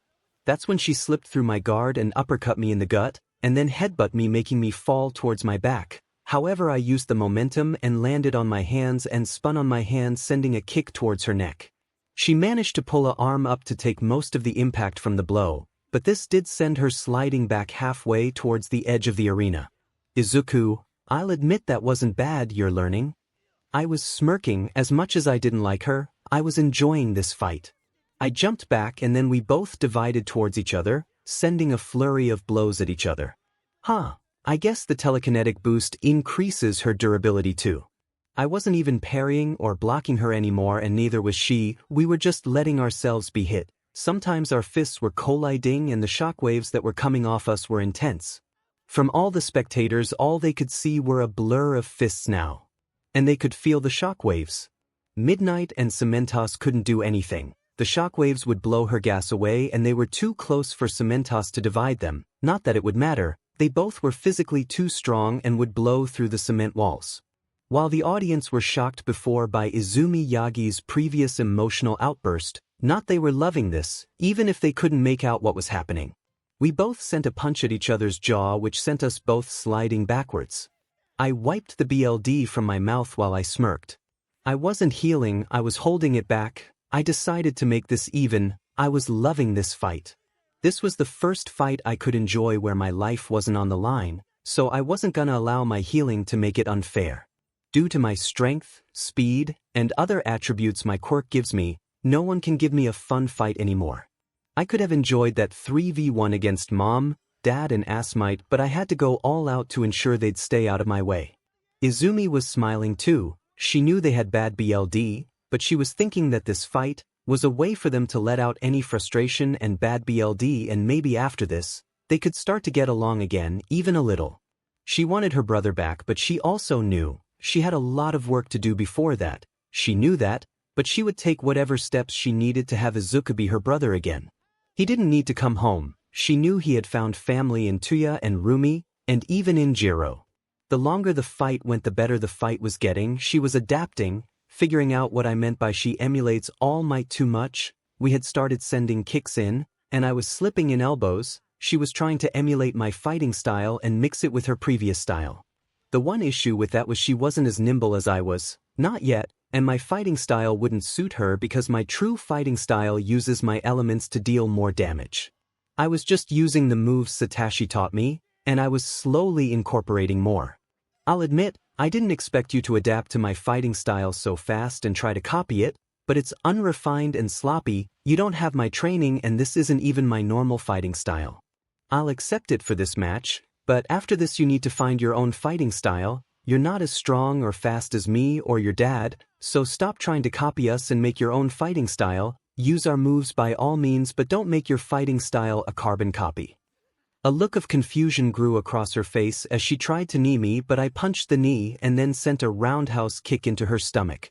In the brief reprieve, I noticed that our fight was causing the arena to crater. We started up again, however her glow was flickering now. Okay, time to deal the damage I wanted to. As the fight continued this time she spoke. What do you mean? I was getting more unpredictable with my moves now, but I did answer her. No one should have the same fighting style. Number 2 fighters do. Even in the pre-Quirk days, no one had to be same style. Karate emesis all had differences in their styles. MMA fighters all had diverse movesets. Everyone's height, body type, strength, it differs from person to person, meaning different type of attacks suit different people differently. And now that quirks are a thing, that's even more true. I sent an elbow to her jaw, then a knee to her gut, and then sent a punch to the back of her head, knocking her out and making her face imprint in the arena. I stood up straight and cracked my neck as I let my healing go, which started making all my wounds close. The crowd was cheering manically. The fight had been amazing. The pair were powerhouses, that was for sure, and many pros were noting on Izuku and Izumi's fighting prowess. Izuku already had a reputation that was only improving by the day, and Izumi had proven just now that she could be flexible with her fighting style. She simply had the wrong mindset of fighting. However, Izuku seemed to have talked to her about that. Izuku picked up Izumi over his shoulder and walked off. He wasn't doing this out of kindness. He wanted to move on with the tournament to break Bakugo's pride if Todoroki doesn't. I sat with Kyo, Toshi and Uraraka, who had joined Kyo when my match began. Safe to say I got an earful from Kyo for dragging out the fight and essentially turning myself into charcoal. Okay, stop yelling. First off, I made a promise to get her to use her strength, and that was the only way I could see getting through to her. And hey, cut me some slack. How often do I get to enjoy a fight? Don't get me wrong, I can enjoy a quirkless spar, but using my quirk, who can match me? Sure, I held back, but it was fun. Toshi gave me a smack on the back of the head on Kyo's behalf. Kyo, what happened to no helping those 5? No teaching, no helping. 2 months. That's all it takes. Izuku, huh? The hell you mean? I still don't like them, and if Bakugo wins this upcoming match, he's gonna be eating the dirt, and unlike the other matches, all my powers are going to be used. There was a resolute and determined look on my face. Kyo, what do I mean? I mean you giving her advice throughout your brawl. I mean you not blocking or parrying, and I mean you not healing yourself throughout the fight. And don't even think about denying that you gave her advice. The cameras could faintly pick it up. The shockwaves were just making noise over it, but when you have a quirk with enhanced hearing like mine and yours, I could separate the different sounds and heard every word, telling her to find her own fighting style, not to emulate her father, etc. Izuku, okay, I get it, but LWs make this clear. Put of the 7 of them, my 𝗬𝗪𝗢𝗎, I know all might's your 𝗬𝗪's father. I don't know details, but the whole class knows. Izuku, a what? Toshi, the dumbass blurted it out to Rumi at the USJ. Izuku, okay, well, out off 𝗬𝗵𝗃𝗲, psionic, Yagi, and both sets of twins, the 3 girls are who I hate the least. They weren't the ones 𝗬𝗪𝗁 neatly killed me or what AM or psionic did. Sure, they bullied and abused me, but compared to everything else they were the easiest to deal with. Also, both Todoroki's and Yagi have all apologized. And they want to try and earn my trust and forgiveness back. Kyo, I knew Yagi and Shoko did. In fact, Shoko came in and thanked me for being there for you when no one else was, except you, Toshi, of course. She added that last bit when she saw Toshi was about to speak, after all he had been there before she was. But when did Shoto apologize? Izuku, a day or 2 before I left for my mission he was very emotional and sincere. Thanks to you teaching me how to hone my hearing, I could tell he wasn't lying. She nodded at that. Izuku, also I didn't exactly help her. I gave her advice I'd give anyone. I may dislike her, but I don't want her to die. That's not who I am, and she was copying my moves. I didn't tell her to. It was only when she started I gave her the advice not to emulate or copy people's fighting styles. Kyo seemed to accept that answer and left it at that, and we all turned to the TV to watch the Todoroki Bakugo match, but 𝗬𝗪𝗢𝗏 spoke up. 𝗬𝗪𝗢𝗏, hey Shimura. Izuku, if you're joining our group you can call me Izuku, or some nickname like these to call me Aizu. 𝗬𝗪𝗢𝗏, joining your group. Izuku, well it's obvious you two 𝗬𝗪𝗢𝗢𝗢𝗢𝗢. Kyo had grabbed my ear and was pulling on it while jabbing me with her jacks. Kyo, don't even think about saying that, you blunt idiot, let them tell us when they're ready. Izuku, okay, let go and stop stabbing me. This made 𝗬𝗪𝗢𝗏 and Toshi laugh. 𝗬𝗪𝗢𝗏, sorry, but seeing the man who beat 3 top 10s including All Might simultaneously be taken down like that is pretty funny to see, but I would like to join this group. If you don't mind. Izuku, well it's very obvious you two are getting close. So feel free and call me Izuku. I had to catch Kyo's jacks and hand to stop it, but after I spoke she stopped trying since I had gone for a different way about it. 𝗬𝗪𝗢𝗏, then call me Achiko, but what I wanted to ask was what did your family and others do? My face darkened, but in the blink of an eye it returned to normal. Izuku, family neglected me due to my possible quirklessness, ex-friends bullied and abused me verbally, physically and with their quirks. But thanks to my healing factor, the only scar that remains is one from when 2 of them nearly killed me. Achiko, All Might and Psionic neglected you. And who nearly killed you? Kyo, I know we were shocked too. We didn't even know till we got the acceptance projections. We watched them together and All Might was on ours. As for your second question, they're on TV now, and we were 10, last day of elementary. I wasn't paying attention, the match was about to start and I was interested in what both of them learned, my analytical mind always at work. When the match began, Bakugo was flying straight at Todoroki using his explosions, but Todoroki used his right side and made an ice barrier. These two have been fighting together for years, so they know each other's strengths and weaknesses. Bakugo sent an explosion into the ice while at the same time he used his other hand and sent one towards the ground, propelling him over Todoroki, who tried to send a jet of flames at Bakugo, but he was too fast for him and blasted himself out of the way. Then something I didn't expect happened.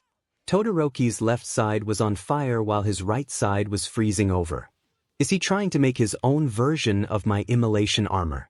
Bakugo was grinning and yelling profanities about how he will be the one to put me back in my place and such. Todoroki took a hand-to-hand stance and used his left side to fly at Bakugo while kicking out at him with an ice-encased leg.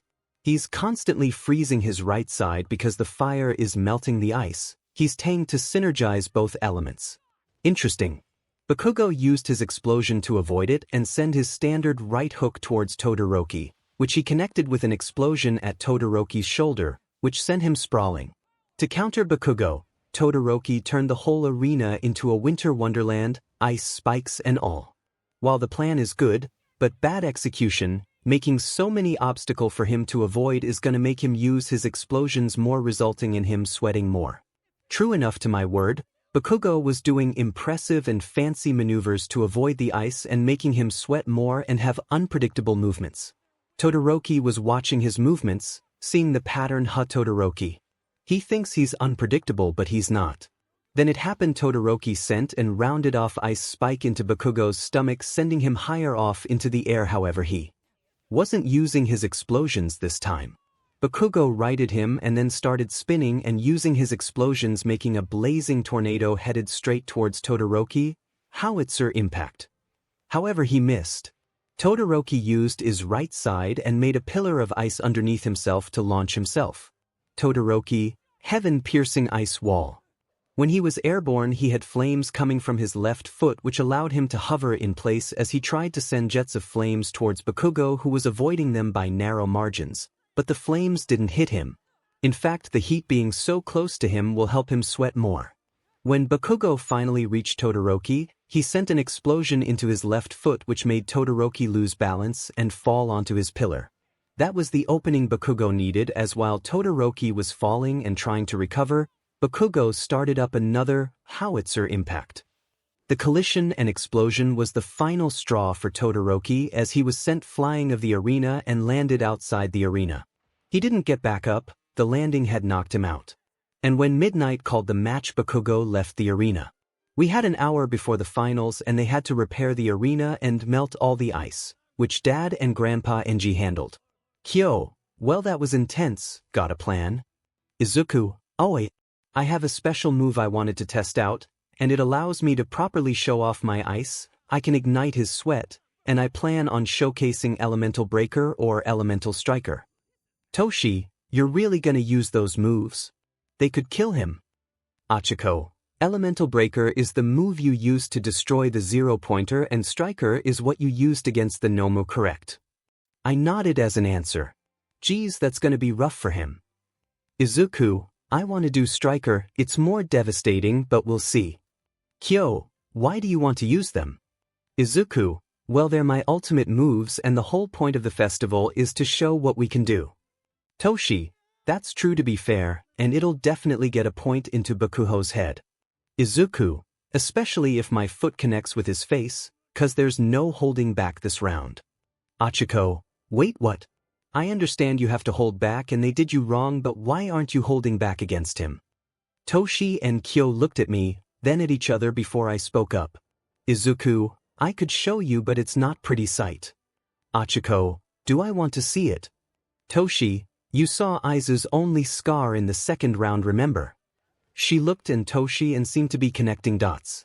The picture he's referring to is 2 hours after it happened. His dad, Frozen Blaze, otherwise known as 𝗬𝗪𝗓 Todoroki, had to take the photos as evidence to get him away from his family and that school, and he had to keep them just in case they tried to get him back, not that they knew he was with Rumi or 𝗬𝗪. Achiko, I don't know if I want to see this now. But if I don't, I won't be privy to aspects of conversations you may have. I have a lot of stuff I don't know about. Izuku, that'll take time, and I'm sure Kyo can get you caught up when she's having girl nights with Yaoyorozu. And like that summoned her, Yaoyorozu knocked on the door and walked in. Toshi, do you have a summoning ability in your quirk now or something, Izu? I chuckled awkward like while rubbing my neck. Izuku, I had no idea that was going to happen. Yaoyorozu, what happened? Kyo, Izu said your name and I to you not even 5 seconds passed and you showed up. Anyway, Achiko is gonna join our girl nights. Yaoyorozu, oh that's nice, welcome Uraraka. Izuku/Toshi, hey Yaoyorozu/Momo, I looked at him confused. Kyo, she's been hanging out with us in the dorms while you were on your mission, and told us to call her Momo. Yaoyorozu, that goes for you too, Shimura. Izuku, if I'm calling you Momo, call me Izuku or something. Momo, very well Izuku. And so our group of 3 is now a group of 5, and I get the feeling Momo and Achiko are gonna be the girlfriends Kyo needs. It's good, She needs friends she can talk to stuff about she can't talk to me or Toshi about, like how I have Toshi for when I need to talk about stuff I can't talk to Kyo about. Case in point asking Kyo out. Momo, so what's going on? Izuku, Achiko was asking about why I've been a bit ruthless in THR1-on-1 matches and why I'm going no holds barred against Bakugo in about 50 minutes. Momo, would it be okay if I was given included? While I have been given basics, I don't know much. So I told her everything I told Achiko, and like Achiko she was shocked and disgusted. I knew they bullied you but nearly killed you. Izuku, it was only the last 2 combatants but yeah. I pulled out my phone and texted Dad asking for the photo. It took 5 minutes of asking and convincing since he hated the photo, and hated whenever I saw myself, strung up like I was crucified and bleeding out from my stomach. When I received the photo I looked away from the phone. Are you both sure you want to see this? They both nodded to me however hesitantly. You might want something to throw up in just in case. Momo pulled up her sleeve and made several sick bags and handed half to Achiko. Kyo covered her face with her pillow and Toshi turned away and looked at the door behind him. They can't stand the sight either, and I can't blame them. I turned my phone to show the image of me strung up crucified to a wall, held up by ice from my wrists and bleeding from a large star-shaped 12-point starred wound from my stomach. My clothes scorched. Achiko immediately threw up into one of the bags. Momo lasted a longer but only by maybe 10 seconds. I closed my phone and put it on the table next to Kyo. Izuku, I want to make it clear that this was what triggered my quirk properly. I had been getting some slight manifestations from training, according to these two and Satoshi. Kyo had uncovered her face and had replaced her pillow, and Toshi had spun back around and was rubbing Achiko's back. Momo, you mean you didn't know yourself? Izuku, no, my manifestations were things I didn't realize. My strikes would be faster, or hot or cold, or gave static shocks. The last one we shrugged off the first few times though. Momo, wait, you didn't notice that? Izuku, it wasn't full manifestations and my eyes can track my movements like it's a normal speed, but when manifesting my speed and strength wasn't that big a jump, like we could only tell because my next one would be back to normal. Remember, my quirk isn't a typical quirk. I mean, I found out like less than 3 hours ago that my quirk is actually a quirk that's of the quirk singularity type. Momo, I understand. Izuku, and when I first started my elemental manifestations were just this. I lifted my hand and my hand ignited, and then I held a ball of fire. And when I extinguished them, I froze my hand, then touched the desk and it froze, then I unfroze my hand and melted the ice. After we finished the chat, I left. I needed a drink and a snack before my match. So after I had eaten and grabbed a drink of water, I went to my waiting room to wait the last bit of time before my match. I got a text from Nizu asking me to help Dad and Gramps melt the ice since it's still a lot of ice in the arena. I left to the arena and stood in the middle. When I was in the middle of the arena, many spectators were watching, waiting to see what I'd do. I took my top off and threw it off the arena, getting a lot of different reactions from the crowd. I ignited full immolation and held both and out, one towards Dad and one towards Gramps. Their flames are hotter than mine, so it's easier to use their flames. Izuku, okay, when you're both ready. They both nodded and 2 sets of flames came at me from both sides, one an orange-red flame and another an azure flame. As the flames came at me, I used my pyrokinesis and the flames started to spin around me, and soon a large and wide tornado of orange and azure fire was circling the arena, and it melted the ice quickly. And when the ice was melted, I pulled all the fire towards me and condensed it into a large ball of orange and blue fire about the size of a large beach ball was floating in my hands. I sent it towards the sky where it got about a mile above the arena before it exploded like fireworks. This got an odd reaction from the crowd. I jumped off the arena and replaced my top and left, high-fiving my dad as I passed him. My school shorts were gone, turned to ash, so I'm just gonna fight with my encoded ones. When the time came, I entered the arena for the finals match against Bakugo. And when he entered, he said in a rather aggressive and loud voice, "Don't even think about holding back on my like you have so until this point, nerd." This caused many gasps from the arena as I just cracked my neck. Izuku, don't worry, I don't plan on it. You're gonna see just how much hate I have for you. 'Cause you bet I hate you the most. I took my fighting stance and waited for Midnight to give the go-ahead. She knows she won't be able to stop the fight. I'm too physically powerful for her to do anything. So as soon as she cracked her WHP to start the fight, she backed away. Immediate Bakugo came at me with his signature right hook, but I let it hit me. Even with the explosion, I wasn't holding back this round, and Jay was going to embarrass him, not by flawlessly kicking his butt, but by making him throw everything at me and not being phased. Aw, come on, Bakugo. Surely you can do better than that. Was I being petty, taunting him? Yes, I was. He tried a long-range attack he called AP shot, but I just went full immolation and let the blasts hit me as I started to walk towards him, the blasts doing nothing to me. And when I got close enough for him, I became a blur as I appeared in front of him and sent a punch straight into his gut, his feet leaving the floor, and he coughed up spit. I then twirled and sent a kick into his face. You know, there's a technique I figured out with my aerokinesis that could make you pass out instantly, or kill you, but it's a move I'm keeping in reserve as a last-ditch effort. But instead, let's make your quirk nigh useless, shall we? Bakugo was holding his stomach but was glaring at me. The hell you talking about? I'll kill you, you 𝗬𝗲𝗏. He tried to blast me point blank, but I was still in full immolation, so it did nothing, so I sent a knee into his gut again. And sent a bolt of lightning into the sky. I then flew up, and using aerokinesis to hold my body, I changed to aquagenesis and started manipulating the moisture in the air while sending bolts of lightning. I need to practice this more, a lot more, so I don't need to fly up to do this, maybe mixing it with my strength like the deadbeat does. Thoughts for later. When I was done, dark clouds had formed and started a torrential rain over the stadium. However, thanks to the design of it, the spectators were kept dry. When I landed, Bakugo looked sad. "Aw, are you upset over a little rain, Bakugo?" That was what I wanted. He blasted towards me, however the blasts were significantly weaker and I sent a punch straight to his jaw. "You can't outspeed me. I can see and move faster than you can. I'm smarter, more strategic, basically a perfect counter for nearly every type of quirk. Hell, Toshi can't even use his quirk on me. What are you going to do, Kaken?"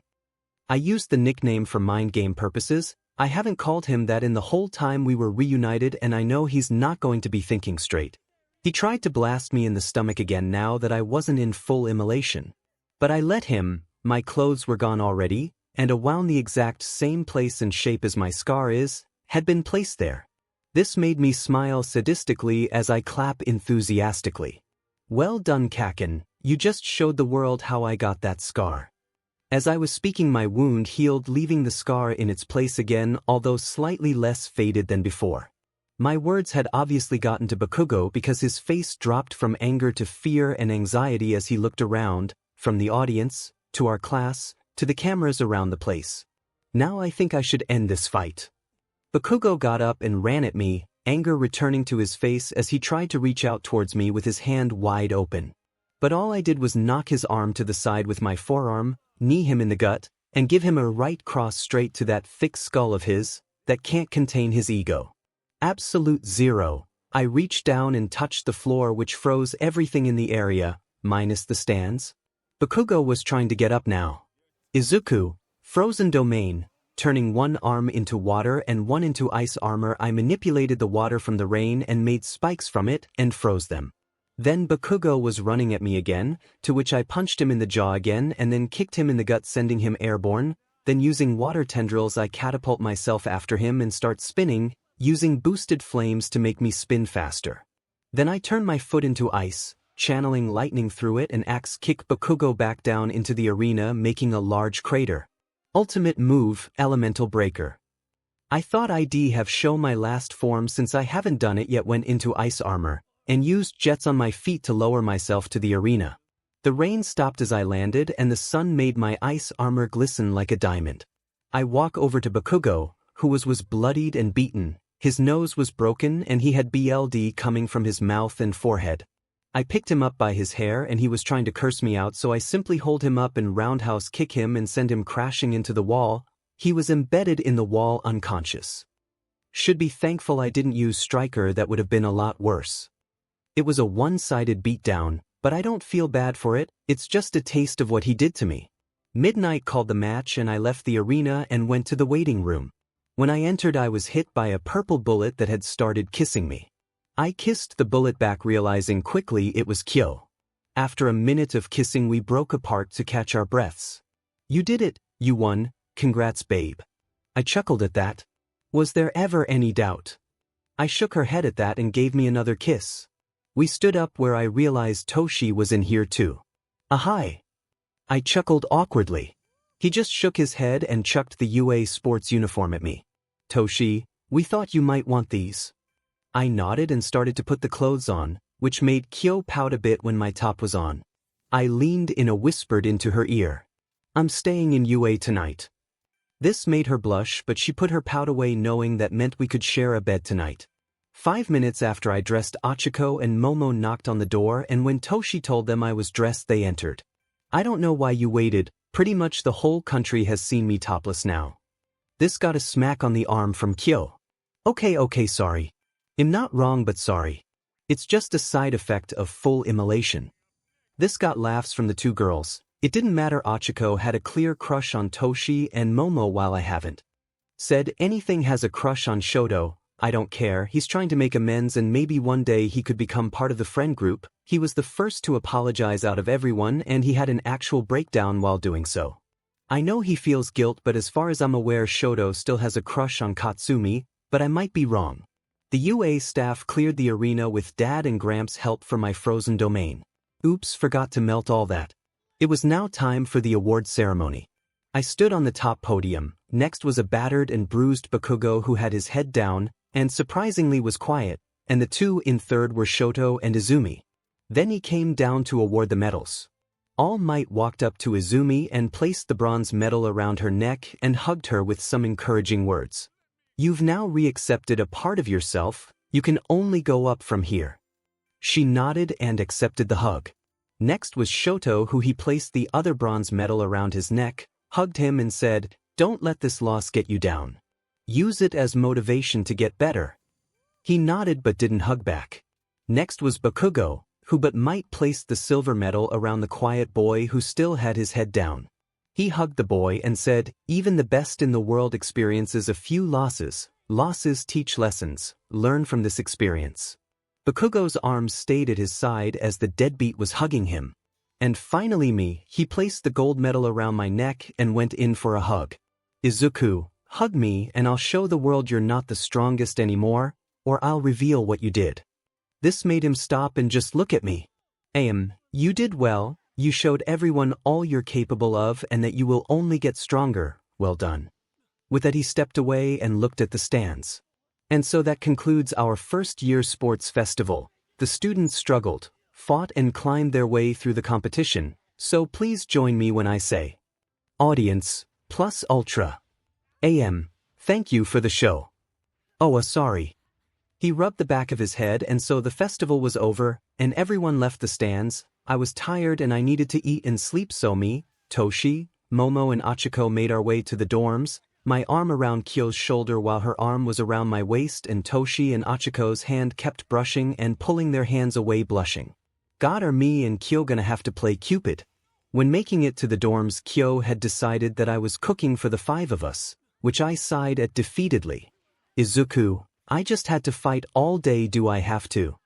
"𝗧𝗍, you didn't even break a sweat, shut up." She had a smirk on her face. "And you held back all day even against Bakugo at the end." "Izuku, I wasn't going to kill him, and you know my kinesis abilities drain my stamina." "𝗧𝗍, oh well, you're cooking. Your cooking is amazing." Toshi, have to agree with that statement. Izuku/Momo, is it that good? 𝗧𝗍, yep, he cooks for his parents when they are on late shifts. I just gave up knowing I wasn't getting out of this. Izuku, fine, I'll cook, but I'm making katsudon. Toshi/𝗧𝗍, perfect. So I spent the next 40 minutes making the food, and when done I served it to the 4 while I washed my dishes and began eating myself. Izuku/Momo, wow, this is so good. How are you so good at cooking? Izuku, it's to be expected when you had to learn to cook at the age of 4. I chuckled after saying that. This shut them up, however.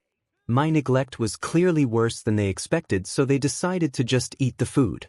When I was done I washed my bowl and said to the group, I'm gonna call it a night so night. Kyo, my room is 305. There's no free rooms left at the moment. Izuku, thanks babe. I gave 𝗬𝗪 a peck on the cheek as I went for the stairs, and I just chucked my top and trousers on the floor and let myself fall onto the bed, completely tired, and fell asleep on my back within minutes. /n so I'm giving you all a choice. Should I have Momo date Shoto? Or if you have other suggestions, please leave them. I was going to do Ida, but we need someone who can balance Momo's poshness out a bit. We had the next few days off. It was due to the second and third year sports festival. Me and Kyo spent that time together. She stayed over since her parents left the evening after we had the sports festival. They were going to a music festival a few counties over. So that meant we were able to sleep in each other's arms all weekend. Not that mom didn't tease the SHT out of me, hiding condoms in my room. That got a laugh out of her when I confronted her about it. But today was the start of the week and Kyo was sat at her desk while I was sat on her desk. I whispered into her ear. Guess what? She looked up at me quizzically. Toshi spent Saturday and Sunday at Ochiko's minus the nights. Not that Toshi would have slept. I grinned at that, making an insinuation while also referring to his slight insomnia. She grinned back at me. We both knew they looked each other, but Kyo won't let me say anything, so I'll have to stick to teasing them for now, at least till Kyo gets fed up of the dancing around each other. Toshi was annoyed about us doing so, and teased the F out of us. What comes around goes around. Uncle Sho walked in and we all got into our seats immediately. 3 seconds, you're all getting better. Now your internship offers have come in, so I'll show how many everyone's got, and then we will be having a special lesson. With it he clicked a button on a remote on his desk and a screen appeared with 221st grid, labeled name and offers. Izuku 𝗵𝗲 4949 Shoto Todoroki 3998 Katsuki Bakugo 3004 Izumi Yagi 3003 Tenya Ida 2679 Denki Kaminari 1009 Kyoka Jiro 998 Ijiro Karashima 509 Mina Ashido 384 Rikadu Sato 287 Momo Yaoyorozu 253 𝗵𝗃𝗃 𝗬𝗪𝗓 137 Mezushoji 108 𝗵𝗃𝗃 87 Hitoshi Aizawa 81 Ochiko Uraraka 62 Azui 43 Toru Hagakure 38 Minor Mineta 3 Kuji Koda 0 Mashireo Ojiro 0 Yuga Aoyama 0 Aizawa. Now don't worry if you didn't get any offers. The school has a list of 40 authorized agencies that will take interns if one doesn't get any offers, and don't let it get you down either. Let it be motivation to improve for next year. Aoyama. They just can't see what's perfectly sparkling for them. Mineta, how can any of us expect to improve to the level of 𝗵𝗲𝗃? I held back in all the events.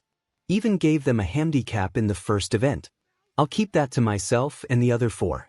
Kyo, he didn't even go all out. Kyo, what the hell are you doing? He held back in all but the race. And he made up for that by giving us a major head start. Toshi, she's not lying. He could have avoided everything in the arena knockouts. He could have won that single-handedly. He didn't even use all his elements in the first fight, didn't use his elements in the second, restricted himself to match Yagi in the third, and held back his strength against Bakugo as to not kill him. Toshi, shut up.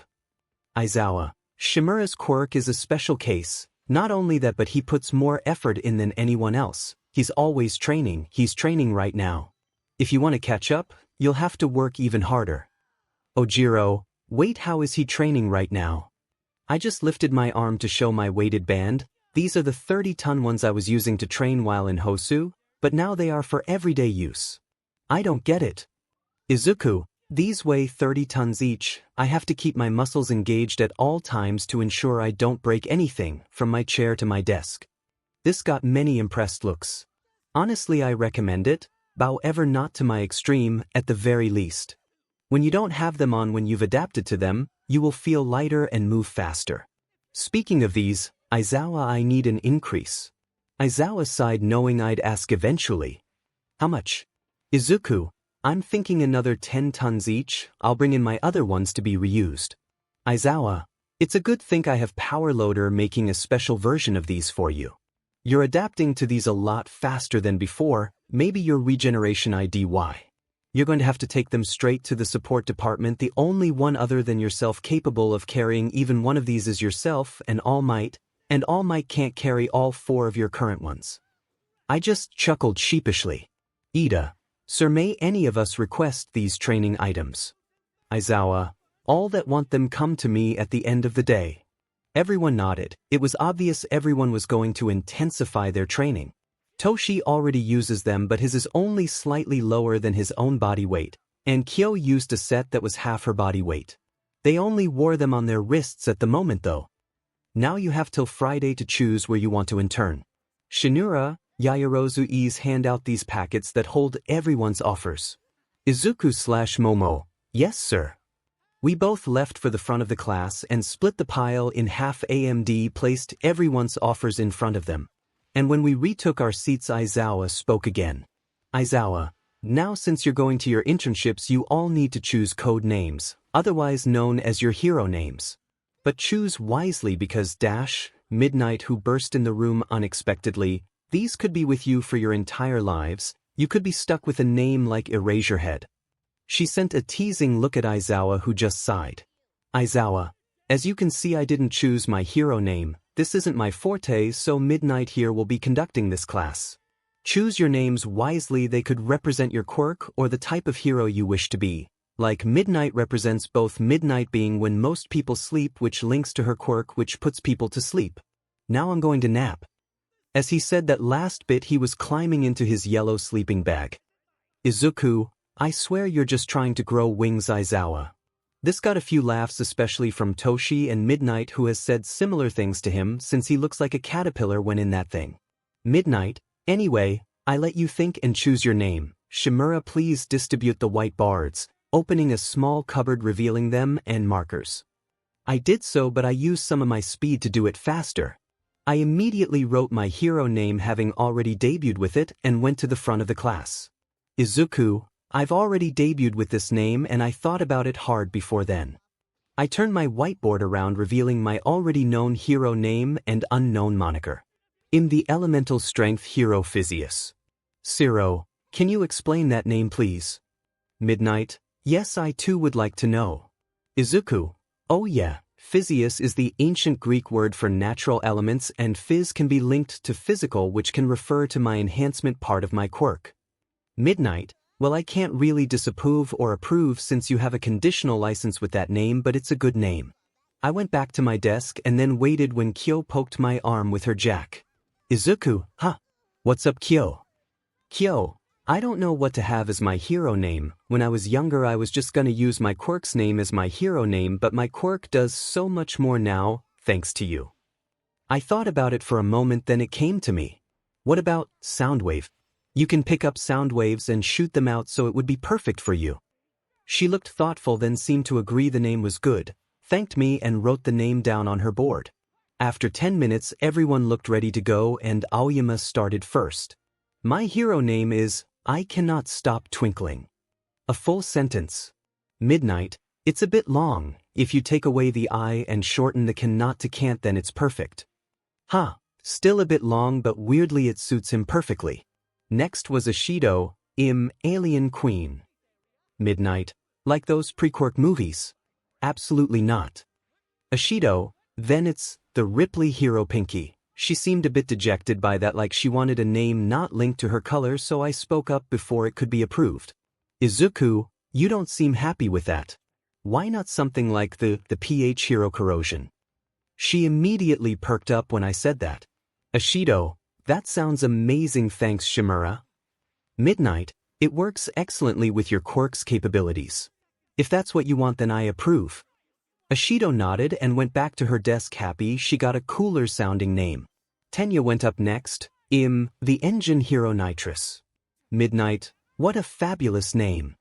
The rest of the names were a bit more normal. Izumi Yagi Teleforce linked to her quirk Yuga Aoyama Can't Stop Twinkling Mina Ashido Corrosion Tsu Azuri Frappi Tenya Ida Nitrous Achiko Uraraki Ravity Mashireo Ojiro Tail Mandenki Kaminari Charge Bolt Ijiro Karashimared Riot Kuji Koda Animarikadu Sato Shuger Rushi Think It's Better Than Sugar Man Mezu Shoji Tentacle Kyoka Jiro Soundwave Hantas Siro Cellophane Fumikage Tokoyamitsu Kuyumi Shodo Todoroki Freezer Burn Toru Hagakura Fraction since Eve said it's Light Manipulation Katsuki Bakugo Combust, that one took a while for him to decide. choosing several names with murder in it. Minoru 𝗵𝗃 𝗧𝗵𝗲 𝗧𝗵𝗲 𝗵𝗃𝗲 𝗧𝗵𝗲. With our names chosen, we were allowed to look over our internship offers, and when I pulled out my packet I immediately thumbed through it, looking for a hero name in particular.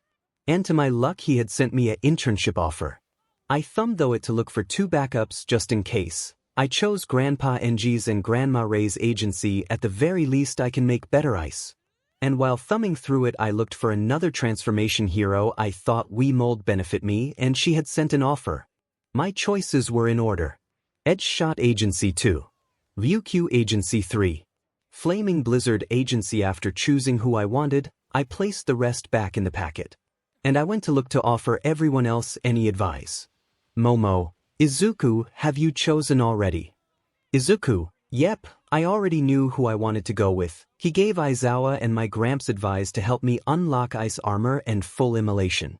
It was just a matter of if I got the offer. Momo, I was thinking of going with 𝗬𝗵𝗲. I cringed at that. Izuku, I wouldn't if I were you. She has a habit of not teaching anything and just using girls for photo shoots in magazines. Then I felt the hair on my back stand up on end and a dark aura behind me. Momo was backing away, and when I turned slowly Kyo was standing there looking like she wanted to kill me, but she spoke in an unnervingly sweet tone which made even Bakugo back away a little. Izuku, babe, calm down, it's not what you think. She was preparing her jacks to attack me, and while I knew she couldn't kill me, I still feared for my life. Kyo in the scarily sweet tone with a dark aura, care to explain why you know that then? Izuku, you know what the guys that followed me around in middle school were like. It's hard not to get away from their perverted natures even if I burned them to a crisp. Hell, they'd give 𝗵𝗃 a run for their money. Kaminari, I find that hard to believe, dude. Kyoka calmed down after my explanation, knowing exactly what those butt kissers were like. Kyoka, actually he's right, they were bad. That peephole 𝗵𝗃 found, I doubt 𝗵𝗃 would drill a hole in the wall, am I right 𝗵𝗃? 𝗵𝗃, while I may peek, I wouldn't even know where to start in doing that sort of thing. Kyoka, well, they tried to drill holes several times. Ida, 𝗬𝗵𝗲 stopped them. Izuku, I may or may not have trapped them in lockers till the girls were changed. Kyo would say done as she passed the boys' changing room, and thanks to my enhanced hearing I'd hear, and then I'd let them out. Bakugo, bullshit. You don't have the ball to do something like that. Izuku, says the one who got stuck in a wall by that same person not even a week ago. I changed a lot after I met Kyo and Toshi. While I trained before I met them, they helped my confidence. That shut him up. Ida, that is not very hero-like 𝗬𝗵𝗲. Izuku, so what? I should have let them perv on all the girls. Let them ogle the girls in their underwear. One of which being one of my best friends and eventual girlfriend. No, I wasn't letting that happen. Kyo, speaking of which, why didn't you get in trouble for that? Izuku, several of our classmates shared my ideals, but their quirks were weaker than the perverts, so they just vouched for me and confirmed why I did it. That ended the conversation and I went back to helping Momo. Izuku, can I see your offers, Momo? She nodded and let me have access to her pile. I flicked through it very quickly thanks to my enhanced sight and reflexes, seeing all of them faster than anyone could see. I repeated this a few times to ensure I didn't miss any requests before having 3 options best for her. Izuku, okay, so I have 3 options for you I see that would benefit you. Those would be 𝗵𝗃𝗲, who could help you since your quirk uses lipids, and he could help you maximize your creations while minimizing lipid uses. Lunch Rush, for the same reasons.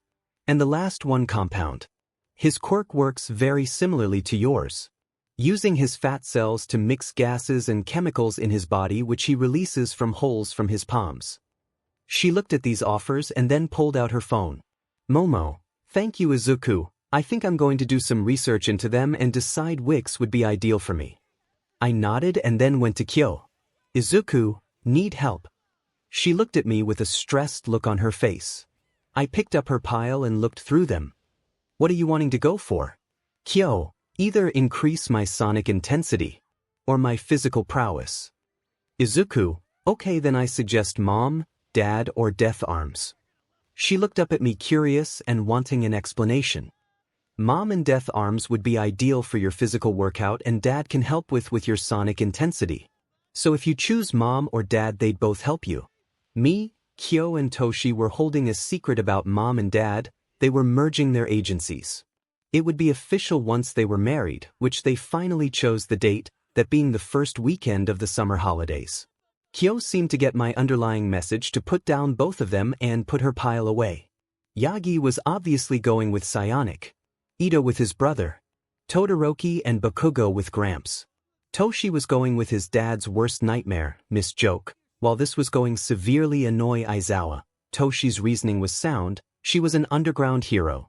So if he got instruction from another underground hero, it would severely boost his knowledge. Having several different approaches would only be beneficial.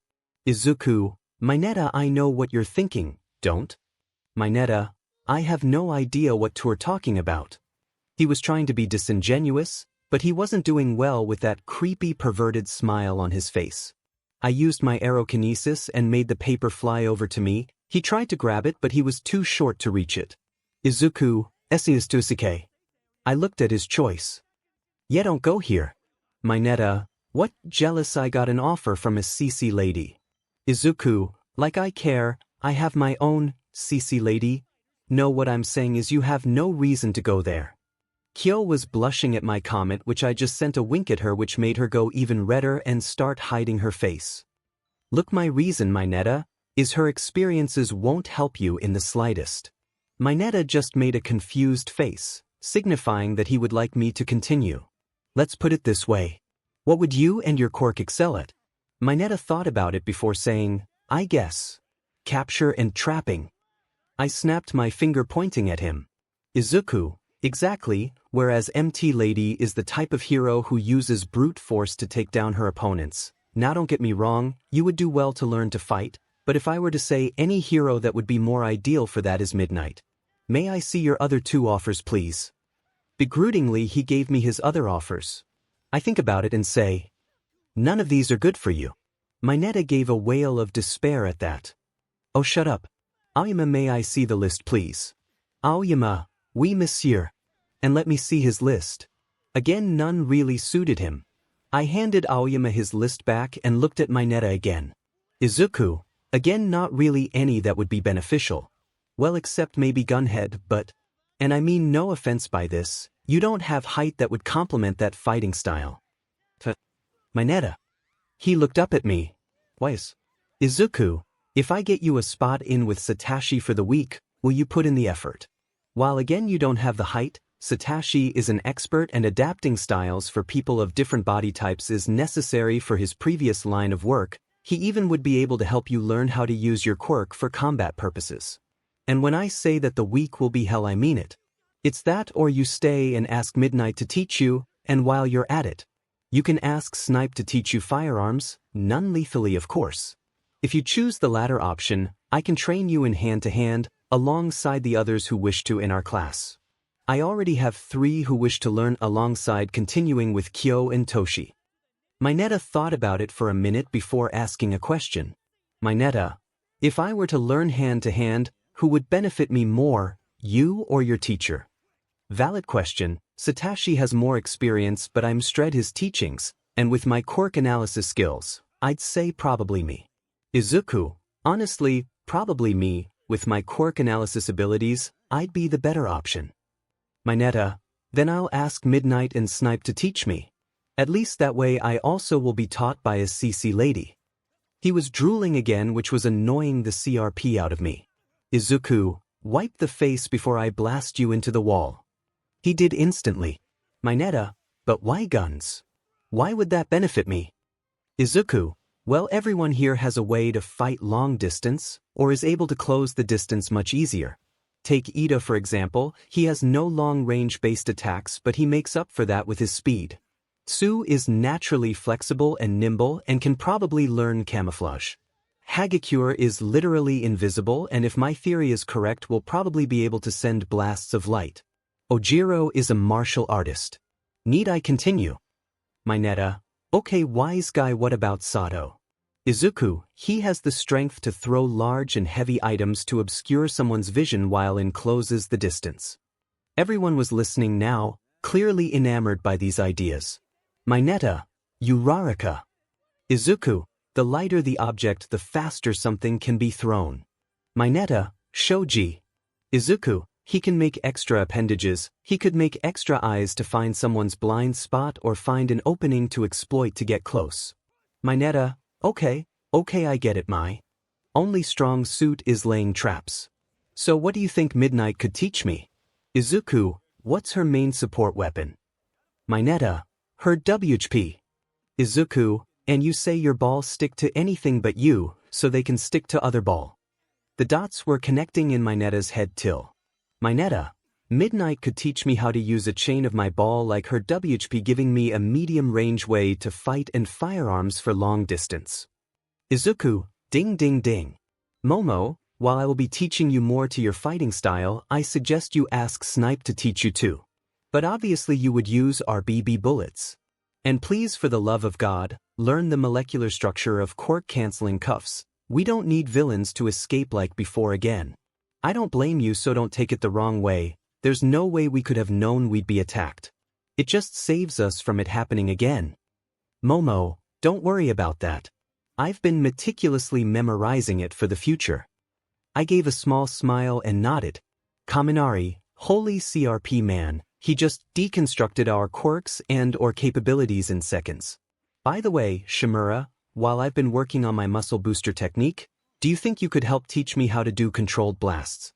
I'm unable to control where my bolts go when I release it. Izuku, I can try. My bolts aren't just aim and shoot, it's more complicated than that. But after the internship I'll see what I can do. However, 𝗬𝗏𝗄𝗏, Achiko and Kaminari, meet me in your gym uniforms after school in Gym Beta. Achiko, why? Izuku, I'm gonna help your quirks. 𝗬𝗏𝗄𝗏, finally. The only progress I made was making my hand translucent. Ashido, wait, what? 𝗬𝗏𝗄𝗏, oh yeah, Mura had a theory on what my quirk actually was and thought it might be mislabeled. Kaminari, so what are we doing? Izuku, you're getting your limit boosted. Achiko is gonna learn to increase gravity, and 𝗬𝗏𝗄𝗏 is gonna be learning to deactivate her invisibility. That ended the conversation. Izuku, one last thing, Iida, do you trust me? Iida, of course 𝗵𝗲𝗏. But why? Izuku, I'm gonna do what your brother told me about. And you're gonna have to let it heal on its own. So it's your choice because I don't know how quickly it'll heal. Iida looked a little concerned but accepted the risk. Okay, what do you need me to do? Izuku, just sit down and protrude your exhausts. Oh, and find a belt or something to bite down on. This made him look even more worried, but he rolled up his trouser legs and released his exhausts. Took off his belt, folded it and placed it in his mouth. This won't be pretty, so anyone who has a weak stomach look away. To those who have seen the image, it won't be that bad. I walked over to Iida as many people turned away. Momo, bandages please. Momo had made a plentiful amount of bandages and I looked up at Iida. On 3, okay. He nodded and bite down on the belt. 1, 2. I rip out one of his exhausts. His muffled scream coming through the belt. I just ripped out the rest on the first leg before wrapping several rolls of bandages around his calf. He had a few tears coming from eyes from the pain but didn't waver as I prepared to do the same on his other leg. When he nodded to tell me he was ready, I counted down to 1 this time and pulled his exhausts out again. He screamed again, but he seemed prepared this time as his screams weren't nearly as bad this time. I wrapped his leg up and got up. Done. Iida made himself presentable again and thanked me while I stating he will need to do this more when he's healed. I gave a bright smile and retook my seat for the remaining of class while many were asking if I'm insane or if Iida is okay. I was getting death glares, but Iida told them all to calm down, that he trusts me indubitably, and if I was saying this would help him advance, he would trust that. 5 minutes before the class ended, Aizawa had one last message to give us. Aizawa, remember, after the internships the dorm system will be in place. Your stuff will be brought here while you're away. Please have all the stuff you're bringing here packed and ready to go. With that he curled back up and went back to sleep, and when the bell rang we went to our next class. However, I stayed behind to talk to Uncle Sho. Izuku, Uncle Sho. Uncle Sho, yes Izuku. Izuku, So, about the dorms, are they gonna be able to hold my punching bag? 𝗵𝘃𝗁𝗍, you're talking about the specialized one, aren't you? Izuku, yeah, I plan to bring both, but that one is particularly heavy, and other than you know who, I don't think anyone can lift it. 𝗵𝘃𝗁𝗍, I will ensure your room is reinforced to hold it. Anything else? Izuku, yeah, can we have the rooms soundproofed? He cracked an eye open to look at me suspiciously at that. Whoa, not what you think. 𝗵𝘃𝗁𝗍, tread carefully and explain your reasoning. Depending on your answer will depend on what I do. I gulped at that. God, I'm the strongest person in this building and can go toe-to-toe with him, and yet he still is able to intimidate me. Izuku, well, I don't think anyone will want to hear what my Neta gets up to. We both shivered at the thought of that. Kyo likes her music and she would feel bad disturbing others. Bakugo needs to pop off explosions regularly, and from my memory as a child he did it subconsciously in his sleep. I reckon Kirashima will have a punching bag as well, however since I have my specialized one, mine will make more noise, especially if I knock it off the chain. Kaminari, if I remember correctly, likes to play video games and I know people can get aggressive with them.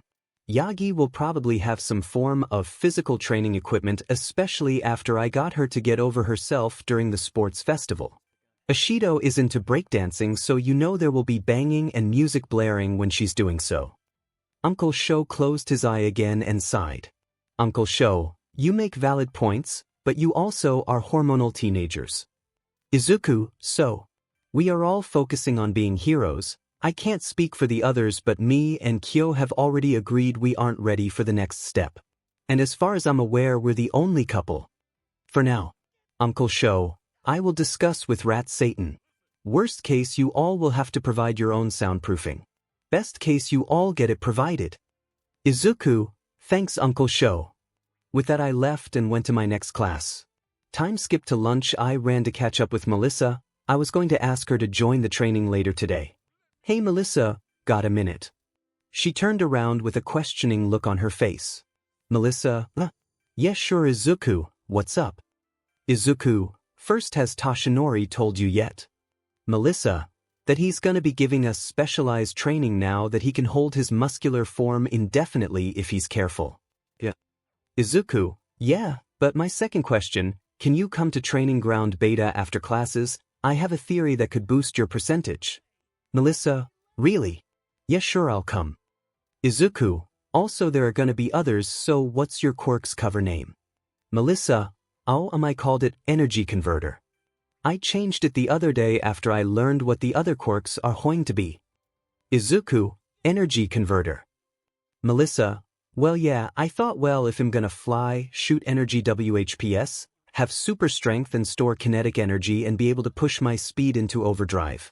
Was the best thing I could think of. Izuku, that's not bad actually. And your excuse for being such a late bloomer could be your body wasn't ready, and your body was storing the energy. Melissa, exactly my thoughts. Anyway, I'm gonna go see Uncle Might. I had another vestige dream. Izuku, what? Melissa, Yorichi showed me the origins. Izuku, okay, got it, tell me after school. Also, I don't care what he says. Who you tell about, energy converter, is your choice, not his. It's your quirk now, not his. If there's someone you want to tell, then do so. I should also let you know that Kyo, Toshi, Momo and Achiko know what Toshinori and Inko and the 5 idiots did to me in the past. But not about the quirk. Melissa, I'll keep that under advisement, and thanks for informing me. And then she rushed off to see Toshinori. Time skipped to after school in gym beta. As I entered the gym, I saw that everyone was already here waiting and doing stretches. 𝗵𝗃𝗲 was here too, since using one of the specific gyms and not the in-building gyms required a teacher to supervise for the first years in the first semester. I specifically requested 𝗵𝗃𝗲 for Melissa's benefit though. Izuku, I'm glad you're all here. Don't worry about any injuries, I have ample healing vials. However, if it's just bruises and or cuts you don't get, since I literally have to bleed for these. This got a few awkward chuckles. Okay, so Hagakure, go find somewhere with ample light and just focus on feeling the light on you. Meditation may be a good way to help focus you. She bounced in place and then walked off to find somewhere. Kaminari, I'll be working with you specifically, so just go warm up and make sure you're all loose. He nodded and walked off too. Toshi, me and Kyo are just here to practice our hand-to-hand and quirk application. Izuku, I've trained your quirks plenty for the time being, so I was just gonna tell you to go spar anyway. They both walked away, but not without Kyo giving me a kiss. Achiko, please go warm up too, I won't take long with Melissa here. She went to an open spot too, where she started to warm up her body and quirk. 𝗵𝗃𝗲, could you please make a couple of blocks of cement for Achiko of varying sizes and an obstacle course for Melissa? Make it challenging, please. 𝗵𝗃𝗲 didn't nod or respond, he just smiled knowing I knew what I was talking about and left to do as I requested. Melissa, and me. She seemed nervous. Izuku, you're gonna activate your full cowling. She looked confused but did so. Okay, now channel it into you, force the energy into your muscles. She looked skeptical, but she closed her eyes as she tried to do so. I'm gonna go work with Kaminari for a bit. Call me over when you get the hang of it. Practice doing that till you can do so as easily as your first time with your original full cowling. And then I walked off the direction Kaminari went in. Kaminari, Shimura, what are we doing to increase my limit? I chuckled knowing this was going to be painful for him. Izuku, this is gonna hurt, and probably put you into yay mode for a while. This made Kaminari nervous. Kaminari, what are you gonna do? Izuku, I'm gonna shoot you with lightning. Kaminari, what? Izuku, you're gonna absorb my lightning, which at max reaches 100 million volts.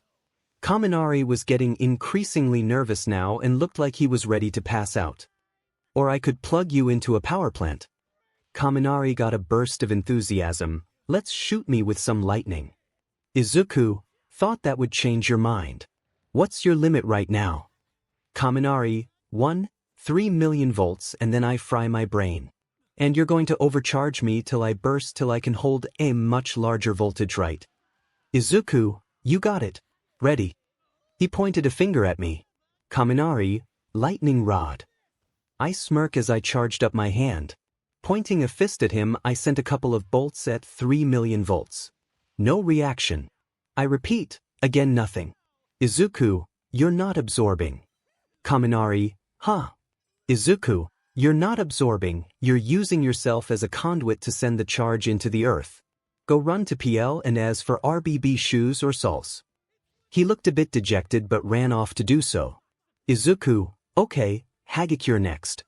I walked around trying to find her. It took several minutes before I found the floating gym clothes. 𝗧𝗵𝗃𝗲. I had startled her, at least going off the way her clothes jerked.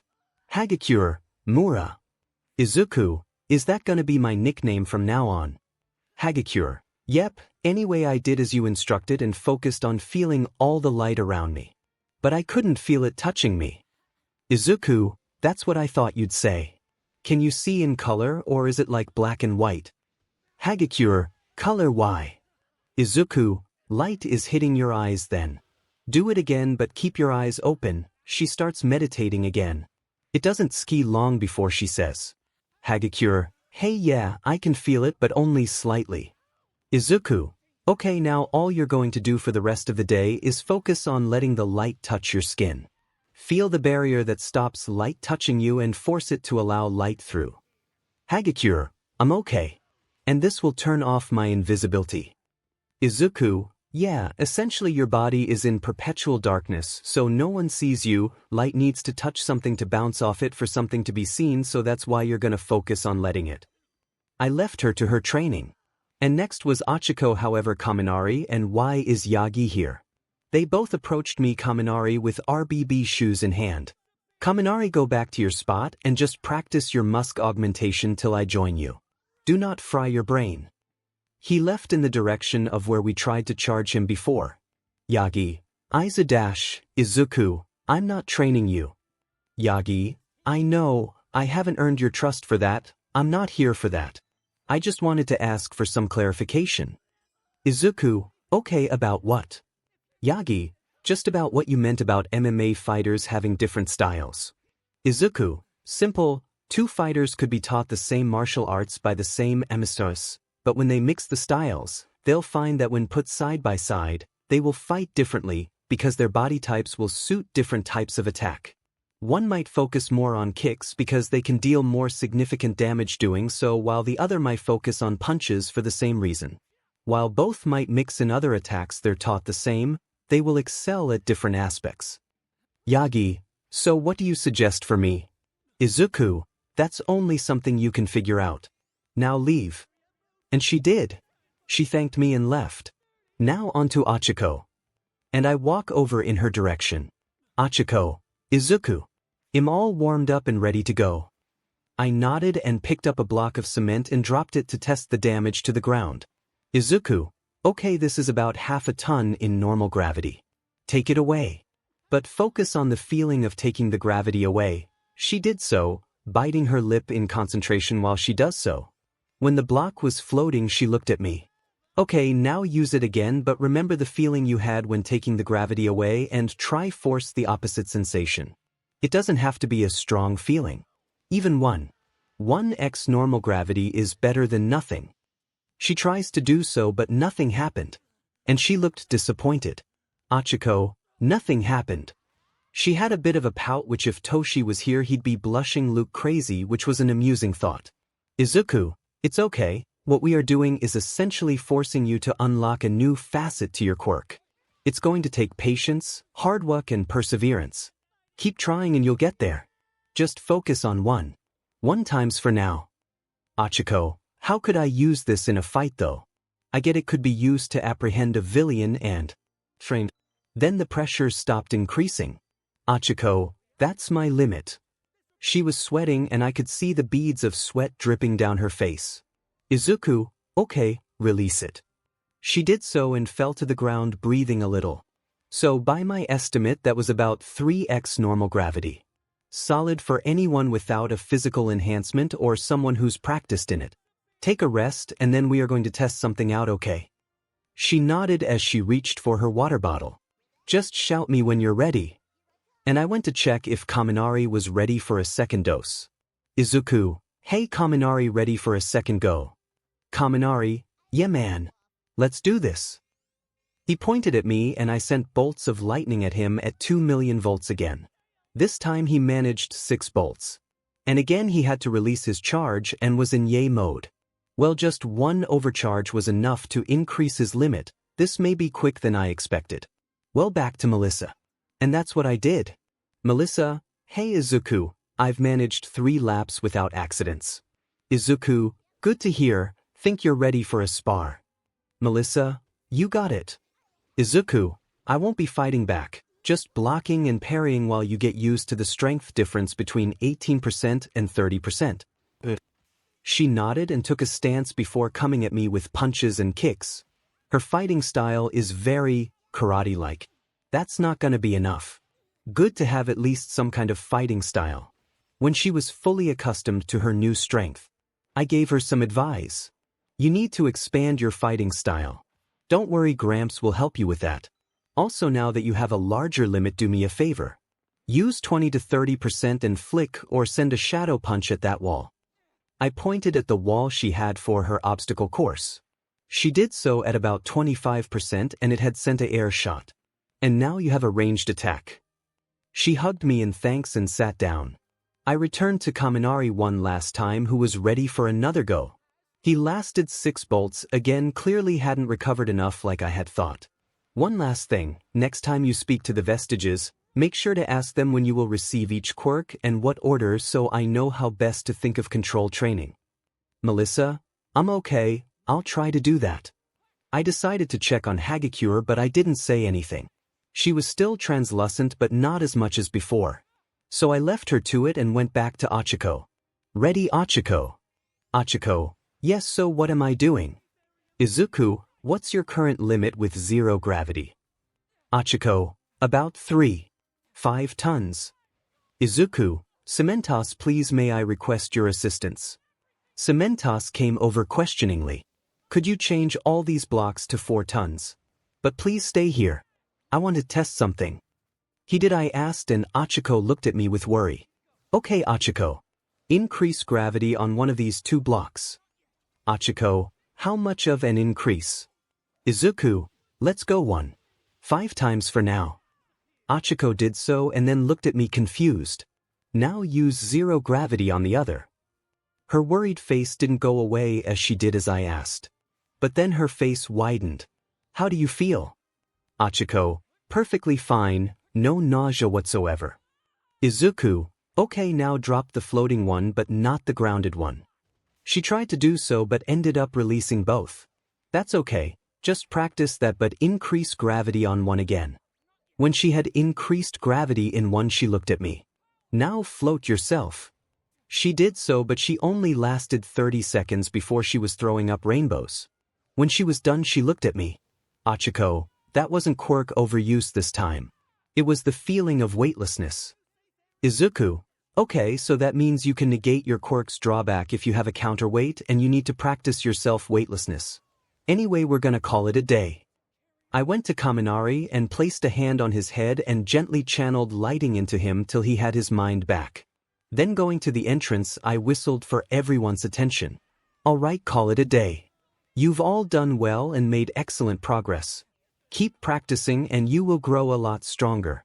Kaminari, we will continue this till you have a 10 million volt limit. But you need to practice managing your how much you expel. Over the next few years we will progress your max, let's aim for 15 million by the end of the year. And then we all left the gym to 𝗵𝗃𝗲, who restored it to its previous state, and we left the campus. Time skip to Friday. At the train station we were heading to our internships. I was going to 𝗳𝗏𝗃𝗁. was going to Dad's. Toshi was going with Miss Joke. Achiko was with Gunhead.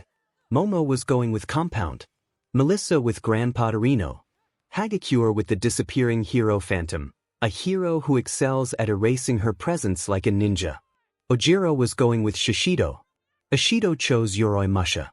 /and everyone else is who they went with canonically unless stated otherwise in my previous paragraphs.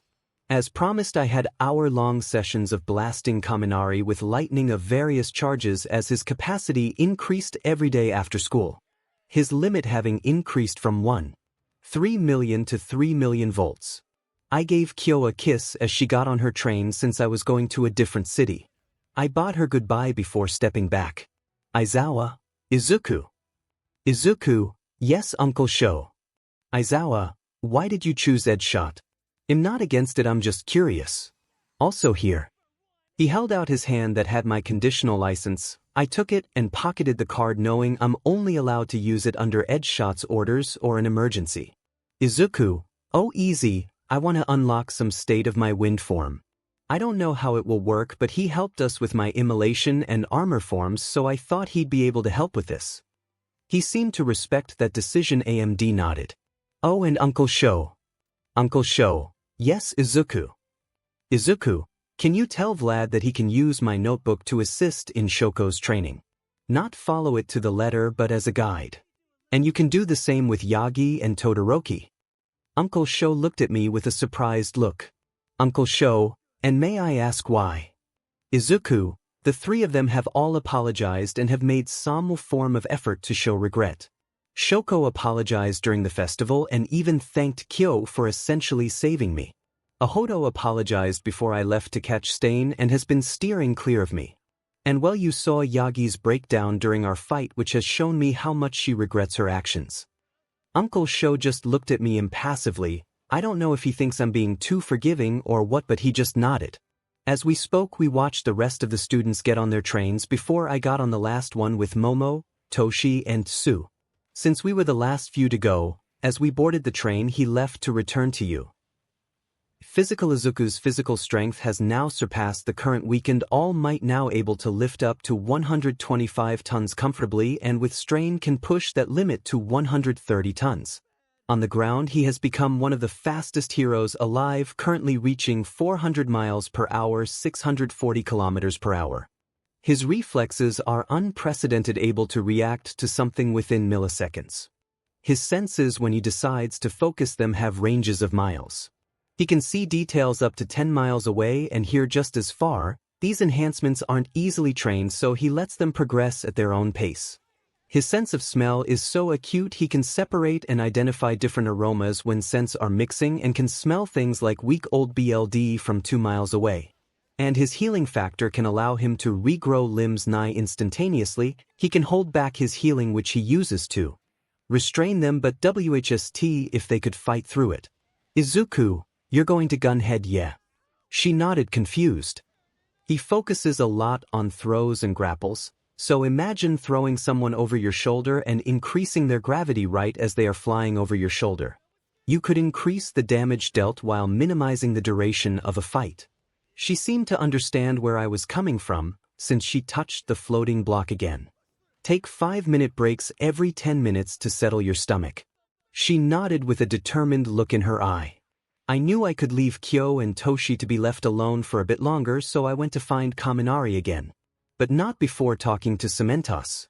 𝗵𝗃𝗲, how can I be of service, Mr. Shimura? I waved away the formalities before speaking. Izuku, just advise them please. And then I went to Kaminari. Ready? He pointed at me again. Kaminari, 𝗎𝗵, lightning rod. I didn't hesitate, I charged up my hand and then sent several bolts at 2 million volts straight at him. Wix, now that he was wearing the RBB shoes, had nowhere to go but to stay inside Kaminari. After the 5th bolt he couldn't take it anymore and discharged, going into his yay mode, pacing around with a dumb expression on his face with his thumbs up. I just left him and went to Melissa. Izuku, he took more than I expected. As I approached Melissa I spoke up. How's it going? Melissa, I'm currently doing so at 5% and it's getting easier to do so. Izuku, okay, let's test what your limit is while doing so. She smiled and started up her full cowling. Immediately gold and blue electricity started flowing around her. As she increased the percentage, the bolts go more vibrant and intense. She kept going till she stopped and then it slightly died down. Melissa, I cap out at 30%, then I can't handle it. Izuku, okay, so for now just run the obstacle course 𝗵𝗃𝗲 has made about 10 times. Take breaks as needed. No breaking anything and just get used to your new speed. We'll get you used to your strength afterwards. Melissa, yeah, alright. She went to the start of the course and when she started she immediately ran through a wall. Rubbing her head she said. 𝗵𝗃𝗲 repaired the wall, chuckling. Not that Melissa heard, and Melissa started again. So I decided to return to 𝗧𝗪𝗄𝗧. Izuku, well done 𝗧𝗪𝗄𝗧. You're getting there. She opened her eyes with an excited look before losing concentration and it dropped. 𝗧𝗪𝗄𝗧, was I visible Mura? Izuku, you weren't completely, you were translucent but you were visible enough that I could see you open your eyes. It's progress, keep it up. She nodded excited before getting up and hugging me. 𝗧𝗪𝗄𝗧, thank you, thank you, thank you. I never thought I'd be able to be seen. I chuckled as I patted her back. Izuku, once you can do it completely, you need to make it so natural you don't need to focus on it. And then we can work on expanding the barrier so you can make whatever clothes you wear invisible too. And then we move on to more combat-oriented and other ways you can use your power. 𝗧𝗪𝗄𝗧, got it. She sat back down and returned what she was doing. Izuku, one more thing. When you are able to be completely visible, try storing the light energy, okay? She nodded, and when she started becoming translucent again, I left her to it. Let's check on Toshi and Kyo. Toshi and Kyo were taking a break from their spar, drinking some water and laughing. Sweat dripping on their faces. How goes it? Toshi, we're all good. By the way, thanks for leaving some vials near the mats. Greatly appreciated, but I don't think we'll need it. Izuku, well, actually they're for you to keep on you at all times. Better to have them and not need them, than to need them and not have them. They smiled at me as they got up to go another round. I just left them to it when. Then what the hell? I went to the entrance of the gym where Katsuki Bakugo stood fuming. Shimura ubstrd. I demand you help me too. Izuku, no. He stomped up to me and tried to grab my shirt, but I grabbed his arm and had it raised behind his back with him bent over before he knew what was going on, and I made sure there was pressure. Bakugo, so you'll help these extras but not the ones you grew up with. Izuku, oh no, you see I'd happily help you. When you earn it. I was speaking calmly while keeping his arm pinned behind his back. Bakugo, the F you mean? Obviously I earned it, I made it into you. Izuku, Sure, you made it into you. And you have every right to go to the teachers to get ideas, but you haven't earned it from me. Bakugo, oh, but you'll help Izumi. Izuku, no I won't. She simply asked me to clarify something I said during our match in the sports festival. So I did. Hell, if the Todoroki twins ask for advice, I'll give them a little advice. I won't train them, but I'll nudge them in the right direction. Bakugo, so why not me?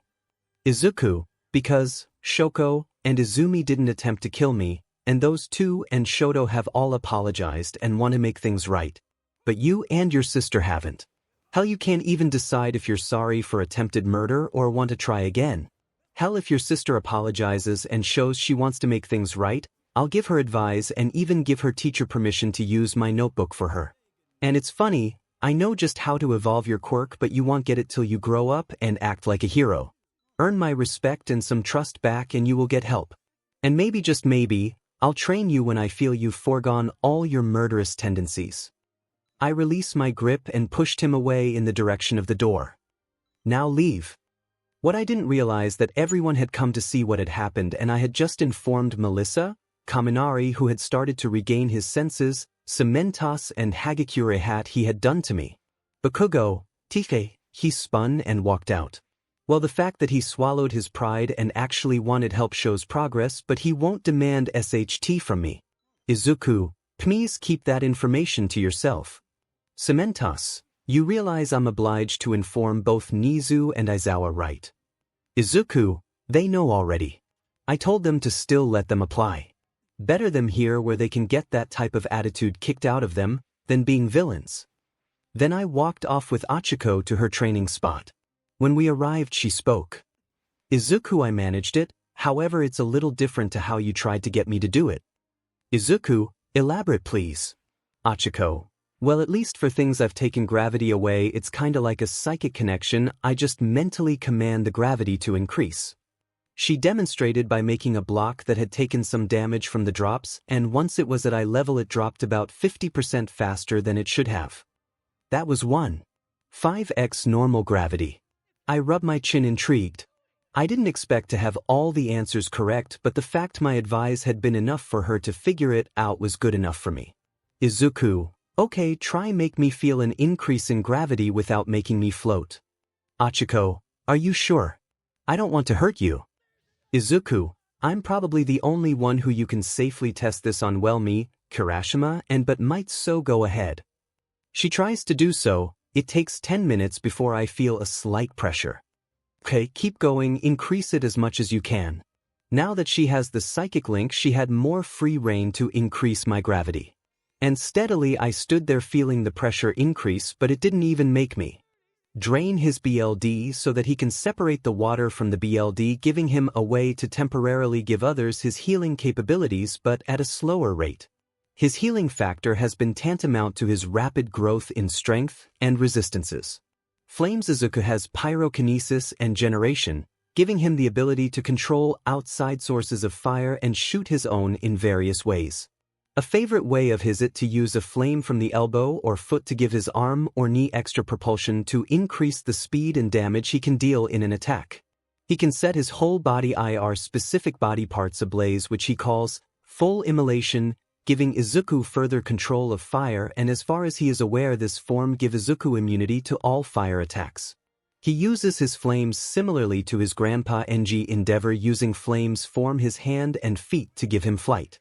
His current maximum temperature after his stunt in the sports festival has reached 2000 C. Ice Izuku is able to use cryokinesis and create ice from nothing. However, he prefers to freeze the water he creates for more accurate constructs. He can coat himself or partially coat in ice in a form he dubs ice armor, which boosts his defensive capabilities against all but blunt force or pointed like strikes, like from a pickaxe for example, and further boosts his cryokinesis control. He can touch something and it will freeze instantly. Water Izuku can turn his whole body, specific body parts of his choice, or even keep himself on the edge of transforming into water. He calls this form aquagenesis. This form allows him to completely shake off quirks like paralysis, His body is so malleable that he takes no damage in this form and can use his partial transformations as a way to assist traversal. He can manipulate any and all water sources, even the moisture in the air, and tends to mix this with his cryokinesis. He can make water shoot out of his hands but hasn't found a use for it yet, so doesn't do so unless training when trying to think of special moves he can make with it. By using hydrokinesis, he can separate the water from his BLD, making his healing vials. Izuku has aerokinesis, giving him some control over air and wind. He mostly uses this like telekinesis and to boost his flames by surrounding his flames as a way to fan his flames. This boosts the heat of his flames significantly.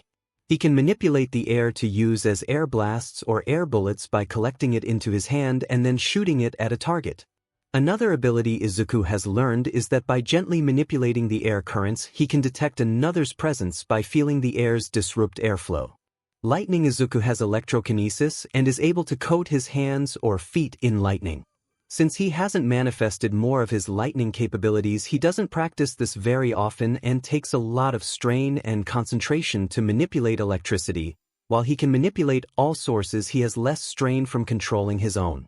When coating his fists, he can shock someone's nervous system, temporarily paralyzing them. His maximum voltage has reached 100 million volts 𝗧𝗵𝗲 Izuku has not manifested any form of his earth abilities yet. Forms/embodiments, strengths and weaknesses. Full immolation, the form of fire, the form that gives him immunity to all the fire he has experienced in this form so far. This is a powerful state, however this form is significantly weakened in bodied of water or in the rain. Ice armor, the form that boosts his defensive capacity. However, if he is hit by a spike of some sort, hit with blunt force or sonic-based attacks, his armor will break immediately and significantly injure him, and even with his healing capabilities will still feel the pain from the blow. He can choose how thick the armor is, making the spikes and blunt force have to hit one or more times. However, this makes the drawback when it breaks several times worse. Aquagenesis, the form that turns Izuku into water. This form makes him able to avoid damage, move in unusual ways, become undetectable if he is careful, and makes moving through damaged areas like rubble trivial. However, if exposed to heat that can evaporate water, he will lose body mass when returning to his normal state. He can counter this by manipulating a mass of water, either from the air or a body of water, and melding it into his body and sleeping. This allows his healing to repair his body and detox his body if necessary. Immolation armor, a combination of full immolation and ice armor. This increases power and defense simultaneously. However, he must maintain focus while holding this form, as he must constantly maintain the heat of the fire and the cold of the ice to counteract the ice melting and fire going out. It has the same weaknesses as its separate parts, with the added issue of a loss in concentration could make him lose the form. However, it's a risk and reward situation, as the power increase can turn the tides in any fight. Boiling Genesis, this is the state Izuku used to kill the 𝗵𝗲. Mixing Aquagenesis and full immolation, he cranks up the heat of his water form. However, he can't maintain this form continuously unless he constantly channels water into his body. If he doesn't do so, he will lose his body mass from boiling his mass off him. Frozen armor, Izuku also used this against the 𝗵𝗲. By partially transforming his body into different shapes, he can freeze the water and make weapons like blades and spikes come out of his body. However, if broken, Izuku has to melt the ice and manipulate the water back into himself. Other capabilities and training: when flying, he can reach speeds up to 590 miles per hour, 926 kilometers per hour, but if he adds his aerokinesis to the mix, he boosts his speed by more than 200 miles per hour, making his top speed 810 miles per hour, 1,304 kilometers per hour, allowing him to break the sound barrier and making him the fastest hero in the world. Before Izuku's quirk began manifesting, he trained himself in parkour, becoming extremely proficient in traversing that way. By 10 years old, he could scale a 3-story building in less than a minute. He was also trained by an ex-military colonel named 𝗧𝗵𝗲, who owned an exclusive and extremely selective dojo in which 𝗧𝗵𝗲 trained Izuku in a special fighting style which gave the quirkless the capability to fight up to A-rank physical enhancement quirk users when his quirk manifested. He was also trained by his new foster mother, now adopted mother Rumi Usajiyama and his grandpa Gran Torino in helping him create a new and unique fighting style which incorporated his quirk usage. His training with Satoshi and Rumi also made Izuku extremely flexible. During his training with Satoshi, Izuku had cleaned 𝗣𝗏𝗄 Municipal Beach, a beach that due to the ocean currents had gathered junk which had been made worse when 𝗵𝘃𝗄 began using that beach as an illegal dumping ground. This helped Izuku build up an ample amount of muscle which he always hid from his ex-family by wearing baggy clothes. While his quirk genes are erratic and haven't completely stabilized when a quirk user's DNA enters his own, Izuku will receive that person's quirk and it will become a part of his own. However, if the quirk has a similar capability as his own like regeneration, strength, elemental, it will merge with his quirk and progress that aspect of Izuku's quirk exponentially. This is why Izuku went from weaker than All Might to stronger than All Might during the USJ attack. This is also why Izuku's healing capability went from regrowing a hand over a couple of hours to instantaneously. Izuku taught himself how to analyze quirks, and after moving in with Tuya and Rumi, and trained with all the people he saw or came to see as family, Enji took Izuku out on patrols with the task to completely analyze a villain/criminal's quirk before he took them down.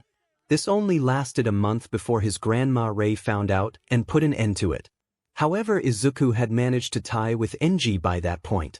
He didn't stop practicing, however, and used his training to help or saved many heroes apprehend villains with his strategic and analytical mind. He even developed a reputation among the heroes and the media had dubbed him the 𝗵𝗃𝗄𝗵, a name he detests but is very often teased with. Downpour/thunderstorm. When in the air, Izuku manipulates the moisture in the air to congregate into clouds while manipulating the static in the air, creating a downpour which is useful for putting out fires. Izuku is trying to figure out a way to use this move without leaving the ground. Special moves 𝗵𝗃𝗄𝗵. By using his freezing touch, he touches the ground, freezing everything in contact with the ground in a 50-meter radius. Frozen domain. By manipulating water, he makes the constructs of water which he freezes, making traversal difficult for all who aren't very agile. Hurricane. By using his aerokinesis and spinning, he creates a tornado which drags in everything in the vicinity. Fire tornado. By sending streams of fire from his hands, spinning, which using aerokinesis he can turn his tornado into a hurricane of fire, which drags all in the area, burning those who get caught in the whirlwind of fire. Slicing tornado. While in a tornado, he creates spikes of ice which will slice, shred, or impale any who is caught in this devastating attack.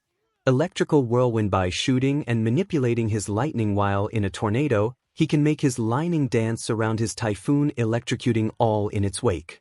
Paralytic shock. By focusing his electric-coated limb, he can shock the nervous system, temporarily shutting down an opponent's motor functions, effectively paralysing them for a short amount of time. Ultimate moves Elemental Breaker. By launching himself into the air and constantly flipping with one leg extended, using boosted flames to propel his speed even more.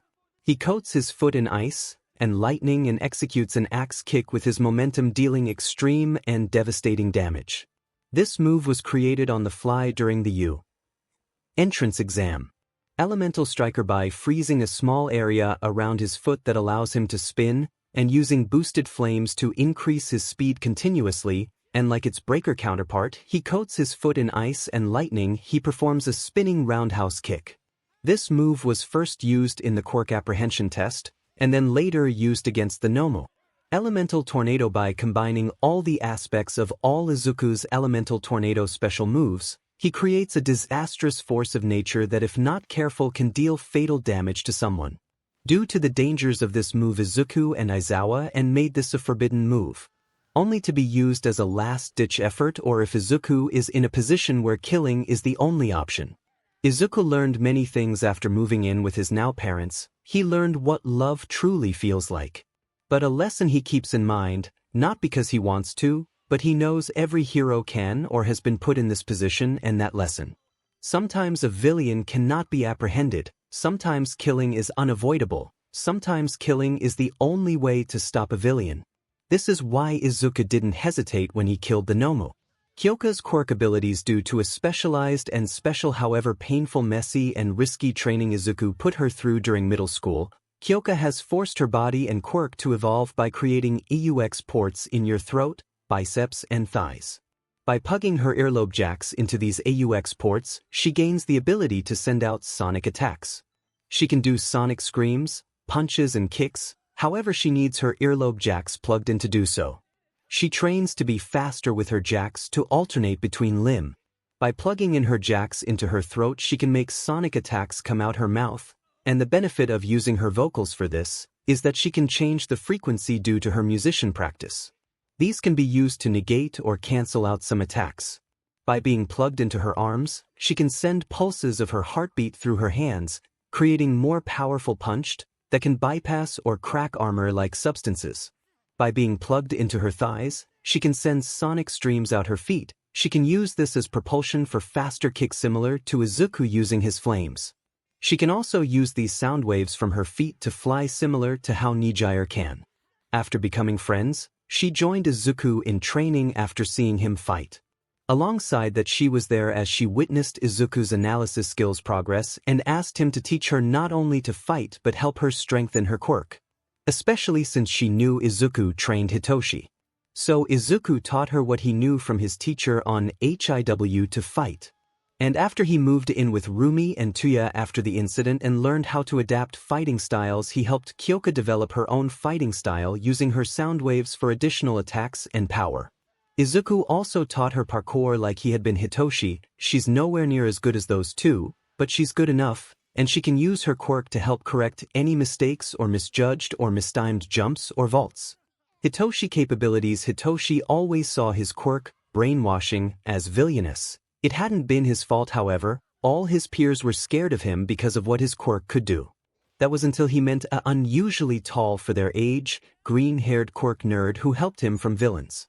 When he eventually opened up to him, Izuku had made it his life mission to help me see my quirk as anything but villainous and out of my bad situation thanks to his family. When Hitoshi finally accepted his quirk for what it was, a powerful AMD useful quirk for heroics, Izuku offered to help him train, so Izuku put him through hell. He trained his body. Wix isn't as defined as Izuku, who had a freaking 8-pack by 12 years old, but he had a fairly good physique which he is determined to maintain. Izuku also, though teaching Hitoshi parkour was a good idea, due to his quirk not having any physical benefits, it was tough to learn, and he couldn't imagine what Izuku went through teaching himself, but as he got better they started making courses to race.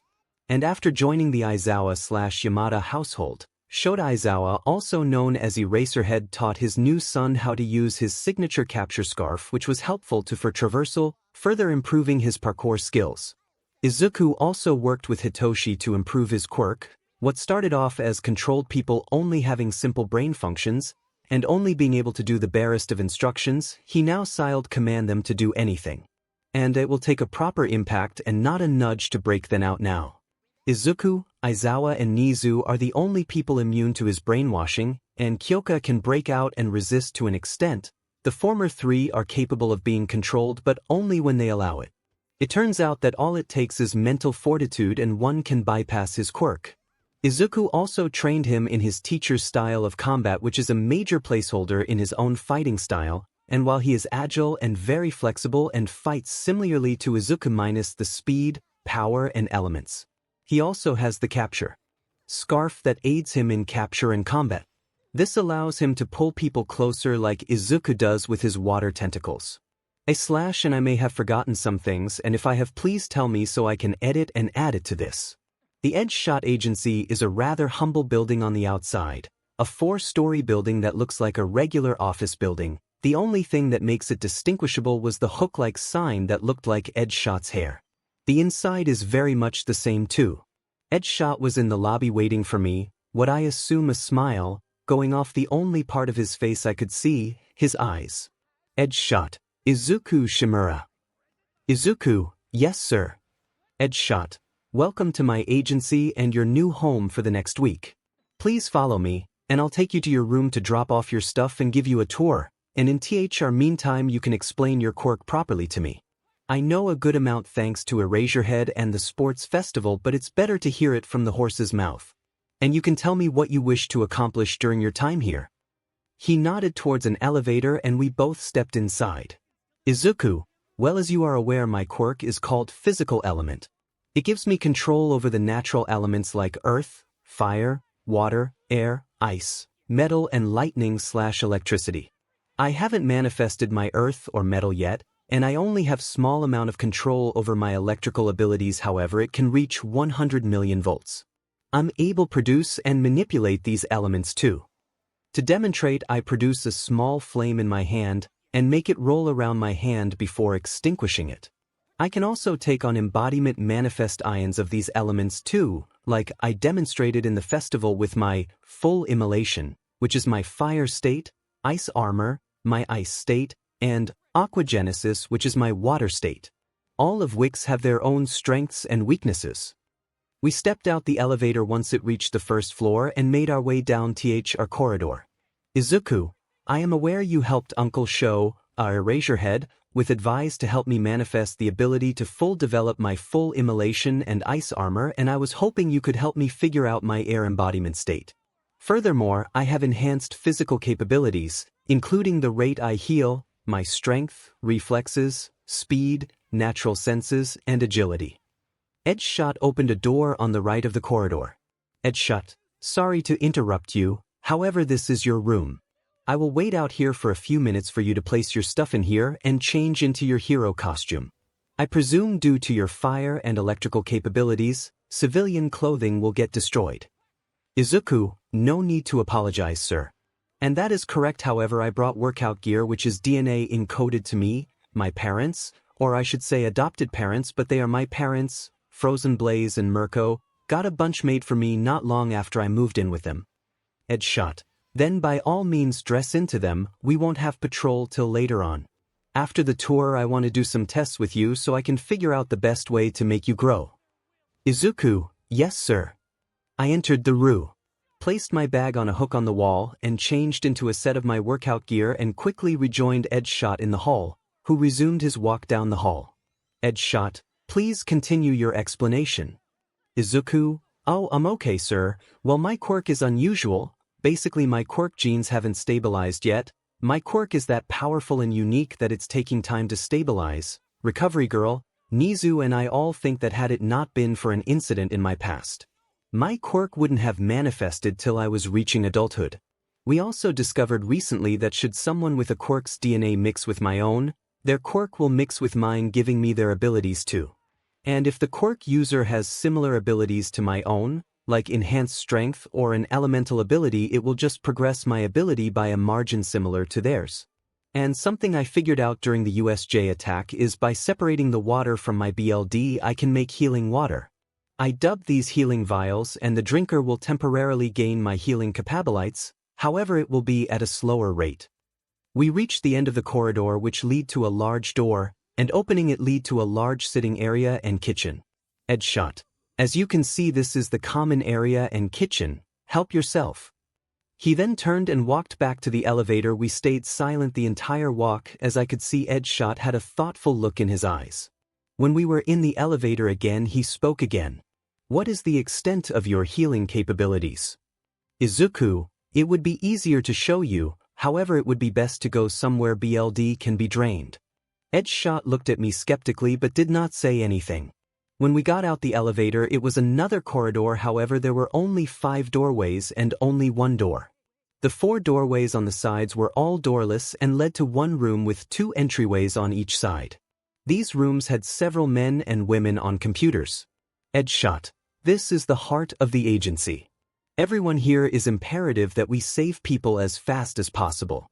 They monitor the city and once a call or a ping of a villain attack has been detected, the crew here will inform either myself or one of my sidekicks, where the closest will head to that location.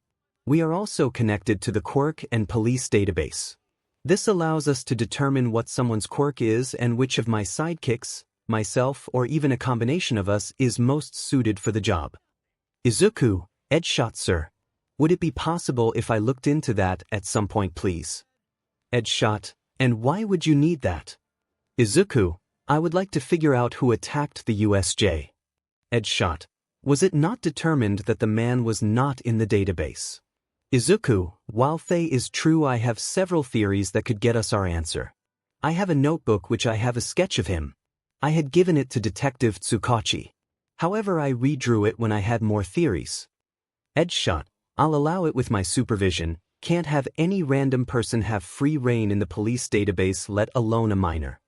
Izuku, that is understandable, thank you, sir.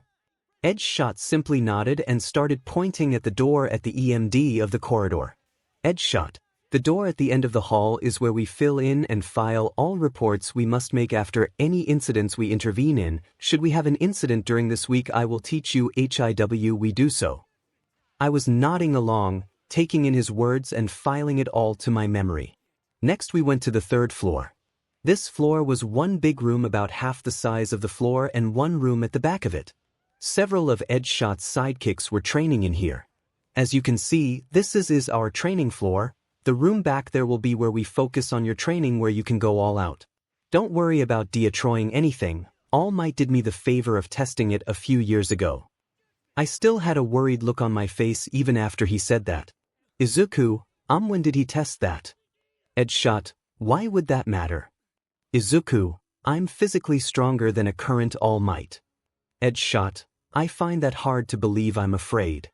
Izuku, call Nizu if you don't believe me. I took on Mom, Dad, and All Might simultaneously in one. The Nomu creature I defeated at the USJ. Its BLD entered my own BLD stream and enhanced my strength, speed, and healing. 𝗬𝗏, I will call Nizu before I test you, but to answer your question, it was 7 years ago. That made me relax. That was before his accident and had severely weakened him. Furthermore, I'd like you to show me your healing factor in here, now if you wouldn't mind. Izuku, sure, one of your sidekicks uses a blade, right? 𝗬𝗏, you are correct, 𝗵𝗲 the samurai hero. Why? Izuku, I'd like his to assist us. 𝗬𝗏 nodded and called 𝗵𝗲 over, who walked over and bowed to 𝗬𝗏. 𝗵𝗲, how can I help, boss? 𝗬𝗏, do as the kid tells you. I wish to see his healing speed and limit. 𝗵𝗲 looked up at me. I had gotten used to being taller than most people, given that I'm almost a foot taller than average, but it still makes me feel bad to look down at people, literally speaking, not figuratively. Izuku, please cut my arm off. 𝗬𝗏, that is not happening. You're not doing anything to hinder your career before it's even begun. Izuku, it's okay. First off, my healing acts a bit like an anesthetic. Also, I cut my hand off regularly. 𝗬𝗏 and 𝗵𝗲 both choked after I said that. Probably shouldn't have said that so casually. Oh well, it's true. If you don't feel comfortable, I can do so myself. 𝗵𝗲, I'll do it, but only if the boss allows it. 𝗬𝗏, 𝗵𝗲, are you sure about this? Izuku, while I understand your hesitance, it's fine, you'll understand once he does so. 𝗬𝗏, very well, 𝗧𝗵𝗲 proceed. 𝗵𝗲, or as 𝗬𝗏 just revealed his civilian identity, 𝗧𝗵𝗲 unsheathed his sword. Hold your arm out to the side. Anywhere I should avoid. I raised my arm to the side. AMD shrugged. Izuku, not in particular. 𝗵𝗲 just nodded and with an apologetic look on his face sliced my arm off at the elbow. BLD spewed from my arm for a second before all the muscle, bone and skin began to regrow and reform on my arm, and within 3 seconds it was back like it had never been cut off. Looking at the severed appendage, I see it turning to dust as all dismembered limbs do when I heal. 𝗬𝗏 seemed flabbergasted.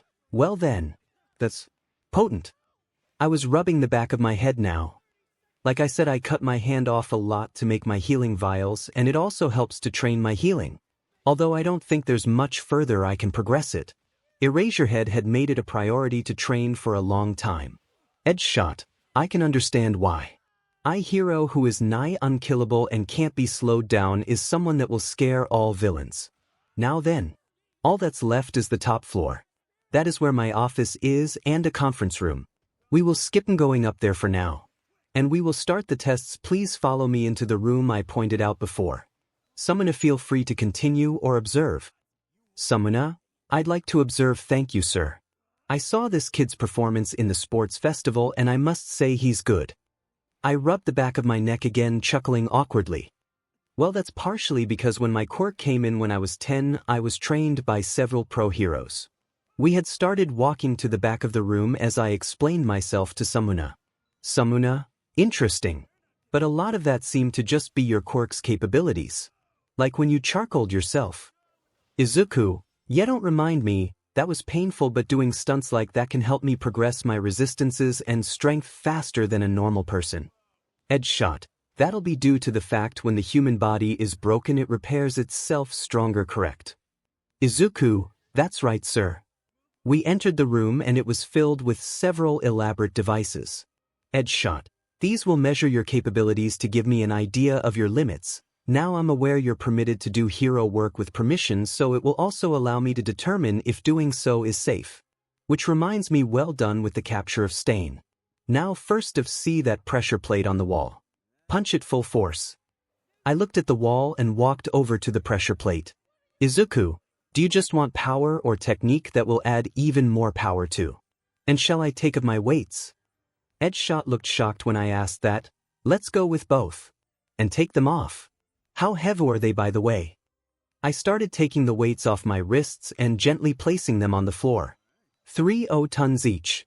They're the heaviest ones I have, but the support department at you are developing ones that will get heavier and lighter as I wish. 𝗵𝗲, 30 tons. No way. 𝗳𝗏𝗃, we have a scale to test that's so relax 𝗵𝗲. Now 𝗵𝗲, please punch the machine full power first. I nodded at him and turned to face the pressure plate as 𝗳𝗏𝗃 grabbed a measuring device of a table. I pulled my arm back and punched the pressure plate with a loud boom. Looking back at 𝗳𝗏𝗃, he didn't give any impression of impressed or underwhelmed. And now with technique. I turned back to the pressure plate and took my stance as I then punched the pressure plate again, this time, slightly denting it, and another loud boom. Looking back at 𝗳𝗏𝗃, he was looking at the device in his hand, his eyes not giving anything away. However, 𝗵𝗲 was a different manner who was looking over 𝗳𝗏𝗃's shoulder, and he basically had to pick up his jaw from the floor. Sir, that's stronger than when All Might tested the machines for you. 𝗳𝗏𝗃. Indeed, his first punch was nearly equal, but when he used his stance and technique he surpassed him. You're quite intriguing, 𝗵𝗲. May we move on to the next test? Izuku, yes, sure, what is it? 𝗳𝗏𝗃, I'd like to test your flame's maximum temperature. Izuku, that depends, maximum temperature I can handle or maximum temperature overall. 𝗳𝗏𝗃, how big's the difference? Izuku, well, theoretically I could raise my temperature indefinitely. It just begins to cremates me after I surpass 2000C, that's my current max. 𝗳𝗏𝗃, how do you know the limit? Izuku, I don't really know, it's like my mind just gives me an internal thermometer. I mean, I can prove it to you. 𝗳𝗏𝗃, yes please. He steps towards a vertical cylindrical tube with a computer attached. This can measure extreme temperatures, hot and cold. You're fine to go all out. Your father, who can reach 4000C, can't melt this specialized material. Izuku, well, it's 5500C when he balances his internal temperature. And if you're sure. He nods and presses a few buttons on the machine, which opens it up, and I step inside. He closes it and presses a few more buttons, then gives me the thumbs up. So I ignite my full immolation and start to crank up the heat till I reach 2000C. 𝗳𝗏𝗃 pressed a few more buttons and spoke through a tannoy-like speaker. Okay, 𝗵𝗲, please crank up your heat by another 500C and hold it as long as you can. I nod and do as he says. My fists are clenched from the pain, but slowly my fist eases up as I adapt the pain. Okay, that's okay, 𝗵𝗲, please shut it off. I turn off full immolation, my body's subconscious body regulation balancing out my body heat. Okay, are you good to go for the cold now? I nodded, knowing it's best to just do it. Okay, please use your absolute zero super move, but please only on the floor and walls, don't let it touch the roof of the machine, please. I just placed my hand on the wall off the cylindrical tube and used my frozen touch absolute zero, and once the whole space was frozen except the roof, and waited. 𝗳𝗏𝗃, 𝗵𝗲, are you aware of how cold your absolute zero is? Izuku, well, I was under the presumption it's absolute zero. 𝗳𝗏𝗃, the ice is registering at absolute zero. Izuku, wait, I actually have ice that cold. I only named it that for convenience and it sounding cool. Place my hand on the wall again and let the heat release from my hand to melt all the ice. 𝗧𝗵𝗲. Indeed, you truly do have an incredible quirk.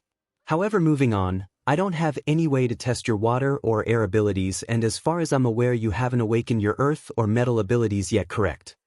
I simply nodded, still stunned by the news. My ice is at the coldest possible temperature. Then all that's left is to weigh the weights. If you would, there's a scale next to the table, please place one band on it. I do as he asks, and lo and behold, 30 tons. I repeated this with each individual band, and each one did in fact weigh 30 tons. After each band was weighed, I replaced it on my wrist or ankle. 𝗬𝗵𝗲 just fainted by the end of it, which I caught him and rested him against the wall, and then stood back up and looked at 𝗧𝗵𝗲. So what now, sir? 𝗧𝗵𝗲. Now we go for a patrol. Please suit up and meet me in the lobby. I nodded and went straight to my room to suit up. I take my weights off and place them under the bed and leave the room, dressed in my hero costume, and meet 𝗧𝗵𝗲 in the lobby, who had been in his hero costume the whole time. I like the costume. Works well for you. I bowed at the compliment. Thank you, sir. After which we left and walked a route around the area. Nothing happened. 𝗧𝗵𝗲 explained to me that as heroes, when we patrol, we act as walking crime deterrents. What I hadn't expected on my first day, though, was the media to hound us. Report 1. 𝗧𝗵𝗲, please tell us why you decided after 4 years to take an intern. 𝗧𝗵𝗲. That's simple. 𝗧𝗵𝗲 here has shown his potential not just in the sports festival, but with the capture of the hero killer stain. And to add on to the fact, he's extremely intelligent, considering he did confirm he is the 𝗵𝗃𝗲. And I wish to not only nurture his progress but assist him in exceeding his current progress. I groaned slightly when he called me by the moniker the media had dubbed me. Reporter 2. A fine reason, 𝗧𝗵𝗲. 𝗧𝗵𝗲, given your growing popularity, can you explain why you chose to go with 𝗧𝗵𝗲 when it has been stated you got offers from all the top heroes, including All Might, who has never taken an intern in the past? I had expected this question sooner or later and knew exactly how to respond. And I did with my best charming smile. Izuku, before I answer your question, I request that you all refrain from calling me the 𝗵𝗃𝗲 in the future. It wasn't a name I particularly liked, and I appreciate you referring to me by my hero name. Now to answer your question, while yes, I could have learned a lot from All Might, Endeavor, Hawks, and the other top 5 heroes, I had a specific goal for my internship. You all saw my different embodiments, or forms as some refer to them. However, that isn't all I'm limited to, but due to the unique circumstances of my quirk, haven't achieved my other states. I hoped that since 𝗧𝗵𝗲 has a quirk that is similar to a transformation type, I hoped he would be able to assist me in developing my air embodiment state. As for your additional note of All Might never taking on internships, may I remind you all that All Might has recently started teaching at you, and has clearly shown a new interest in teaching the next generation. And since I didn't even use 50% of my physical strength in the sports festival, could it be possible that he has shown an interest in developing my strength in a similar way he did in his youth? Of course, the real reason is he wanted to use the internship as a way to wiggle his way back into my good graces, but the dumbass can't exactly teach me anything other than paperwork and giving me on-hand experience. Reporter 1. A very mature answer, 𝗧𝗵𝗲, and a reasonable conclusion as to why All Might would send you an offer. However, 𝗧𝗵𝗲, while we all got a rough explanation of your quirk at the sports festival and showed us some special moves, could you explain your forms and the reasoning for your actions during your fight with Izuku Yagi? Izuku, well, for my forms I will give you up-close examples. I ignite my hand in flames. While I'm not going to go into my full embodiment states, I will demonstrate with partial changes. This, when I envelop my whole body, is what I call full immolation. This form gives me immunity to all fire, at least every flame I've experienced. Not only that, I can push the heat to 2000C, and that heat only continues to as my body naturally adapts and my resistance increases. That is why I burn myself during the sports festival. And when in this form, my pyrokinesis control is even sharper. The reporters all seemed enamored by my explanation. Then I froze my hand and it was encased in ice. This is my ice armor. Like full immolation, this gives me more refined control over my cryokinesis, This form also boosts my natural defensive capabilities, and as I recently found out, the ice reaches absolute zero. I ignite my ice into my immolation armor. This is immolation armor. I can push the heat of my fire even higher in this form since the ice balances it out. Furthermore, it gives me more refined control over both elements. Reporter 3. 𝗧𝗵𝗲, how come you didn't reveal this form during the sports festival? Izuku, the sports festival is an event that lasts the whole day and combining multiple forms and maintaining it requires a lot of focus and energy. I simply wished to save my energy. I deactivated my arm and charged it into a water tentacle. And this last one is aquagenesis. This form is extremely useful for traveling through tight spaces like rubble. Like the previous forms, it gives me further control of my hydrokinesis and can make me immune to damage, since even if my water was splattered I can reform like nothing happened. Reporter 3. And can you combine this aquagenesis with your full immolation or ice armor too? Izuku, I can, however I've only ever done so once for both, therefore I won't be demonstrating since I have no control over them. However, I will reveal that the fire and water I call boiling genesis and ice and water is frozen armory. Reporter 2.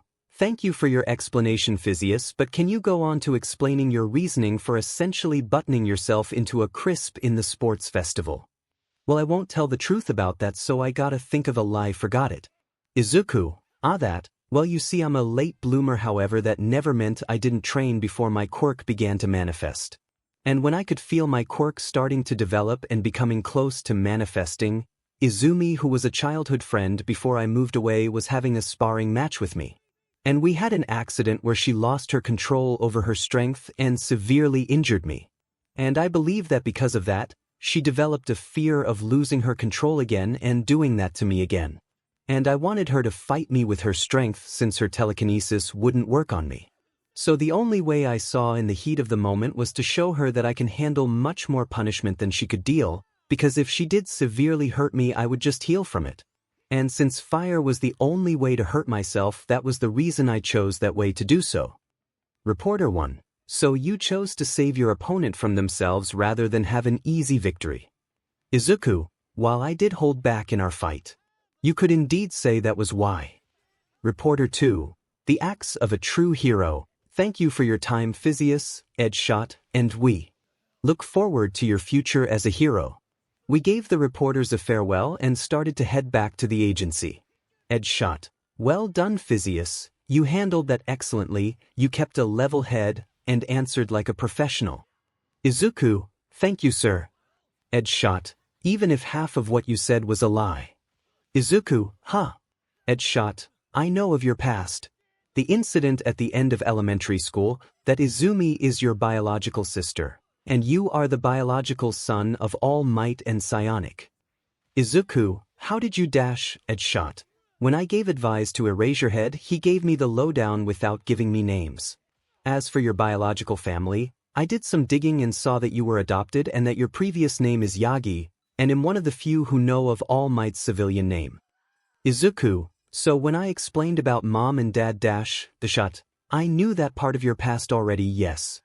I just grumbled at that and remained silent for the remainder of the walk to the agency.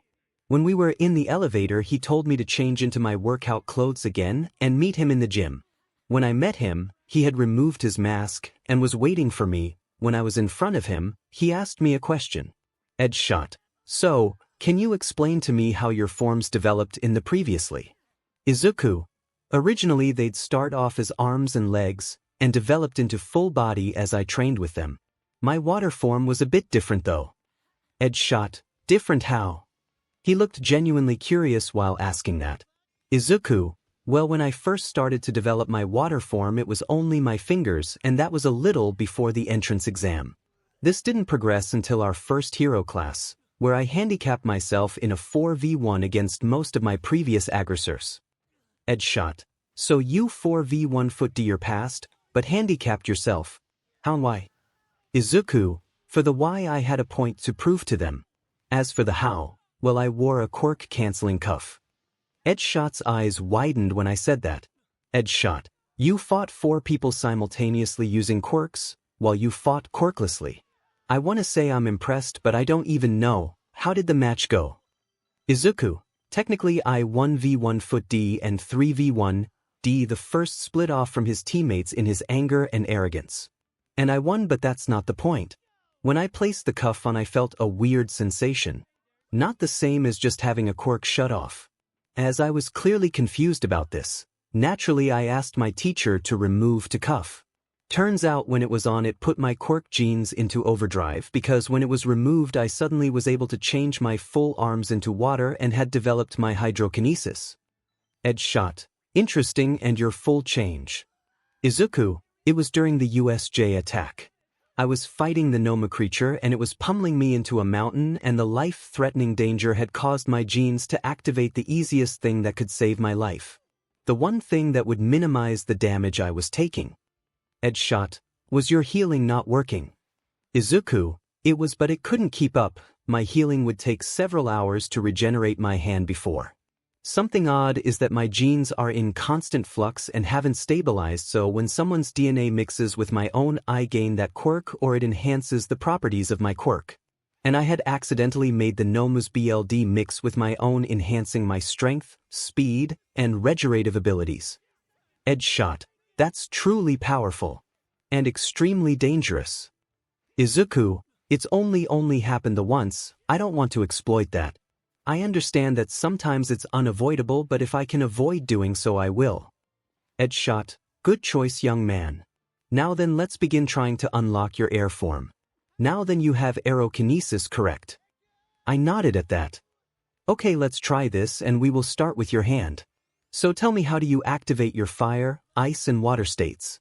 I had to think about it for a second since I do it subconsciously by this point.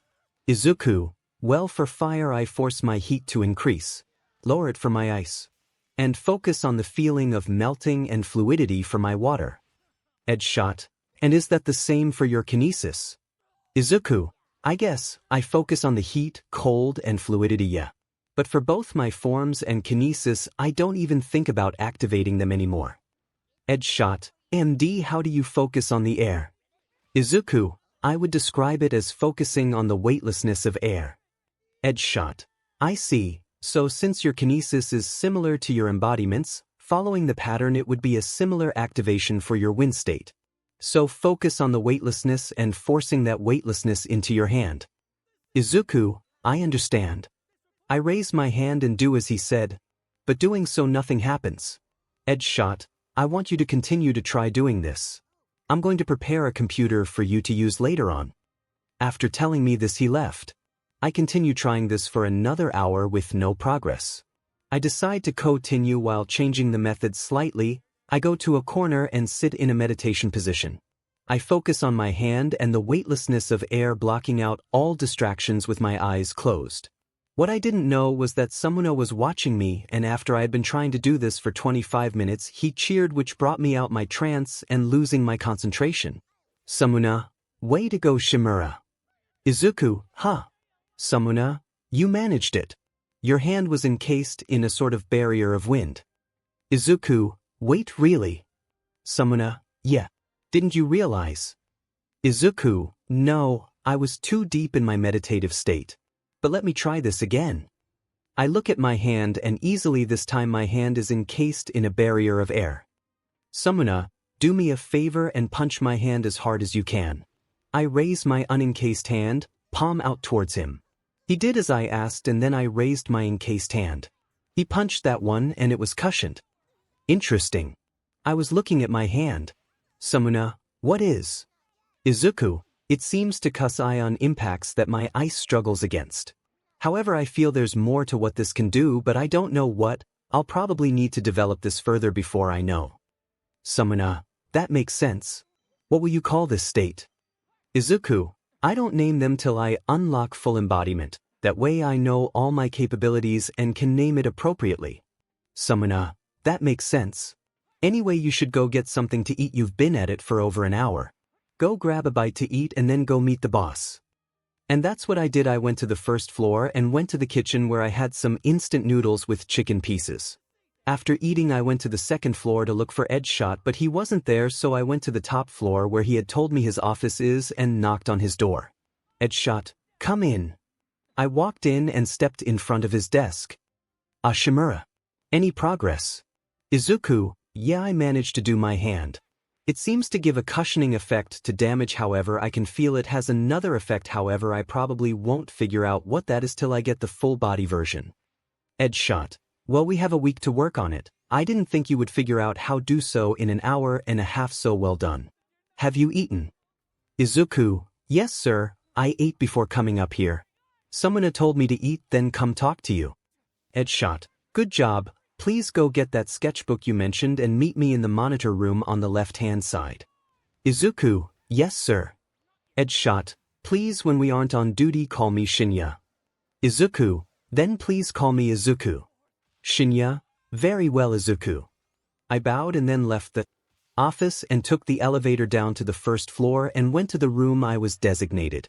I changed into casual clothes and grabbed the sketchbook with the sketch of Shigaraki in it and went up to the second floor where 𝗳𝗏𝗃, who was also in casual wear now, was waiting. He set me up on the computer and scanned the sketch onto the computer. First thing I did was check 𝗵𝗃𝗃 Shigaraki in the deceased part of the police records. Nothing. So now for my next idea. Izuku, Shinya sir, can you show me how to do a 𝗧𝗵𝗃 simulation on this system? He was confused but also curious where I was going with this. He showed me how to do so. We 𝗧𝗃 the image by about 12 years. And then ran it through the system for the previous 20 years. We let it do its thing. And 15 minutes we got a ping. Shinya shocked leaned in a bit to see what we got. A 85% match on a dead 5-year-old called. I gasped. 𝗓𝗏𝗃. Shinya, Izuku. What's wrong? Izuku, Shigaraki is my cousin. 𝗃𝗀𝗁𝗲. I'm sorry Shinya, I need to make some calls. Can you call Detective 𝗧𝗵𝗃𝗲 and send him all the information please? Including the details of how we got the match. He nodded. I never showed many emotions usually, happiness and anger usually, but I was showing clear distress and sadness, so he accepted without hesitation and I ran to my bedroom. I grabbed my phone and the first person I called was Inko. Hello. Is 𝗓𝗵𝗃𝗲? Izuku, it's fine. But we need to talk now. Make sure Toshinori is here. Inko, you seem distressed, are you okay? Izuku, I'm on the verge of a panic attack now, hurry up. She went to get both Toshinori and Izumi while I did what I can to control my breathing. Then she spoke again, but it was in a delicate voice. Izuku, yeah, I'm okay, I'm still just rattled. First question, Inko, did you know you had siblings? I'm aware you were adopted but saw Nana often enough. Or you Toshinori, did you? Inko, she mentioned a brother, yes, but why? Toshinori, Izuku, what is this about? He wasn't asking with hostility, he was doing what he can to be as calm as possible. Izuku, I'll get round to it. Inko, did you ever meet your brother? Inko, I did. But it didn't go well, so we never saw each other again. I obviously kept tabs on him, but about 10 or 11 years ago I was told he and his family all died in a tragic accident. Izuku, well, your nephew is still alive. Inko, where is he? We gotta bring him home. Izuku, first off, even if that was an option, do you really think I'd allow that after what you did to me? Second, he's a villain and has a new name. Izumi, what is it, Izuku? I hesitated for a second before saying, 85% match to 𝗵𝗃𝗃 Shigaraki. Then all I heard was a thump as Inko must have dropped the phone. I stayed where I was and waited before I heard rummaging and Toshinori spoke again. Toshinori, please explain, the police didn't find anything, so how do you know?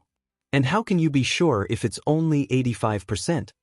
Izuku, I did a sketch of him from when he attacked, all from memory, and 𝗳𝗏𝗃𝗃 allowed me with his assistance and supervision. We put the sketch through a 𝗧𝗃𝗃 simulation and 𝗧𝗃𝗃ed it by 12 years, and ran it through the system of the past 20 years. And the program pinged 𝗃𝗀𝗁𝗲. And 85% is a good margin since he is 21 years old, and 𝗧𝗃𝗃 the image would have had been running system with a rough picture of a 9-year-old where 𝗃𝗀𝗃 supposedly died at 5 years old. I had settled my nerves now and was coming to terms with it. And I want to save him if I can. All I could hear now was sobbing on the other end of the phone and was unsure what to do. I'm gonna head off, another call I gotta make. They didn't respond and I ended the call and immediately called Gramps. GT, Izuku. What's up? Izuku, sit down. GT, already way ahead of you. Already sat down. He chuckled lightly but obviously realized the serious atmosphere from my silence and stopped laughing. What's wrong, kid? Izuku, I'm sorry to tell you this, but 𝗵𝗲 Shigaraki. He's my cousin, Nana's grandson, and son of her son. Silence followed, and it was painful. And then a deep breath. GT, how sure are you? Izuku, 98%. I then explained what I did, again, and by the end of it 𝗵𝗃 accepted what I had said and asked me to let him process the news, so we ended the call and I laid in bed. I practiced activating my air hand, trying to force it to cover more. The next few days were the same as the first minus the tests. I would spar with 𝗳𝗏𝗏 sidekicks, quirks, even though I was limited to 10% max and 1 element per spar and quirklessly respectively. I would practice my air embodiment, then patrol, then eat, air embodiment training eat and call it a night. Strangely, advancing my air form is a lot easier than my previous ones. This repeated for the next 2 days. By the end of the second day I had full arm embodiments. But during a spar with 𝗳𝗏𝗏 on the third day, my phone was ringing. We ignored it and continued sparring. I was limited to 10% strength and using low voltage lightning bolts. But my phone kept ringing. 𝗳𝗏𝗏, you can answer that. If they keep calling, it must be important. Izuku, thank you, sir. I walked towards my phone and it was 𝗵𝗃 who was calling. And I answered it. 𝗵𝗃. Gran Torino, kid. It's Melissa's quirk. Help. /N. So I'm thinking of adding fluorokinesis AMD embodiment to Izuku's repertoire, whether through quirk absorption/transfusion or by combining earth and water manipulation. Do you think I should? I will leave the choice to you, /N, to those who keep commenting asking me to contact them to make this FIC into a comic. Please stop, I am not ready for that. 𝗵𝗃, kid. It's Melissa's quirk. Help. 𝗳𝗏𝗏 had heard his yell even though my phone hadn't been on speaker, and he just made a notion to place it on speaker, so I did. Izuku, 𝗵𝗃, you're on speaker. What's happened? There was a crashing sound like a tree had fallen over. 𝗵𝗃, she's manifested another version of that. Energy conversion or manipulation, and it's gone out of control. And because she can't regain control, she's panicking, making the WHP like energy go haywire.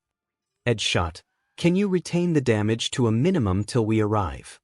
𝗵𝗃, should do. She seems to have a limited range for now and she's not going anywhere, so as long as I play distraction should be fine. Izuku, okay 𝗵𝗃, just be careful. Where are you? 𝗵𝗃, woods near my place. Where I honed your spatial awareness. Remember, we're in the clearing there. Izuku, CRP. Okay, hang in there 𝗵𝗃. I hung up the phone and looked at my mentor. 𝗳𝗏𝗏, how far is it? Izuku, a town a little outside the next city over. 𝗳𝗏𝗏, so in other words you need to fly to get there. How fast can you fly with me attached? Izuku, that depends. How small can you get or how flyer-proof is your suit? 𝗳𝗏𝗏, I can fit in one of your pouches, that's not a worry. Izuku, then I could probably reach the area in 5 to 10 minutes. 𝗳𝗏𝗏, hurry up and go suit up, then go to the roof. Stairs next to elevator on the top floor will take you there. I nodded and ran as fast as I can to the elevator and took it to the first floor, ran straight to my room and got my hero costume on and ran straight to the roof. Physius, that was fast. Izuku, I have a stupid amount of stamina and I can run at 400 miles per hour. So it's natural I'll be fast when I have to be. 𝗳𝗏𝗏, a stupid amount of stamina. Also I'm guessing you will fly in your full immolation form. Izuku, yeah, alongside my quirk I do. Endurance training, since other than my form's weaknesses, my only limitation is my stamina. And yes, I'll be flying in immolation. 𝗳𝗏𝗏, interesting, can you not cover your neck and head? I would like to discuss this further while we travel. Izuku, sure, just be careful not to choke me. Hop on. 𝗳𝗏𝗏 then used his quirk to make himself into a wire-like shape and wrapped around my neck minus small hook-like head of his. It was tight but not enough to hurt me. So I ignited my body minus my head and neck and took off towards 𝗵𝗃's location.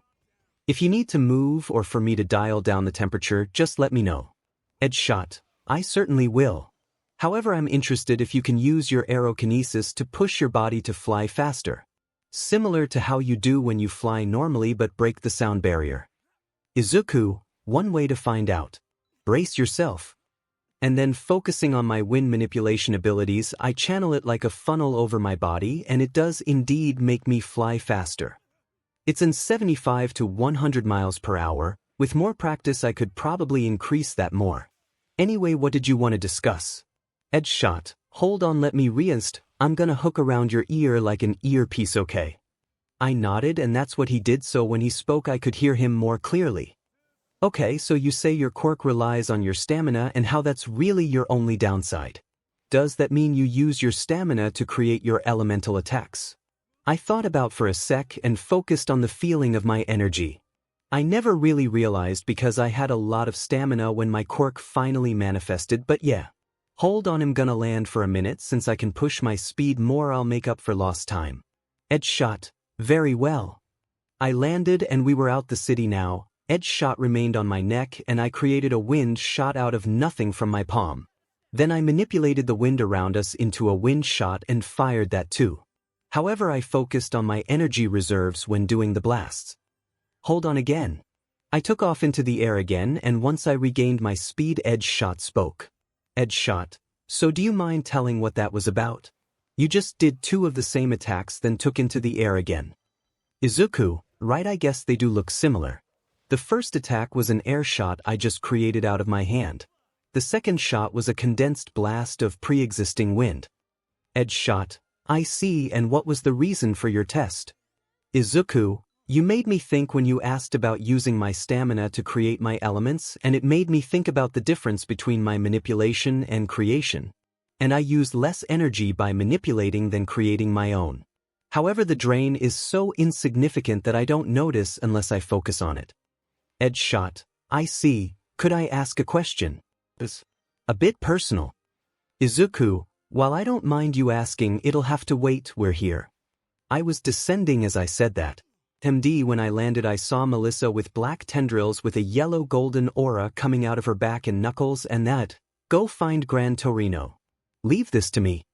𝗳𝗧𝗵𝗲, kid, are you nuts? Even you will have trouble getting to her like this. I just turned to look at him and smirked. Izuku, you underestimate me, sir. There's a reason Gramps called me. Just then Gramps came out of the treeline. Gramps, he's right, young BLD. Just leave it to him. He can get to her and knock her out without hurting her. 𝗳𝗧𝗵𝗲, but the way those whip-like tendrils are rampaging, do you think even he can react to movements like that? While 𝗳𝗧𝗵𝗲 says this, Melissa lets out a scream of anguish and frustration. Gramps, just watch him. This may help with you with knowing his abilities a little better for your training with him. I didn't watch or listen for a response, I just turned and started walking towards Melissa. Izuku, I haven't tried this since the USJ, but I have better control over aquagenesis now, so it should be easier to control. Now, aquatic borders.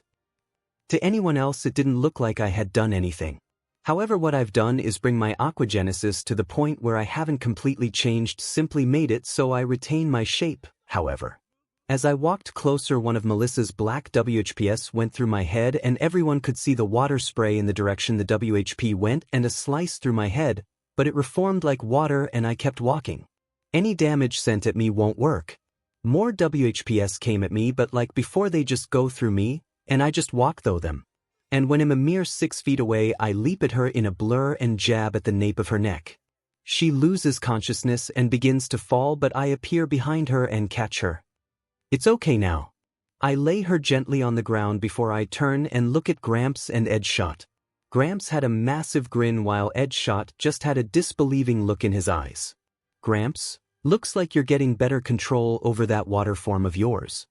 𝗳𝗧𝗵𝗲, you've been holding out on all the sparring matches. How much have you been holding back? And how did you do that? Izuku, well, as you know I can't use my strength at full capacity, so there's that, but I hold it back a lot.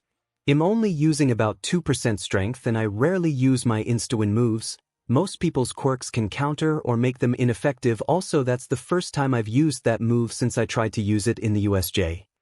𝗳𝗧𝗵𝗲, I understand the strength, and you tried to use that aquatic borders when you first unlocked your water form. However, you didn't answer that last question. How did you do that?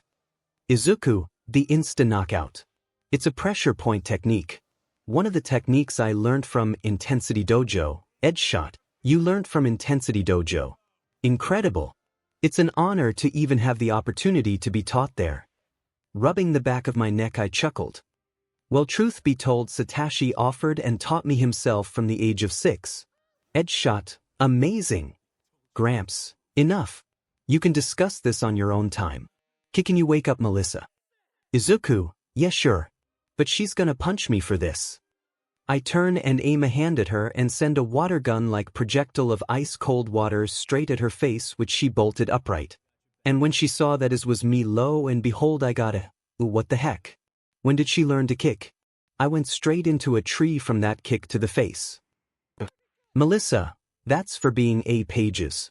Would you do that to Kyoka? Izuku, the F. I just did what Gramps asked me to do. And yes, I would do that to Kyo. If I had to. Gramps, that's enough, kids. Melissa, I told him to do that. Now he's gonna help you with gaining a semblance of control over that new form of control. Izuku, no, I can't. Not yet. She needs to learn what the trigger is before I can help her. However, I have thought of several ways she can utilize this new ability. Melissa, learn the trigger and then give me a call, okay? Melissa, grumbling, yeah, whatever. I chuckle lightly and look at 𝗧𝗵𝗲. Izuku, hop on, sir. Don't worry, since we aren't in a rush, I won't be in immolation. And that's what 𝗧𝗵𝗲 did, but he still cowled around my neck and hooked onto my ear. See ya, Gramps. Gramps, later, kid. Melissa, bye, Izuku. So, igniting my feet and hands, I start to lift into the air. And once we were in the sky and flying back towards the agency building, at a much more casual rate, 𝗧𝗵𝗲 asked his burning question. 𝗧𝗵𝗲, you said you have a ton of stamina and have done since before your quirk manifested. Do you mind telling me why that is? Izuku, oh yeah. So when I was 4, we were told I was quirkless, but it's possible I have a quirk because my quirk genes were unusual. However, my ex-mother didn't listen to a word recovery girl said after the word quirkless. This led to her and my ex-father neglecting me. My quirklessness was the reason I started my quirk analysis. 𝗧𝗵𝗲, write the whole 𝗵𝗃 thing. I always thought that was a ridiculous name. Izuku, thank you. Someone else says it, 𝗵𝗃 or Emerald Analyzer would have been so much better. Anyway, my twin sister had a powerful quirk and got all their attention. She and her friends, my old friends, began to bully me. Some used quirks, others bullied me verbally to begin with. 2 years later, they were all using quirks on me. Anyway, as I found out in the last year or so, they did it to try make me scared of quirks to deter me from being a quirkless hero. 𝗧𝗵𝗲, but you never gave up. Izuku, not once. The bullying helped me develop a huge pain tolerance, and running from them built my endurance and stamina. But I began to teach myself parkour, however I never used it when running from my tormentors. Fast forward 2 years and am limping to a convenience store to get bandages for a bad bout of assault, and I see Satoshi on the old junkyard beach, and he caved in a fridge door. So I approached him to ask if it was a quirk. 𝗧𝗵𝗲, pause for a second. Old junkyard beach. Do you mean Dagoba Municipal? Izuku, that's the one. I cleaned that when I was roughly anyway. Turns out Satoshi is an ex-military colonel, and since the dawn of quirks they developed a fighting style that evens the playing field a bit. I asked if he would teach me, and after a few questions on his part, he said he would if I had an adult who he could arrange stuff with. 𝗧𝗵𝗲, if your parents were neglectful and gave everything to your sister, how did you manage that, since, from what I gather, they'd have demanded you give the opportunity to your sister or refused you? Izuku, that's where my aunt, or now grandmother, comes in.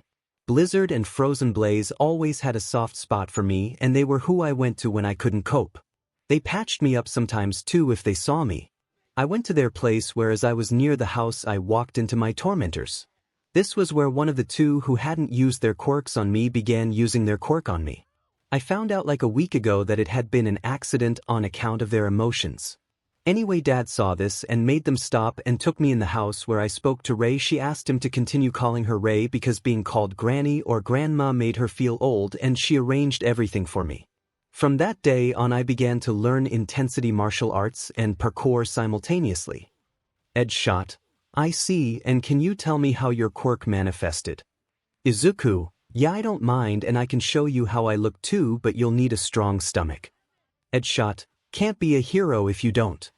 Izuku, fair enough. Well, it was the last day of elementary school 4 years after my meeting with Satoshi, and I was leaving, but the worst two of my tormentors were trying again to convince me to quit being a hero and calling me pathetic and that they don't see what their sisters see in me. What I didn't know at the time is they both had crushes on me. But when I decided to fight back, it escalated, and I ended up essentially crucified with a hole in my stomach. I fish my phone out of my cuffs pouch and bring up the photo and show 𝗧𝗵𝗲, who just gasps at that. 𝗧𝗵𝗲, 10-year-olds did this. Izuku, yeah, I should have died, but my quirk manifested in an attempt to save me. I was in a 4-day coma, and when I woke up, Dad, Nizu and Endeavor had gotten my living arrangements changed, and I was living with Rumi and Tuya from that day on. As the first week passed, I notices the frostbite scars on my wrists had faded, but my chest one remained. It's still there, but since the sports festival I've noticed it's fading again. Recovery girl thinks that I'm subconsciously holding my healing back to prevent it from fading. And I believe it because after I beat the perpetrator easily, it began fading. I just think I'm waiting for them to apologize or admit they were in the wrong for it to completely fade. But when I realized it had manifested, I went to an old junkyard where I tested anything my previous spark-ups before my manifestation had done. 𝗧𝗵𝗲, and they were. Izuku, well, I trained my best friend and girlfriend before she was my girlfriend in Satoshi's fighting style, adapting it a bit to suit them. And during spars they or Satoshi told me I sometimes had unusual heat, coldness, or electric shock. However, they were more like static shocks to my strikes, or more power or faster. Or that's what they told me anyway, so I just tested them. I couldn't use my lightning originally, my genes hadn't started stabilizing that part yet. 𝗧𝗵𝗲, I get it. Thank you for informing me. However, now we get to the more critical part of this conversation. I gulp, thinking I'm in trouble. Why have you been holding back in your spars so much? Izuku, because I don't want to severely injure or kill someone. 𝗧𝗵𝗲, I'm not referring to your quirk, I'm talking about your techniques. Izuku, oh, you mean the pressure points? 𝗧𝗵𝗲, yes. Izuku, well, like I said before, many quirks neutralize the pressure points if not move them. So it makes it obsolete. 𝗧𝗵𝗲, surely you have figured out how to determine if they have them or not. Izuku, well, yes, and only 2 of your sidekicks haven't got them. 𝗧𝗵𝗲, then why haven't you been using them? Izuku, it defeats the purpose of sparring. 𝗧𝗵𝗲, elaborate. Izuku, well, the point of sparring is to refine and maintain your fighting style. If I used the pressure points and instantly won, it would make the spar completely pointless. 𝗧𝗵𝗲, very well, good answer. I was just making sure you weren't holding back due to you feeling superior and feeling we weren't worth using them. Izuku, of course not, sir. If that's how I felt, do you think I'd have chosen you for my internship? 𝗧𝗵𝗲, I guess that is a fair answer. Thank you for your candor. Now let's pick up the pace so we can fully unlock your air embodiment state. Izuku, yes sir, hold on. So I ignited the rest of my body and funneled the air to boost my speed more till there was a boom, meaning I broke through the sound barrier. With the increased speed, it only took 2 minutes to land on the roof of the agency. 𝗧𝗵𝗲, don't bother changing, we are just going to head straight to the training room. I looked confused at this. He always made me wear my training gear unless it was casual time or going on a patrol, so I wonder why he wants me to stay in my costume. When we arrived in the training room, I was sent to go and work on advance my air embodiment. What I didn't know was that 𝗧𝗵𝗲 was planning a special test with another hero. It took another 3 hours, but I did it. Sir, I've done it. When 𝗧𝗵𝗲 and his sidekicks looked over at me, what they saw was a barrier around me. 𝗧𝗵𝗲, can you punch or kick me? Anywhere in any way. When 𝗧𝗵𝗲 gave 𝗧𝗵𝗲 a confirmation nod, 𝗧𝗵𝗲's body bulked up and he sent a punch into my stomach. However, it was majorly cushioned. 𝗧𝗵𝗲's quirk, enhancement adaptation. This quirk allows the user to enhance his body in numerous ways. This happens by his body morphing into the ideal state that would benefit the enhancement he wishes. Examples would be, for brute force, his body will bulk up and give him strength comparable to death arms. His body would morph into a slimmer, more streamlined form for a speed enhancement, giving the user speeds of up to 100 miles per hour. The enhancements can be improved with training. Izuku, well, that's interesting. 𝗳𝗏𝗃, what is it, 𝗵𝗲𝗃? Izuku, oh well, basically this form acts like a form of shock absorption. It doesn't protect me from all damage or pain, but it protects me from about 60 to 70% of the impact. Also, I feel lighter. 𝗳𝗏𝗃 nodded and used his quirk and circled my body and observed me from various angles. When he stopped, he reformed and looked at me. 𝗳𝗏𝗃, well, the barrier also goes under your feet. In all intents and purposes, you're technically floating. But you say you're faster. Bound about the room and see how it feels. I look at him quizzically, but the look is gone as fast as it appeared, a look of determination taking its place. I took position and then started bounding about the place. Bouncing off the walls, the floor and roof. When I stopped, my body skidded to a stop and an exile-rated look on my face. Izuku, this form boosts my speed by 30% at least for now. 𝗳𝗏𝗃, I can see that. It's incredibly useful. A speed boost and a shock absorption barrier, very useful indeed. That's when the name for the form came to me. Izuku, velocity barrier. 𝗳𝗏𝗃, what's that? Izuku, that's what I'm going to call it, velocity barrier. Shit, clever. I'll give you an hour to practice this velocity barrier a little bit and to eat, and then we are going on patrol, okay? Izuku, yes sir. And that's what I did. I practiced activating velocity barrier, making it more natural to activate for the next 40 minutes, then went to the kitchen to make some instant ramen. Deciding I'll have something more substantial when I get back from patrol. After I finished eating, I met with 𝗳𝗏𝗃 to head out on patrol. It's 4 p.m. now, so it'll be about 5:30 we return. While I know I shouldn't, I was hoping for some action today. I've given strategies and tactics for heroes, but I've never had the chance to do some actual hero work. And lo and behold, there was a mugging in an alley. Well, simple bit, it's something. 𝗳𝗏𝗃, okay Physius, you can handle this. I shall go to the roof and observe from above. I nodded and I see him begin scaling the wall while I step into the alley. Physius, this is the hero Physius, stand down so I don't have to hurt you. The mugger, however, decided that since I was a newbie, he could use the civilian woman as a hostage. Mugger, step away kid. I know you're good and you can fly fast, but on the ground here, do you think you can outpace me? The mugger's finger had morphed into our barrel of a handgun and had it pressed to the woman's neck. Just let me go and we all leave here alive. I just sighed.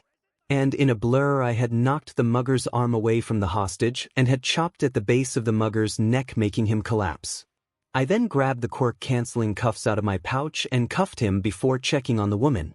Physius, ma'am, are you okay? Are you hurt? Woman, Inoje just shaken. Physius, that's perfectly understandable. Let's wait for the police to arrive and we can give them your statement. Then if you feel comfortable, you can head off on your own. Or if you would prefer, an officer can take you home. Woman, yes, thank you. Physius, while we wait, feel free to ask anything and I shall do my best to answer. The woman looked nervous.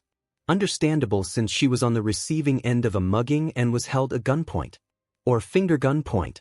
Woman, well, my kids thought you were amazing and very cool at the sports festival. So I was wondering if I could get autographs for them. Physius, sure, would you like them signed by Izuku 𝗵𝗲𝗃 or Physius? Woman, is both an option. They just think you are cool in general. She still had a nervous look on her face. Physius, both is just fine. Have you got anything I could sign? She began frantically rummaging through her handbag, which looked huge, and pulled out a small white t-shirt and a cap. Woman, I just bought these if you could sign them. She had a hopeful and pleaful look which I just couldn't refuse. Izuku, of course. Who shall I make which one to and what are their names? Woman, Akuma is the t-shirt and Akumo the cap. She put a pen from her bag and handed it to me, for which I used to sign both garments with a little note of encouragement. As I finished signing, the police arrived, where they took 𝗧𝗵𝗲 statement and gave me a spare set of HNDCFFs. And me and 𝗧𝗵𝗲 continued our patrol, which was uneventful for the remaining patrol. But as we were about to enter the agency, our earpieces beeped. 𝗧𝗵𝗲 operator, 𝗧𝗵𝗲. You both have been requested in Hosu ASAP. There's an attack of black and gray humanoids attacking the city. 𝗵𝗃 is there with his interns, but he has requested 𝗧𝗵𝗲 since apparently he has fought one of these things before. Reports are they heal near instantaneously. I looked at 𝗧𝗵𝗲, my face paling. I ignite my body and say, "Nomus. Hop in my pouch, I'm going to be pushing my heat into overdrive." He hopped in but made sure our earpieces were on the same channel. As soon as he was secure in my pouch, I flew towards Hosu, pushing my fire to 2500C, increasing it even more with the funneling of the wind. 𝗧𝗵𝗲, why are you in such a hurry to get to Hosu? I understand you have been requested, but... Izuku, I have friends and family in Hosu and I won't let them die. I've taken out one of the things already. But now I'm stronger, have more abilities, and will end them all. 𝗧𝗵𝗲, you can't kill them. That's not a hero's choice. 𝗧𝗵𝗲, sometimes a hero has to kill, it's unavoidable. Don't lecture me on killing. I avoid it if possible, but the Nomu aren't human. Not anymore, they were bioengineered to have multiple quirks and follow the orders of the League of Villains. Now I'm connecting 𝗵𝗃 into this channel. With a few taps of my earpiece, 𝗵𝗃 spoke into my ear. 𝗵𝗃, you got the summons. 𝗧𝗵𝗲, yes. Me and 𝗧𝗵𝗲 are on our way and approaching fast. We should be there within the next 3 minutes. 𝗵𝗃, 3 minutes. How fast are you flying? 𝗧𝗵𝗲, if I were to estimate, I'd say I'm flying at Mach 1. I'm in excruciating pain right now, but it doesn't matter. 𝗵𝗃, kid, don't kill yourself. 𝗧𝗵𝗲, I'm fine, give me the lowdown. 𝗧𝗵𝗲, if you're in pain then calm down. And lower your heat. 𝗧𝗵𝗲, not happening. I will prevent as many deaths as possible now. 𝗵𝗃, how many Nomus, and give me the descriptions please. 𝗵𝗃, alright. 7 Nomu, for black humanoid, all bulky, brains exposed and beaks with sharp teeth. The other 3 are gray, similar but smaller builds, but these ones have wings. The gray ones seem to be weaker, but their regenerative abilities are equal to the black ones, and while they aren't as physically strong, their flight make them just as tricky to those who can't fly. 𝗧𝗵𝗲, got it. Okay, have Bakugo and your kids group the flyers all together. Keep them updated on the locations of the black ones, and please tell them to inform me when I handle the gray ones. 𝗧𝗵𝗲, please assist 𝗵𝗃 with the black ones till I can join you both. 𝗧𝗵𝗲, while I understand you're powerful, I am your supervisor. I can't just allow you to go do hero work unsupervised. 𝗧𝗵𝗲, you forget, sir. I have a conditional license and I was specifically requested for help, which gives me all rights to do hero work during this crisis. Please trust my judgment and this issue will be handled within half an hour. With my current abilities, I believe I can handle a black Nomu quickly. 𝗵𝗃, how so? Last time its shock absorption proved quite the problem. 𝗧𝗵𝗲, because I have a new form that acts similarly. ETA 1 minute till we arrive, so I'll give you some advice to handle the Nomu. If you can manage to dismember them, burn the stumps immediately. And if possible, take the limb from the base, otherwise they'll rip it off just to regenerate. I deactivate full immolation, but I don't cut off my flight. 𝗧𝗵𝗲, I'll take you straight to 𝗵𝗃, be ready to eject. 𝗵𝗃, flare up and be ready to assist 𝗧𝗵𝗃 should he need it. 𝗧𝗵𝗃/𝗵𝗃, got it. And just like that I could see a bright orange glow a couple of blocks ahead of us. 𝗧𝗵𝗲, you can climb on my back to make it easier to jump. 𝗧𝗵𝗃, it's fine, just unclip your pouch and I'll reform during my descent. I do as he said and unclip the pouch 𝗧𝗵𝗃 is residing in. 𝗧𝗵𝗲, understood, well then time to drop. 𝗧𝗵𝗃 shot out of the pouch and as he said he began reforming as he skydived. Not staying to watch, I kept flying. Connecting to Bakugo and the Todorokis, I spoke. Some let off a signal. Shoto, Shimura. Bakugo, we don't need your help, nerd. 𝗧𝗵𝗲, okay, explosion for brains, not the time, let off a signal now. Or next time we fight I will leave you quirkless. Bakugo, like you have that ability. 𝗧𝗵𝗲, normally I wouldn't, but since you require sweat to use yours I very well can now, let off a signal now. A shot of flames went into the sky. Thank you. I shot off and in less than a second I had kicked a gray 𝗵𝗲 in the exposed brain, obliterating it and killing the 𝗵𝗲. Bakugo and the Todorokis were severely beat up, having BLD coming from their heads and clearly exhausted. I quickly dispatched of the other 2 winged 𝗵𝗲s. Once killed I looked over at them. This is not needing help. What would have been? Get over you superiority and inferiority complex before it gets you killed. I don't even wait for a response before blasting back into the air and returning to where 𝗫𝗏 had been a few moments ago, where I dropped of edge shot. I hovered above for a moment to observe and strategize which 𝗵𝗲 I need to take down first. But I notice there's only where's the 4th. I cut off my flames and let myself free fall, aiming straight for a 𝗵𝗲 being fought by Gran Torino and a few low-ranking heroes who were struggling and losing ground quickly. Gran Torino was the only thing stopping the heroes from losing their lives by swooping in and moving then in the nick of time. I activate velocity barrier and send my fist through the 𝗵𝗲's skull, killing it. Heroes, look, it's 𝗧𝗵𝗲. Gran Torino, that was fast, kid. The gray ones handled already. 𝗧𝗵𝗲, yeah. They're not as fast as these ones, and the brains are the weaknesses. Only problem is me, All Might, Mirko and maybe 𝗫𝗏 are probably the only ones able to give out the right amount of force. Where's Melissa? Gran Torino, she went with that nitrous kid to handle evacuations. 𝗧𝗵𝗲, and where is the 4th 𝗵𝗲? Gran Torino began to frantically look around and panicked when he realized that the 4th had escaped in the chaos. Then he touched his earpiece and spoke. Gran Torino into earpiece, which street? A few seconds later. Okay, hold tight, 𝗧𝗵𝗲 is on his way.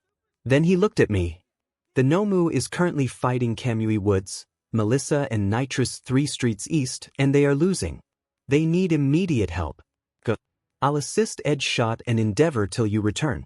Not deactivating my velocity barrier, I nod my head and bolt east, and it takes 20 seconds before I see the 𝗵𝗲 preparing to crush Kamui Woods' head. I rush forward, leap and plant my 2 feet into the 𝗵𝗲's back. This makes the 𝗵𝗲 slide away a few feet, but I dealt no damage. Crouching down, I grab a healing vial and force it down Kamui's throat. I remove a pouch off my belt and place it next to him. When you've recovered, use these on any in critical condition, and if you need more, get the blonde who was assisting you to get more from me. Tell her I give full permission to take a pouch. But make sure it's not the one in the front left, since it's my cuffs. I don't wait for a response and walk towards the 𝗵𝗲. I just roars and swings a punch at my face, but I just let it hit, wanting to know how much I can take. And immediately it became a brawl, but being in velocity barrier, I was faster, and having a form of shock absorption helped a lot. But it was only a 2-minute brawl before 𝗧𝗵𝗲 landed a solid and powerful punch on the exposed brain, killing the 𝗵𝗲. Looking at my schoolmates, I say, continue the evacuation, I've left a pouch with Woods. And then flew back to the fight. As I arrived, I saw Edge Shot use his wire-like body to sever a 𝗵𝗲's arm from the shoulder and 𝗫𝗏 burning it. Deciding that they had it handled for now, I went to the other 𝗵𝗲. Several heroes were trying to harm it while Gran Torino was kicking the brain, constantly stunning the beast, but none of the heroes were dealing any lasting damage. So I execute a elemental breaker, destroying the brain and the 𝗵𝗲 crumpling to the ground. Ingenium, thanks for the help 𝗧𝗵𝗲, you've really turned the tide of this fight. But was killing it necessary? I won't lecture and say killing isn't always avoidable, but with your power. 𝗧𝗵𝗲, they are humans that were bioengineered with multiple quirks. For all intents and purposes, they are brain-dead, mindless drones. I don't wait for a response as I run at the last 𝗵𝗲 and punch it with a jet fist, flames from the elbow in the brain, while 𝗫𝗏 was trying to make an opening to remove its other arm. 𝗫𝗏, perfect timing 𝗧𝗵𝗲. Glad to have requested your assistance. Just then his interns walked up to us, battered and bruised. Bakugo, you called this useless 𝗬𝗲𝗺𝗐 here? 𝗧𝗵𝗲, this useless 𝗬𝗲𝗺𝗐 saved your sorry butt. Also, could you pick a lane? Already you claim you feel guilty about the past, then do a 180 and act like you did back then. I've proven several times over I'm stronger than even 𝗲𝗵𝗃, rather than acting like a child having a temper tantrum. Own up to your mistakes, make an effort to make a change, and maybe, just maybe, you will get Quirk training that will give you a chance to close the gap between us. Now if you want your wounds healed, shut the F up and let your superiors talk, or you can have a stay in the hospital and lose time you could use for training resting instead. That shut him up immediately, and I turned back to 𝗵𝗃𝗧𝗏. 𝗵𝗵𝗃𝗧𝗏, well, you just accomplished something I didn't think was possible. He laughed at that, and Grand Torino came and sat on my shoulder. Physius, channeling your inner 𝗧𝗵𝗃𝗧𝗏. Grand Torino, come on, I'm an old man, and just had to fight creatures designed to fight all might. Besides, it's not like you're straining at all. Physius, I never said you weren't allowed to. Besides, I'm going to go around all the heroes and give them a heal. I pulled out 3 vials and handed them to 𝗵𝗃𝗧𝗏, 𝗳𝗏, and 𝗵𝗃𝗃 respectively, then went to the heroes who had all fallen on their butts due to exhaustion, injuries, or shock at how quickly I just changed the tide of this battle. But as I approached them, I heard wing beats thanks to my enhanced hearing and blasted the winged 𝗵𝗵𝗃𝗏 with a fireball, not even looking at it, and stomping on the brain when it landed at my feet. Gobsmacking our heroes even more. Not even acknowledging the 𝗵𝗵𝗃𝗏, I handed the heroes a vial. Many skeptical of the vial in their hands. Relax, it's basically a healing tonic. Gives you my healing capabilities, just slower. That had been enough for the heroes who drank the vials. The next few hours had been search and rescue, searching for any civilians that may have been hurt or trapped due to building collapse or otherwise. There hadn't been all that many. The heroes with less combative, powerful, or more defensive quirks had focused on keeping the civilians from harm. So I had managed to save many of my healing vials. I had relinquished a few to 𝗵𝗃𝗧𝗏's interns, which I wasn't opposed to. Well, all except Katsuki Bakugo, but since he had kept his mouth shut and had actually looked sullen after I snapped at him, I had let him drink one. The next morning I had been given an abrupt wake-up call. I had been planning on having a lie-in since 𝗳𝗏𝗃𝗏 had given me permission to after the long events of the previous night. The wake-up call. A literal phone call from Kyo. Suspecting what this is about, I answered. Kyo, babe, are you okay? Izuku groggily, morning to you too, hun. Yes, I'm fine, just tired. Kyo, you're all over the news. Izuku, really?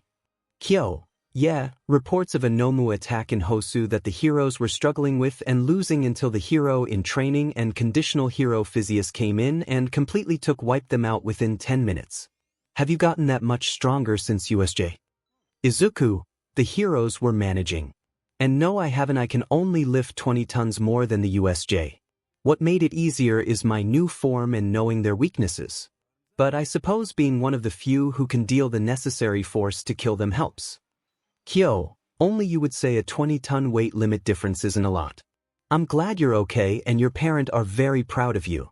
But how fast did you get to Hosu from Tokyo? Going at the speed of sound should have taken at least 7 minutes. Izuku, for minutes. I flew at roughly Mach 1. For inch. Kyo, what? How? Izuku, well, first off, ow. Don't shout, I'm just awake, and like you I have super hearing. Second, I had my flames 500C higher than my resistance threshold. Also, 𝗳𝗏𝗃𝗏 helped me develop a wild-shotty and temporary technique to boost my speed in full immolation. Similar to my boosted flight but full body. But once I figure out a combination with my new form and full immolation, it won't be necessary. Kyo, oops, sorry. But wow, so 𝗳𝗏𝗃𝗏 has helped you develop a lot. But what's this new form? I'm guessing air since that's what you wanted, but what's the benefits and have you named it? Izuku, yes, it's my air form. It boosts my speed, giving me a sense of weightlessness, and I'm technically floating when I use it. And it gives me a form of shock absorption. It absorbs about 60 to 70% of blunt force attacks. And I've named it velocity barrier. Kyo, so it's an incredibly versatile form and combining that will be very powerful. But velocity barrier. Why do your names sound so complex and technical? Aquagenesis, full immolation, velocity barrier, Physius. The only normal sounding name is ice armor. Izuku, Gotta make them sound cool. Plus, if you look into the words, they make sense. Sorry, I'm smart, I guess. And hey, Physius is a good hero name. Kyo, it's very you. And with the meanings of the words, yeah, I can see your point. Anyway, all I wanted was to make sure you were okay and to hear your voice. It's been nearly a full week since I've heard it. But I better go, your dad is working on output with me soon. Izuku, I missed you too, babe. But okay, I'll see you soon, love you, Kyo. Kyo, los you too. Bye. Izuku, bye. We ended the call and I immediately rolled back over in my bed, hoping to get at least another hour of sleep before I get up.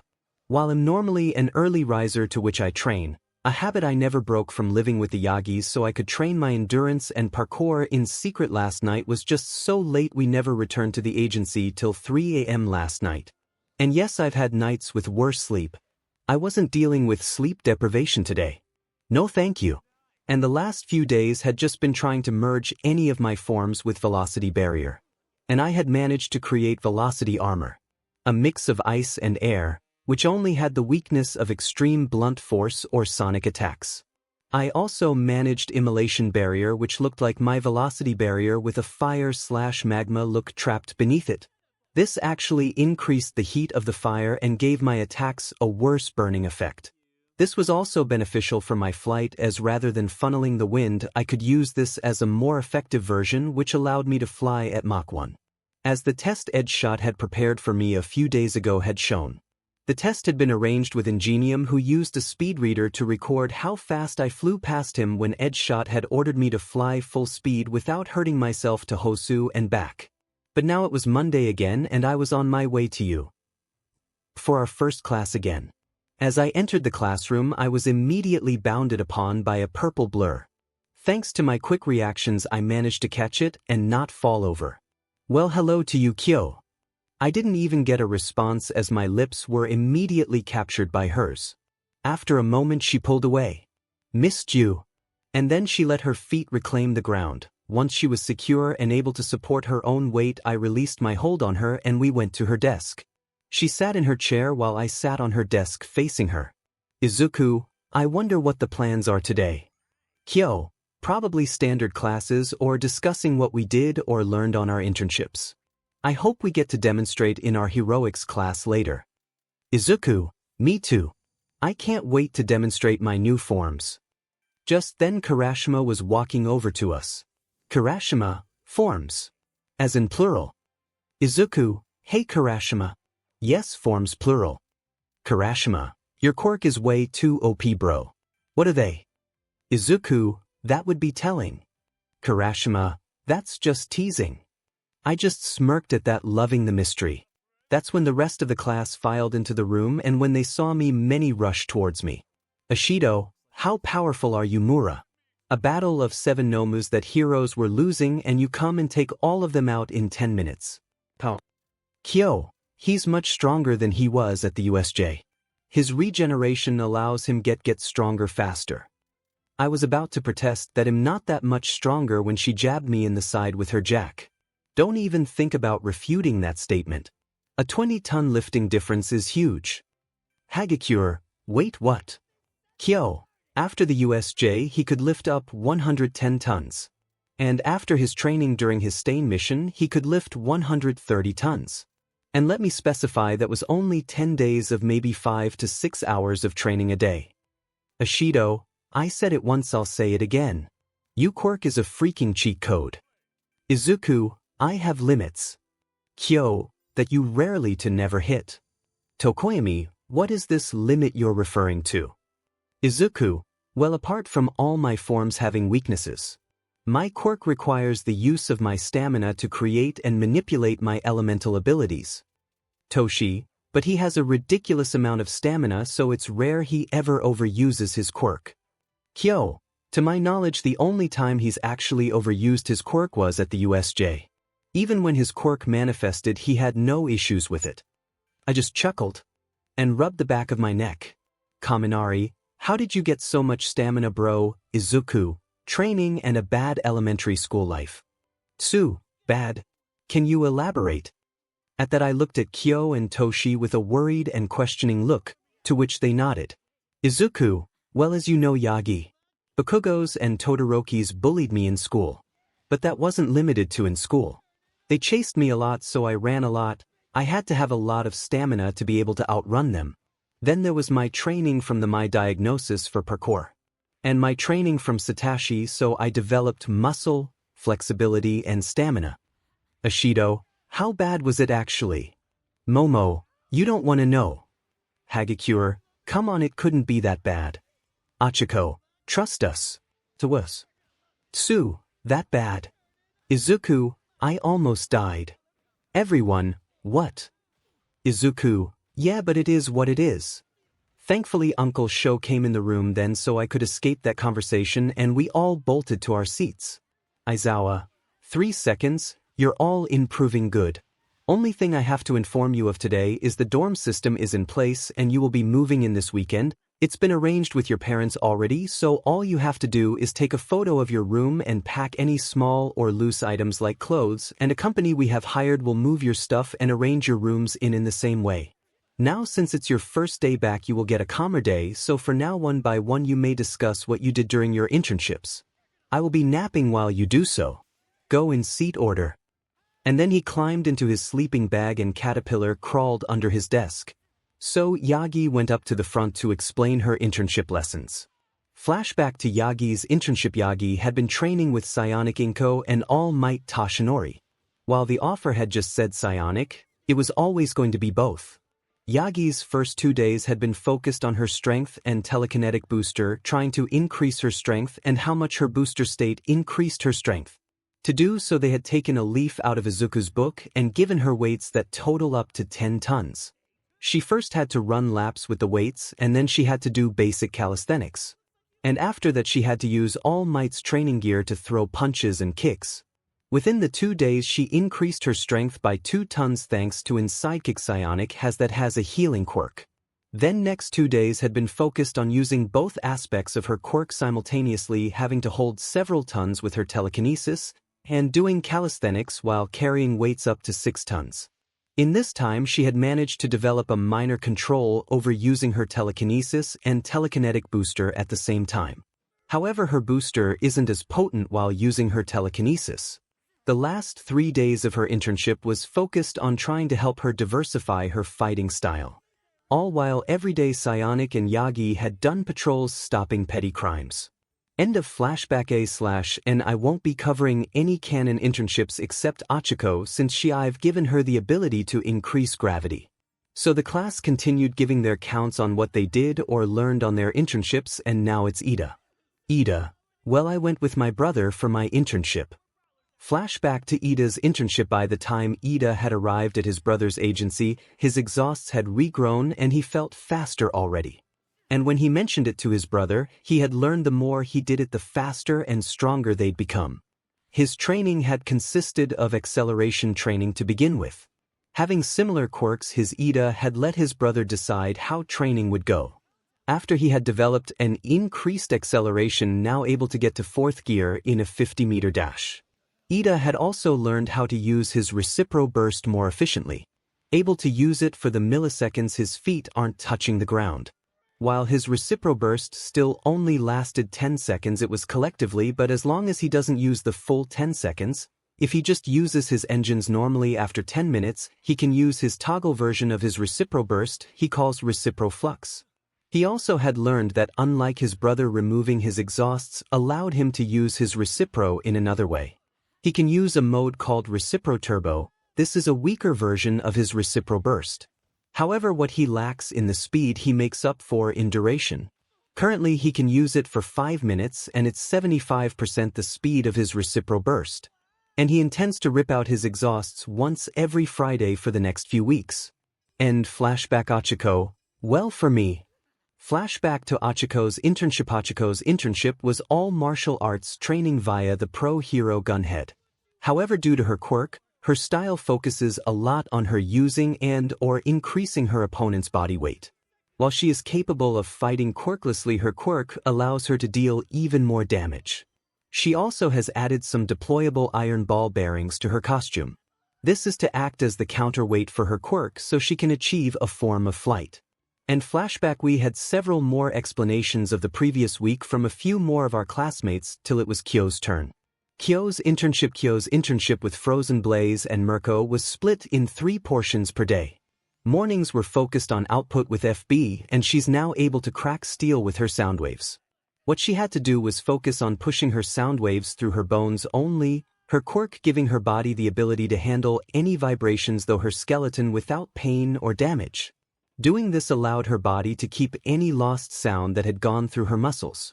Her training with 𝗵𝘃𝗀 had consisted on hand-to-hand and using her quirk to increase her strength.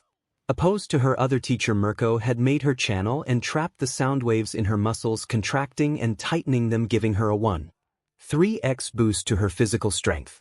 She's also able to swap her jacks between her neck, arms, and legs much faster, shortening the time between her swapping between kicks and punches and making her an even more devastating opponent. The last part of her training, like her classmates, gave her the opportunity to go on patrol. When with FB, it was a much slower time, not actively searching for but keeping their eyes and ears open for any villains or criminals. With 𝗵𝘃𝗀, it was much more fast-paced, always searching and running after or towards any and all crimes, giving Kyo a lot of varied experiences in hero work. And flashback 𝗬𝗂𝗁 very cheerfully, "Now it's my turn." 𝗬𝗂𝗁's internship with the disappearing hero had been focused on 2 different things: her visibility and stealth. When she wasn't doing anything or she was taking breaks, she practiced making herself visible, and when by the time the internship ended she could be completely visible however she needed. The other points of her training had been based on stealth. She had learned the technique on how to remain undetected even when she's visible. Each day she was taught a new technique. While she hadn't mastered any of these techniques, since she now knew the basics, she could practice them till she mastered them and implement that into her invisibility. And I have forgotten if I mentioned a name for the hero, so if I did, please tell me what I called them. And flashback, immediately after it was Bakugo's turn. Bakugo's internship endeavor had 3 goals for Katsuki Bakugo in the week. And while he knew one was a long shot and the other 2 were only going to end up partially happening, he had worked on them. Anyway. Goal 1: teach Bakugo how to condense his explosions into more controllable detonations and cause less collateral damage. Goal 2: work on his anger issue. Not so much remove them but help him learn to control it and channel his anger to his benefit. Goal 3: make him see Izuku in a different light and help him come to terms with what he did in his past and how to accept his mistakes so he can work on making amends. For Goal 1: during training and patrols, Bakugo had been instructed to hold his sweat that little bit longer and collect it into a singular point before detonating it. When not patrolling, Endeavor would have talks with him and his other 2 interns. While the other 2 have come to terms with it and are already doing what they can to make up for it, having them there would help since they had been involved. And when Bakugo had been ready, he would talk to Endeavor on his own. This had only happened after the Nomu attack, when Izuku had both saved him and gave him a reality check when he snapped. So they only had their one-on-one talks together for 2 days. End of flashback. Of course, Bakugo omitted the details in his explanation of the talk. But everyone could tell he was a lot more subdued and quiet. He seemed contemplative. What no one else knew was that he was planning on asking Hound Dog, the guidance counselor, for help. He had come to realize how bad and misguided he had become, and he wanted to change. And the thought that he had almost killed his ex-best friend brings him to tears. Then it was me where I explained the quirkless and quirk sparring. Helping a pro hero with their intern, I hadn't stated who, as that wasn't their business. I explained the form training while not telling them what elemental form I focused on. They knew it was either wind or lightning, but let's keep it a surprise. I also gave them a brief description of the events in Hosu. Ida, Todoroki and Bakugo had done the same, but having all our perspectives must have painted a clear picture for everyone. Toshi's took his time at the front. And curious, I focused my hearing on Aizawa to try and see how he'd react to what Toshi learned under Aizawa's worst nightmare. Toshi's internship. Toshi was already pretty adept at underground hero tactics, or at least how to approach Aizawa's tactics. However, Ms. Joke had some different approaches. A little-known fact is she is excellent at disguises and infiltration. So after testing Toshi on what he can do, she taught him her art of disguises and infiltration. His only issue is he refuses to wear wigs or dye his hair. So she tried to teach him how to hide his presence. He's good at this already thanks to his dad, but when he adds in tips 𝗵𝘃𝗁𝗃 has to hide in plain sight, he's nigh undetectable now.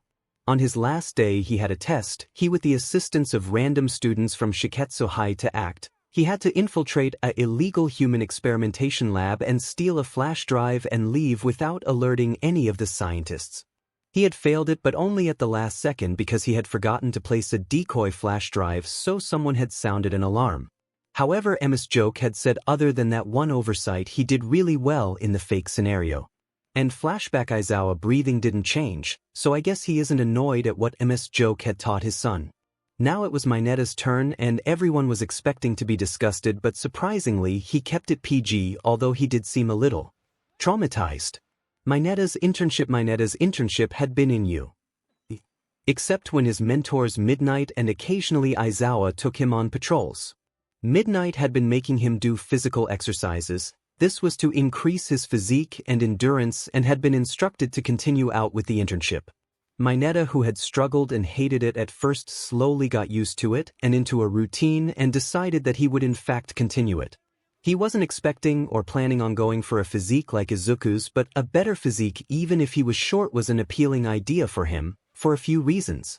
The other instruction Midnight had given Mynetta was learning to use a WHP. He was by no expert, but he can use one decently well enough for a novice. When he had gotten a grasp of the basic fundamentals of the WHP, Midnight had made Midnight start practicing with his ball, but he found he struggled due to not having a good way to grip the ball. Midnight, to rectify this, had gotten a WHP handle for his hero costume, which fixed the issue when he connected it to his ball chain. He can only use a chain of 5 ball effectively currently, but Midnight had told Mynetta that she would continue his WHP training during hero lessons too. His lessons were very intense, and a few times when Mynetta's perversion got the better of him, Midnight had strung him upside down and left him there for at least an hour. However, he didn't tell his classmates that when 𝗧𝗪𝗍 instructed Mynetta, he had began trying to teach him how to use his scarf. Keyword being try. It wasn't the easiest tool to learn on its own, but because of Mynetta's sticky ball it would get stuck. When Mynetta had figured out how to not get it stuck, he still struggled. The scarf was a very difficult support weapon to learn. Mynetta had no intention of having the scarf as a support item, and 𝗧𝗪𝗍 had stated that overall that wasn't the point of learning it. The point was that the uses of his scarf can be done with his ball chain, and adding the skill of using the scarf to the skill of the WHP would diversify his utility and capabilities with the chain. The skills would also give him the ability to use them for traversal, a statement Midnight had agreed with. 𝗧𝗪𝗍 also had Mynetta do basic exercises, however his sets were more intense as he knew Mynetta had to push himself out of his comfort zone. Which Mynetta hated, but knew 𝗧𝗪𝗍 was right. End flashback. He had been shivering when he had explained the hell Midnight had put him through, but seemed satisfied and determined at the same time. He also stated that 𝗧𝗵𝗃 had told him that since he wasn't the only one to request to be taught in firearms, he would teach them during school times alongside those who had also asked to be taught. Lastly, it was Yaoyorozu who had gone with the pro-hero compound. Momo's internship. Momo had decided to intern with the mixing hero compound. Like Momo, Compound used to use so much stored fats that he could only use his quirk a few times before needing to replenish his stores. He learned to counteract this with a diet that would be filling while providing more fat. So to start with, he helped her adjust his diet to the same as his with a few modifications. The next part of her training was to learn to maintain focus when fighting so that she could create something on the fly. To do this, he would spar with her while having distractions all over the room. The conditions of her win was to make something to land a blow. This had taken her several days to get the hang of, and eventually she figured out that if she has whatever she wants to make on the boundary of using her lipids and the molecules in the air, she can make something a lot faster. The one downside to this is if she has to change what she needs/wants to make, it takes a little longer since she has to allow the lipids to return to her body. To try to counteract that downside, Compound had instructed her to push her creation process into overdrive. This sped up her quirk but burned through more lipids. However, they both had concluded that if she continued this, her normal speed would increase too and burn her normal amount of lipids. And flashback with that, as the last of the stories, 𝗧𝗪𝗍 got out of his sleeping bag to speak. Well, from the sounds of it, many of you improved in many ways. 𝗎𝗪𝗎𝗀𝗵𝗃𝗲, and anyone else that wishes to learn and acquire a license for firearms. 𝗧𝗵𝗲 has told me that those lessons will begin on Friday. And will be every weekend till he thinks you're ready. He will give permission to use certain firearms for your hero classes if he deems you capable enough to use them. There were many statements of acknowledgement before he continued.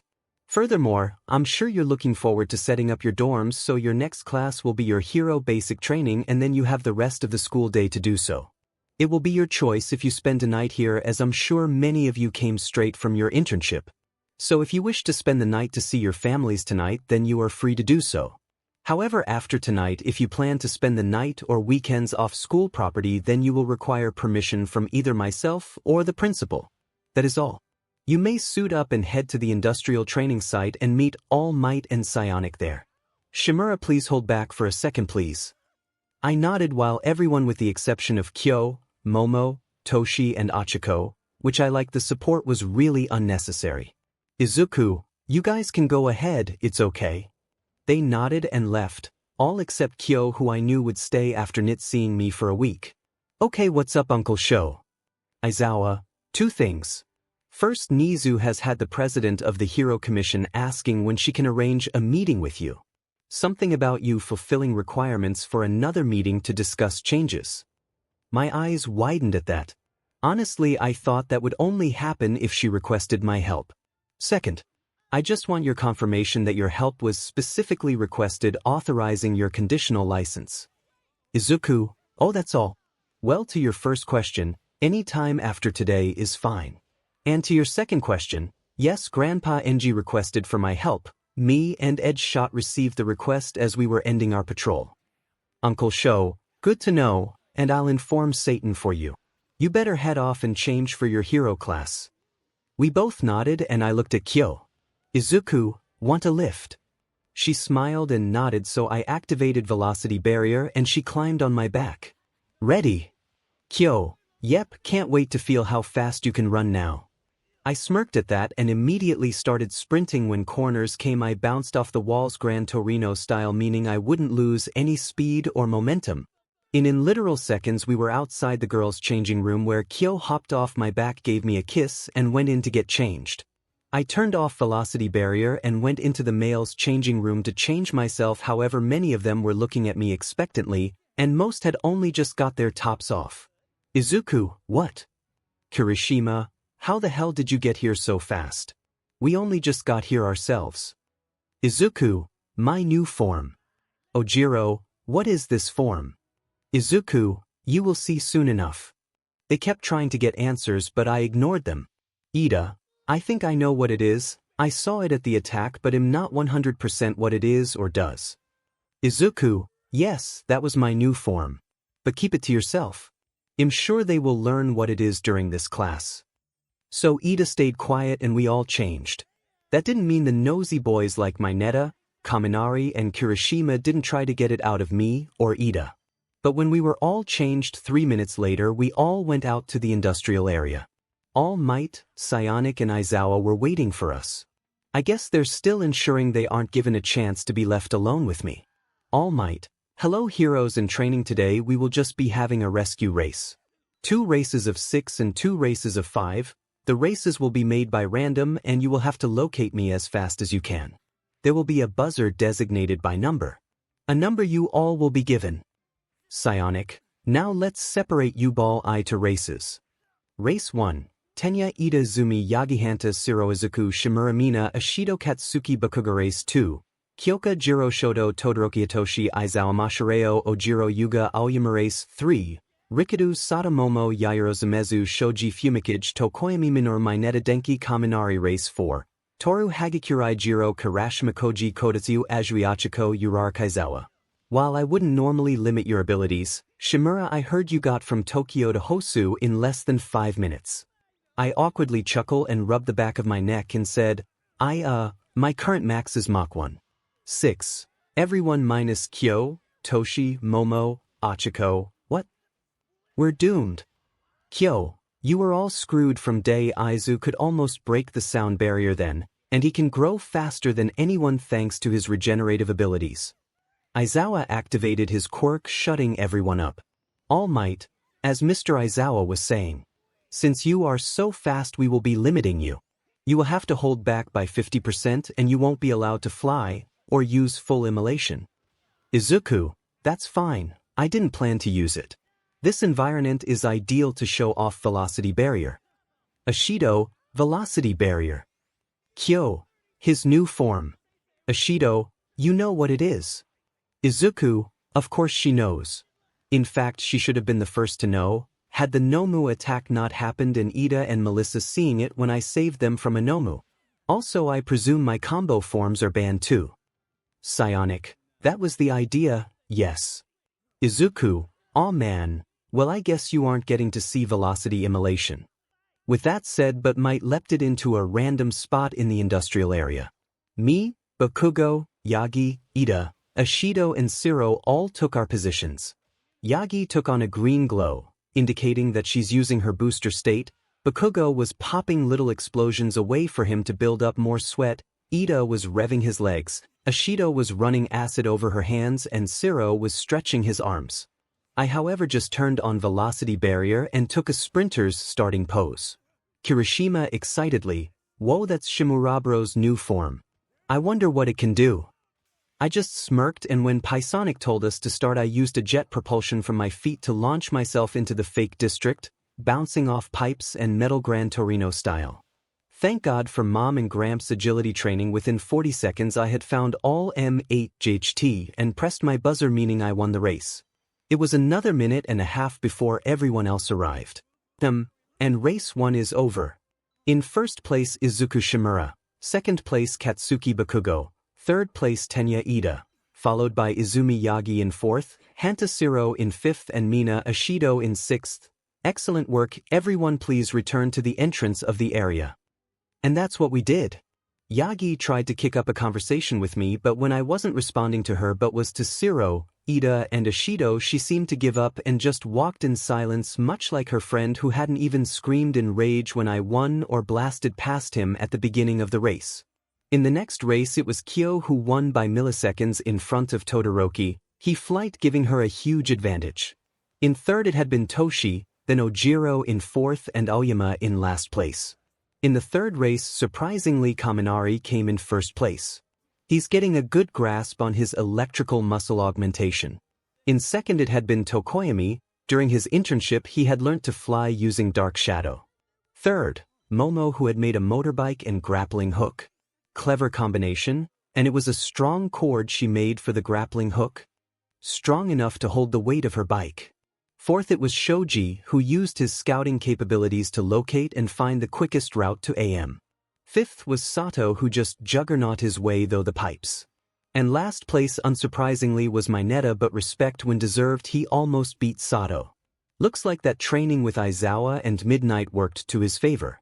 And finally the last race. In first it was Tsu, who like me used her powerful jumps and flexibility alongside her long and strong tongue to swing and jump around the place. In second it was actually Koda, who used his abilities quite cleverly. He called for a large animal in the surrounding areas, which a bear had come and allowed him to ride, while he used the birds to scout out the optimal path for him and the bear. I guess he's been observing my skills with Analyze and it helped him think outside the box. In third it was Achiko, who used a ball bearing as a counterweight to balance her self-weightlessness, and when she went airborne she used it to scout out the area. However, her descent took too long, otherwise she would have won. In fourth it was Kirishima, who like Sato just tanked his way through the area. And in last place, unfortunately, it was Hagakure, but it can't be helped since her quirk doesn't give her any physical enhancements. However, she hasn't revealed to the class that she can become visible yet. Well done, class. You all have progressed and learned a lot over the past week. I would say you're well on your way to becoming great heroes. Psionic. I agree, but now I believe you wish to set up your dorm rooms, so get changed and head to the dorms. Izawa, I will be waiting for you there to show you whose room is who, and give you the rules. Now go. Everyone, yes sir. And that's what it did. We all turned and headed to the changing room. When we were all changed, we all headed to the newly dubbed Heights Alliance, where while spread out, there was a total of 31 four-story buildings. One per class and one for the staff. Once everyone had arrived at Height Alliance, We all located Izuku, who took us to our dorm building. Once entered, he spoke. "Welcome to the 1A dorms. Please line come take these pamphlets in seat order. These will have your room keys and room number. There is a board by the elevator and stairs which will display whose room is whose. You have 2 keys per room, in case you wish to leave one with a friend as a precaution if you lose your key or lock your key in your room. 𝗵𝗃 will have a 3rd key, 𝗵𝘃𝗃, since he is the class rep. This is only for emergencies." As he was talking, we were all walking up to him and taking our pamphlets. Izuku: "Furthermore, all your stuff is already in your rooms." 𝗵𝗃𝗃 being the exception since one item was too heavy for anyone to pick up. Izuku: "Got it. I was gonna bring it tomorrow." Uncle Sho nodded. Izuku: "I will also add the fact all the rooms are soundproofed. This isn't an invitation for inappropriate activities. If you do, be smart. These were installed for privacy, and you can thank your class rep for asking for informing us why you might need it, be it quirk necessity, hobbies, or any other reason." This got me several thankful looks from my classmates, and I smiled as a response. There is a shared common room and kitchen. You can bring or shop your food, however the school will fund for necessities like food. Snacks are on you, the school will not provide that. And lastly, the midterms, there will be a written and a practical. More information will be provided in the coming weeks. But for now you may go and set up your room. After he finished talking, he spun on his heels and left the dorm. We went to our rooms where I set up my own room. Thanks to my speed, I was done in about 5 minutes. A double bed in the corner, with 2 bedside cabinets, one for myself and one for Kyo if she wants to stay with me a night. I had a wardrobe in the corner below my bed. Next, that was my window, and on the other side of the window was my computer. Shelves on the wall next to that, full of books involving quirk theory, my old quirk analysis notebooks numbered 1 to 27, having stopped using them when I finished 27, and some advanced subject textbooks. And in the middle of the room was a hook in the roof and a punch bag chained to it. It was the one I bought for Kyo and Toshi's use. I plan on bringing my specialized bag with me tomorrow, since it's filled with a dense carbon steel, gold, and tungsten alloy and the usual sand, making it incredibly durable, heavy, and expensive. It had been a birthday present from all my teachers a few years ago, since I destroyed normal punching bags when I didn't watch my own strength. Seeing that my room was done, I hid the 𝗵𝘃𝗃 key card in my quirk analysis number 13 book and left to find Kyo's room to offer help. Room designations: 1st floor 1. 𝗵𝘃𝗃𝗁 Tokoyami 2. Izuku Yagi 3. Mezu Shoji 4. Mina Ishido 5. Tenya Ida 6. Denki Kaminari 2nd floor 1. Toru Hagakure 2. Izuku 𝗵𝗃𝗃 3. Hitoshi Izuku 4. Momo Yayarosa 5. Minoru Mineta 6. Hanta Siro 3rd floor 1. Katsuki Bakugo 2. Rikido Sato 3. Yuga Aoyama 4. Eijiro Kirishima 5. Achiko Uraraka 4th floor 1. Shoto Todoroki 2. Koji Koda 3. Mashireo Ojiro 𝗬𝗪 5. Kyoka Jiro. When I found her room, I knocked, and when she eventually answered, she looked at me questioningly. "Babe, what are you doing here? Shouldn't you be? You used your super speed and 𝗵𝗃𝗃 done, aren't you?" I rubbed the back of my neck awkwardly. "Yeah, so I came to give you this." Holding up my 2nd key card, "and offer help if you wanted it." "Kyo, thanks for the offer, honey, but I'm okay, but I will take this." She yoinked the card out of my hand and disappeared into her room, to be back a minute later and handing me her 2nd key card. "And that's for you, since I presume we'll swap whose room we sleep in occasionally." "Izuku, I mean, depending on circumstances, I'd probably just fly around to your balcony." "Kyo, we both know you'd stand out like a glow stick in the dark." "Izuku, well, yeah, for now, but now that I have my air form, I'm gonna work on flight with wind now." "Kyo, come in for now, I'll sort my room out while we talk." She pulled me into her room and sat me in a chair. "Okay, why are you planning a 2nd form of flight?" "Izuku, for a more stealthy form of flight, just better to have it and not need it than to need it and not have it." "Kyo, I guess that makes sense. So what do you plan to train now?" "Izuku, well, I want to practice my electrokinesis more. I'm hoping getting better control will help me start unlocking my lightning form, my air flight. I also have something to try with aquagenesis." She looked at me curiously for a moment before asking. Kyo, trying what exactly? Izuku, making others' eye touch turn that way, think of it as a joint way to travel or minimize damage. Kyo, that could be useful for infiltration too. I'll help you practice that.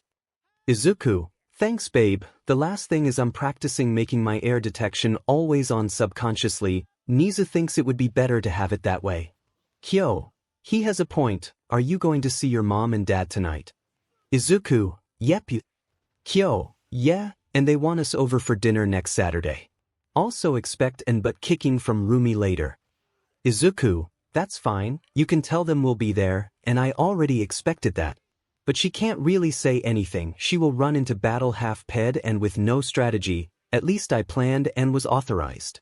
Not to mention I made sure casualties and injuries were minimized. Even healing the more critical. What? Kyo, do you really expect that to work? Izuku, no. Kyo laughed hard at that, knowing exactly how mom is. But she can't do anything, I'm also way stronger. She can bend steel with a kick, sure. I can snap it. We continued talking for a further 10 minutes before she pushed me out of her room, claiming I'm distracting her from setting up her room. Kyo, I'll see you tomorrow, but from what I accidentally heard Izuku eavesdropped. Kyo, okay fine, eavesdropped, Ashido and Hagakure want to do a room competition tomorrow. Izuku, that's fine, my room is basic so it won't be mine. Anyway, I'm gonna head home. I'll text you later. Bye Kyo. I gave a quick kiss before she bid me bye and returned to setting up her room, and I left the building to head home. But I didn't get far before 𝗬𝗵𝗲 Bakugo stopped me. 𝗬𝗬𝗵𝗲. I stopped walking, annoyed by the voice that called me that nickname. Izuku, it's 𝗬𝗵𝗲 to you Bakugo. 𝗬𝗬𝗵𝗲, okay, sorry 𝗬𝗵𝗲, can we talk? It won't take long, I just saw you were on your way out and thought this was as good a time as any. Izuku, make it quick. 𝗬𝗬𝗵𝗲, I'm sorry. And I'm sorry my apology is taking so long, I wanted to from day one but couldn't figure out how, but when my brother told me about his talks with Uncle NG and talking myself with Fat Gum, I've figured it out. I don't want or expect you to just accept my apology. I want to earn that first. But I am sorry, I should have said no to bullying you, and I should have helped you train. I could have helped you train to become an underground hero. We all should have, but I can't change that, so what I will do is, if you ever want a sparring partner you can always ask me. I know Shoko, Shoto and Izumi have all apologized, and I also know my dumbass for a brother hasn't. My way of apologizing is I'm here for whatever you need, to talk, train, let out some frustration, you name it, and I'll help. Okay, well I better go finish setting my room up. She turned around and began to jog her way back to her dorms before stopping and saying, and please tell Jiro and Aizawa I said thanks for saving you. She continued her run back home, and I just stood there a further minute before turning and heading home. Sorry guys, but due to the storm going on my Wi-Fi is currently out of commission, as it has caused an accident with the Wi-Fi cables. I don't know when it will be fixed, but this week's chapter will be delayed to next week, but don't worry, I will try and give you all 2 chapters to make up for it due to the Wi-Fi taking longer to come back due to weather. I am sorry to announce that the next few chapters will take longer to be made than I had hoped. I apologize for those enjoying this story, and I hope to get back to it ASU. When I got home for the first time in over a week, I got a tight hug from mom and then a smack to the back of my head for the Nomu incident. When I defended myself and explained I had been requested by Grandpa NG, she had calmed down and asked about what I had learned. I demonstrated my 3 new forms and told them what velocity barrier gave me. Dad had been proud of my quick takedown of all the Nomu and had stated he had been on the way when Gramps had told him I was already there. Mom had decided to cook tonight since after tonight I'd only be living here during the holidays and occasional weekend. It had been a pleasant evening of food and watching movies. Mom had to leave unfortunately due to an emergency call that had requested her, and I had gone to bed before she got home. I woke up extra early in the morning. I made Mom and Dad breakfast and wrote a note stating that I had to leave early since I had to walk to school because of my punch bag won't be allowed on the train. I left the house silently with a backpack of a few things I had forgotten to pack and walked to school. There had been a villain attack when 𝗵𝗲𝗄𝗎 took down a villain with a Minotaur mutation. He had approached me after his capture asking if I had any notes for him for a more efficient and less destructive capture. Heroes had asked me this a few times now. They seem to want to improve and save government costs on reconstruction and boost their rankings.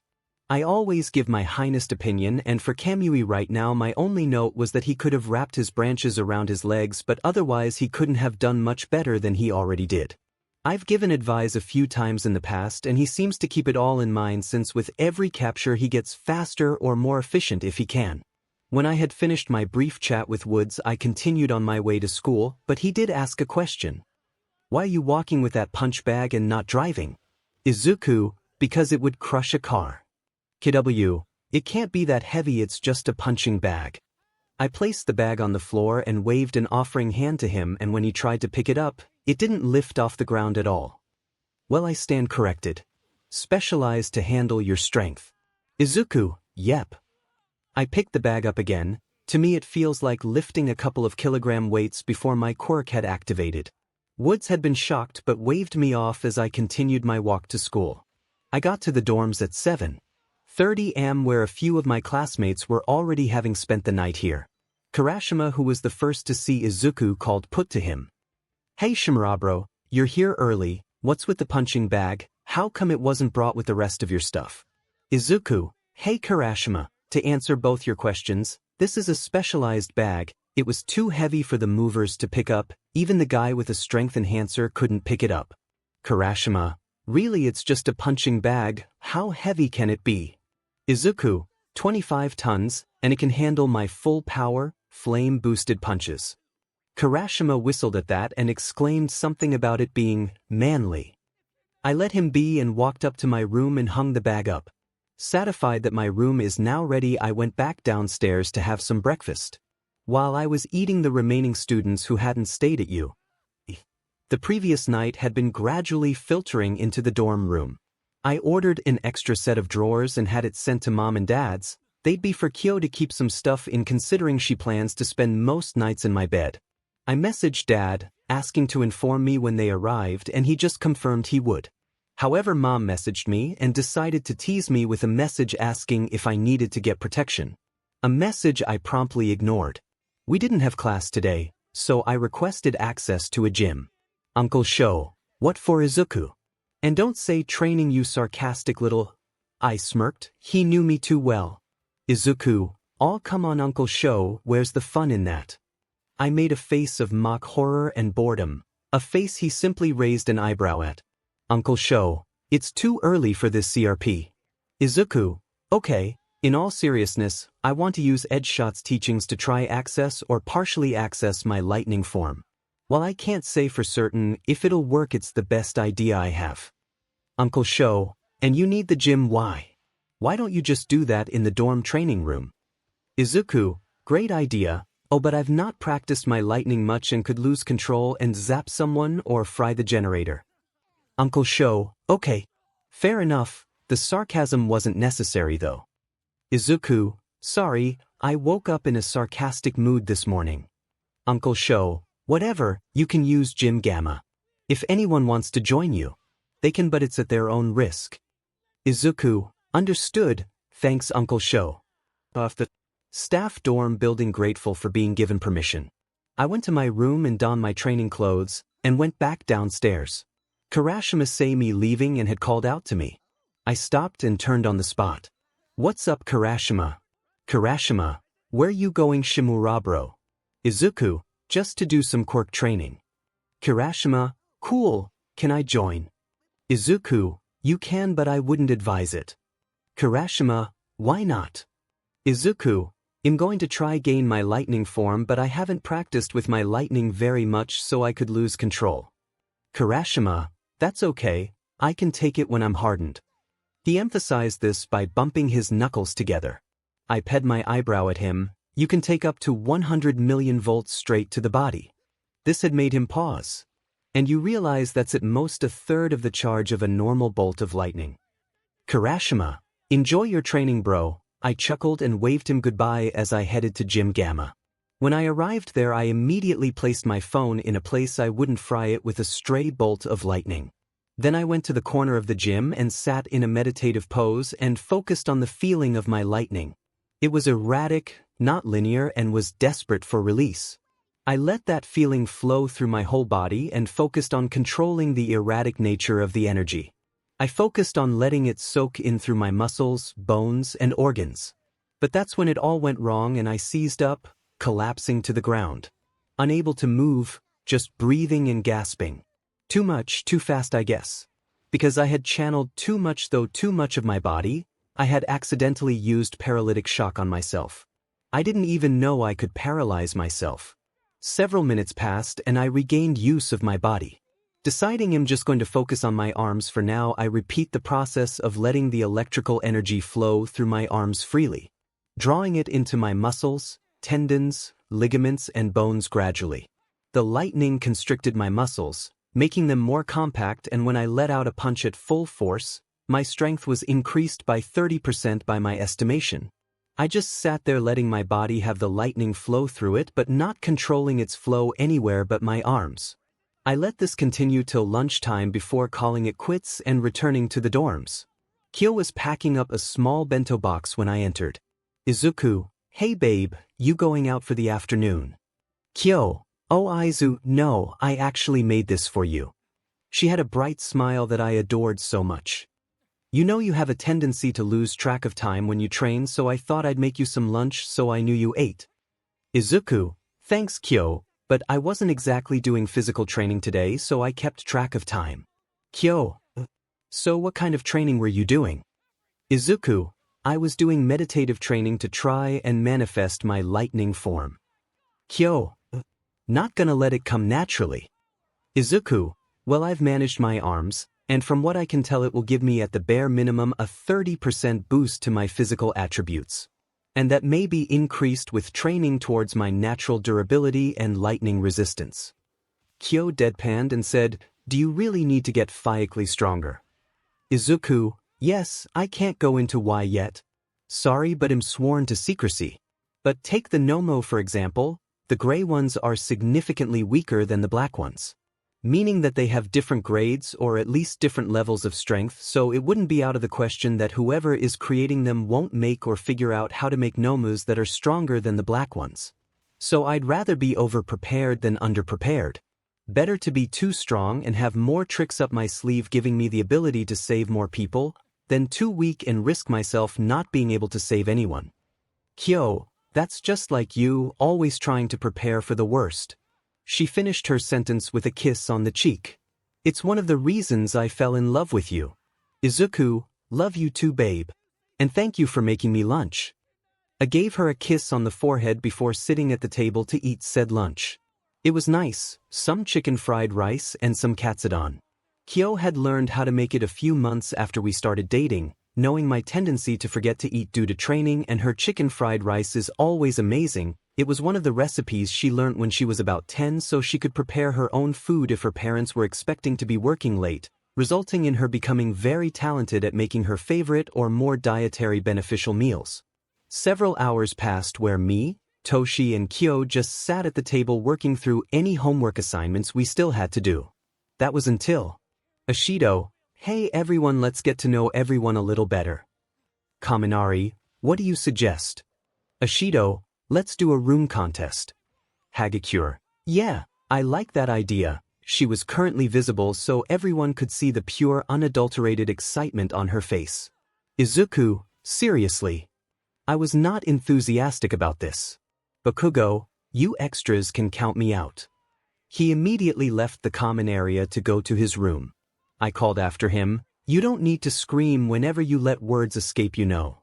I was ignored, although I could hear him growling and letting off little pops of explosions in anger. He wants to blow me up but knows he can't do anything to me. Ashido, well, let's go floor by floor and then we can vote for who has the best room at the end. Who here can write the fastest? Simulaciously Kyo, Toshi, Achiko and Momo all said, Izuku, what the hell guys? Ashido, how fast can you write? Genuine curiosity in her voice. The fact all four of them said that at the same time means they know, so I'm curious now.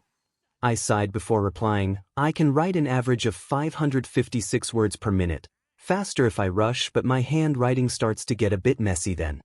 This made all my classmates, except those who already knew, go wide-eyed and had to pick their jaws multiple in Shoji's case, or beaks off the floor. When Ishido had composed herself, she went and grabbed a small notebook and shoved it in my hands with a pen. Make a general description of the rooms. Key points. How bright, any noticeable depictions, any outlying characteristics, anything noteworthy. Izuku defeated. Fine.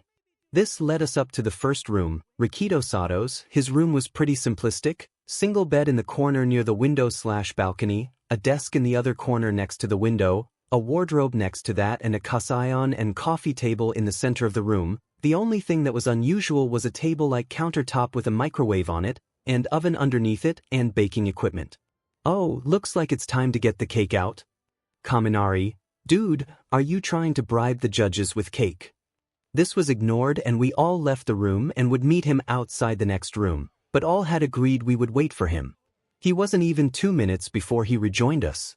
The second room belonged to Aoyama, and to say this room almost overwhelmed Izuku's enhanced senses would be an understatement. Color-wise, it had a kind of space and stars look, very sparkly, with mirrors everywhere, and a vanity table in the corner. I had to leave after writing everything down, my sight overwhelmed, and I felt like my eyes were gonna burn if I stayed any longer. Room 3 belonged to Hagakure, whose room was completely pink, with plushies on a shelf and on the bed. In essence, it was a typical girl's room. Room 4 belonged to Yagi. This room was filled with hero merch, primarily All Might and Psionic Picture Canon. Izuku's room, but half the All Might merch and half Psionic merch. Izuku, you'd think having them as parents would be enough for you, Yagi. Yagi, gimme a break, you know I got 90% of this stuff before I found out. Izuku, no I don't, remember I didn't get anything like this from them. Hell, they barely fed me, and after a year I was forgotten by them. Yagi, that can't be. She cut herself off, realizing I had been right. He had scrounged for food for years before moving in with Tuya and Rumi. The fifth room of this floor belonged to Todoroki. And his room looked like he had completely cut out his room from th/our building and replaced it with a room from an old traditional-style Japanese room, with the paper sliding doors to the balcony and everything. Kaminari, how the hell did you do this in a day? Todoroki, with hard work. Izuku, gotta say, even I'm impressed by this, and I can move at half the speed of sound on foot. Todoroki gave me a polite but awkward smile. The last room on this floor was Bakugo's, but no one had any wish to be blown up today. So I took one for the team and knocked on the door. When he started opening the door, he started to say, Bakugo, what the hell do you extras want? Izuku, they want a glimpse at what your room looks like.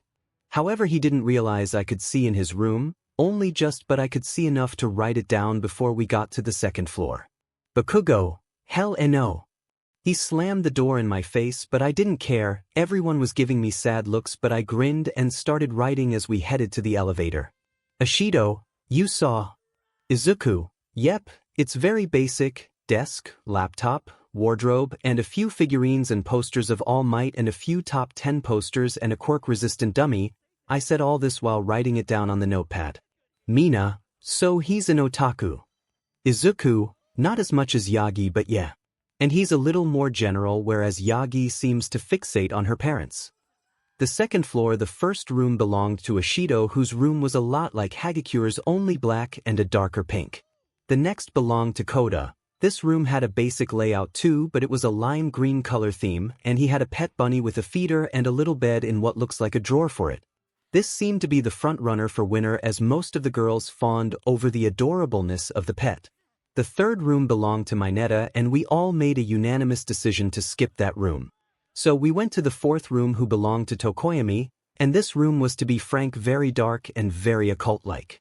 Next door was Achiko's room. It's sad to say, but there was nothing special about it, a layout similar to Hagakure's and Ishido's.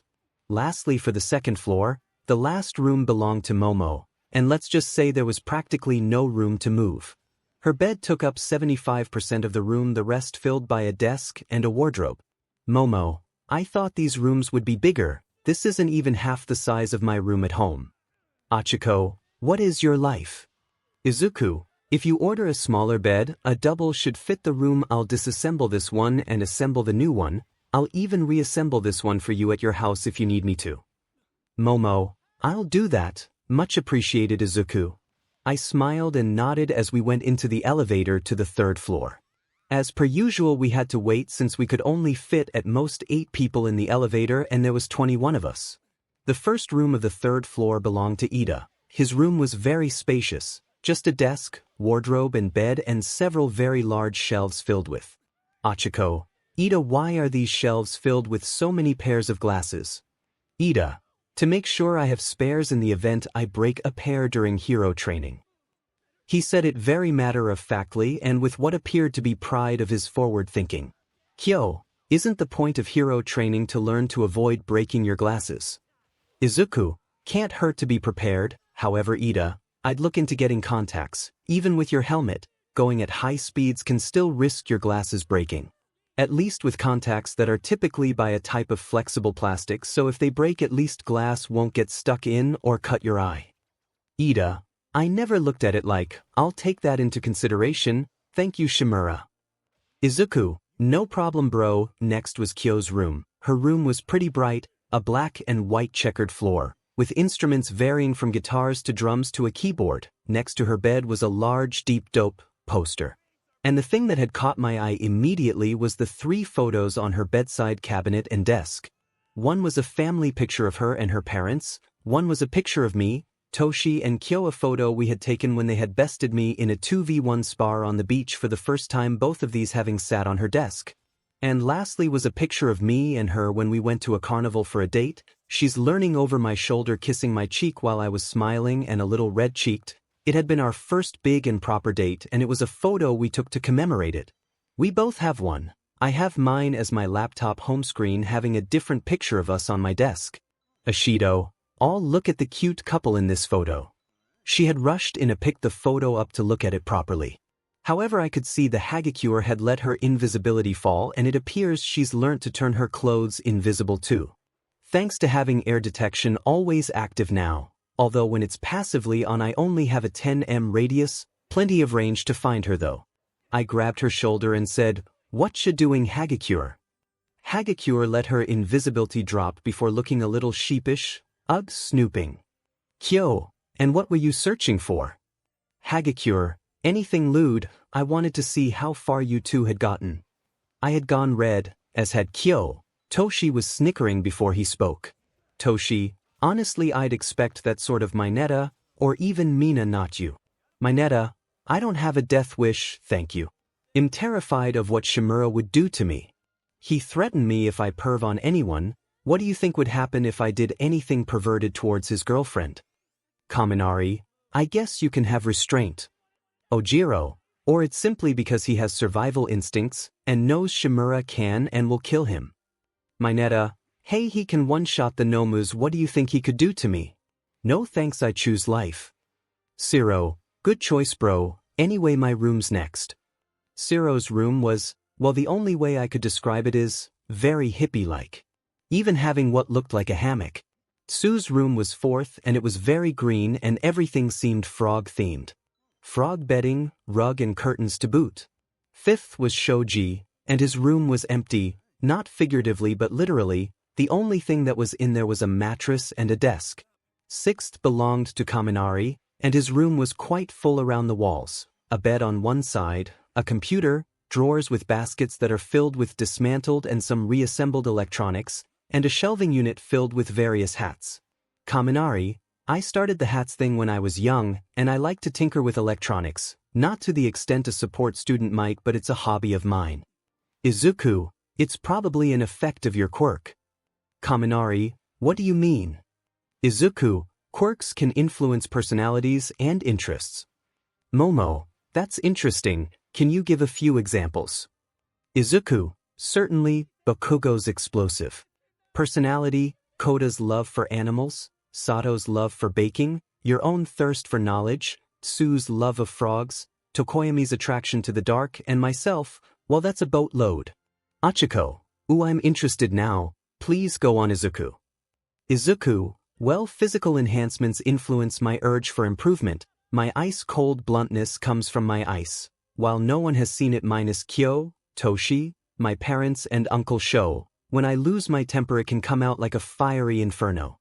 My go with the flow-neutral demeanor, from my water powers and my longing to be in the air comes from wind. Achiko, like the feeling I get of being pulled towards weightlessness. I nodded at that. Izuku, now that you have learnt the grounding, you may experience some personality or interest changes by the way. Momo, most of what you listed about yourself has never been displayed though. Izuku, extensive training and self-discipline. I explained. I can control my influenced impulses, well, mostly anyway. I mainly focus on the detrimental ones like controlling my anger and my cold demeanor. But well, you saw at the USJ what happens if I let my anger slip. Kyo. He means where he was screaming and went for the kill towards the Nomu. Everyone shivered, remembering the sight of my rage-filled face. And off we went to the next and final floor, that only consisted of 4 dorm rooms and 2 spares. First was my room. And when people entered, they saw a TV, a double bed, a desk with a laptop, weights under the edge of my bed alongside a box that was half out under filled with different weight bands. 2 bedside cabinets, a set of drawers and a punching bag chained to the ceiling. Next to it was another bag resting against the wall. And posters of different heroes on the wall and a picture of me and Kyo on my desk.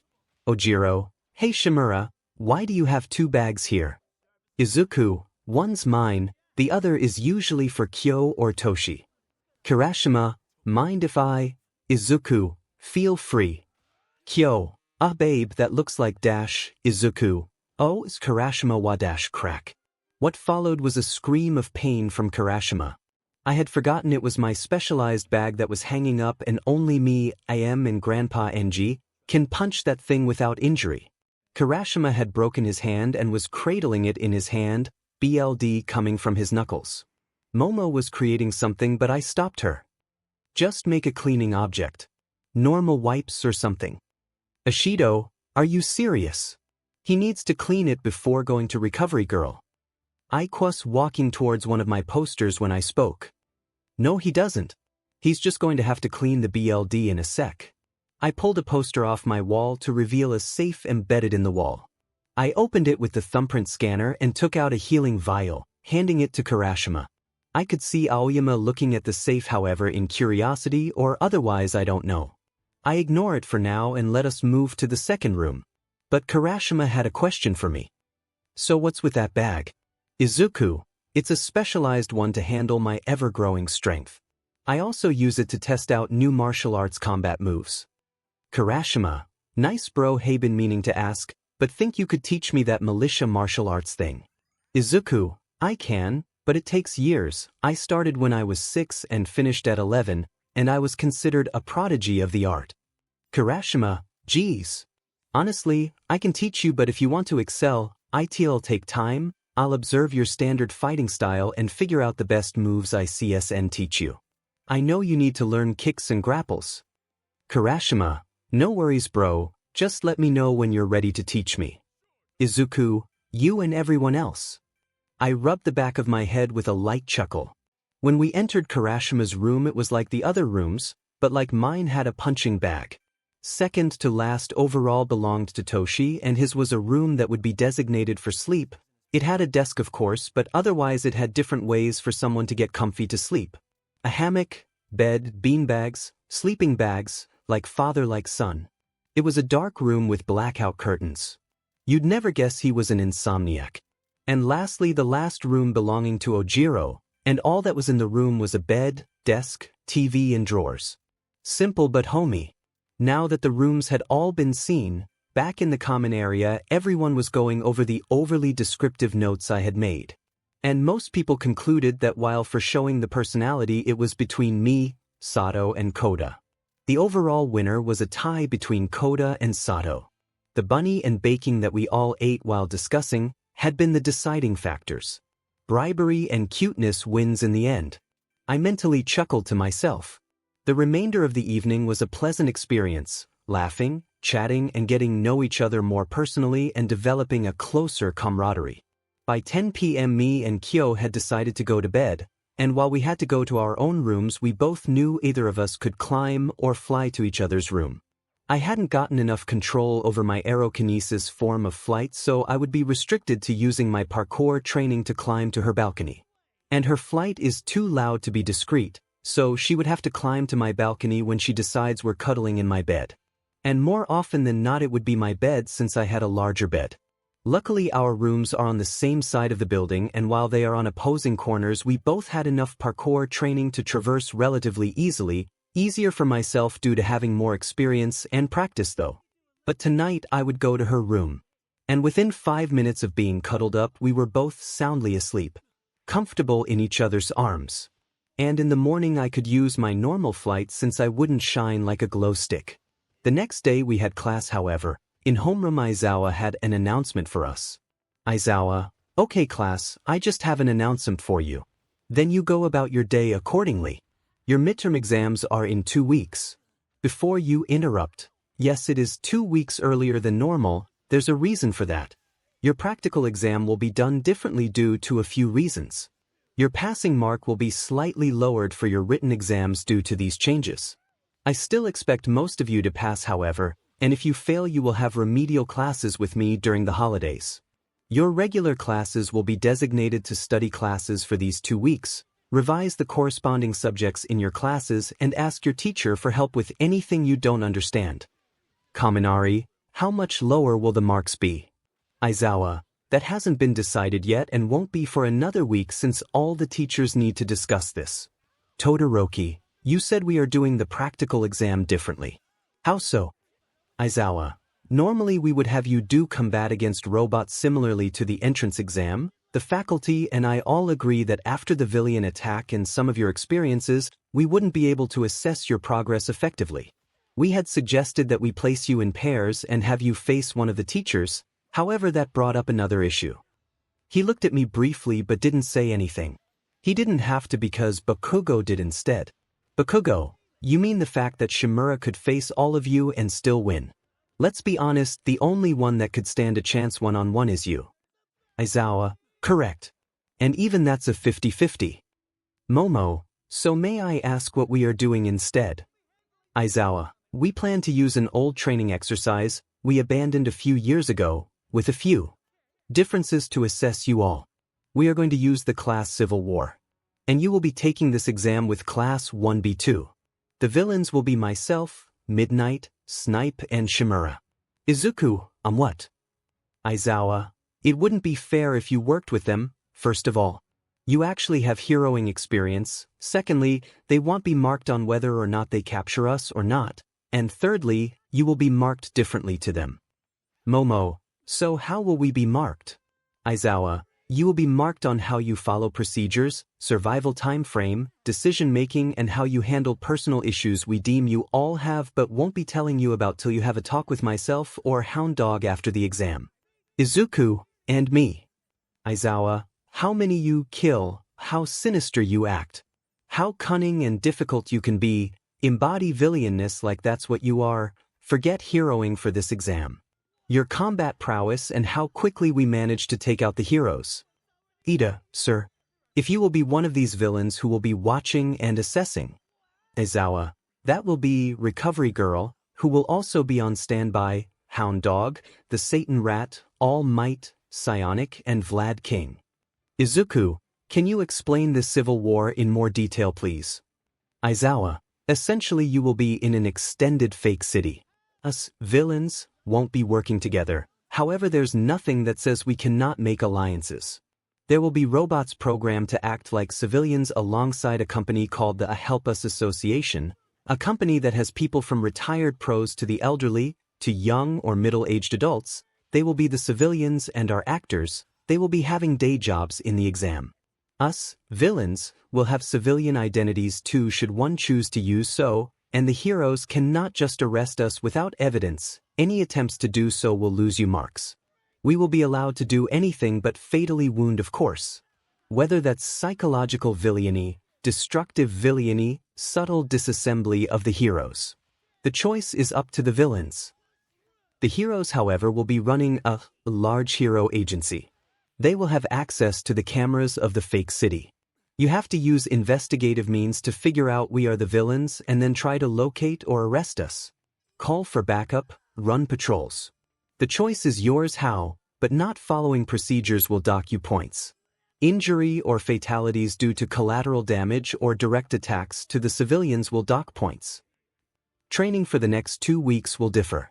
Your homeroom class will be dedicated to teaching standard procedures, while your hero basic training class will be dedicated to training your combat, quirks, and teamwork. The class will also be combined with 1B so you can all work on combinations. 𝗵𝗲, you will whether train alone in a different gym, or with one of the teachers working as a villains. Us villains will be working alone, however nothing says we cannot assist or work together. And lastly, the exam will last 2 weeks, and remember, the longer you survive the better your score. He ended class and we went about our days in our study classes.